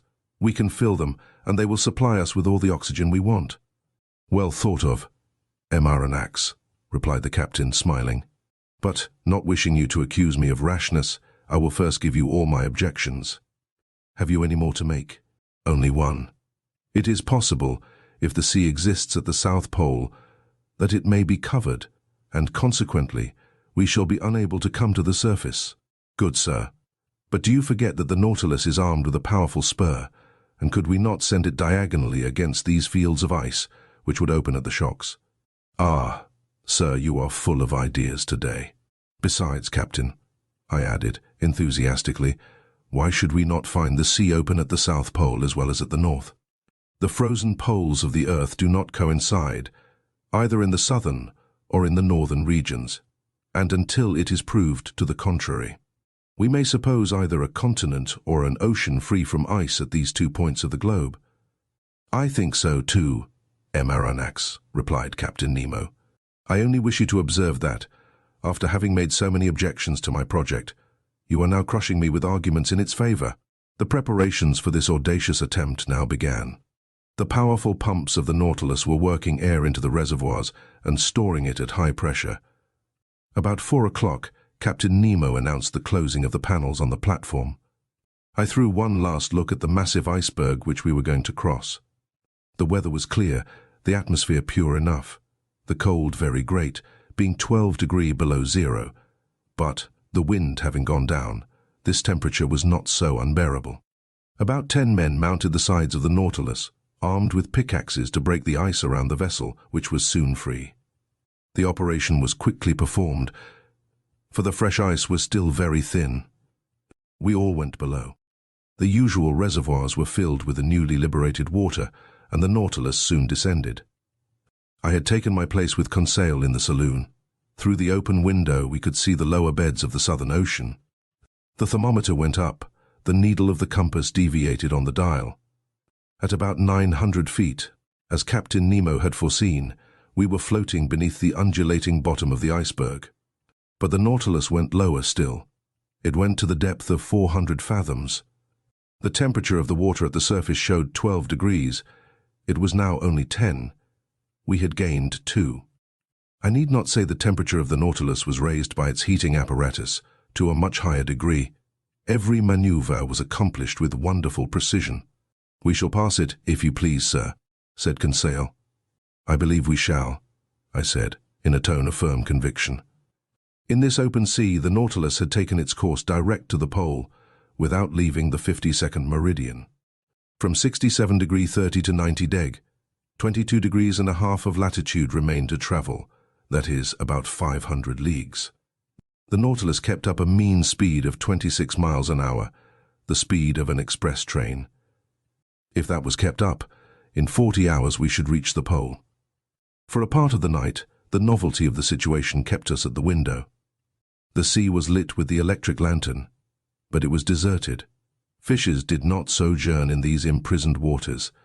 They only found there a passage to take them from the Antarctic Ocean to the open polar sea. Our pace was rapid. We could feel it by the quivering of the long steel body. About 2 in the morning I took some hours' repose, and Conseil did the same. In crossing the waist I did not meet Captain Nemo. I supposed him to be in the pilot's cage. The next morning, the 19th of March, I took my post once more in the saloon. The electric log told me that the speed of the Nautilus had been slackened. It was, then going towards the surface, but prudently emptying its reservoirs very slowly. My heart beat fast. Were we going to emerge and regain the open polar atmosphere? No. A shock told me that the Nautilus had struck the bottom of the iceberg, still very thick, judging from the deadened sound. We had indeed struck, to use a sea expression, but in an inverse sense, and at 1,000 feet deep. This would give 3,000 feet of ice above us, 1,000 being above the watermark. The iceberg was then higher than at its borders, not a very reassuring fact. Several times that day the Nautilus tried again, and every time it struck the wall which lay like a ceiling above it. Sometimes it met with but 900 yards, only 200 of which rose above the surface. It was twice the height it was when the Nautilus had gone under the waves. I carefully noted the different depths, and thus obtained a submarine profile of the chain as it was developed under the water. That night, no change had taken place in our situation. Still ice between 400 and 500 yards in depth. It was evidently diminishing, but still, what a thickness between us and the surface of the ocean. It was then 8. According to the daily custom on board the Nautilus, its air should have been renewed 4 hours ago, but I did not suffer much, although Captain Nemo had not yet made any demand upon his reserve oxygen. My sleep was painful that night. Hope and fear besieged me by turns. I rose several times. The groping of the Nautilus continued. About 3 in the morning, I noticed that the lower surface of the iceberg was only about 50 feet deep. 150 feet now separated us from the surface of the waters. The iceberg was by degrees becoming an ice field, the mountain a plain. My eyes never left the manometer. We were still rising diagonally to the surface, which sparkled under the electric rays. The iceberg was stretching both above and beneath into lengthening slopes. Mile after mile it was getting thinner. At length, at 6 in the morning of that memorable day, the 19th of March, the door of the saloon opened, and Captain Nemo appeared. "The sea is open," was all he said. Chapter Keef. The South Pole. I rushed onto the platform. Yeah. The open sea, with but a few scattered pieces of ice and moving icebergs. A long stretch of sea, a world of birds in the air, and myriads of fishes under those waters, which varied from intense blue to olive green according to the bottom. The thermometer marked 3 degrees Celsius, above zero. It was comparatively spring shut up as we were behind this iceberg, whose lengthened mass was dimly seen on our northern horizon. "Are we at the pole?" I asked the captain, with a beating heart. "I do not know," he replied. "At noon I will take our bearings." "But will the sun show himself through this fog?" said I, looking at the leaden sky. "However little it shows, it will be enough," replied the captain. About 10 miles south, the solitary island rose to a height of 104 yards. We made for it, but carefully, for the sea might be strewn with banks. 1 hour afterwards we had reached it. 2 hours later we had made the round of it. It measured 4 or 5 miles in circumference. A narrow canal separated it from a considerable stretch of land, perhaps a continent, for we could not see its limits. The existence of this land seemed to give some color to Maury's theory. The ingenious American has remarked that between the South Pole and the 60th parallel, the sea is covered with floating ice of enormous size, which is never met with in the North Atlantic. From this fact he has drawn the conclusion that the Antarctic Circle encloses considerable continents, as icebergs cannot form in open sea, but only on the coasts. According to these calculations, the mass of ice surrounding the southern pole forms a vast cap, the circumference of which must be at least 2,500 miles. But the Nautilus, for fear of running aground, had stopped about 3 cable lengths from a strand over which reared a superb heap of rocks. The boat was launched. The captain, 2 of his men, bearing instruments, Conseil and myself were in it. It was 10 in the morning. I had not seen Ned Land. Doubtless the Canadian did not wish to admit the presence of the South Pole. A few strokes of the oar brought us to the sand, where we ran ashore. Conseil was going to jump onto the land, when I held him back. "Sir," said I to Captain Nemo, "to you belongs the honor of first setting foot on this land." "Yes, sir," said the captain, "and if I do not hesitate to tread this South Pole, it is because, up to this time, no human being has left a trace there." Saying this, he jumped lightly onto the sand. His heart beat with emotion. He climbed a rock, sloping to a little promontory, and there, with his arms crossed, mute and motionless, and with an eager look, he seemed to take possession of these southern regions. After 5 minutes passed in this ecstasy, he turned to us. "When you like, sir." I landed, followed by Conseil, leaving the 2 men in the boat. For a long way the soil was composed of a reddish sandy stone, something like crushed brick, scoriae, streams of lava, and pumice stones. One could not mistake its volcanic origin. In some parts, slight curls of smoke emitted a sulphurous smell, proving that the internal fires had lost nothing of their expansive powers, though, having climbed a high acclivity. I could see no volcano for a radius of several miles. We know that in those Antarctic countries James Ross found 2 craters, the Erebus and Terror, in full activity, on the TH meridian, latitude 77°32. The vegetation of this desolate continent seemed to me much restricted. Some lichens lay upon the black rocks, some microscopic plants, rudimentary diatomas, a kind of cells placed between 2 quartz shells, long purple and scarlet weed, supported on little swimming bladders, which the breaking of the waves brought to the shore. These constituted the meager flora of this region. The shore was strewn with mollusks, little mussels and limpets. I also saw myriads of northern Cleos, 1¼ inches long, of which a whale would swallow a whole world at a mouthful, and some perfect sea butterflies, animating the waters on the skirts of the shore. There appeared on the high bottoms some coral shrubs, of the kind which, according to James Ross, live in the Antarctic seas to the depth of more than 1,000 yards. Then there were little kingfishers and starfish studding the soil.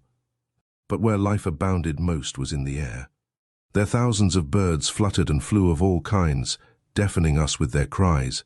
Others crowded the rock, looking at us as we passed by without fear, and pressing familiarly close by our feet. There were penguins, so agile in the water, heavy and awkward as they are on the ground. They were uttering harsh cries, a large assembly, sober in gesture, but extravagant in clamor. Albatrosses passed in the air, the expanse of their wings being at least 4 yards and a half, and justly called the vultures of the ocean. Some gigantic petrels, and some damiers, a kind of small duck, the under part of whose body is black and white. Then there were a whole series of petrels, some whitish, with brown-bordered wings, others blue, peculiar to the Antarctic seas, and so oily, as I told Conseil, that the inhabitants of the Faroe Islands had nothing to do before lighting them but to put a wick in. "A little more," said Conseil, "and they would be perfect lamps. After that, we cannot expect nature to have previously furnished them with wicks." About half a mile farther on the soil was riddled with ruff's nests, a sort of laying ground, out of which many birds were issuing. Captain Nemo had some hundreds hunted. They uttered a cry like the braying of an ass, were about the size of a goose, slate color on the body, white beneath, with a yellow line round their throats. They allowed themselves to be killed with a stone, never trying to escape. But the fog did not lift, and at 11 the sun had not yet shown itself. Its absence made me uneasy. Without it, no observations were possible. How, then, could we decide whether we had reached the pole? When I rejoined Captain Nemo, I found him leaning on a piece of rock, silently watching the sky. He seemed impatient and vexed. But what was to be done? This rash and powerful man could not command the sun as he did the sea. Noon arrived without the orb of day showing itself for an instant. We could not even tell its position behind the curtain of fog, and soon the fog turned to snow. "Till tomorrow," said the captain quietly, and we returned to the Nautilus amid these atmospheric disturbances. The tempest of snow continued till the next day. It was impossible to remain on the platform. From the saloon, where I was taking notes of incidents happening during this excursion to the polar continent, I could hear the cries of petrels and albatrosses sporting in the midst of this violent storm. The Nautilus did not remain motionless, but skirted the coast, advancing 10 miles more to the south in the half-light left by the sun as it skirted the edge of the horizon. The next day, the 20th of March, the snow had ceased. The cold was a little greater, the thermometer showing 2 degrees below zero. The fog was rising, and I hoped that that day our observations might be taken. Captain Nemo not having yet appeared, the boat took Conseil and myself to land. The soil was still of the same volcanic nature. Everywhere were traces of lava, scoriae and basalt, but the crater which had vomited them I could not see. Here, as lower down, this continent was alive with myriads of birds. But their rule was now divided with large troops of sea mammals looking at us with their soft eyes. There were several kinds of seals, some stretched on the earth, some on flakes of ice, many going in and out of the sea. They did not flee at our approach, never having had anything to do with man, and I reckoned that there were provisions there for hundreds of vessels. "Sir," said Conseil, "will you tell me the names of these creatures?" "They are seals and morses." It was now 8 in the morning. 4 hours remained to us before the sun could be observed with advantage. I directed our steps towards a vast bay cut in the steep granite shore. There, I can aver that earth and ice were lost to sight by the numbers of sea mammals covering them, and I involuntarily sought for old Proteus, the mythological shepherd who watched these immense flocks of Neptune. There were more seals than anything else, forming distinct groups, male and female, the father watching over his family, the mother suckling her little ones, some already strong enough to go a few steps. When they wished to change their place, they took little jumps, made by the contraction of their bodies, and helped awkwardly enough by their imperfect fin, which, as with the lamantine, their cousins, forms a perfect forearm. I should say that, in the water, which is their element, the spine of these creatures is flexible, with smooth and close skin and webbed feet. They swim admirably. In resting on the earth, they take the most graceful attitudes. Thus the ancients, observing their soft and expressive looks, which cannot be surpassed by the most beautiful look a woman can give, their clear voluptuous eyes, their charming positions, and the poetry of their manners, metamorphosed them, the male into a triton and the female into a mermaid. I made Conseil notice the considerable development of the lobes of the brain in these interesting cetaceans. No mammal, except man, has such a quantity of brain matter. They are also capable of receiving a certain amount of education, are easily domesticated, and I think, with other naturalists, that if properly taught, they would be of great service as fishing dogs. The greater part of them slept on the rocks or on the sand. Amongst these seals, properly so called, which have no external ears, in which they differ from the otter, whose ears are prominent. I noticed several varieties of seals about 3 yards long, with a white coat, bulldog heads, armed with teeth in both jaws, 4 incisors at the top and 4 at the bottom, and 2 large canine teeth in the shape of a fleur-de-lis. Amongst them glided sea elephants, a kind of seal with short, flexible trunks. The giants of this species measured 20 feet round and 10 yards and a half in length, but they did not move as we approached. "These creatures are not dangerous?" asked Conseil. "No, not unless you attack them. When they have to defend their young, their rage is terrible, and it is not uncommon for them to break the fishing boats to pieces." "They are quite right," said Conseil. "I do not say they are not." 2 miles farther on we were stopped by the promontory, which shelters the bay from the southerly winds. Beyond it we heard loud bellowing such as a troop of ruminants would produce. "Good," said Conseil. "A concert of bulls." "No, a concert of morses. They are fighting." "They are either fighting or playing." We now began to climb the blackish rocks, amid unforeseen stumbles, and over stones which the ice made slippery. More than once I rolled over at the expense of my loins. Conseil, more prudent or more steady, did not stumble and helped me up, saying, "If, sir, you would have the kindness to take wider steps, you would preserve your equilibrium better." Arrived at the upper ridge of the promontory, I saw a vast white plain covered with morses. They were playing amongst themselves, and what we heard were bellowings of pleasure, not of anger. As I passed these curious animals, I could examine them leisurely, for they did not move. Their skins were thick and rugged, of a yellowish tint, approaching to red. Their hair was short and scant. Some of them were 4 yards and a quarter long. Quieter and less timid than their cousins of the north, they did not, like them, place sentinels round the outskirts of their encampment. After examining this city of morses, I began to think of returning. It was 11 o'clock, and if Captain Nemo found the conditions favorable for observations, I wished to be present at the operation. We followed a narrow pathway running along the summit of the steep shore. At 11:30 we had reached the place where we landed. The boat had run aground, bringing the captain. I saw him standing on a block of basalt, his instruments near him, his eyes fixed on the northern horizon, near which the sun was then describing a lengthened curve. I took my place beside him and waited without speaking. Noon arrived, and as before, the sun did not appear. It was a fatality. Observations were still wanting. If not accomplished tomorrow, we must give up all idea of taking any. We were indeed exactly at the 20th of March. Tomorrow, the 21st, would be the equinox. The sun would disappear behind the horizon for 6 months, and with its disappearance the long polar night would begin. Since the September equinox it had emerged from the northern horizon, rising by lengthened spirals up to the 21st of December. At this period, the summer solstice of the northern regions, it had begun to descend, and tomorrow was to shed its last rays upon them. I communicated my fears and observations to Captain Nemo. "You are right, Aronnax," said he. "If tomorrow I cannot take the altitude of the sun, I shall not be able to do it for 6 months.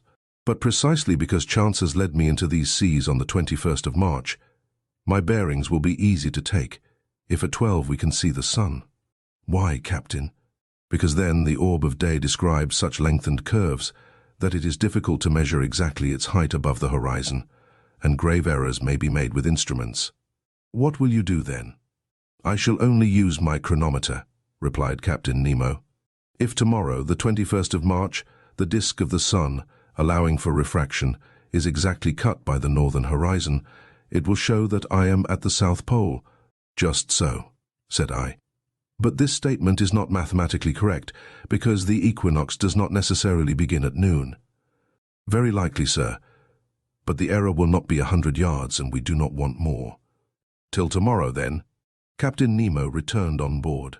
Conseil and I remained to survey the shore, observing and studying until 5 o'clock. Then I went to bed, not, however, without invoking, like the Indian, the favor of the radiant orb. The next day, the 21st of March, at 5 in the morning, I mounted the platform.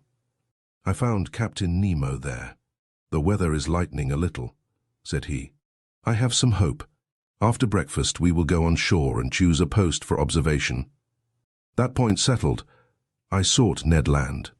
I wanted to take him with me. But the obstinate Canadian refused, and I saw that his taciturnity and his bad humor grew day by day. After all, I was not sorry for his obstinacy under the circumstances. Indeed, there were too many seals on shore, and we ought not to lay such temptation in this unreflecting fisherman's way. Breakfast over, we went on shore. The Nautilus had gone some miles further up in the night. It was a whole league from the coast, above which reared a sharp peak about 500 yards high. The boat took with me Captain Nemo, 2 men of the crew, and the instruments, which consisted of a chronometer, a telescope, and a barometer. While crossing, I saw numerous whales belonging to the 3 kinds peculiar to the southern seas: the whale, or the English right whale, which has no dorsal fin; the humpback, with reeved chest and large, whitish fins, which, in spite of its name, do not form wings, and the fin-back of a yellowish-brown, the liveliest of all the cetacea. This powerful creature is heard a long way off when he throws to a great height columns of air and vapor, which look like whirlwinds of smoke. These different mammals were disporting themselves in troops in the quiet waters, and I could see that this basin of the Antarctic pole serves as a place of refuge to the cetacea, too closely tracked by the hunters. I also noticed large medas floating between the reeds. At 9 we landed. The sky was brightening, the clouds were flying to the south, and the fog seemed to be leaving the cold surface of the waters. Captain Nemo went towards the peak, which he doubtless meant to be his observatory. It was a painful ascent over the sharp lava and the pumice stones, in an atmosphere often impregnated with a sulphurous smell from the smoking cracks. For a man unaccustomed to walk on land, the captain climbed the steep slopes with an agility I never saw, equaled, and which a hunter would have envied. We were 2 hours getting to the summit of this peak, which was half porphyry and half basalt. From thence we looked upon a vast sea which towards the north distinctly traced its boundary line upon the sky. At our feet lay fields of dazzling whiteness. Over our heads a pale azure, free from fog. To the north the disk of the sun seemed like a ball of fire, already horned by the cutting of the horizon. From the bosom of the water rose sheaves of liquid jets by hundreds. In the distance lay the Nautilus like a cetacean asleep on the water. Behind us, to the south and east, an immense country and a chaotic heap of rocks and ice, the limits of which were not visible. On arriving at the summit, Captain Nemo carefully took the mean height of the barometer, for he would have to consider that in taking his observations. At 11:45 the sun, then seen only by refraction, looked like a golden disk shedding its last rays upon this deserted continent and seas which never man had yet ploughed. Captain Nemo, furnished with a lenticular glass which, by means of a mirror, corrected the refraction, watched the orb sinking below the horizon by degrees, following a lengthened diagonal. I held the chronometer. My heart beat fast. If the disappearance of the half-disk of the sun coincided with 12 o'clock on the chronometer, we were at the pole itself. 12, I exclaimed. "The South Pole," replied Captain Nemo in a grave voice, handing me the glass, which showed the orb cut in exactly equal parts by the horizon. I looked at the last rays crowning the peak, and the shadows mounting by degrees up its slopes. At that moment Captain Nemo, resting with his hand on my shoulder, said, "I, Captain Nemo, on this 21st day of March, 1868, have reached the South Pole on the 90th degree, and I take possession of this part of the globe, equal to 1/6 of the known continents." "In whose name, Captain?" "In my own, sir." Saying which, Captain Nemo unfurled a black banner bearing an N in gold quartered on its bunting. Then, turning towards the orb of day, whose last rays lapped the horizon of the sea, he exclaimed, "Adieu, sun. Disappear, thou radiant orb. Rest beneath this open sea, and let a night of 6 months spread its shadows over my new domains." Chapter XV. Accident or Incident. The next day, the 22nd of March, at 6 in the morning, preparations for departure were begun. The last gleams of twilight were melting into night. The cold was great, the constellations shone with wonderful intensity. In the zenith glittered that wondrous Southern Cross, the polar bear of Antarctic regions. The thermometer showed 120 below zero, and when the wind freshened it was most biting. Flakes of ice increased on the open water. The sea seemed everywhere alike. Numerous blackish patches spread on the surface, showing the formation of fresh ice. Evidently the southern basin, frozen during the 6 winter months, was absolutely inaccessible. What became of the whales in that time? Doubtless they went beneath the icebergs, seeking more practicable seas. As to the seals and morses, accustomed to live in a hard climate, they remained on these icy shores. These creatures have the instinct to break holes in the ice field and to keep them open. To these holes they come for breath. When the birds, driven away by the cold, have emigrated to the north, these sea mammals remain sole masters of the polar continent. But the reservoirs were filling with water, and the Nautilus was slowly descending. At 1,000 feet deep it stopped. Its screw beat the waves, and it advanced straight towards the north at a speed of 15 miles an hour. Towards night it was already floating under the immense body of the iceberg. At 3 in the morning I was awakened by a violent shock. I sat up in my bed and listened in the darkness when I was thrown into the middle of the room. The Nautilus, after having struck, had rebounded violently. I groped along the partition and by the staircase to the saloon, which was lit by the luminous ceiling. The furniture was upset. Fortunately, the windows were firmly set and had held fast. The pictures on the starboard side, from being no longer vertical, were clinging to the paper, whilst those of the port side were hanging at least a foot from the wall.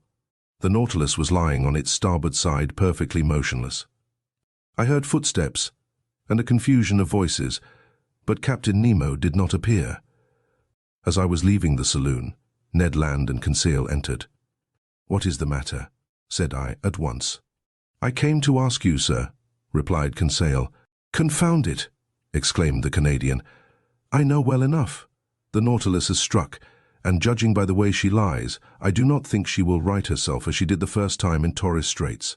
"But," I asked, "has she at least come to the surface of the sea?" "We do not know," said Conseil. "It is easy to decide," I answered. I consulted the manometer. To my great surprise, it showed a depth of more than 180 fathoms. "What does that mean?" I exclaimed. "We must ask Captain Nemo," said Conseil. "But where shall we find him?" said Ned Land. "Follow me," said I to my companions. We left the saloon. There was no one in the library. At the center staircase, by the berths of the ship's crew, there was no one. I thought that Captain Nemo must be in the pilot's cage. It was best to wait. We all returned to the saloon. For 20 minutes we remained, thus trying to hear the slightest noise which might be made on board the Nautilus, when Captain Nemo entered. He seemed not to see us. His face, generally so impassive, showed signs of uneasiness. He watched the compass silently, then the manometer, and, going to the planisphere, placed his finger on a spot representing the southern seas. I would not interrupt him, but some minutes later, when he turned towards me, I said, using one of his own expressions in the Torres Straits, "An incident, Captain?" "No, sir. An accident this time." "Serious?" "Perhaps." "Is the danger immediate?" "No." "The Nautilus has stranded?" "Yes." "And this has happened?" "How?" "From a caprice of nature, not from the ignorance of man. Not a mistake has been made in the working. But we cannot prevent equilibrium from producing its effects. We may brave human laws, but we cannot resist natural ones." Captain Nemo had chosen a strange moment for uttering this philosophical reflection. On the whole, his answer helped me little. "May I ask, sir, the cause of this accident?" "An enormous block of ice. A whole mountain has turned over," he replied. "When icebergs are undermined at their base by warmer water or reiterated shocks, their center of gravity rises, and the whole thing turns over. This is what has happened. One of these blocks, as it fell, struck the Nautilus, then, gliding under its hull, raised it with irresistible force, bringing it into beds which are not so thick, where it is lying on its side. But can we not get the Nautilus off by emptying its reservoirs, that it might regain its equilibrium?" "That, sir, is being done at this moment. You can hear the pump working. Look at the needle of the manometer. It shows that the Nautilus is rising, but the block of ice is floating with it, and, until some obstacle stops its ascending motion, our position cannot be altered. Indeed, the Nautilus still held the same position to starboard. Doubtless it would right itself when the block stopped. But at this moment, who knows if we may not be frightfully crushed between the two? Glassy surfaces? I reflected on all the consequences of our position. Captain Nemo never took his eyes off the manometer. Since the fall of the iceberg, the Nautilus had risen about 150 feet, but it still made the same angle with the perpendicular. Suddenly a slight movement was felt in the hold. Evidently it was righting a little. Things hanging in the saloon were sensibly returning to their normal position. The partitions were nearing the upright. No one spoke. With beating hearts we watched and felt the straightening. The boards became horizontal under our feet. 10 minutes passed. "At last we have righted," I exclaimed. "Yes," said Captain Nemo, going to the door of the saloon. "But are we floating?" I asked. "Certainly," he replied, "since the reservoirs are not empty, and when empty, the Nautilus must rise to the surface of the sea." We were in open sea, but at a distance of about 10 yards on either side of the Nautilus rose a dazzling wall of ice. Above and beneath the same wall. Above, because the lower surface of the iceberg stretched over us like an immense ceiling. Beneath, because the overturned block, having slid by degrees, had found a resting place on the lateral walls, which kept it in that position.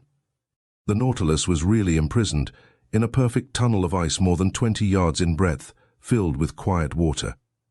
It was easy to get out of it by going either forward or backward, and then make a free passage under the iceberg, some hundreds of yards deeper.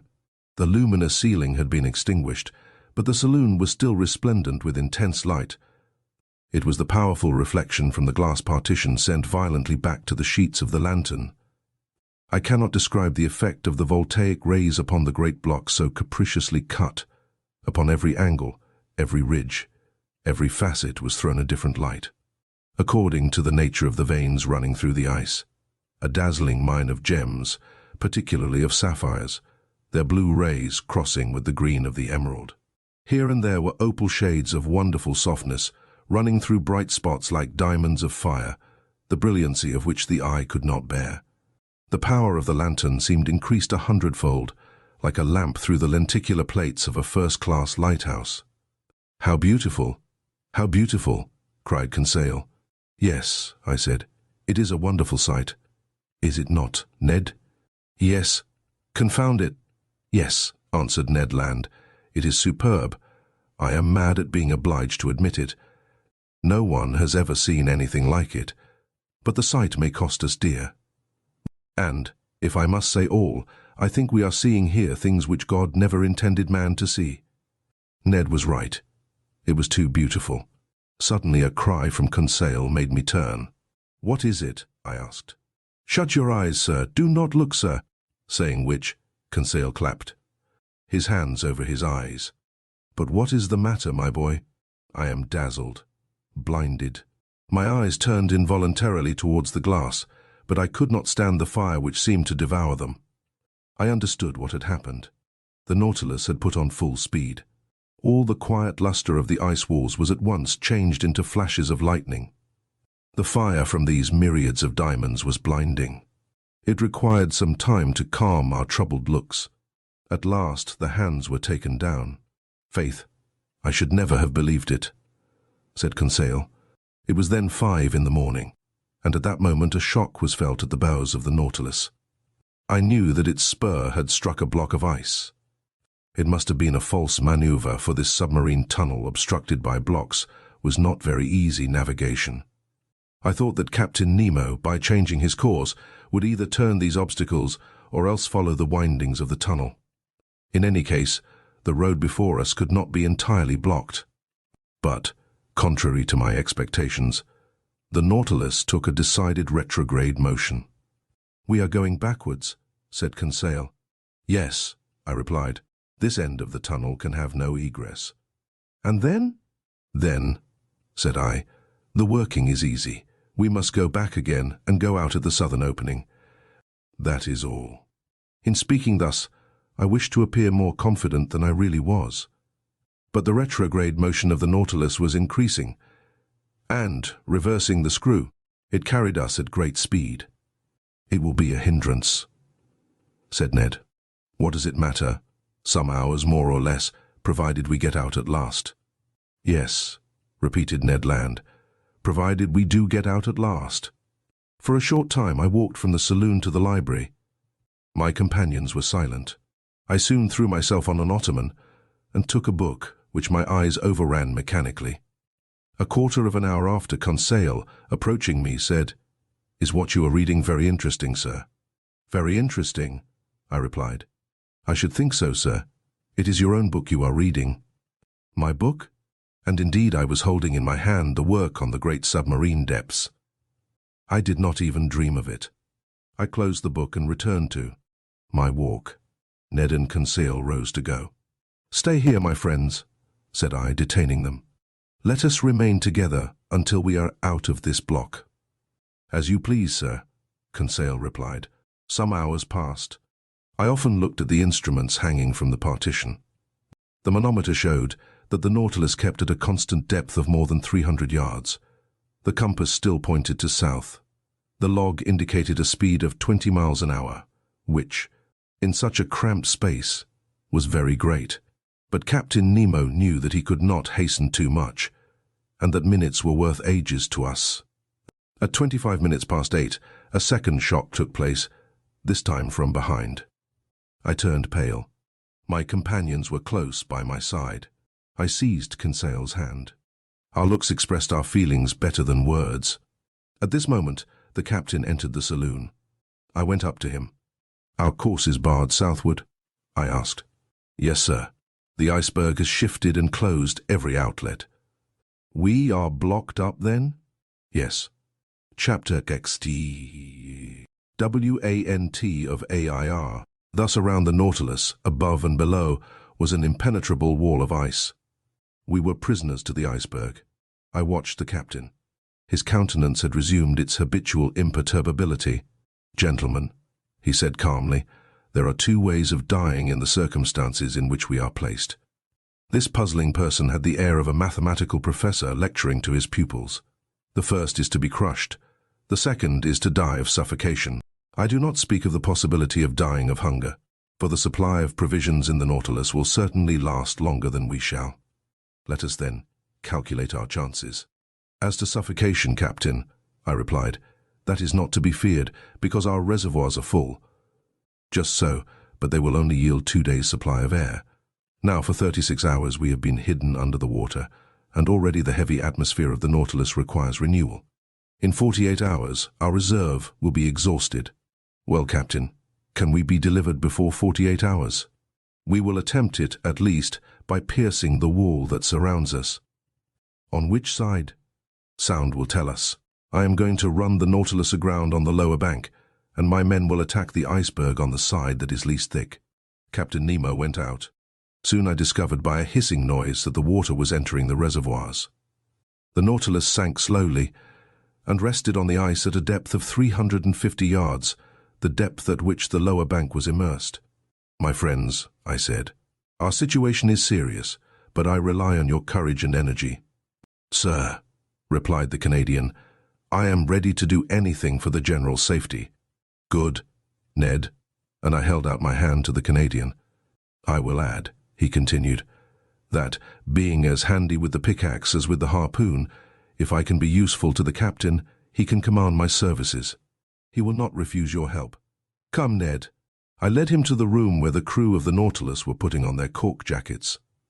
I told the captain of Ned's proposal, which he accepted. The Canadian put on his sea costume and was ready as soon as his companions. When Ned was dressed, I re-entered the drawing room, where the panes of glass were open, and posted near Conseil, I examined the ambient beds that supported the Nautilus. Some instants after, we saw a dozen of the crew set foot on the bank of ice, and among them Ned Land, easily known by his stature. Captain Nemo was with them. Before proceeding to dig the walls, he took the soundings, to be sure of working in the right direction. Long-sounding lines were sunk in the side walls, but after 15 yards they were again stopped by the thick wall.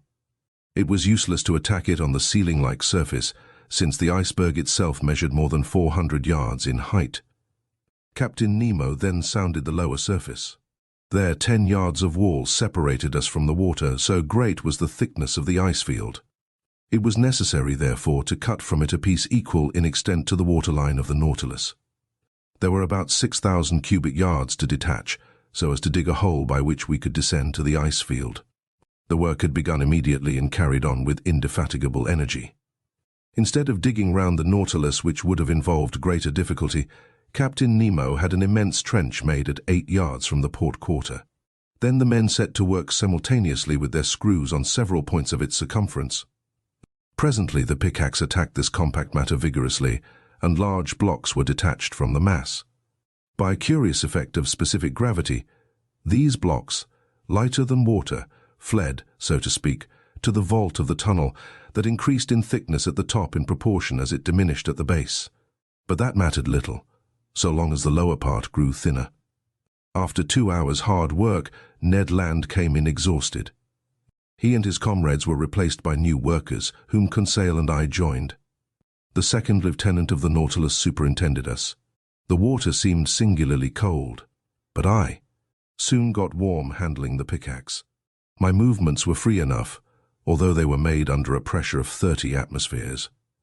When I re-entered, after working 2 hours, to take some food and rest, I found a perceptible difference between the pure fluid with which the Rouquayrol engine supplied me and the atmosphere of the Nautilus.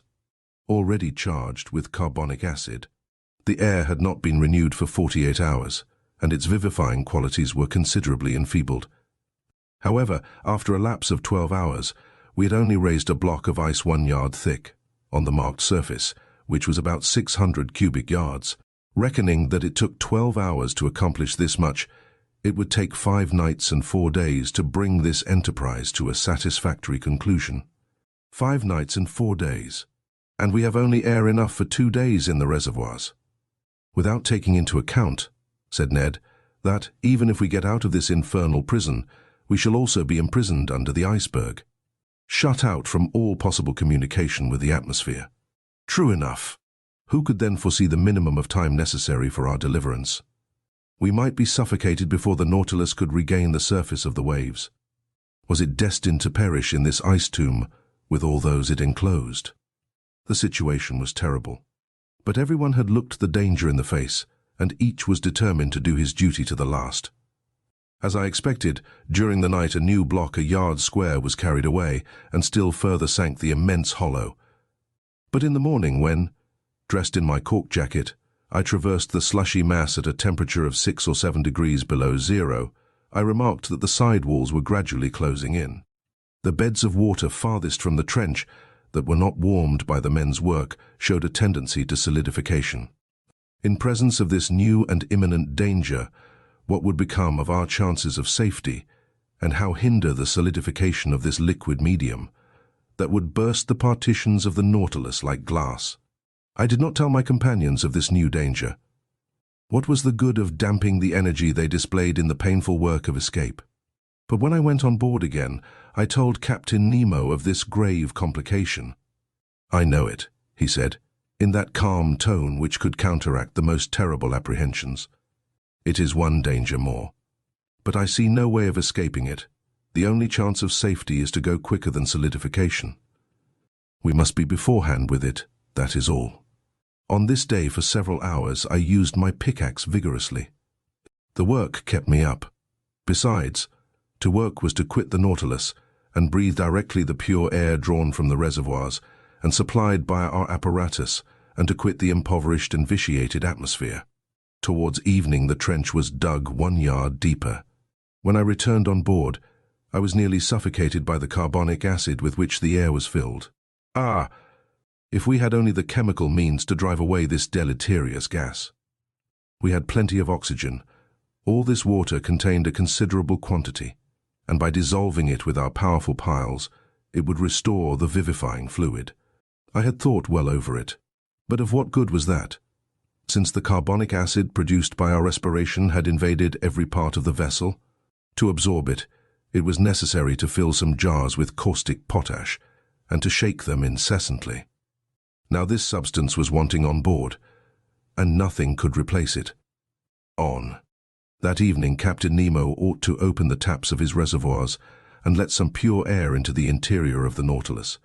Without this precaution, we could not get rid of the sense of suffocation. The next day, March 26th, I resumed my miner's work in beginning the 5th yard. The side walls and the lower surface of the iceberg thickened visibly. It was evident that they would meet before the Nautilus was able to disengage itself. Despair seized me for an instant. My pickaxe nearly fell from my hands. What was the good of digging if I must be suffocated, crushed by the water that was turning into stone? A punishment that the ferocity of the savages even would not have invented. Just then, Captain Nemo passed near me. I touched his hand and showed him the walls of our prison. The wall to port had advanced to at least 4 yards from the hull of the Nautilus. The captain understood me and signed me to follow him. We went on board. I took off my cork jacket and accompanied him into the drawing room. Aronnax, we must attempt some desperate means, or we shall be sealed up in this solidified water as in cement. Yes, but what is to be done? If my Nautilus were strong enough to bear this pressure without being crushed. Well, I asked, not catching the captain's idea. Do you not understand, he replied, that this congelation of water will help us? Do you not see that by its solidification it would burst through this field of ice that imprisons us, as when it freezes it bursts the hardest stones?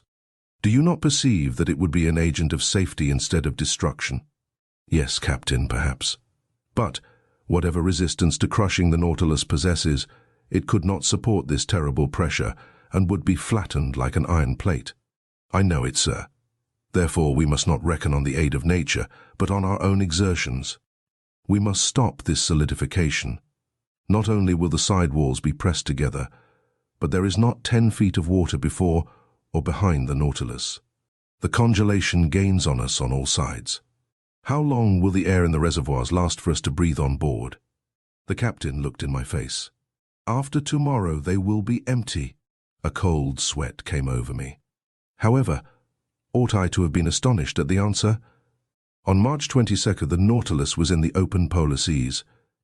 We were at 26 degrees. For 5 days we had lived on the reserve on board. And what was left of the respirable air must be kept for the workers. Even now, as I write, my recollection is still so vivid that an involuntary terror seizes me and my lungs seem to be without air. Meanwhile, Captain Nemo reflected silently, and evidently an idea had struck him, but he seemed to reject it. At last, these words escaped his lips. "Boiling water," he muttered. "Boiling water?" I cried. "Yes, sir. We are enclosed in a space that is relatively confined. Would not jets of boiling water, constantly injected by the pumps, raise the temperature in this part and stay the congelation?" "Let us try it," I said resolutely. "Let us try it, Professor." The thermometer then stood at 7 degrees outside. Captain Nemo took me to the galleys, where the vast distillatory machines stood that furnished the drinkable water by evaporation. They filled these with water, and all the electric heat from the piles was thrown through the worms bathed in the liquid. In a few minutes this water reached 100 degrees. It was directed towards the pumps, while fresh water replaced it in proportion. The heat developed by the troughs was such that cold water, drawn up from the sea after only having gone through the machines, came boiling into the body of the pump. The injection was begun, and 3 hours after the thermometer marked 6 degrees below zero outside. 1 degree was gained. 2 hours later the thermometer only marked 4 degrees. "We shall succeed," I said to the captain, after having anxiously watched the result of the operation. "I think," he answered, "that we shall not be crushed. We have no more suffocation to fear." During the night, the temperature of the water rose to 1 degree below zero. The injections could not carry it to a higher point. But, as the congelation of the seawater produces at least 2 degrees, I was at least reassured against the dangers of solidification.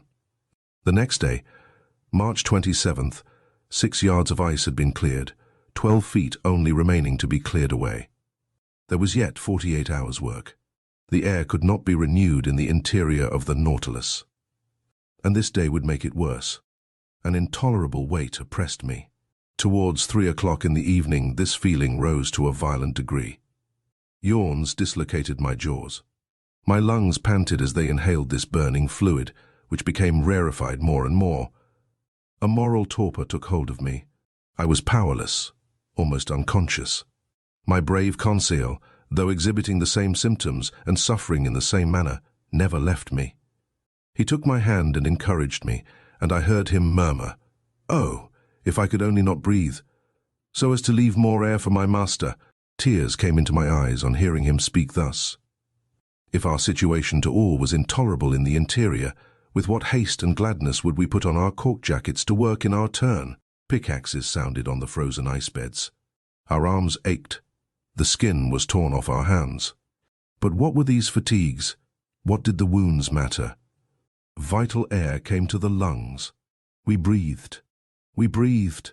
All this time no one prolonged his voluntary task beyond the prescribed time. His task accomplished, each one handed in turn to his panting companions the apparatus that supplied him with life.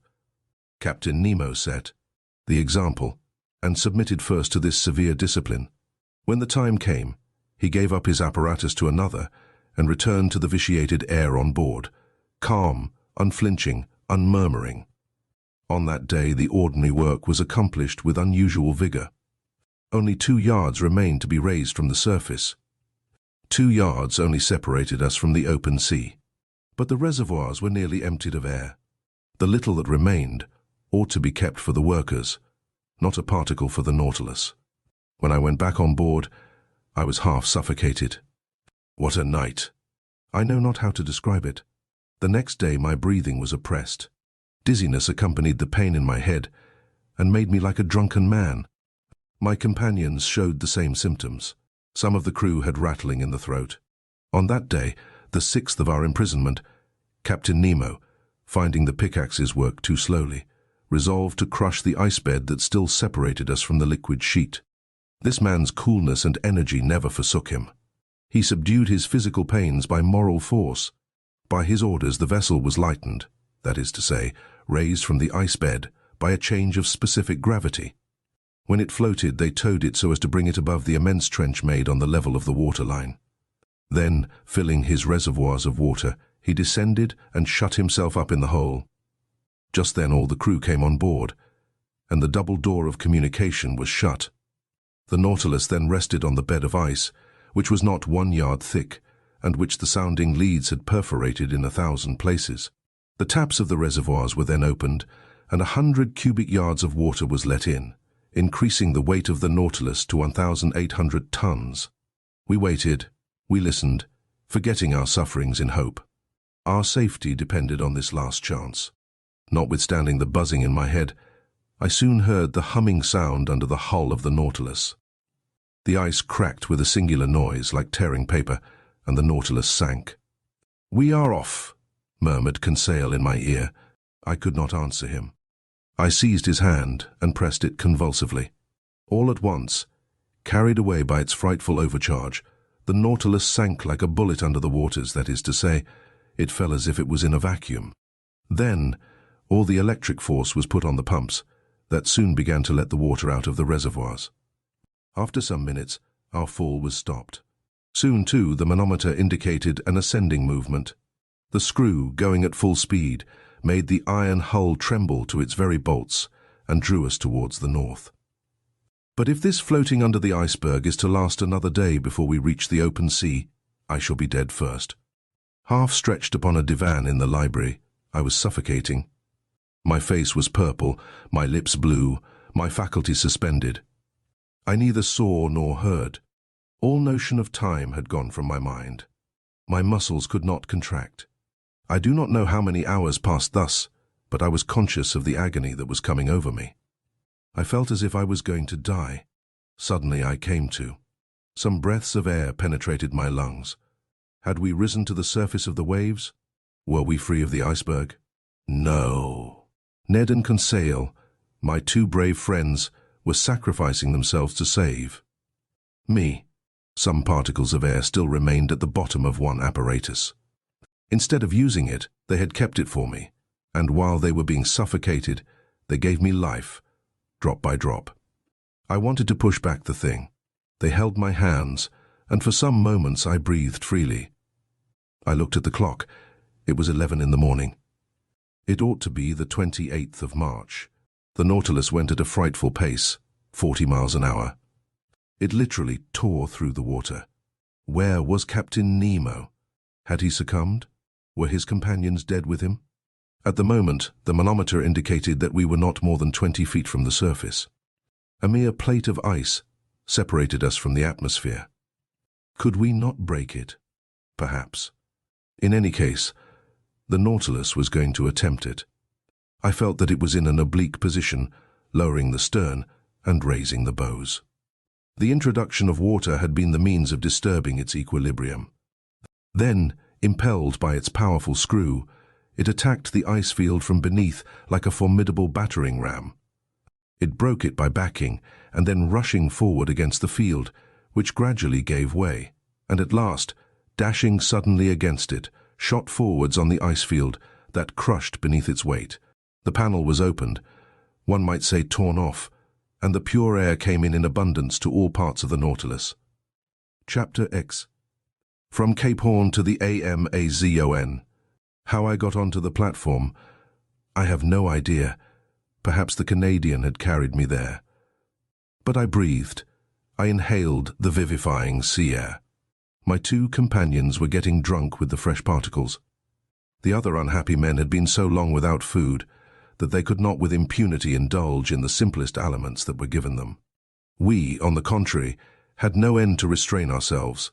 We could draw this air freely into our lungs, and it was the breeze alone, that filled us with this keen enjoyment. "Ah," said Conseil, "how delightful this oxygen is. Master need not fear to breathe it. There is enough for everybody." Ned Land did not speak, but he opened his jaws wide enough to frighten a shark. Our strength soon returned, and when I looked round me I saw we were alone on the platform. The foreign seamen in the Nautilus were contented with the air that circulated in the interior. None of them had come to drink in the open air. The first words I spoke were words of gratitude and thankfulness to my two companions. Ned and Conseil had prolonged my life during the last hours of this long agony. All my gratitude could not repay such devotion.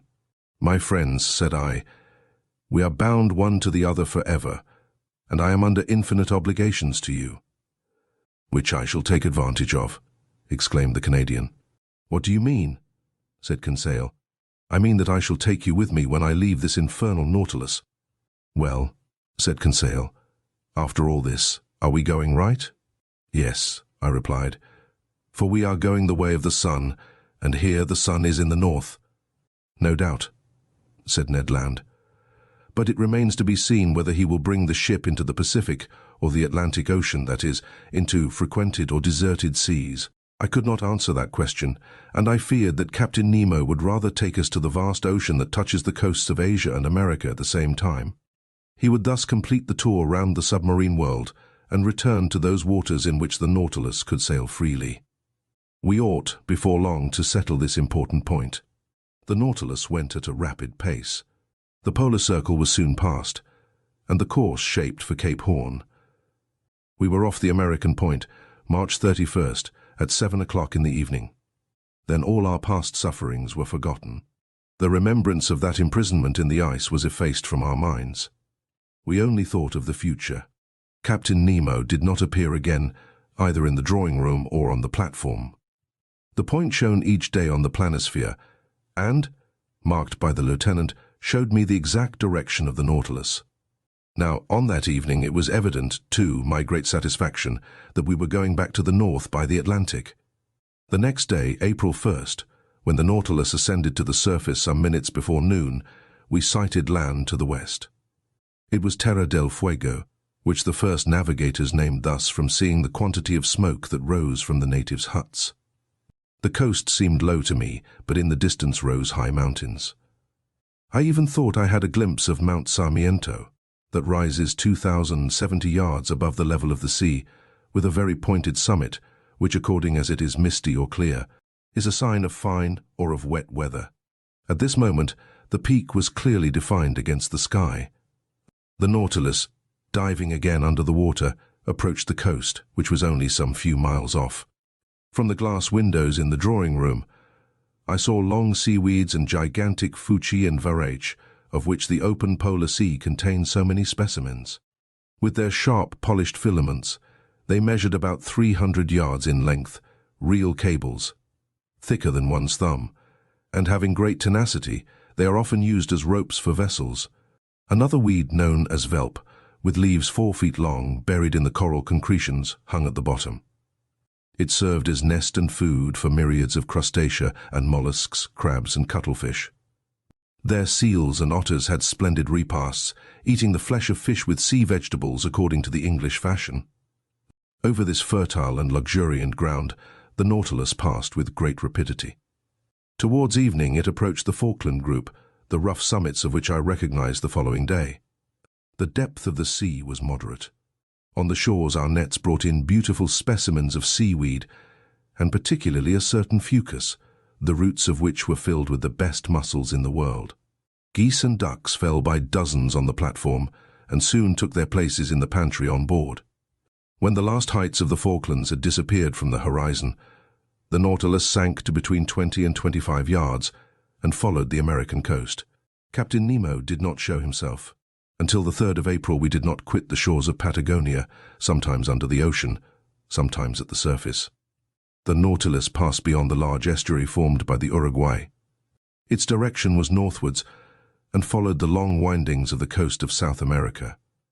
We had then made 1,600 miles since our embarkation in the seas of Japan. About 11 o'clock in the morning the Tropic of Capricorn was crossed on the 37th meridian, and we passed Cape Frio standing out to sea.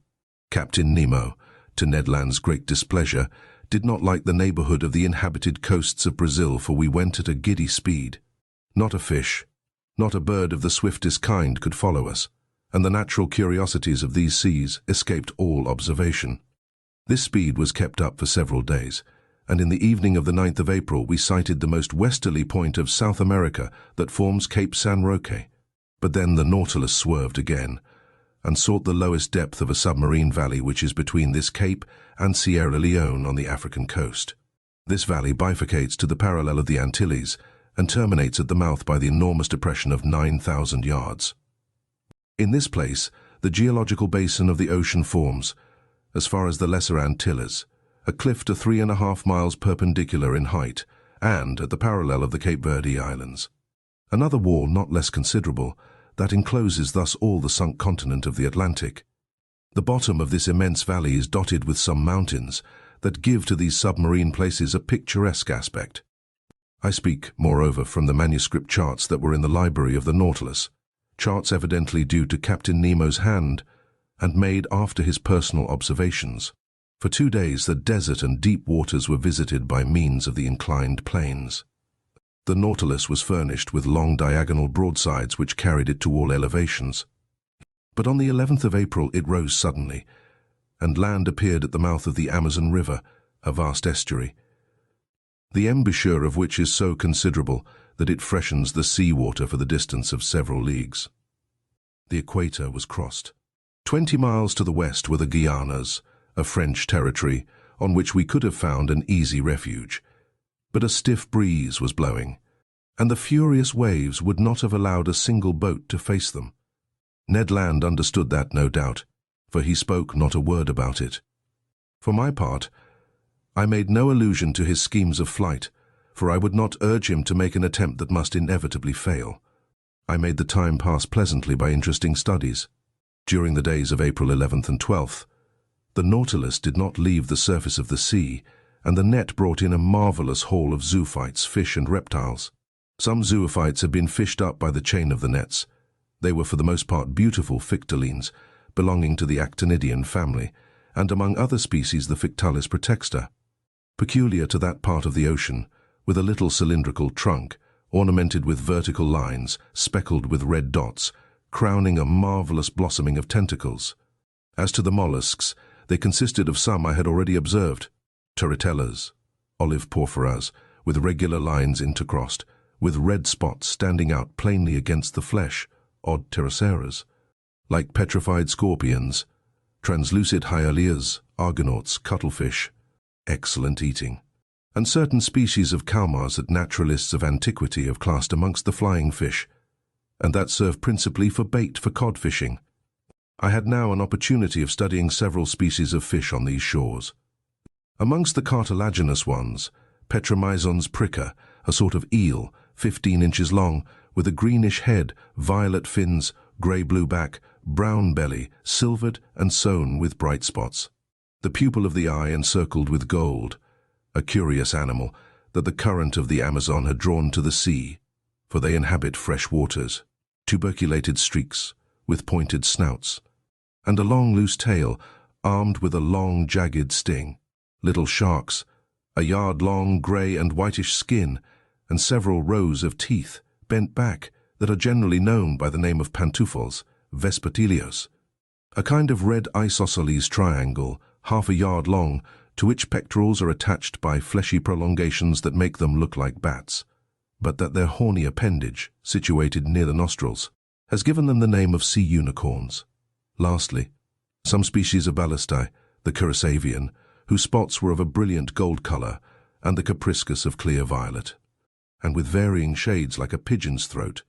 I end here this catalogue, which is somewhat dry perhaps, but very exact, with a series of bony fish that I observed in passing belonging to the apteronotes, and whose snout is white as snow. The body of a beautiful black, marked with a very long loose fleshy strip, Odontognathes, armed with spikes, sardines 9 inches long, glittering with a bright silver light, a species of mackerel provided with 2 anal fins, centronotes of a blackish tint that are fished for with torches, long fish, 2 yards in length with fat flesh, white and firm, which, when they arc fresh, taste like eel, and when dry, like smoked salmon, labours half red, covered with scales only at the bottom of the dorsal and anal fins, Chrysoptera, on which gold and silver blend their brightness with that of the ruby and topaz, golden-tailed spares, the flesh of which is extremely delicate, and whose phosphorescent properties betray them in the midst of the waters, orange-coloured spares with long tongues, migres, with gold caudal fins, dark thorn tails, anableps of Suriname, etc. Notwithstanding this, etc., I must not omit to mention fish that Conseil will long remember, and with good reason. One of our nets had hauled up a sort of very flat ray fish, which, with the tail cut off, formed a perfect disc, and weighed 20 ounces. It was white underneath, red above, with large round spots of dark blue encircled with black, very glossy skin terminating in a bilobed fin.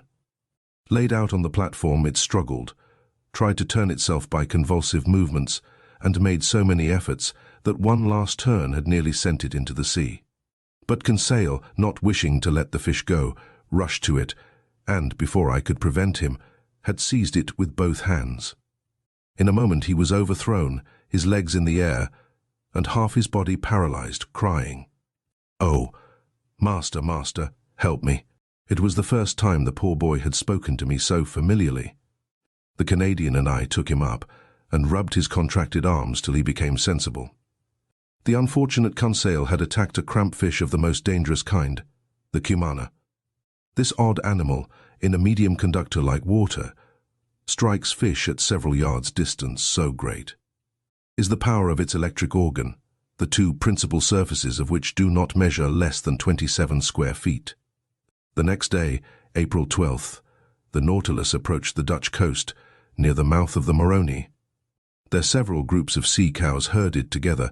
They were manatees, that, like the dugong and the stellara, belong to the Skenian order. These beautiful animals, peaceable and inoffensive, from 18 to 21 feet in length, weigh at least 1,600 weight. I told Ned Land in Conseil that provident nature had assigned an important role to these mammalia. Indeed, they, like the seals, are designed to graze on the submarine prairies, and thus destroy the accumulation of weed that obstructs the tropical rivers. And do you know, I added, what has been the result since men have almost entirely annihilated this useful race? That the putrefied weeds have poisoned the air, and the poisoned air causes the yellow fever that desolates these beautiful countries. Enormous vegetations are multiplied under the torrid seas, and the evil is irresistibly developed from the mouth of the Rio de la Plata to Florida.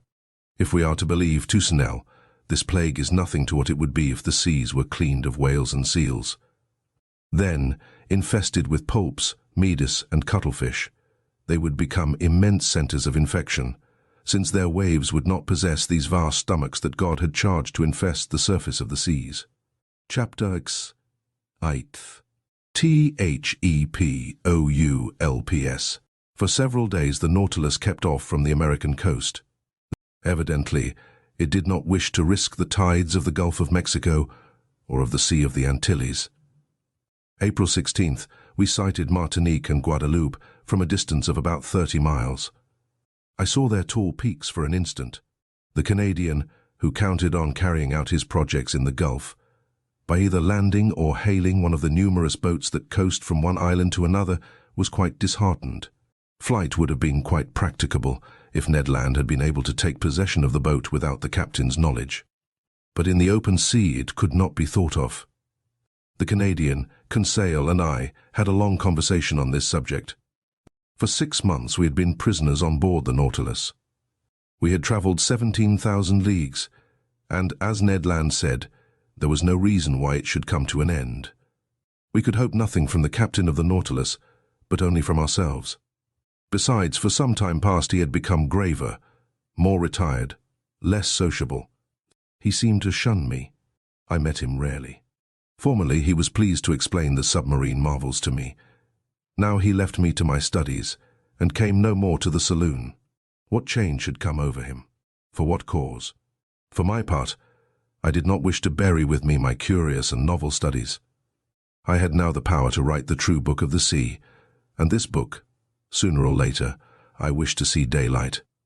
The land nearest us was the archipelago of the Bahamas. There rose high submarine cliffs covered with large weeds.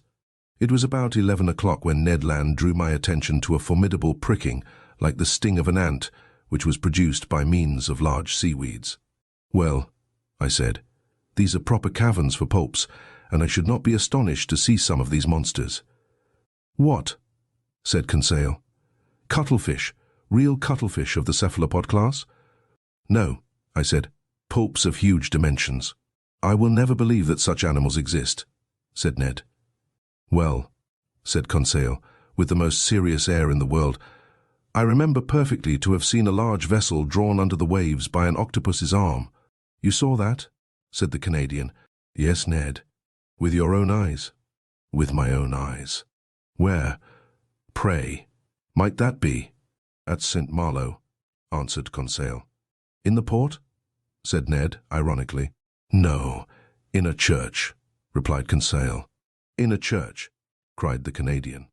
"Yes, friend Ned, in a picture representing the poulp in question." "Good," said Ned Land, bursting out laughing. "He is quite right," I said. "I have heard of this picture, but the subject represented is taken from a legend, and you know what to think of legends in the matter of natural history.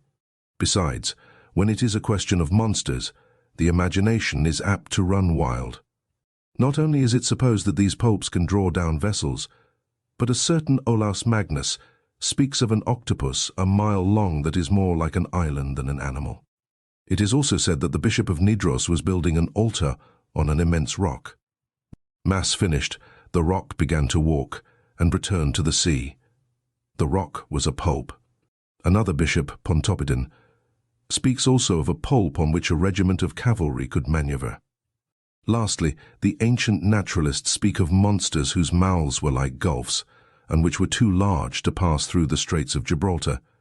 "But how much is true of these stories?" asked Conseil. "Nothing, my friends. At least of that which passes the limit of truth to get to fable or legend. Nevertheless, there must be some ground for the imagination of the storytellers. One cannot deny that poulps and cuttlefish exist of a large species, inferior, however, to the cetaceans. Aristotle has stated the dimensions of a cuttlefish as 5 cubits, or 9 feet 2 inches. Our fishermen frequently see some that are more than 4 feet long. Some skeletons of poulps are preserved in the museums of Trieste and Montpellier that measure 2 yards in length. Besides, according to the calculations of some naturalists, one of these animals only 6 feet long would have tentacles 27 feet long. That would suffice to make a formidable monster. Do they fish for them in these days? Asked Ned. If they do not fish for them, sailors see them at least. One of my friends, Captain Paul Bos of Havre, has often affirmed that he met one of these monsters of colossal dimensions in the Indian seas. But the most astonishing fact, and which does not permit of the denial of the existence of these gigantic animals, happened some years ago, in 1861. What is the fact? Asked Ned Land. This is it. In 1861, to the northeast of Tenerife, very nearly in the same latitude we are in now, the crew of the despatch boat Elector perceived a monstrous cuttlefish swimming in the waters.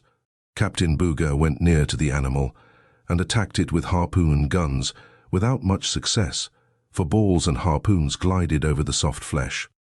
After several fruitless attempts, the crew tried to pass a slipknot round the body of the mollusk. The noose slipped as far as the tail fins and there stopped. They tried then to haul it on board, but its weight was so considerable that the tightness of the cord separated the tail from the body, and, deprived of this ornament, he disappeared under the water. Indeed, is that a fact? An indisputable fact, my good Ned. They proposed to name this pulp Booger's cuttlefish. What length was it? Asked the Canadian. Did it not measure about 6 yards? Said Conseil, who, posted at the window, was examining again the irregular windings of the cliff. Precisely, I replied. Its head, rejoined Conseil, was it not crowned with 8 tentacles that beat the water like a nest of serpents? Precisely. Had not its eyes, placed at the back of its head, considerable development? Yes, Conseil. And was not its mouth like a parrot's beak? Exactly, Conseil. Very well, no offence to master, he replied quietly, if this is not Booger's cuttlefish. It is at least one of its brothers. I looked at Conseil. Ned Land hurried to the window. What a horrible beast, he cried. I looked in my turn and could not repress a gesture of disgust. Before my eyes was a horrible monster worthy to figure in the legends of the marvelous. It was an immense cuttlefish, being 8 yards long. It swam crossways in the direction of the Nautilus with great speed, watching us with its enormous staring green eyes. Its 8 arms, or rather feet, fixed to its head, that have given the name of cephalopod to these animals, were twice as long as its body and were twisted like the Fury's hair. One could see the 250 air holes on the inner side of the tentacles. The monster's mouth, a horned beak like a parrot's, opened and shut vertically. Its tongue, a horned substance, furnished with several rows of pointed teeth, came out quivering from this veritable pair of shears. What a freak of nature! A bird's beak on a mollusk. Its spindle-like body formed a fleshy mass that might weigh 4,000 to 5,000 lbs. The varying color changing with great rapidity according to the irritation of the animal, passed successively from livid grey to reddish-brown. What irritated this mollusk? No doubt the presence of the Nautilus, more formidable than itself, and on which its suckers or its jaws had no hold. Yet, what monsters these pulps are! What vitality the Creator has given them! What vigor in their movements!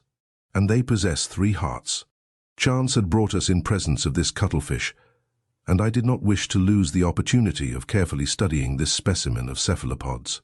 I overcame the horror that inspired me, and, taking a pencil, began to draw it.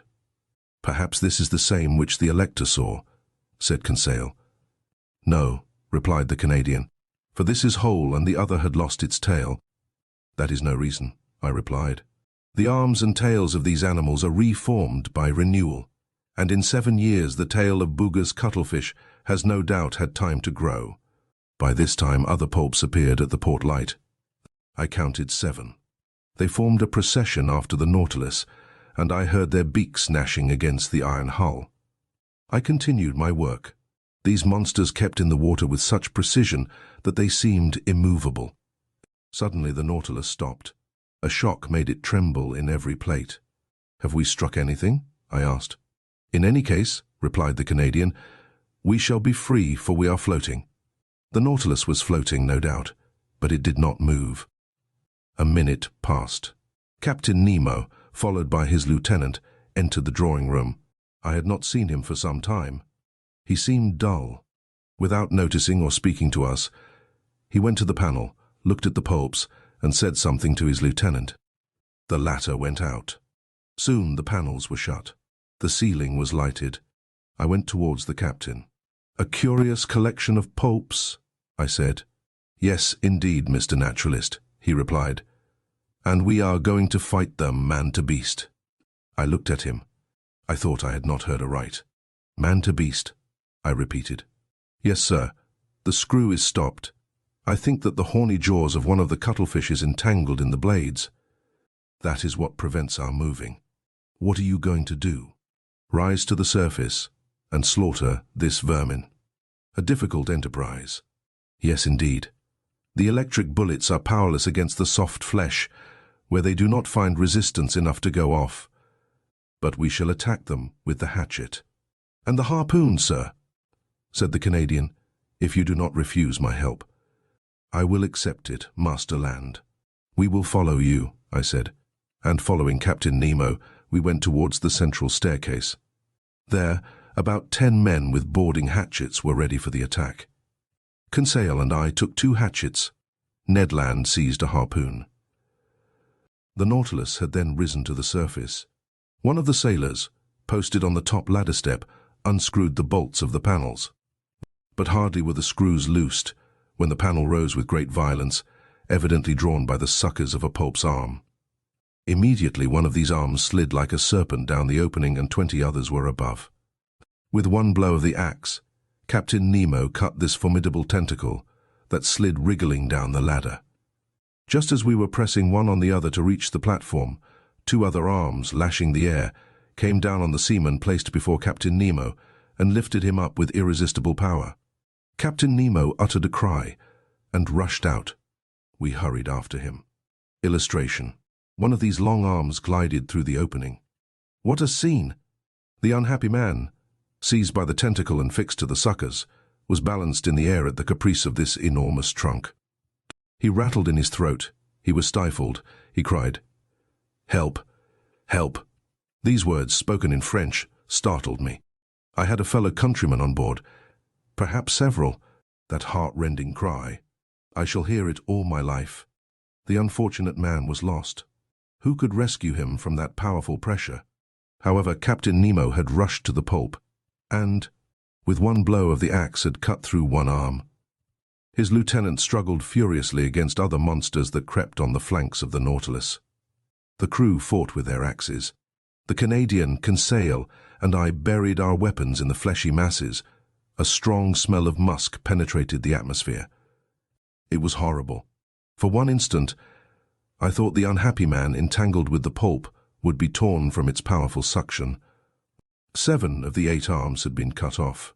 One only wriggled in the air, brandishing the victim like a feather. But just as Captain Nemo and his lieutenant threw themselves on it, the animal ejected a stream of black liquid. We were blinded with it. When the cloud dispersed, the cuttlefish had disappeared, and my unfortunate countryman with it. 10 or 12 pulps now invaded the platform and sides of the Nautilus. We rolled pell-mell into the midst of this nest of serpents that wriggled on the platform in the waves of blood and ink. It seemed as though these slimy tentacles sprang up like the Hydra's heads. Ned Land's harpoon, at each stroke, was plunged into the staring eyes of the cuttlefish.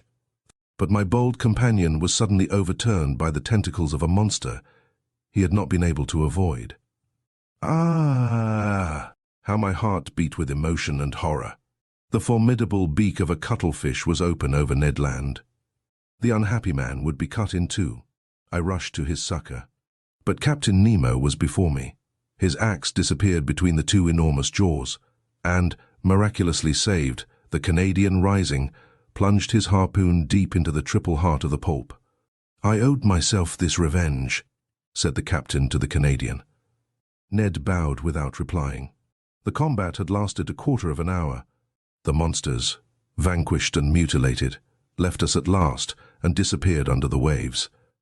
Captain Nemo, covered with blood, nearly exhausted, gazed upon the sea that had swallowed up one of his companions, and great tears gathered in his eyes. Chapter 6. THE ULFSTREAM. This terrible scene of the 20th of April none of us can ever forget. I have written it under the influence of violent emotion. Since then I have revised the recital. I have read it to Conseil and to the Canadian. They found it exact as to facts, but insufficient as to effect.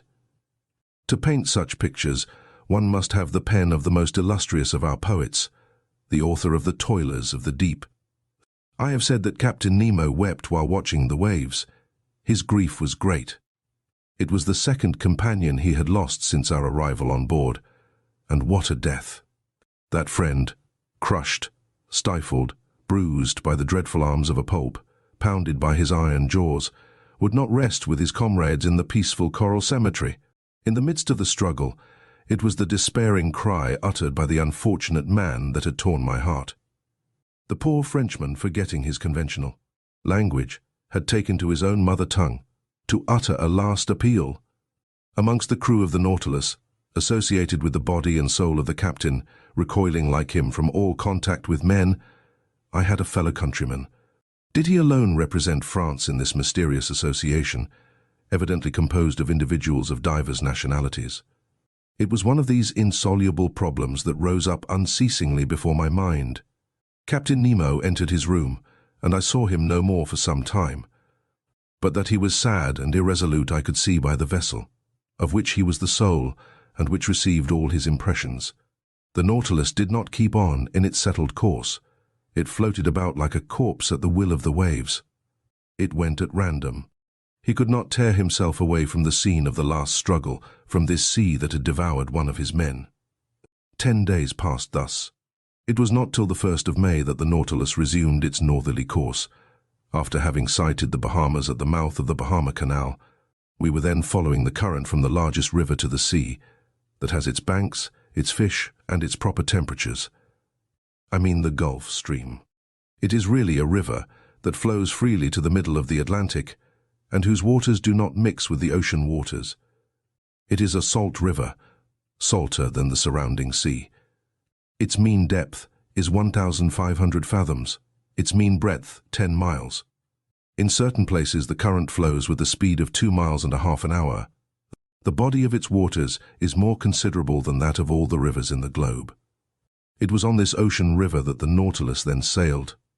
I must add that, during the night, the phosphorescent waters of the Gulf Stream rivaled the electric power of our watchlight, especially in the stormy weather that threatened us so frequently. May 8th, we were still crossing Cape Hatteras at the height of the North Caroline. The width of the Gulf Stream there is 75 miles, and its depth 210 yards. The Nautilus still went at random. All supervision seemed abandoned. I thought that, under these circumstances, escape would be possible. Indeed, the inhabited shores offered anywhere an easy refuge. The sea was incessantly ploughed by the steamers that ply between New York or Boston and the Gulf of Mexico, and overrun day and night by the little schooners coasting about the several parts of the American coast. We could hope to be picked up. It was a favorable opportunity, notwithstanding the 30 miles that separated the Nautilus from the coasts of the Union. One unfortunate circumstance thwarted the Canadians' plans. The weather was very bad. We were nearing those shores where tempests are so frequent, that country of waterspouts and cyclones actually engendered by the current of the Gulf Stream. To tempt the sea in a frail boat was certain destruction. Ned Land owned this himself. He fretted, seized with nostalgia that flight only could cure. "Master," he said that day to me, "this must come to an end. I must make a clean breast of it. This Nemo is leaving land and going up to the north. But I declare to you that I have had enough of the South Pole, and I will not follow him to the north. What is to be done, Ned? Since flight is impracticable just now." "We must speak to the captain," said he. "You said nothing when we were in your native seas." "I will speak, now we are in mine, when I think that before long the Nautilus will be by Nova Scotia, and that there near Newfoundland is a large bay, and into that bay the St. Lawrence empties itself, and that the St. Lawrence is my river, the river by Quebec, my native town. When I think of this I feel furious. It makes my hair stand on end. Sir, I would rather throw myself into the sea." I will not stay here. I am stifled. The Canadian was evidently losing all patience. His vigorous nature could not stand this prolonged imprisonment. His face altered daily. His temper became more surly. I knew what he must suffer, for I was seized with homesickness myself. Nearly 7 months had passed without our having had any news from land.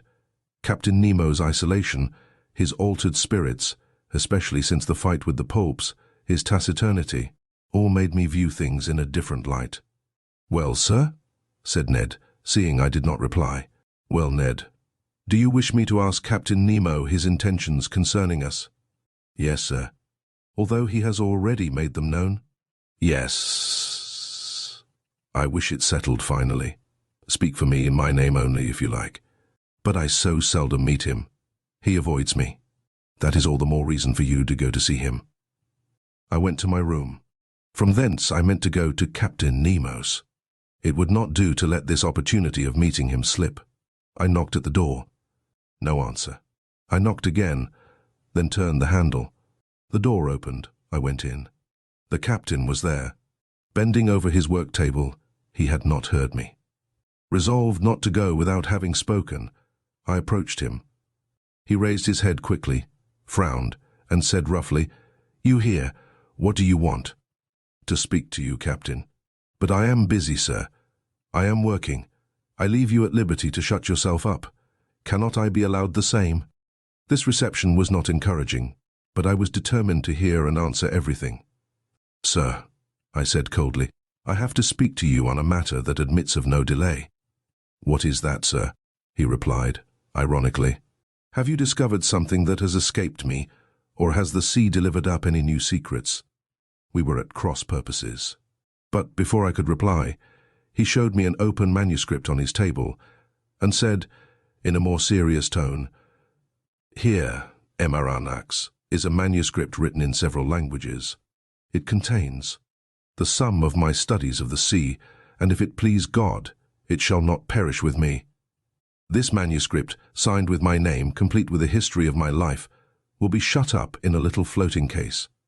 The last survivor of all of us on board the Nautilus will throw this case into the sea, and it will go whither it is borne by the waves.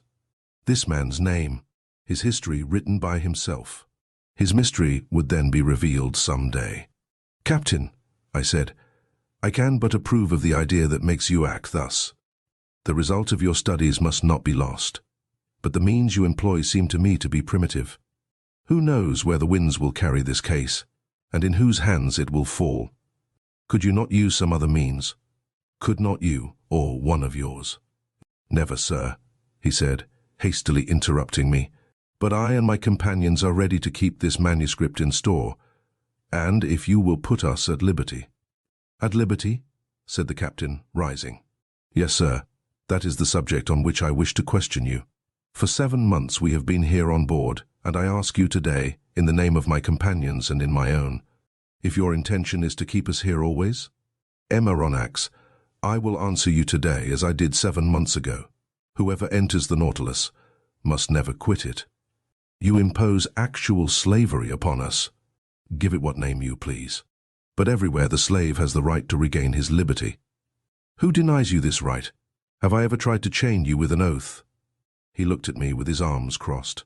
"Sir," I said, "to return a second time to this subject will be neither to your nor to my taste, but as we have entered upon it, let us go through with it.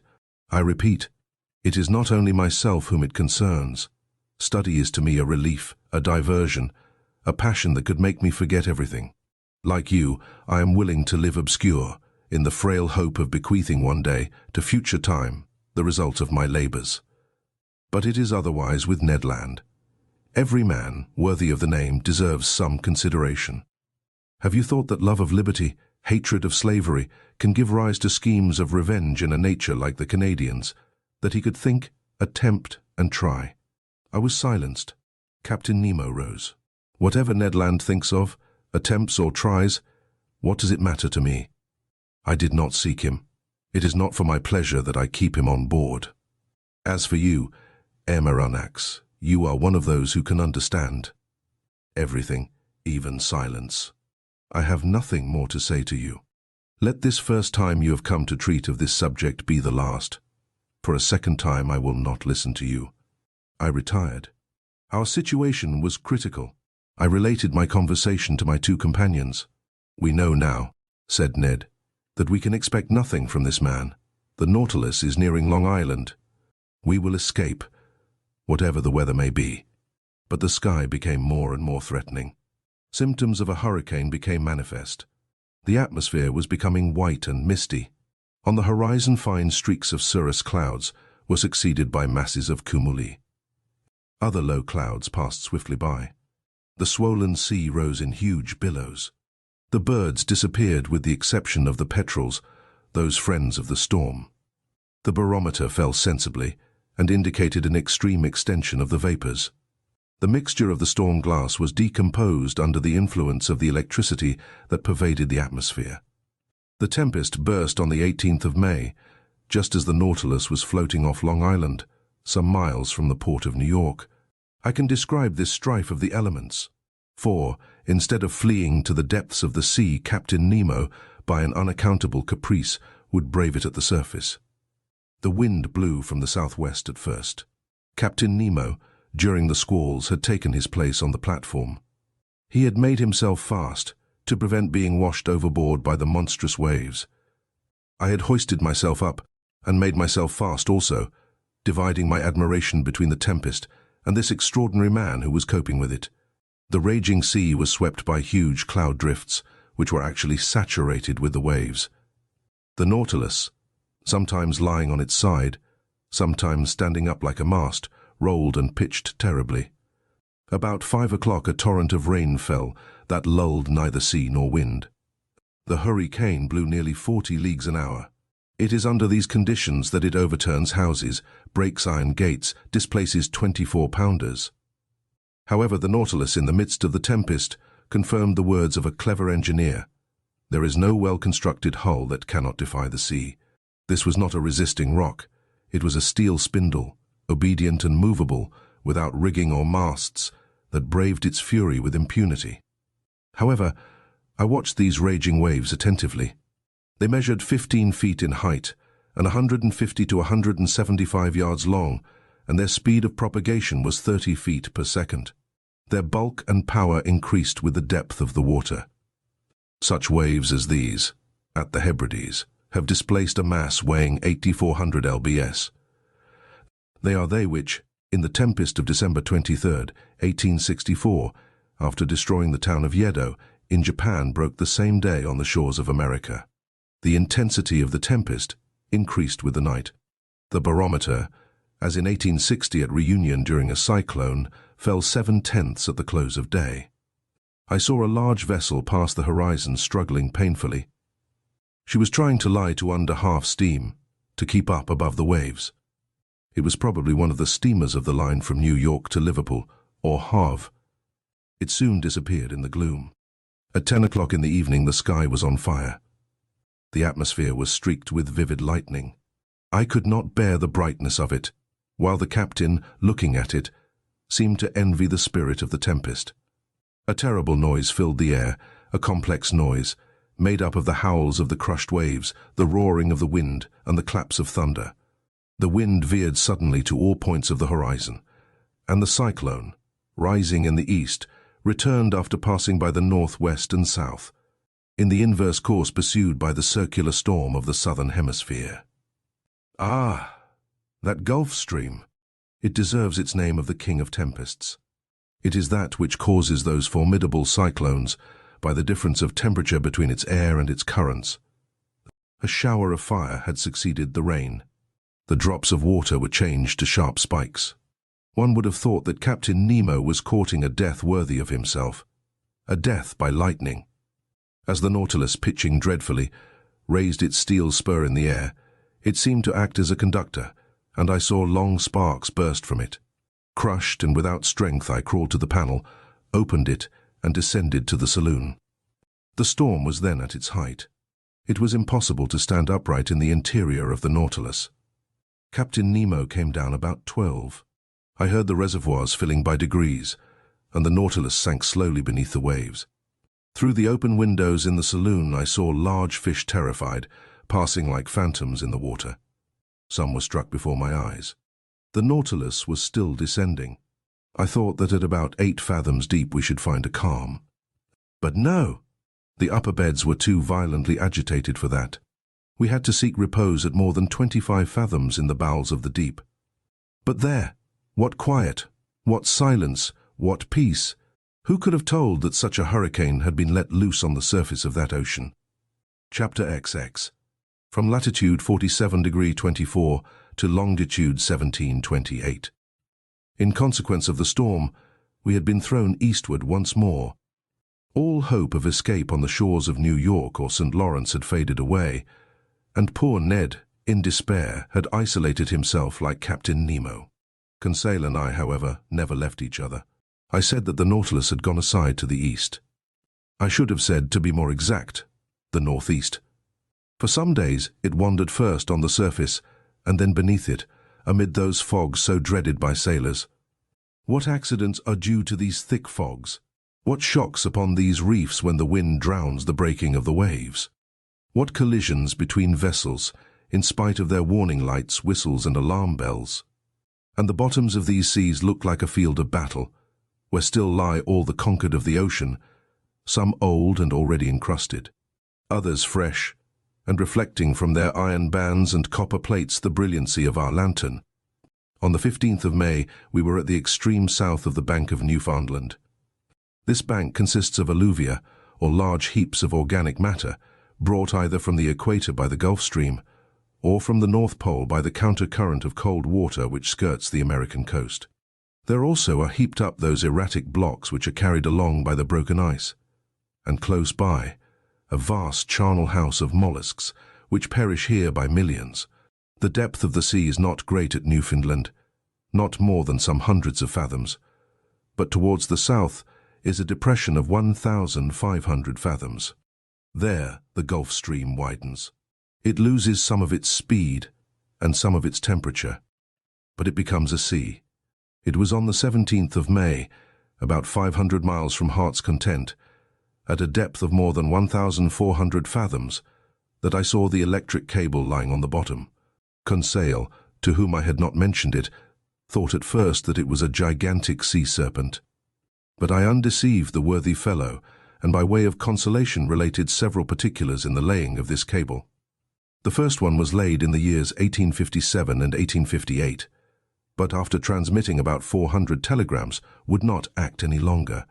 In 1863, the engineers constructed another one, measuring 2,000 miles in length and weighing 4,500 tons, which was embarked on the Great Eastern.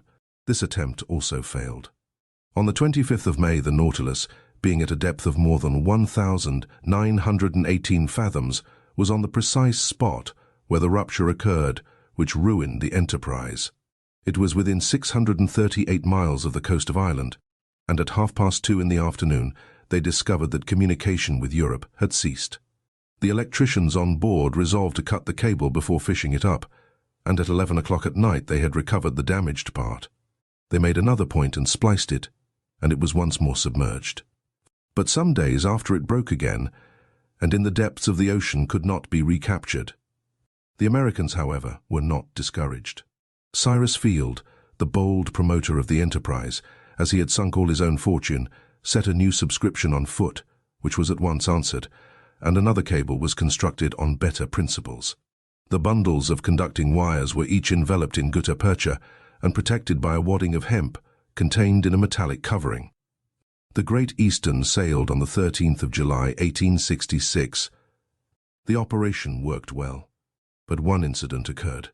Several times in unrolling the cable they observed that nails had recently been forced into it, evidently with the motive of destroying it. Captain Anderson, the officers and engineers consulted together, and had it posted up that, if the offender was surprised on board, he would be thrown without further trial into the sea. From that time the criminal attempt was never repeated. On the 23rd of July the Great Eastern was not more than 500 miles from Newfoundland. When they telegraphed from Ireland the news of the armistice concluded between Prussia and Austria after Sadowa. On the 27th, in the midst of heavy fogs, they reached the port of Heart's Content. The enterprise was successfully terminated, and for its first dispatch, young America addressed old Europe in these words of wisdom, so rarely understood. Glory to God in the highest, and on earth peace, goodwill towards men. I did not expect to find the electric cable in its primitive state, such as it was on leaving the manufactory.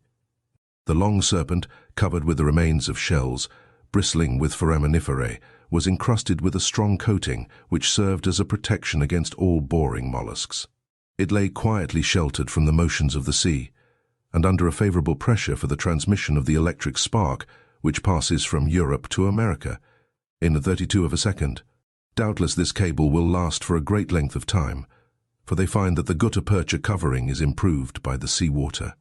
Besides, on this level so well chosen, the cable is never so deeply submerged as to cause it to break. The Nautilus followed it to the lowest depth, which was more than 2,212 fathoms, and there it lay without any anchorage, and then we reached the spot where the accident had taken place in 1863. The bottom of the ocean then formed a valley about 100 miles broad, in which Mont Blanc might have been placed without its summit appearing above the waves. This valley is closed at the east by a perpendicular wall more than 2,000 yards high. We arrived there on the 28th of May, and the Nautilus was then not more than 120 miles from Ireland. Was Captain Nemo going to land on the British Isles? No. To my great surprise, he made for the south, once more coming back towards European seas. In rounding the Emerald Isle, for one instant I caught sight of Cape Clear and the light which guides the thousands of vessels leaving Glasgow or Liverpool. An important question then arose in my mind. Did the Nautilus dare entangle itself in the Manche?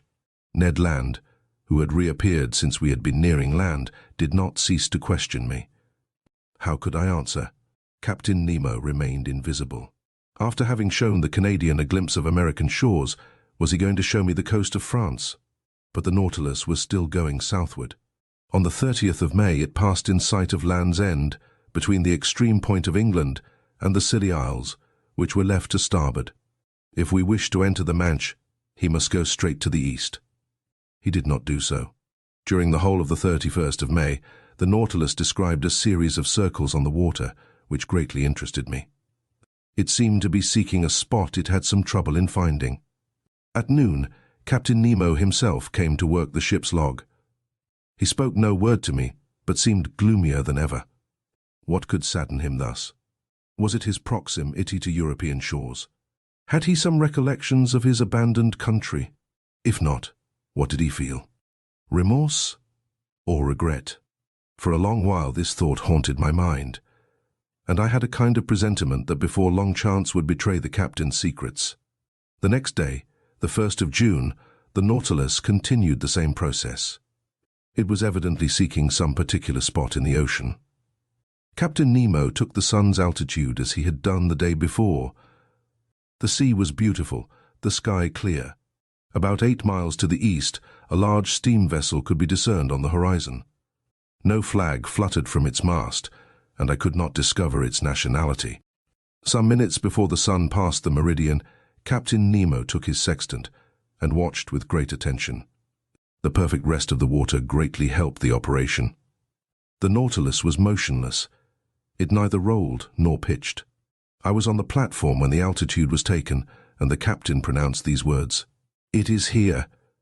He turned and went below. Had he seen the vessel which was changing its course and seemed to be nearing us? I could not tell. I returned to the saloon. The panels closed. I heard the hissing of the water in the reservoirs. The Nautilus began to sink, following a vertical line, for its screw communicated no motion to it.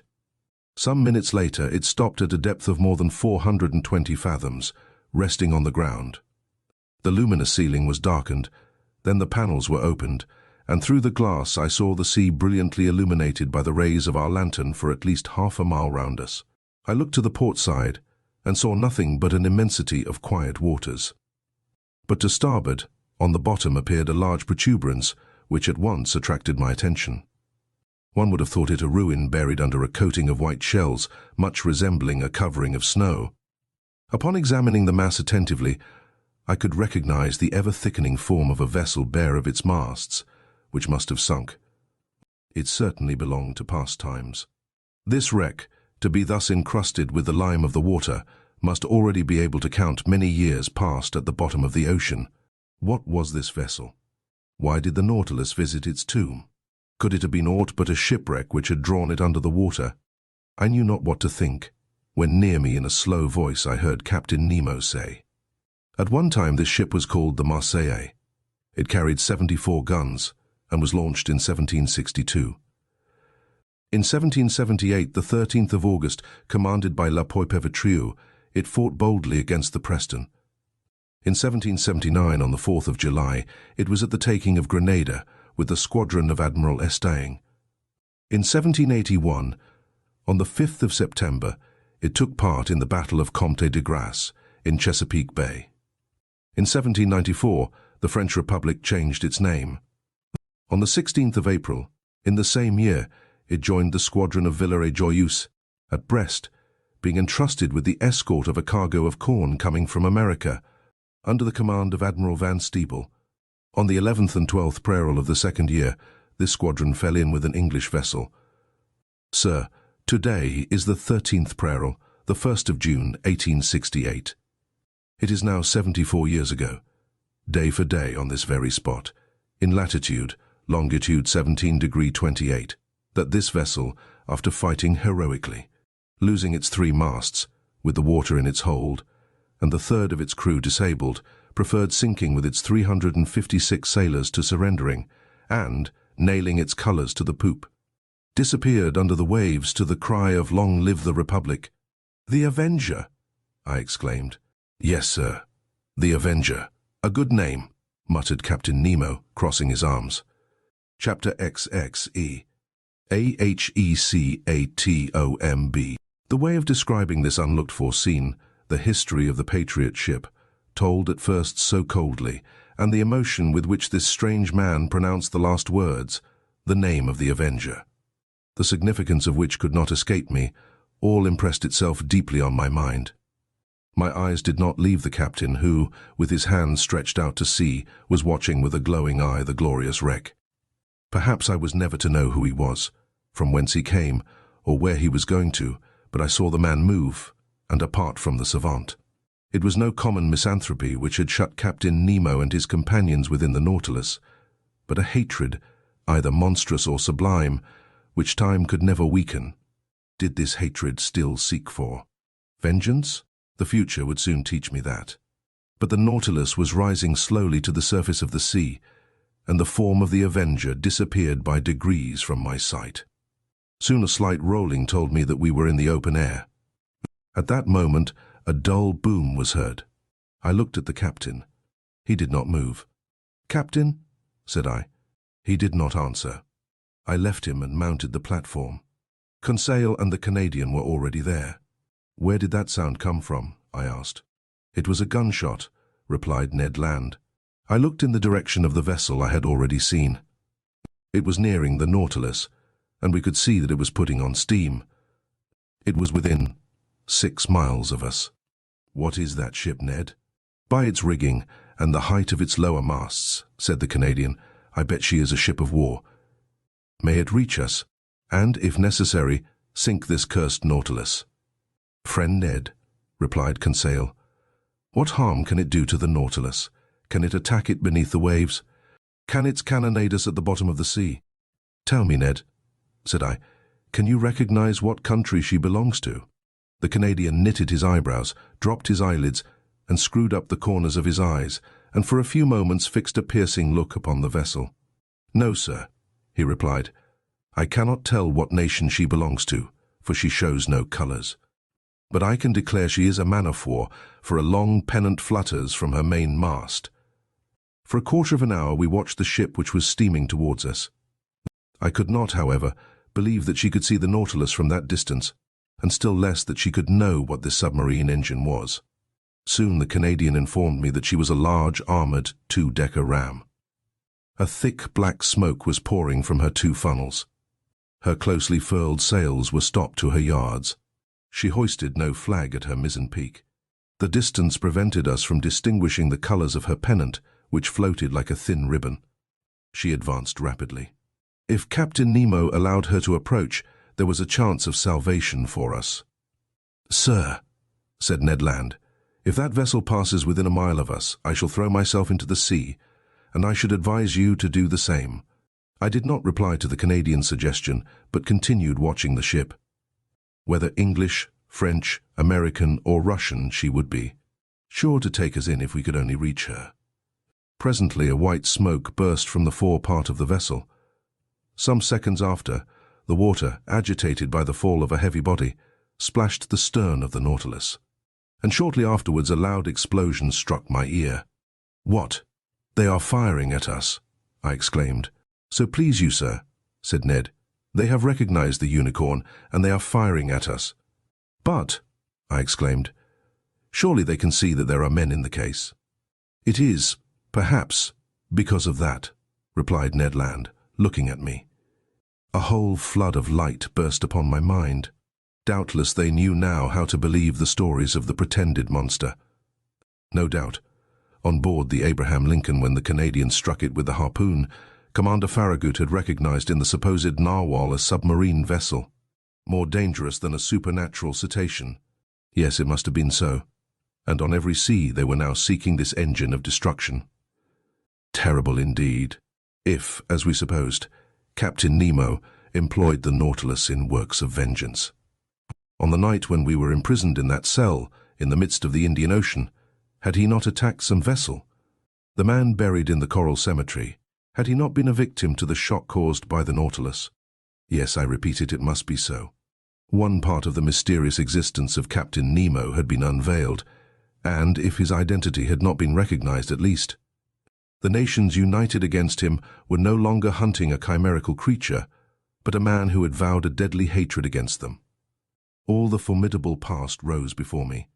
Instead of meeting friends on board the approaching ship, we could only expect pitiless enemies. But the shot rattled about us. Some of them struck the sea and ricocheted, losing themselves in the distance. But none touched the Nautilus. The vessel was not more than 3 miles from us. In spite of the serious cannonade, Captain Nemo did not appear on the platform, but if one of the conical projectiles had struck the shell of the Nautilus, it would have been fatal. The Canadian then said, "Sir, we must do all we can to get out of this dilemma. Let us signal them. They will then perhaps understand that we are honest folks." Ned Land took his handkerchief to wave in the air, but he had scarcely displayed it when he was struck down by an iron hand, and fell, in spite of his great strength, upon the deck. "Fool!" exclaimed the captain. "Do you wish to be pierced by the spur of the Nautilus before it is hurled at this vessel?" Captain Nemo was terrible to hear. He was still more terrible to see. His face was deadly pale, with a spasm at his heart. For an instant, it must have ceased to beat. His pupils were fearfully contracted. He did not speak, he roared, as, with his body thrown forward, he wrung the Canadian's shoulders. Then, leaving him and turning to the ship of war, whose shot was still raining around him, he exclaimed, with a powerful voice, "Ah, ship of an accursed nation, you know who I am. I do not want your colors to know you by. Look, and I will show you mine." And on the forepart of the platform Captain Nemo unfurled a black flag, similar to the one he had placed at the South Pole. At that moment a shot struck the shell of the Nautilus obliquely, without piercing it, and, rebounding near the captain, was lost in the sea. He shrugged his shoulders, and, addressing me, said shortly, "Go down, you and your companions, go down." "Sir," I cried, "are you going to attack this vessel?" "Sir, I am going to sink it." "You will not do that?"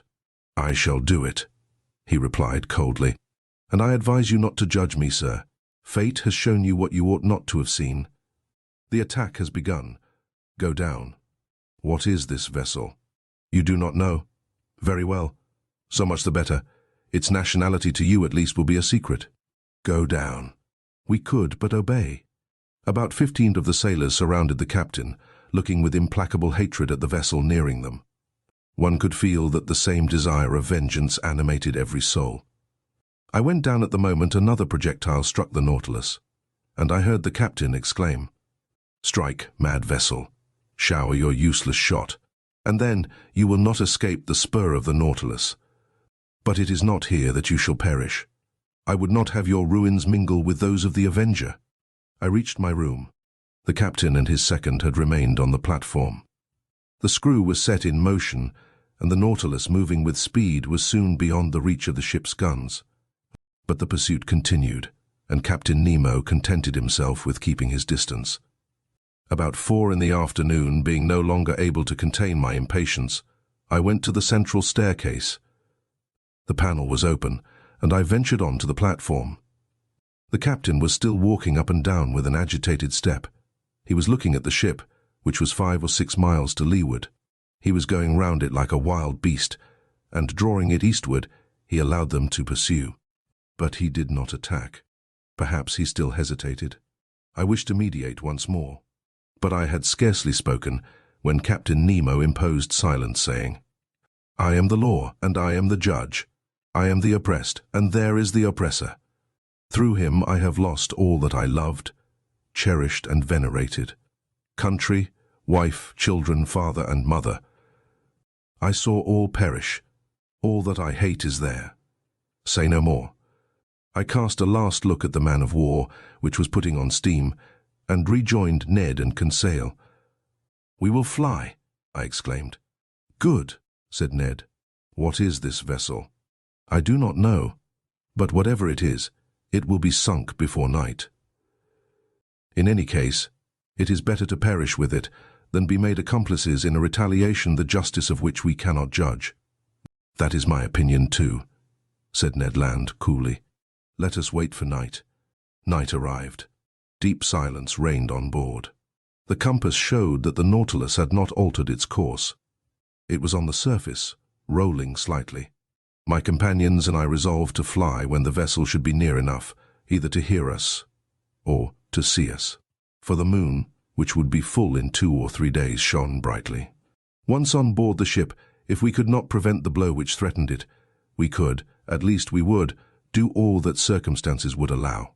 Several times I thought the Nautilus was preparing for attack, but Captain Nemo contented himself with allowing his adversary to approach, and then fled once more before it. Part of the night passed without any incident.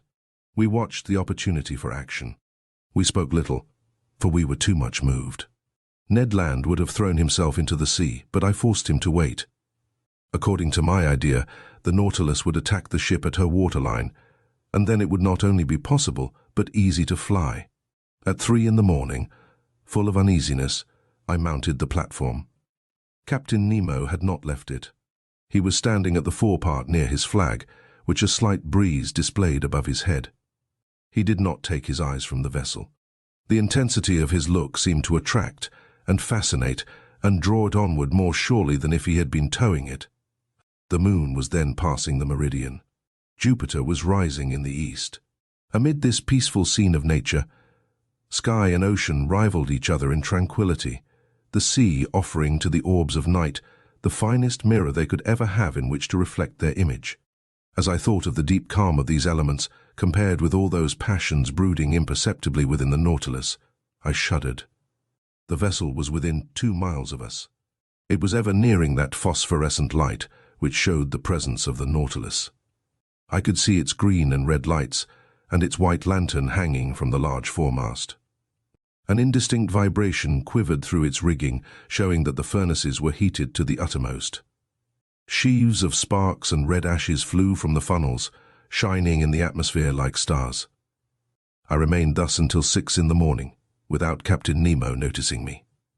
The ship stood about 1.5 miles from us, and with the first dawn of day the firing began afresh. The moment could not be far off when, the Nautilus attacking its adversary, my companions and myself should forever leave this man. I was preparing to go down to remind them, when the second mounted the platform, accompanied by several sailors. Captain Nemo either did not or would not see them. Some steps were taken which might be called the signal for action. They were very simple. The iron balustrade around the platform was lowered, and the lantern and pilot cages were pushed within the shell until they were flush with the deck.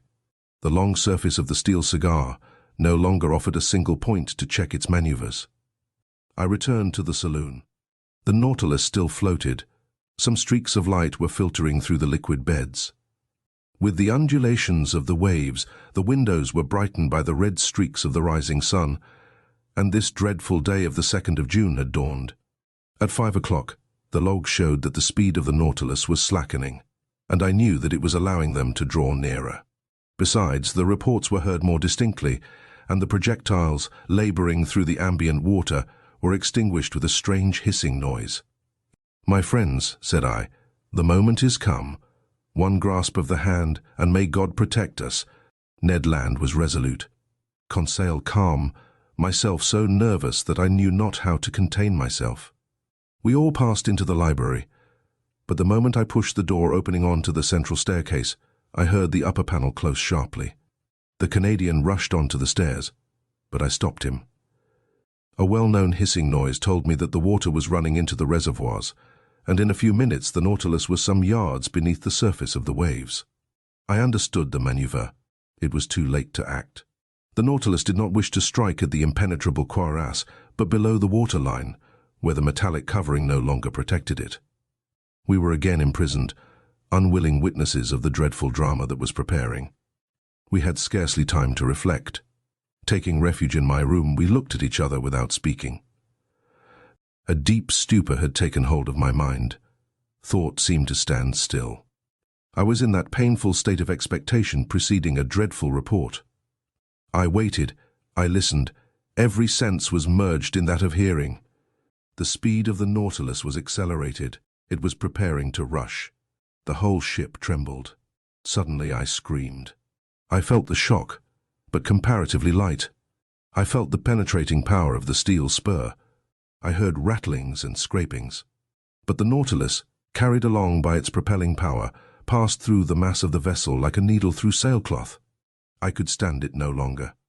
Mad, out of my mind, I rushed from my room into the saloon. Captain Nemo was there, mute, gloomy, implacable. He was looking through the port panel. A large mass cast a shadow on the water, and that it might lose nothing of her agony, the Nautilus was going down into the abyss with her. 10 yards from me I saw the open shell, through which the water was rushing with the noise of thunder, then the double line of guns and the netting. The bridge was covered with black, agitated shadows. The water was rising. The poor creatures were crowding the ratlines, clinging to the masts, struggling under the water. It was a human ant heap overtaken by the sea. Paralyzed, stiffened with anguish, my hair standing on end, with eyes wide open, panting, without breath and without voice, I too was watching. An irresistible attraction glued me to the glass. Suddenly an explosion took place. The compressed air blew up her decks, as if the magazines had caught fire. Then the unfortunate vessel sank more rapidly. Her topmast, laden with victims, now appeared, then her spars, bending under the weight of men, and last of all, the top of her mainmast. Then the dark mass disappeared, and with it the dead crew, drawn down by the strong eddy. Illustration. The unfortunate vessel sank more rapidly. I turned to Captain Nemo. That terrible avenger, a perfect archangel of hatred, was still looking. When all was over, he turned to his room, opened the door, and entered. I followed him with my eyes. On the end wall beneath his heroes I saw the portrait of a woman, still young, and 2 little children. Captain Nemo looked at them for some moments, stretched his arms towards them, and, kneeling down, burst into deep sobs. Chapter X. The last words of Captain Nemo. The panels had closed on this dreadful vision, but light had not returned to the saloon. All was silence and darkness within the Nautilus. At wonderful speed, 100 feet beneath the water, it was leaving this desolate spot. Whither was it going? To the north or south? Where was the man flying to after such dreadful retaliation? I had returned to my room, where Ned and Conseil had remained silent enough. I felt an insurmountable horror for Captain Nemo. Whatever he had suffered at the hands of these men, he had no right to punish thus. He had made me, if not an accomplice, at least a witness of his vengeance. At 11, the electric light reappeared. I passed into the saloon. It was deserted. I consulted the different instruments. The Nautilus was flying northward at the rate of 25 miles an hour, now on the surface, and now 30 feet below it. On taking the bearings by the chart, I saw that we were passing the mouth of the Manche, and that our course was hurrying us towards the northern seas at a frightful speed. That night we had crossed 200 leagues of the Atlantic. The shadows fell, and the sea was covered with darkness until the rising of the moon. I went to my room, but could not sleep. I was troubled with dreadful nightmare. The horrible scene of destruction was continually before my eyes. From that day, who could tell into what part of the North Atlantic basin the Nautilus would take us? Still with unaccountable speed, still in the midst of these northern fogs. Would it touch at Spitzbergen, or on the shores of Nova Zembla? Should we explore those unknown seas, the White Sea, the Sea of Kara, the Gulf of Obi, the Archipelago of Liarov, and the unknown coast of Asia? I could not say. I could no longer judge of the time that was passing. The clocks had been stopped on board. It seemed, as in polar countries, that night and day no longer followed their regular course.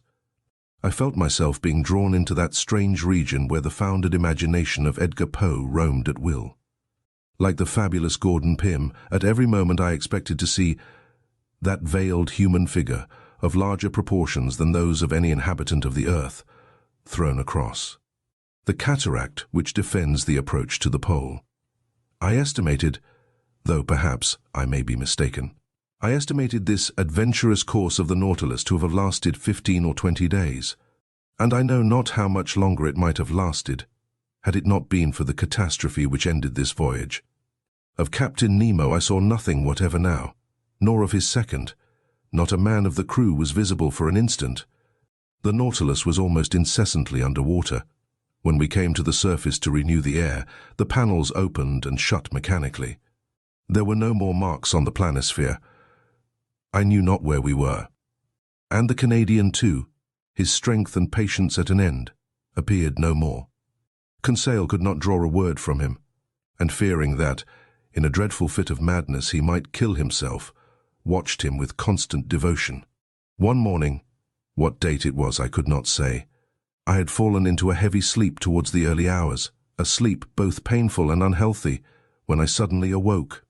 Ned Land was leaning over me, saying, in a low voice, "We are going to fly." I sat up. "When shall we go?" I asked. "Tonight." All inspection on board the Nautilus seems to have ceased. All appear to be stupefied. "You will be ready, sir?" "Yes." "Where are we?" "In sight of land. I took the reckoning this morning in the fog, 20 miles to the east." "What country is it?" "I do not know, but whatever it is, we will take refuge there." "Yes, Ned, yes. We will fly tonight, even if the sea should swallow us up. The sea is bad, the wind violent, but 20 miles in that light boat of the Nautilus does not frighten me. Unknown to the crew, I have been able to procure food and some bottles of water. I will follow you. But," continued the Canadian, "if I am surprised, I will defend myself. I will force them to kill me. We will die together, friend Ned." I had made up my mind to all. The Canadian left me. I reached the platform, on which I could with difficulty support myself against the shock of the waves. The sky was threatening, but, as land was in those thick brown shadows, we must fly. I returned to the saloon, fearing and yet hoping to see Captain Nemo, wishing and yet not wishing to see him. What could I have said to him? Could I hide the involuntary horror with which he inspired me? No. It was better that I should not meet him face to face, better to forget him. And yet, how long seemed that day, the last that I should pass in the Nautilus? I remained alone. Ned Land and Conseil avoided speaking, for fear of betraying themselves. At 6 I dined, but I was not hungry. I forced myself to eat in spite of my disgust, that I might not weaken myself. At 6:30 Ned Land came to my room, saying, "We shall not see each other again before our departure. At 10 the moon will not be risen. We will profit by the darkness. Come to the boat. Conseil and I will wait for you." The Canadian went out without giving me time to answer. Wishing to verify the course of the Nautilus, I went to the saloon. We were running NNE at frightful speed, and more than 50 yards deep. I cast a last look on these wonders of nature, on the riches of art heaped up in this museum, upon the unrivaled collection destined to perish at the bottom of the sea, with him who had formed it. I wished to fix an indelible impression of it in my mind. I remained an hour thus, bathed in the light of that luminous ceiling, and passing in review those treasures shining under their glasses. Then I returned to my room. I dressed myself in strong sea clothing. I collected my notes, placing them carefully about me. My heart beat loudly. I could not check its pulsations.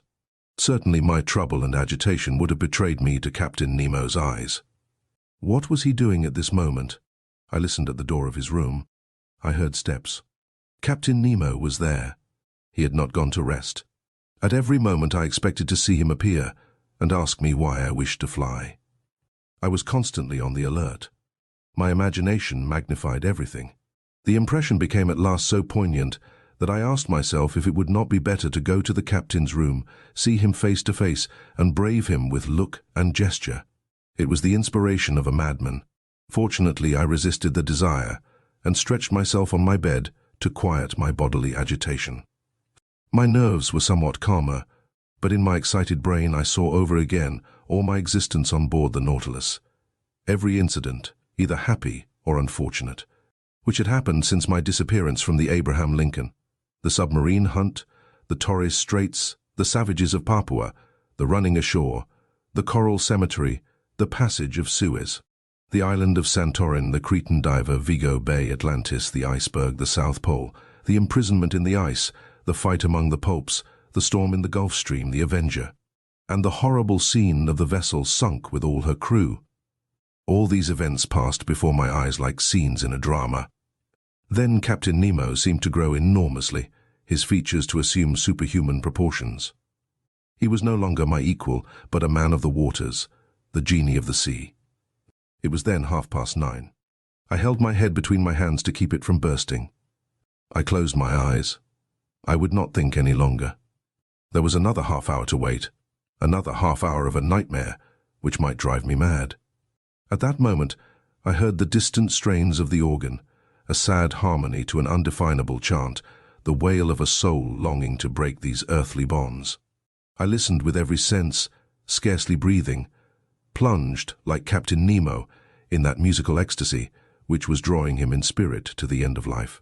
Then, a sudden thought terrified me. Captain Nemo had left his room. He was in the saloon, which I must cross to fly. There I should meet him for the last time.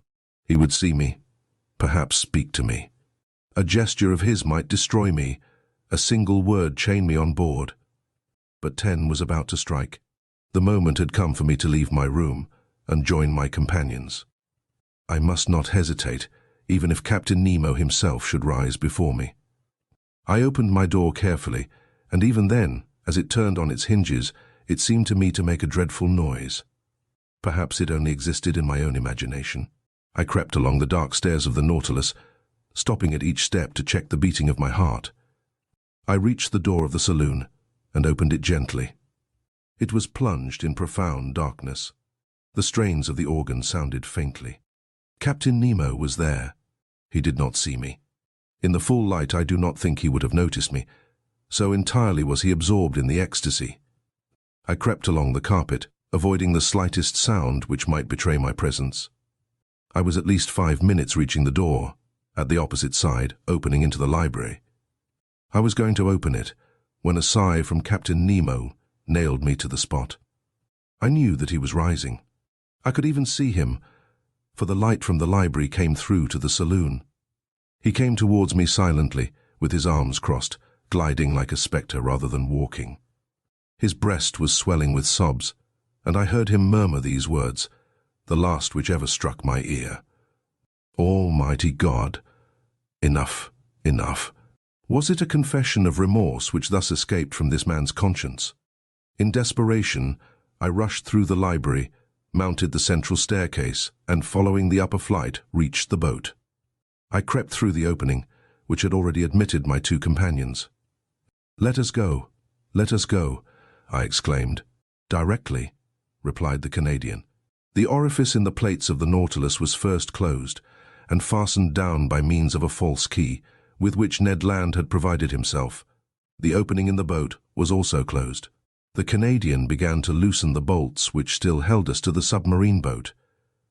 Suddenly a noise was heard. Voices were answering each other loudly. What was the matter? Had they discovered our flight? I felt Ned Land slipping a dagger into my hand. "Yes," I murmured. "We know how to die." The Canadian had stopped in his work. But one word, many times repeated, a dreadful word, revealed the cause of the agitation spreading on board the Nautilus. It was not we, the crew, were looking after. The maelstrom! The maelstrom! Could a more dreadful word in a more dreadful situation have sounded in our ears? We were then upon the dangerous coast of Norway. Was the Nautilus being drawn into this gulf at the moment our boat was going to leave its sides? We knew that at the tide, the pent-up waters between the islands of Faroe and Lofoten rush, with irresistible violence, forming a whirlpool from which no vessel ever escapes. From every point of the horizon, enormous waves were meeting, forming a gulf justly called the navel of the ocean, whose power of attraction extends to a distance of 12 miles. There, not only vessels, but whales are sacrificed, as well as white bears from the northern regions. It is thither that the Nautilus, voluntarily or involuntarily, had been run by the captain. It was describing a spiral, the circumference of which was lessening by degrees, and the boat, which was still fastened to its side, was carried along with giddy speed.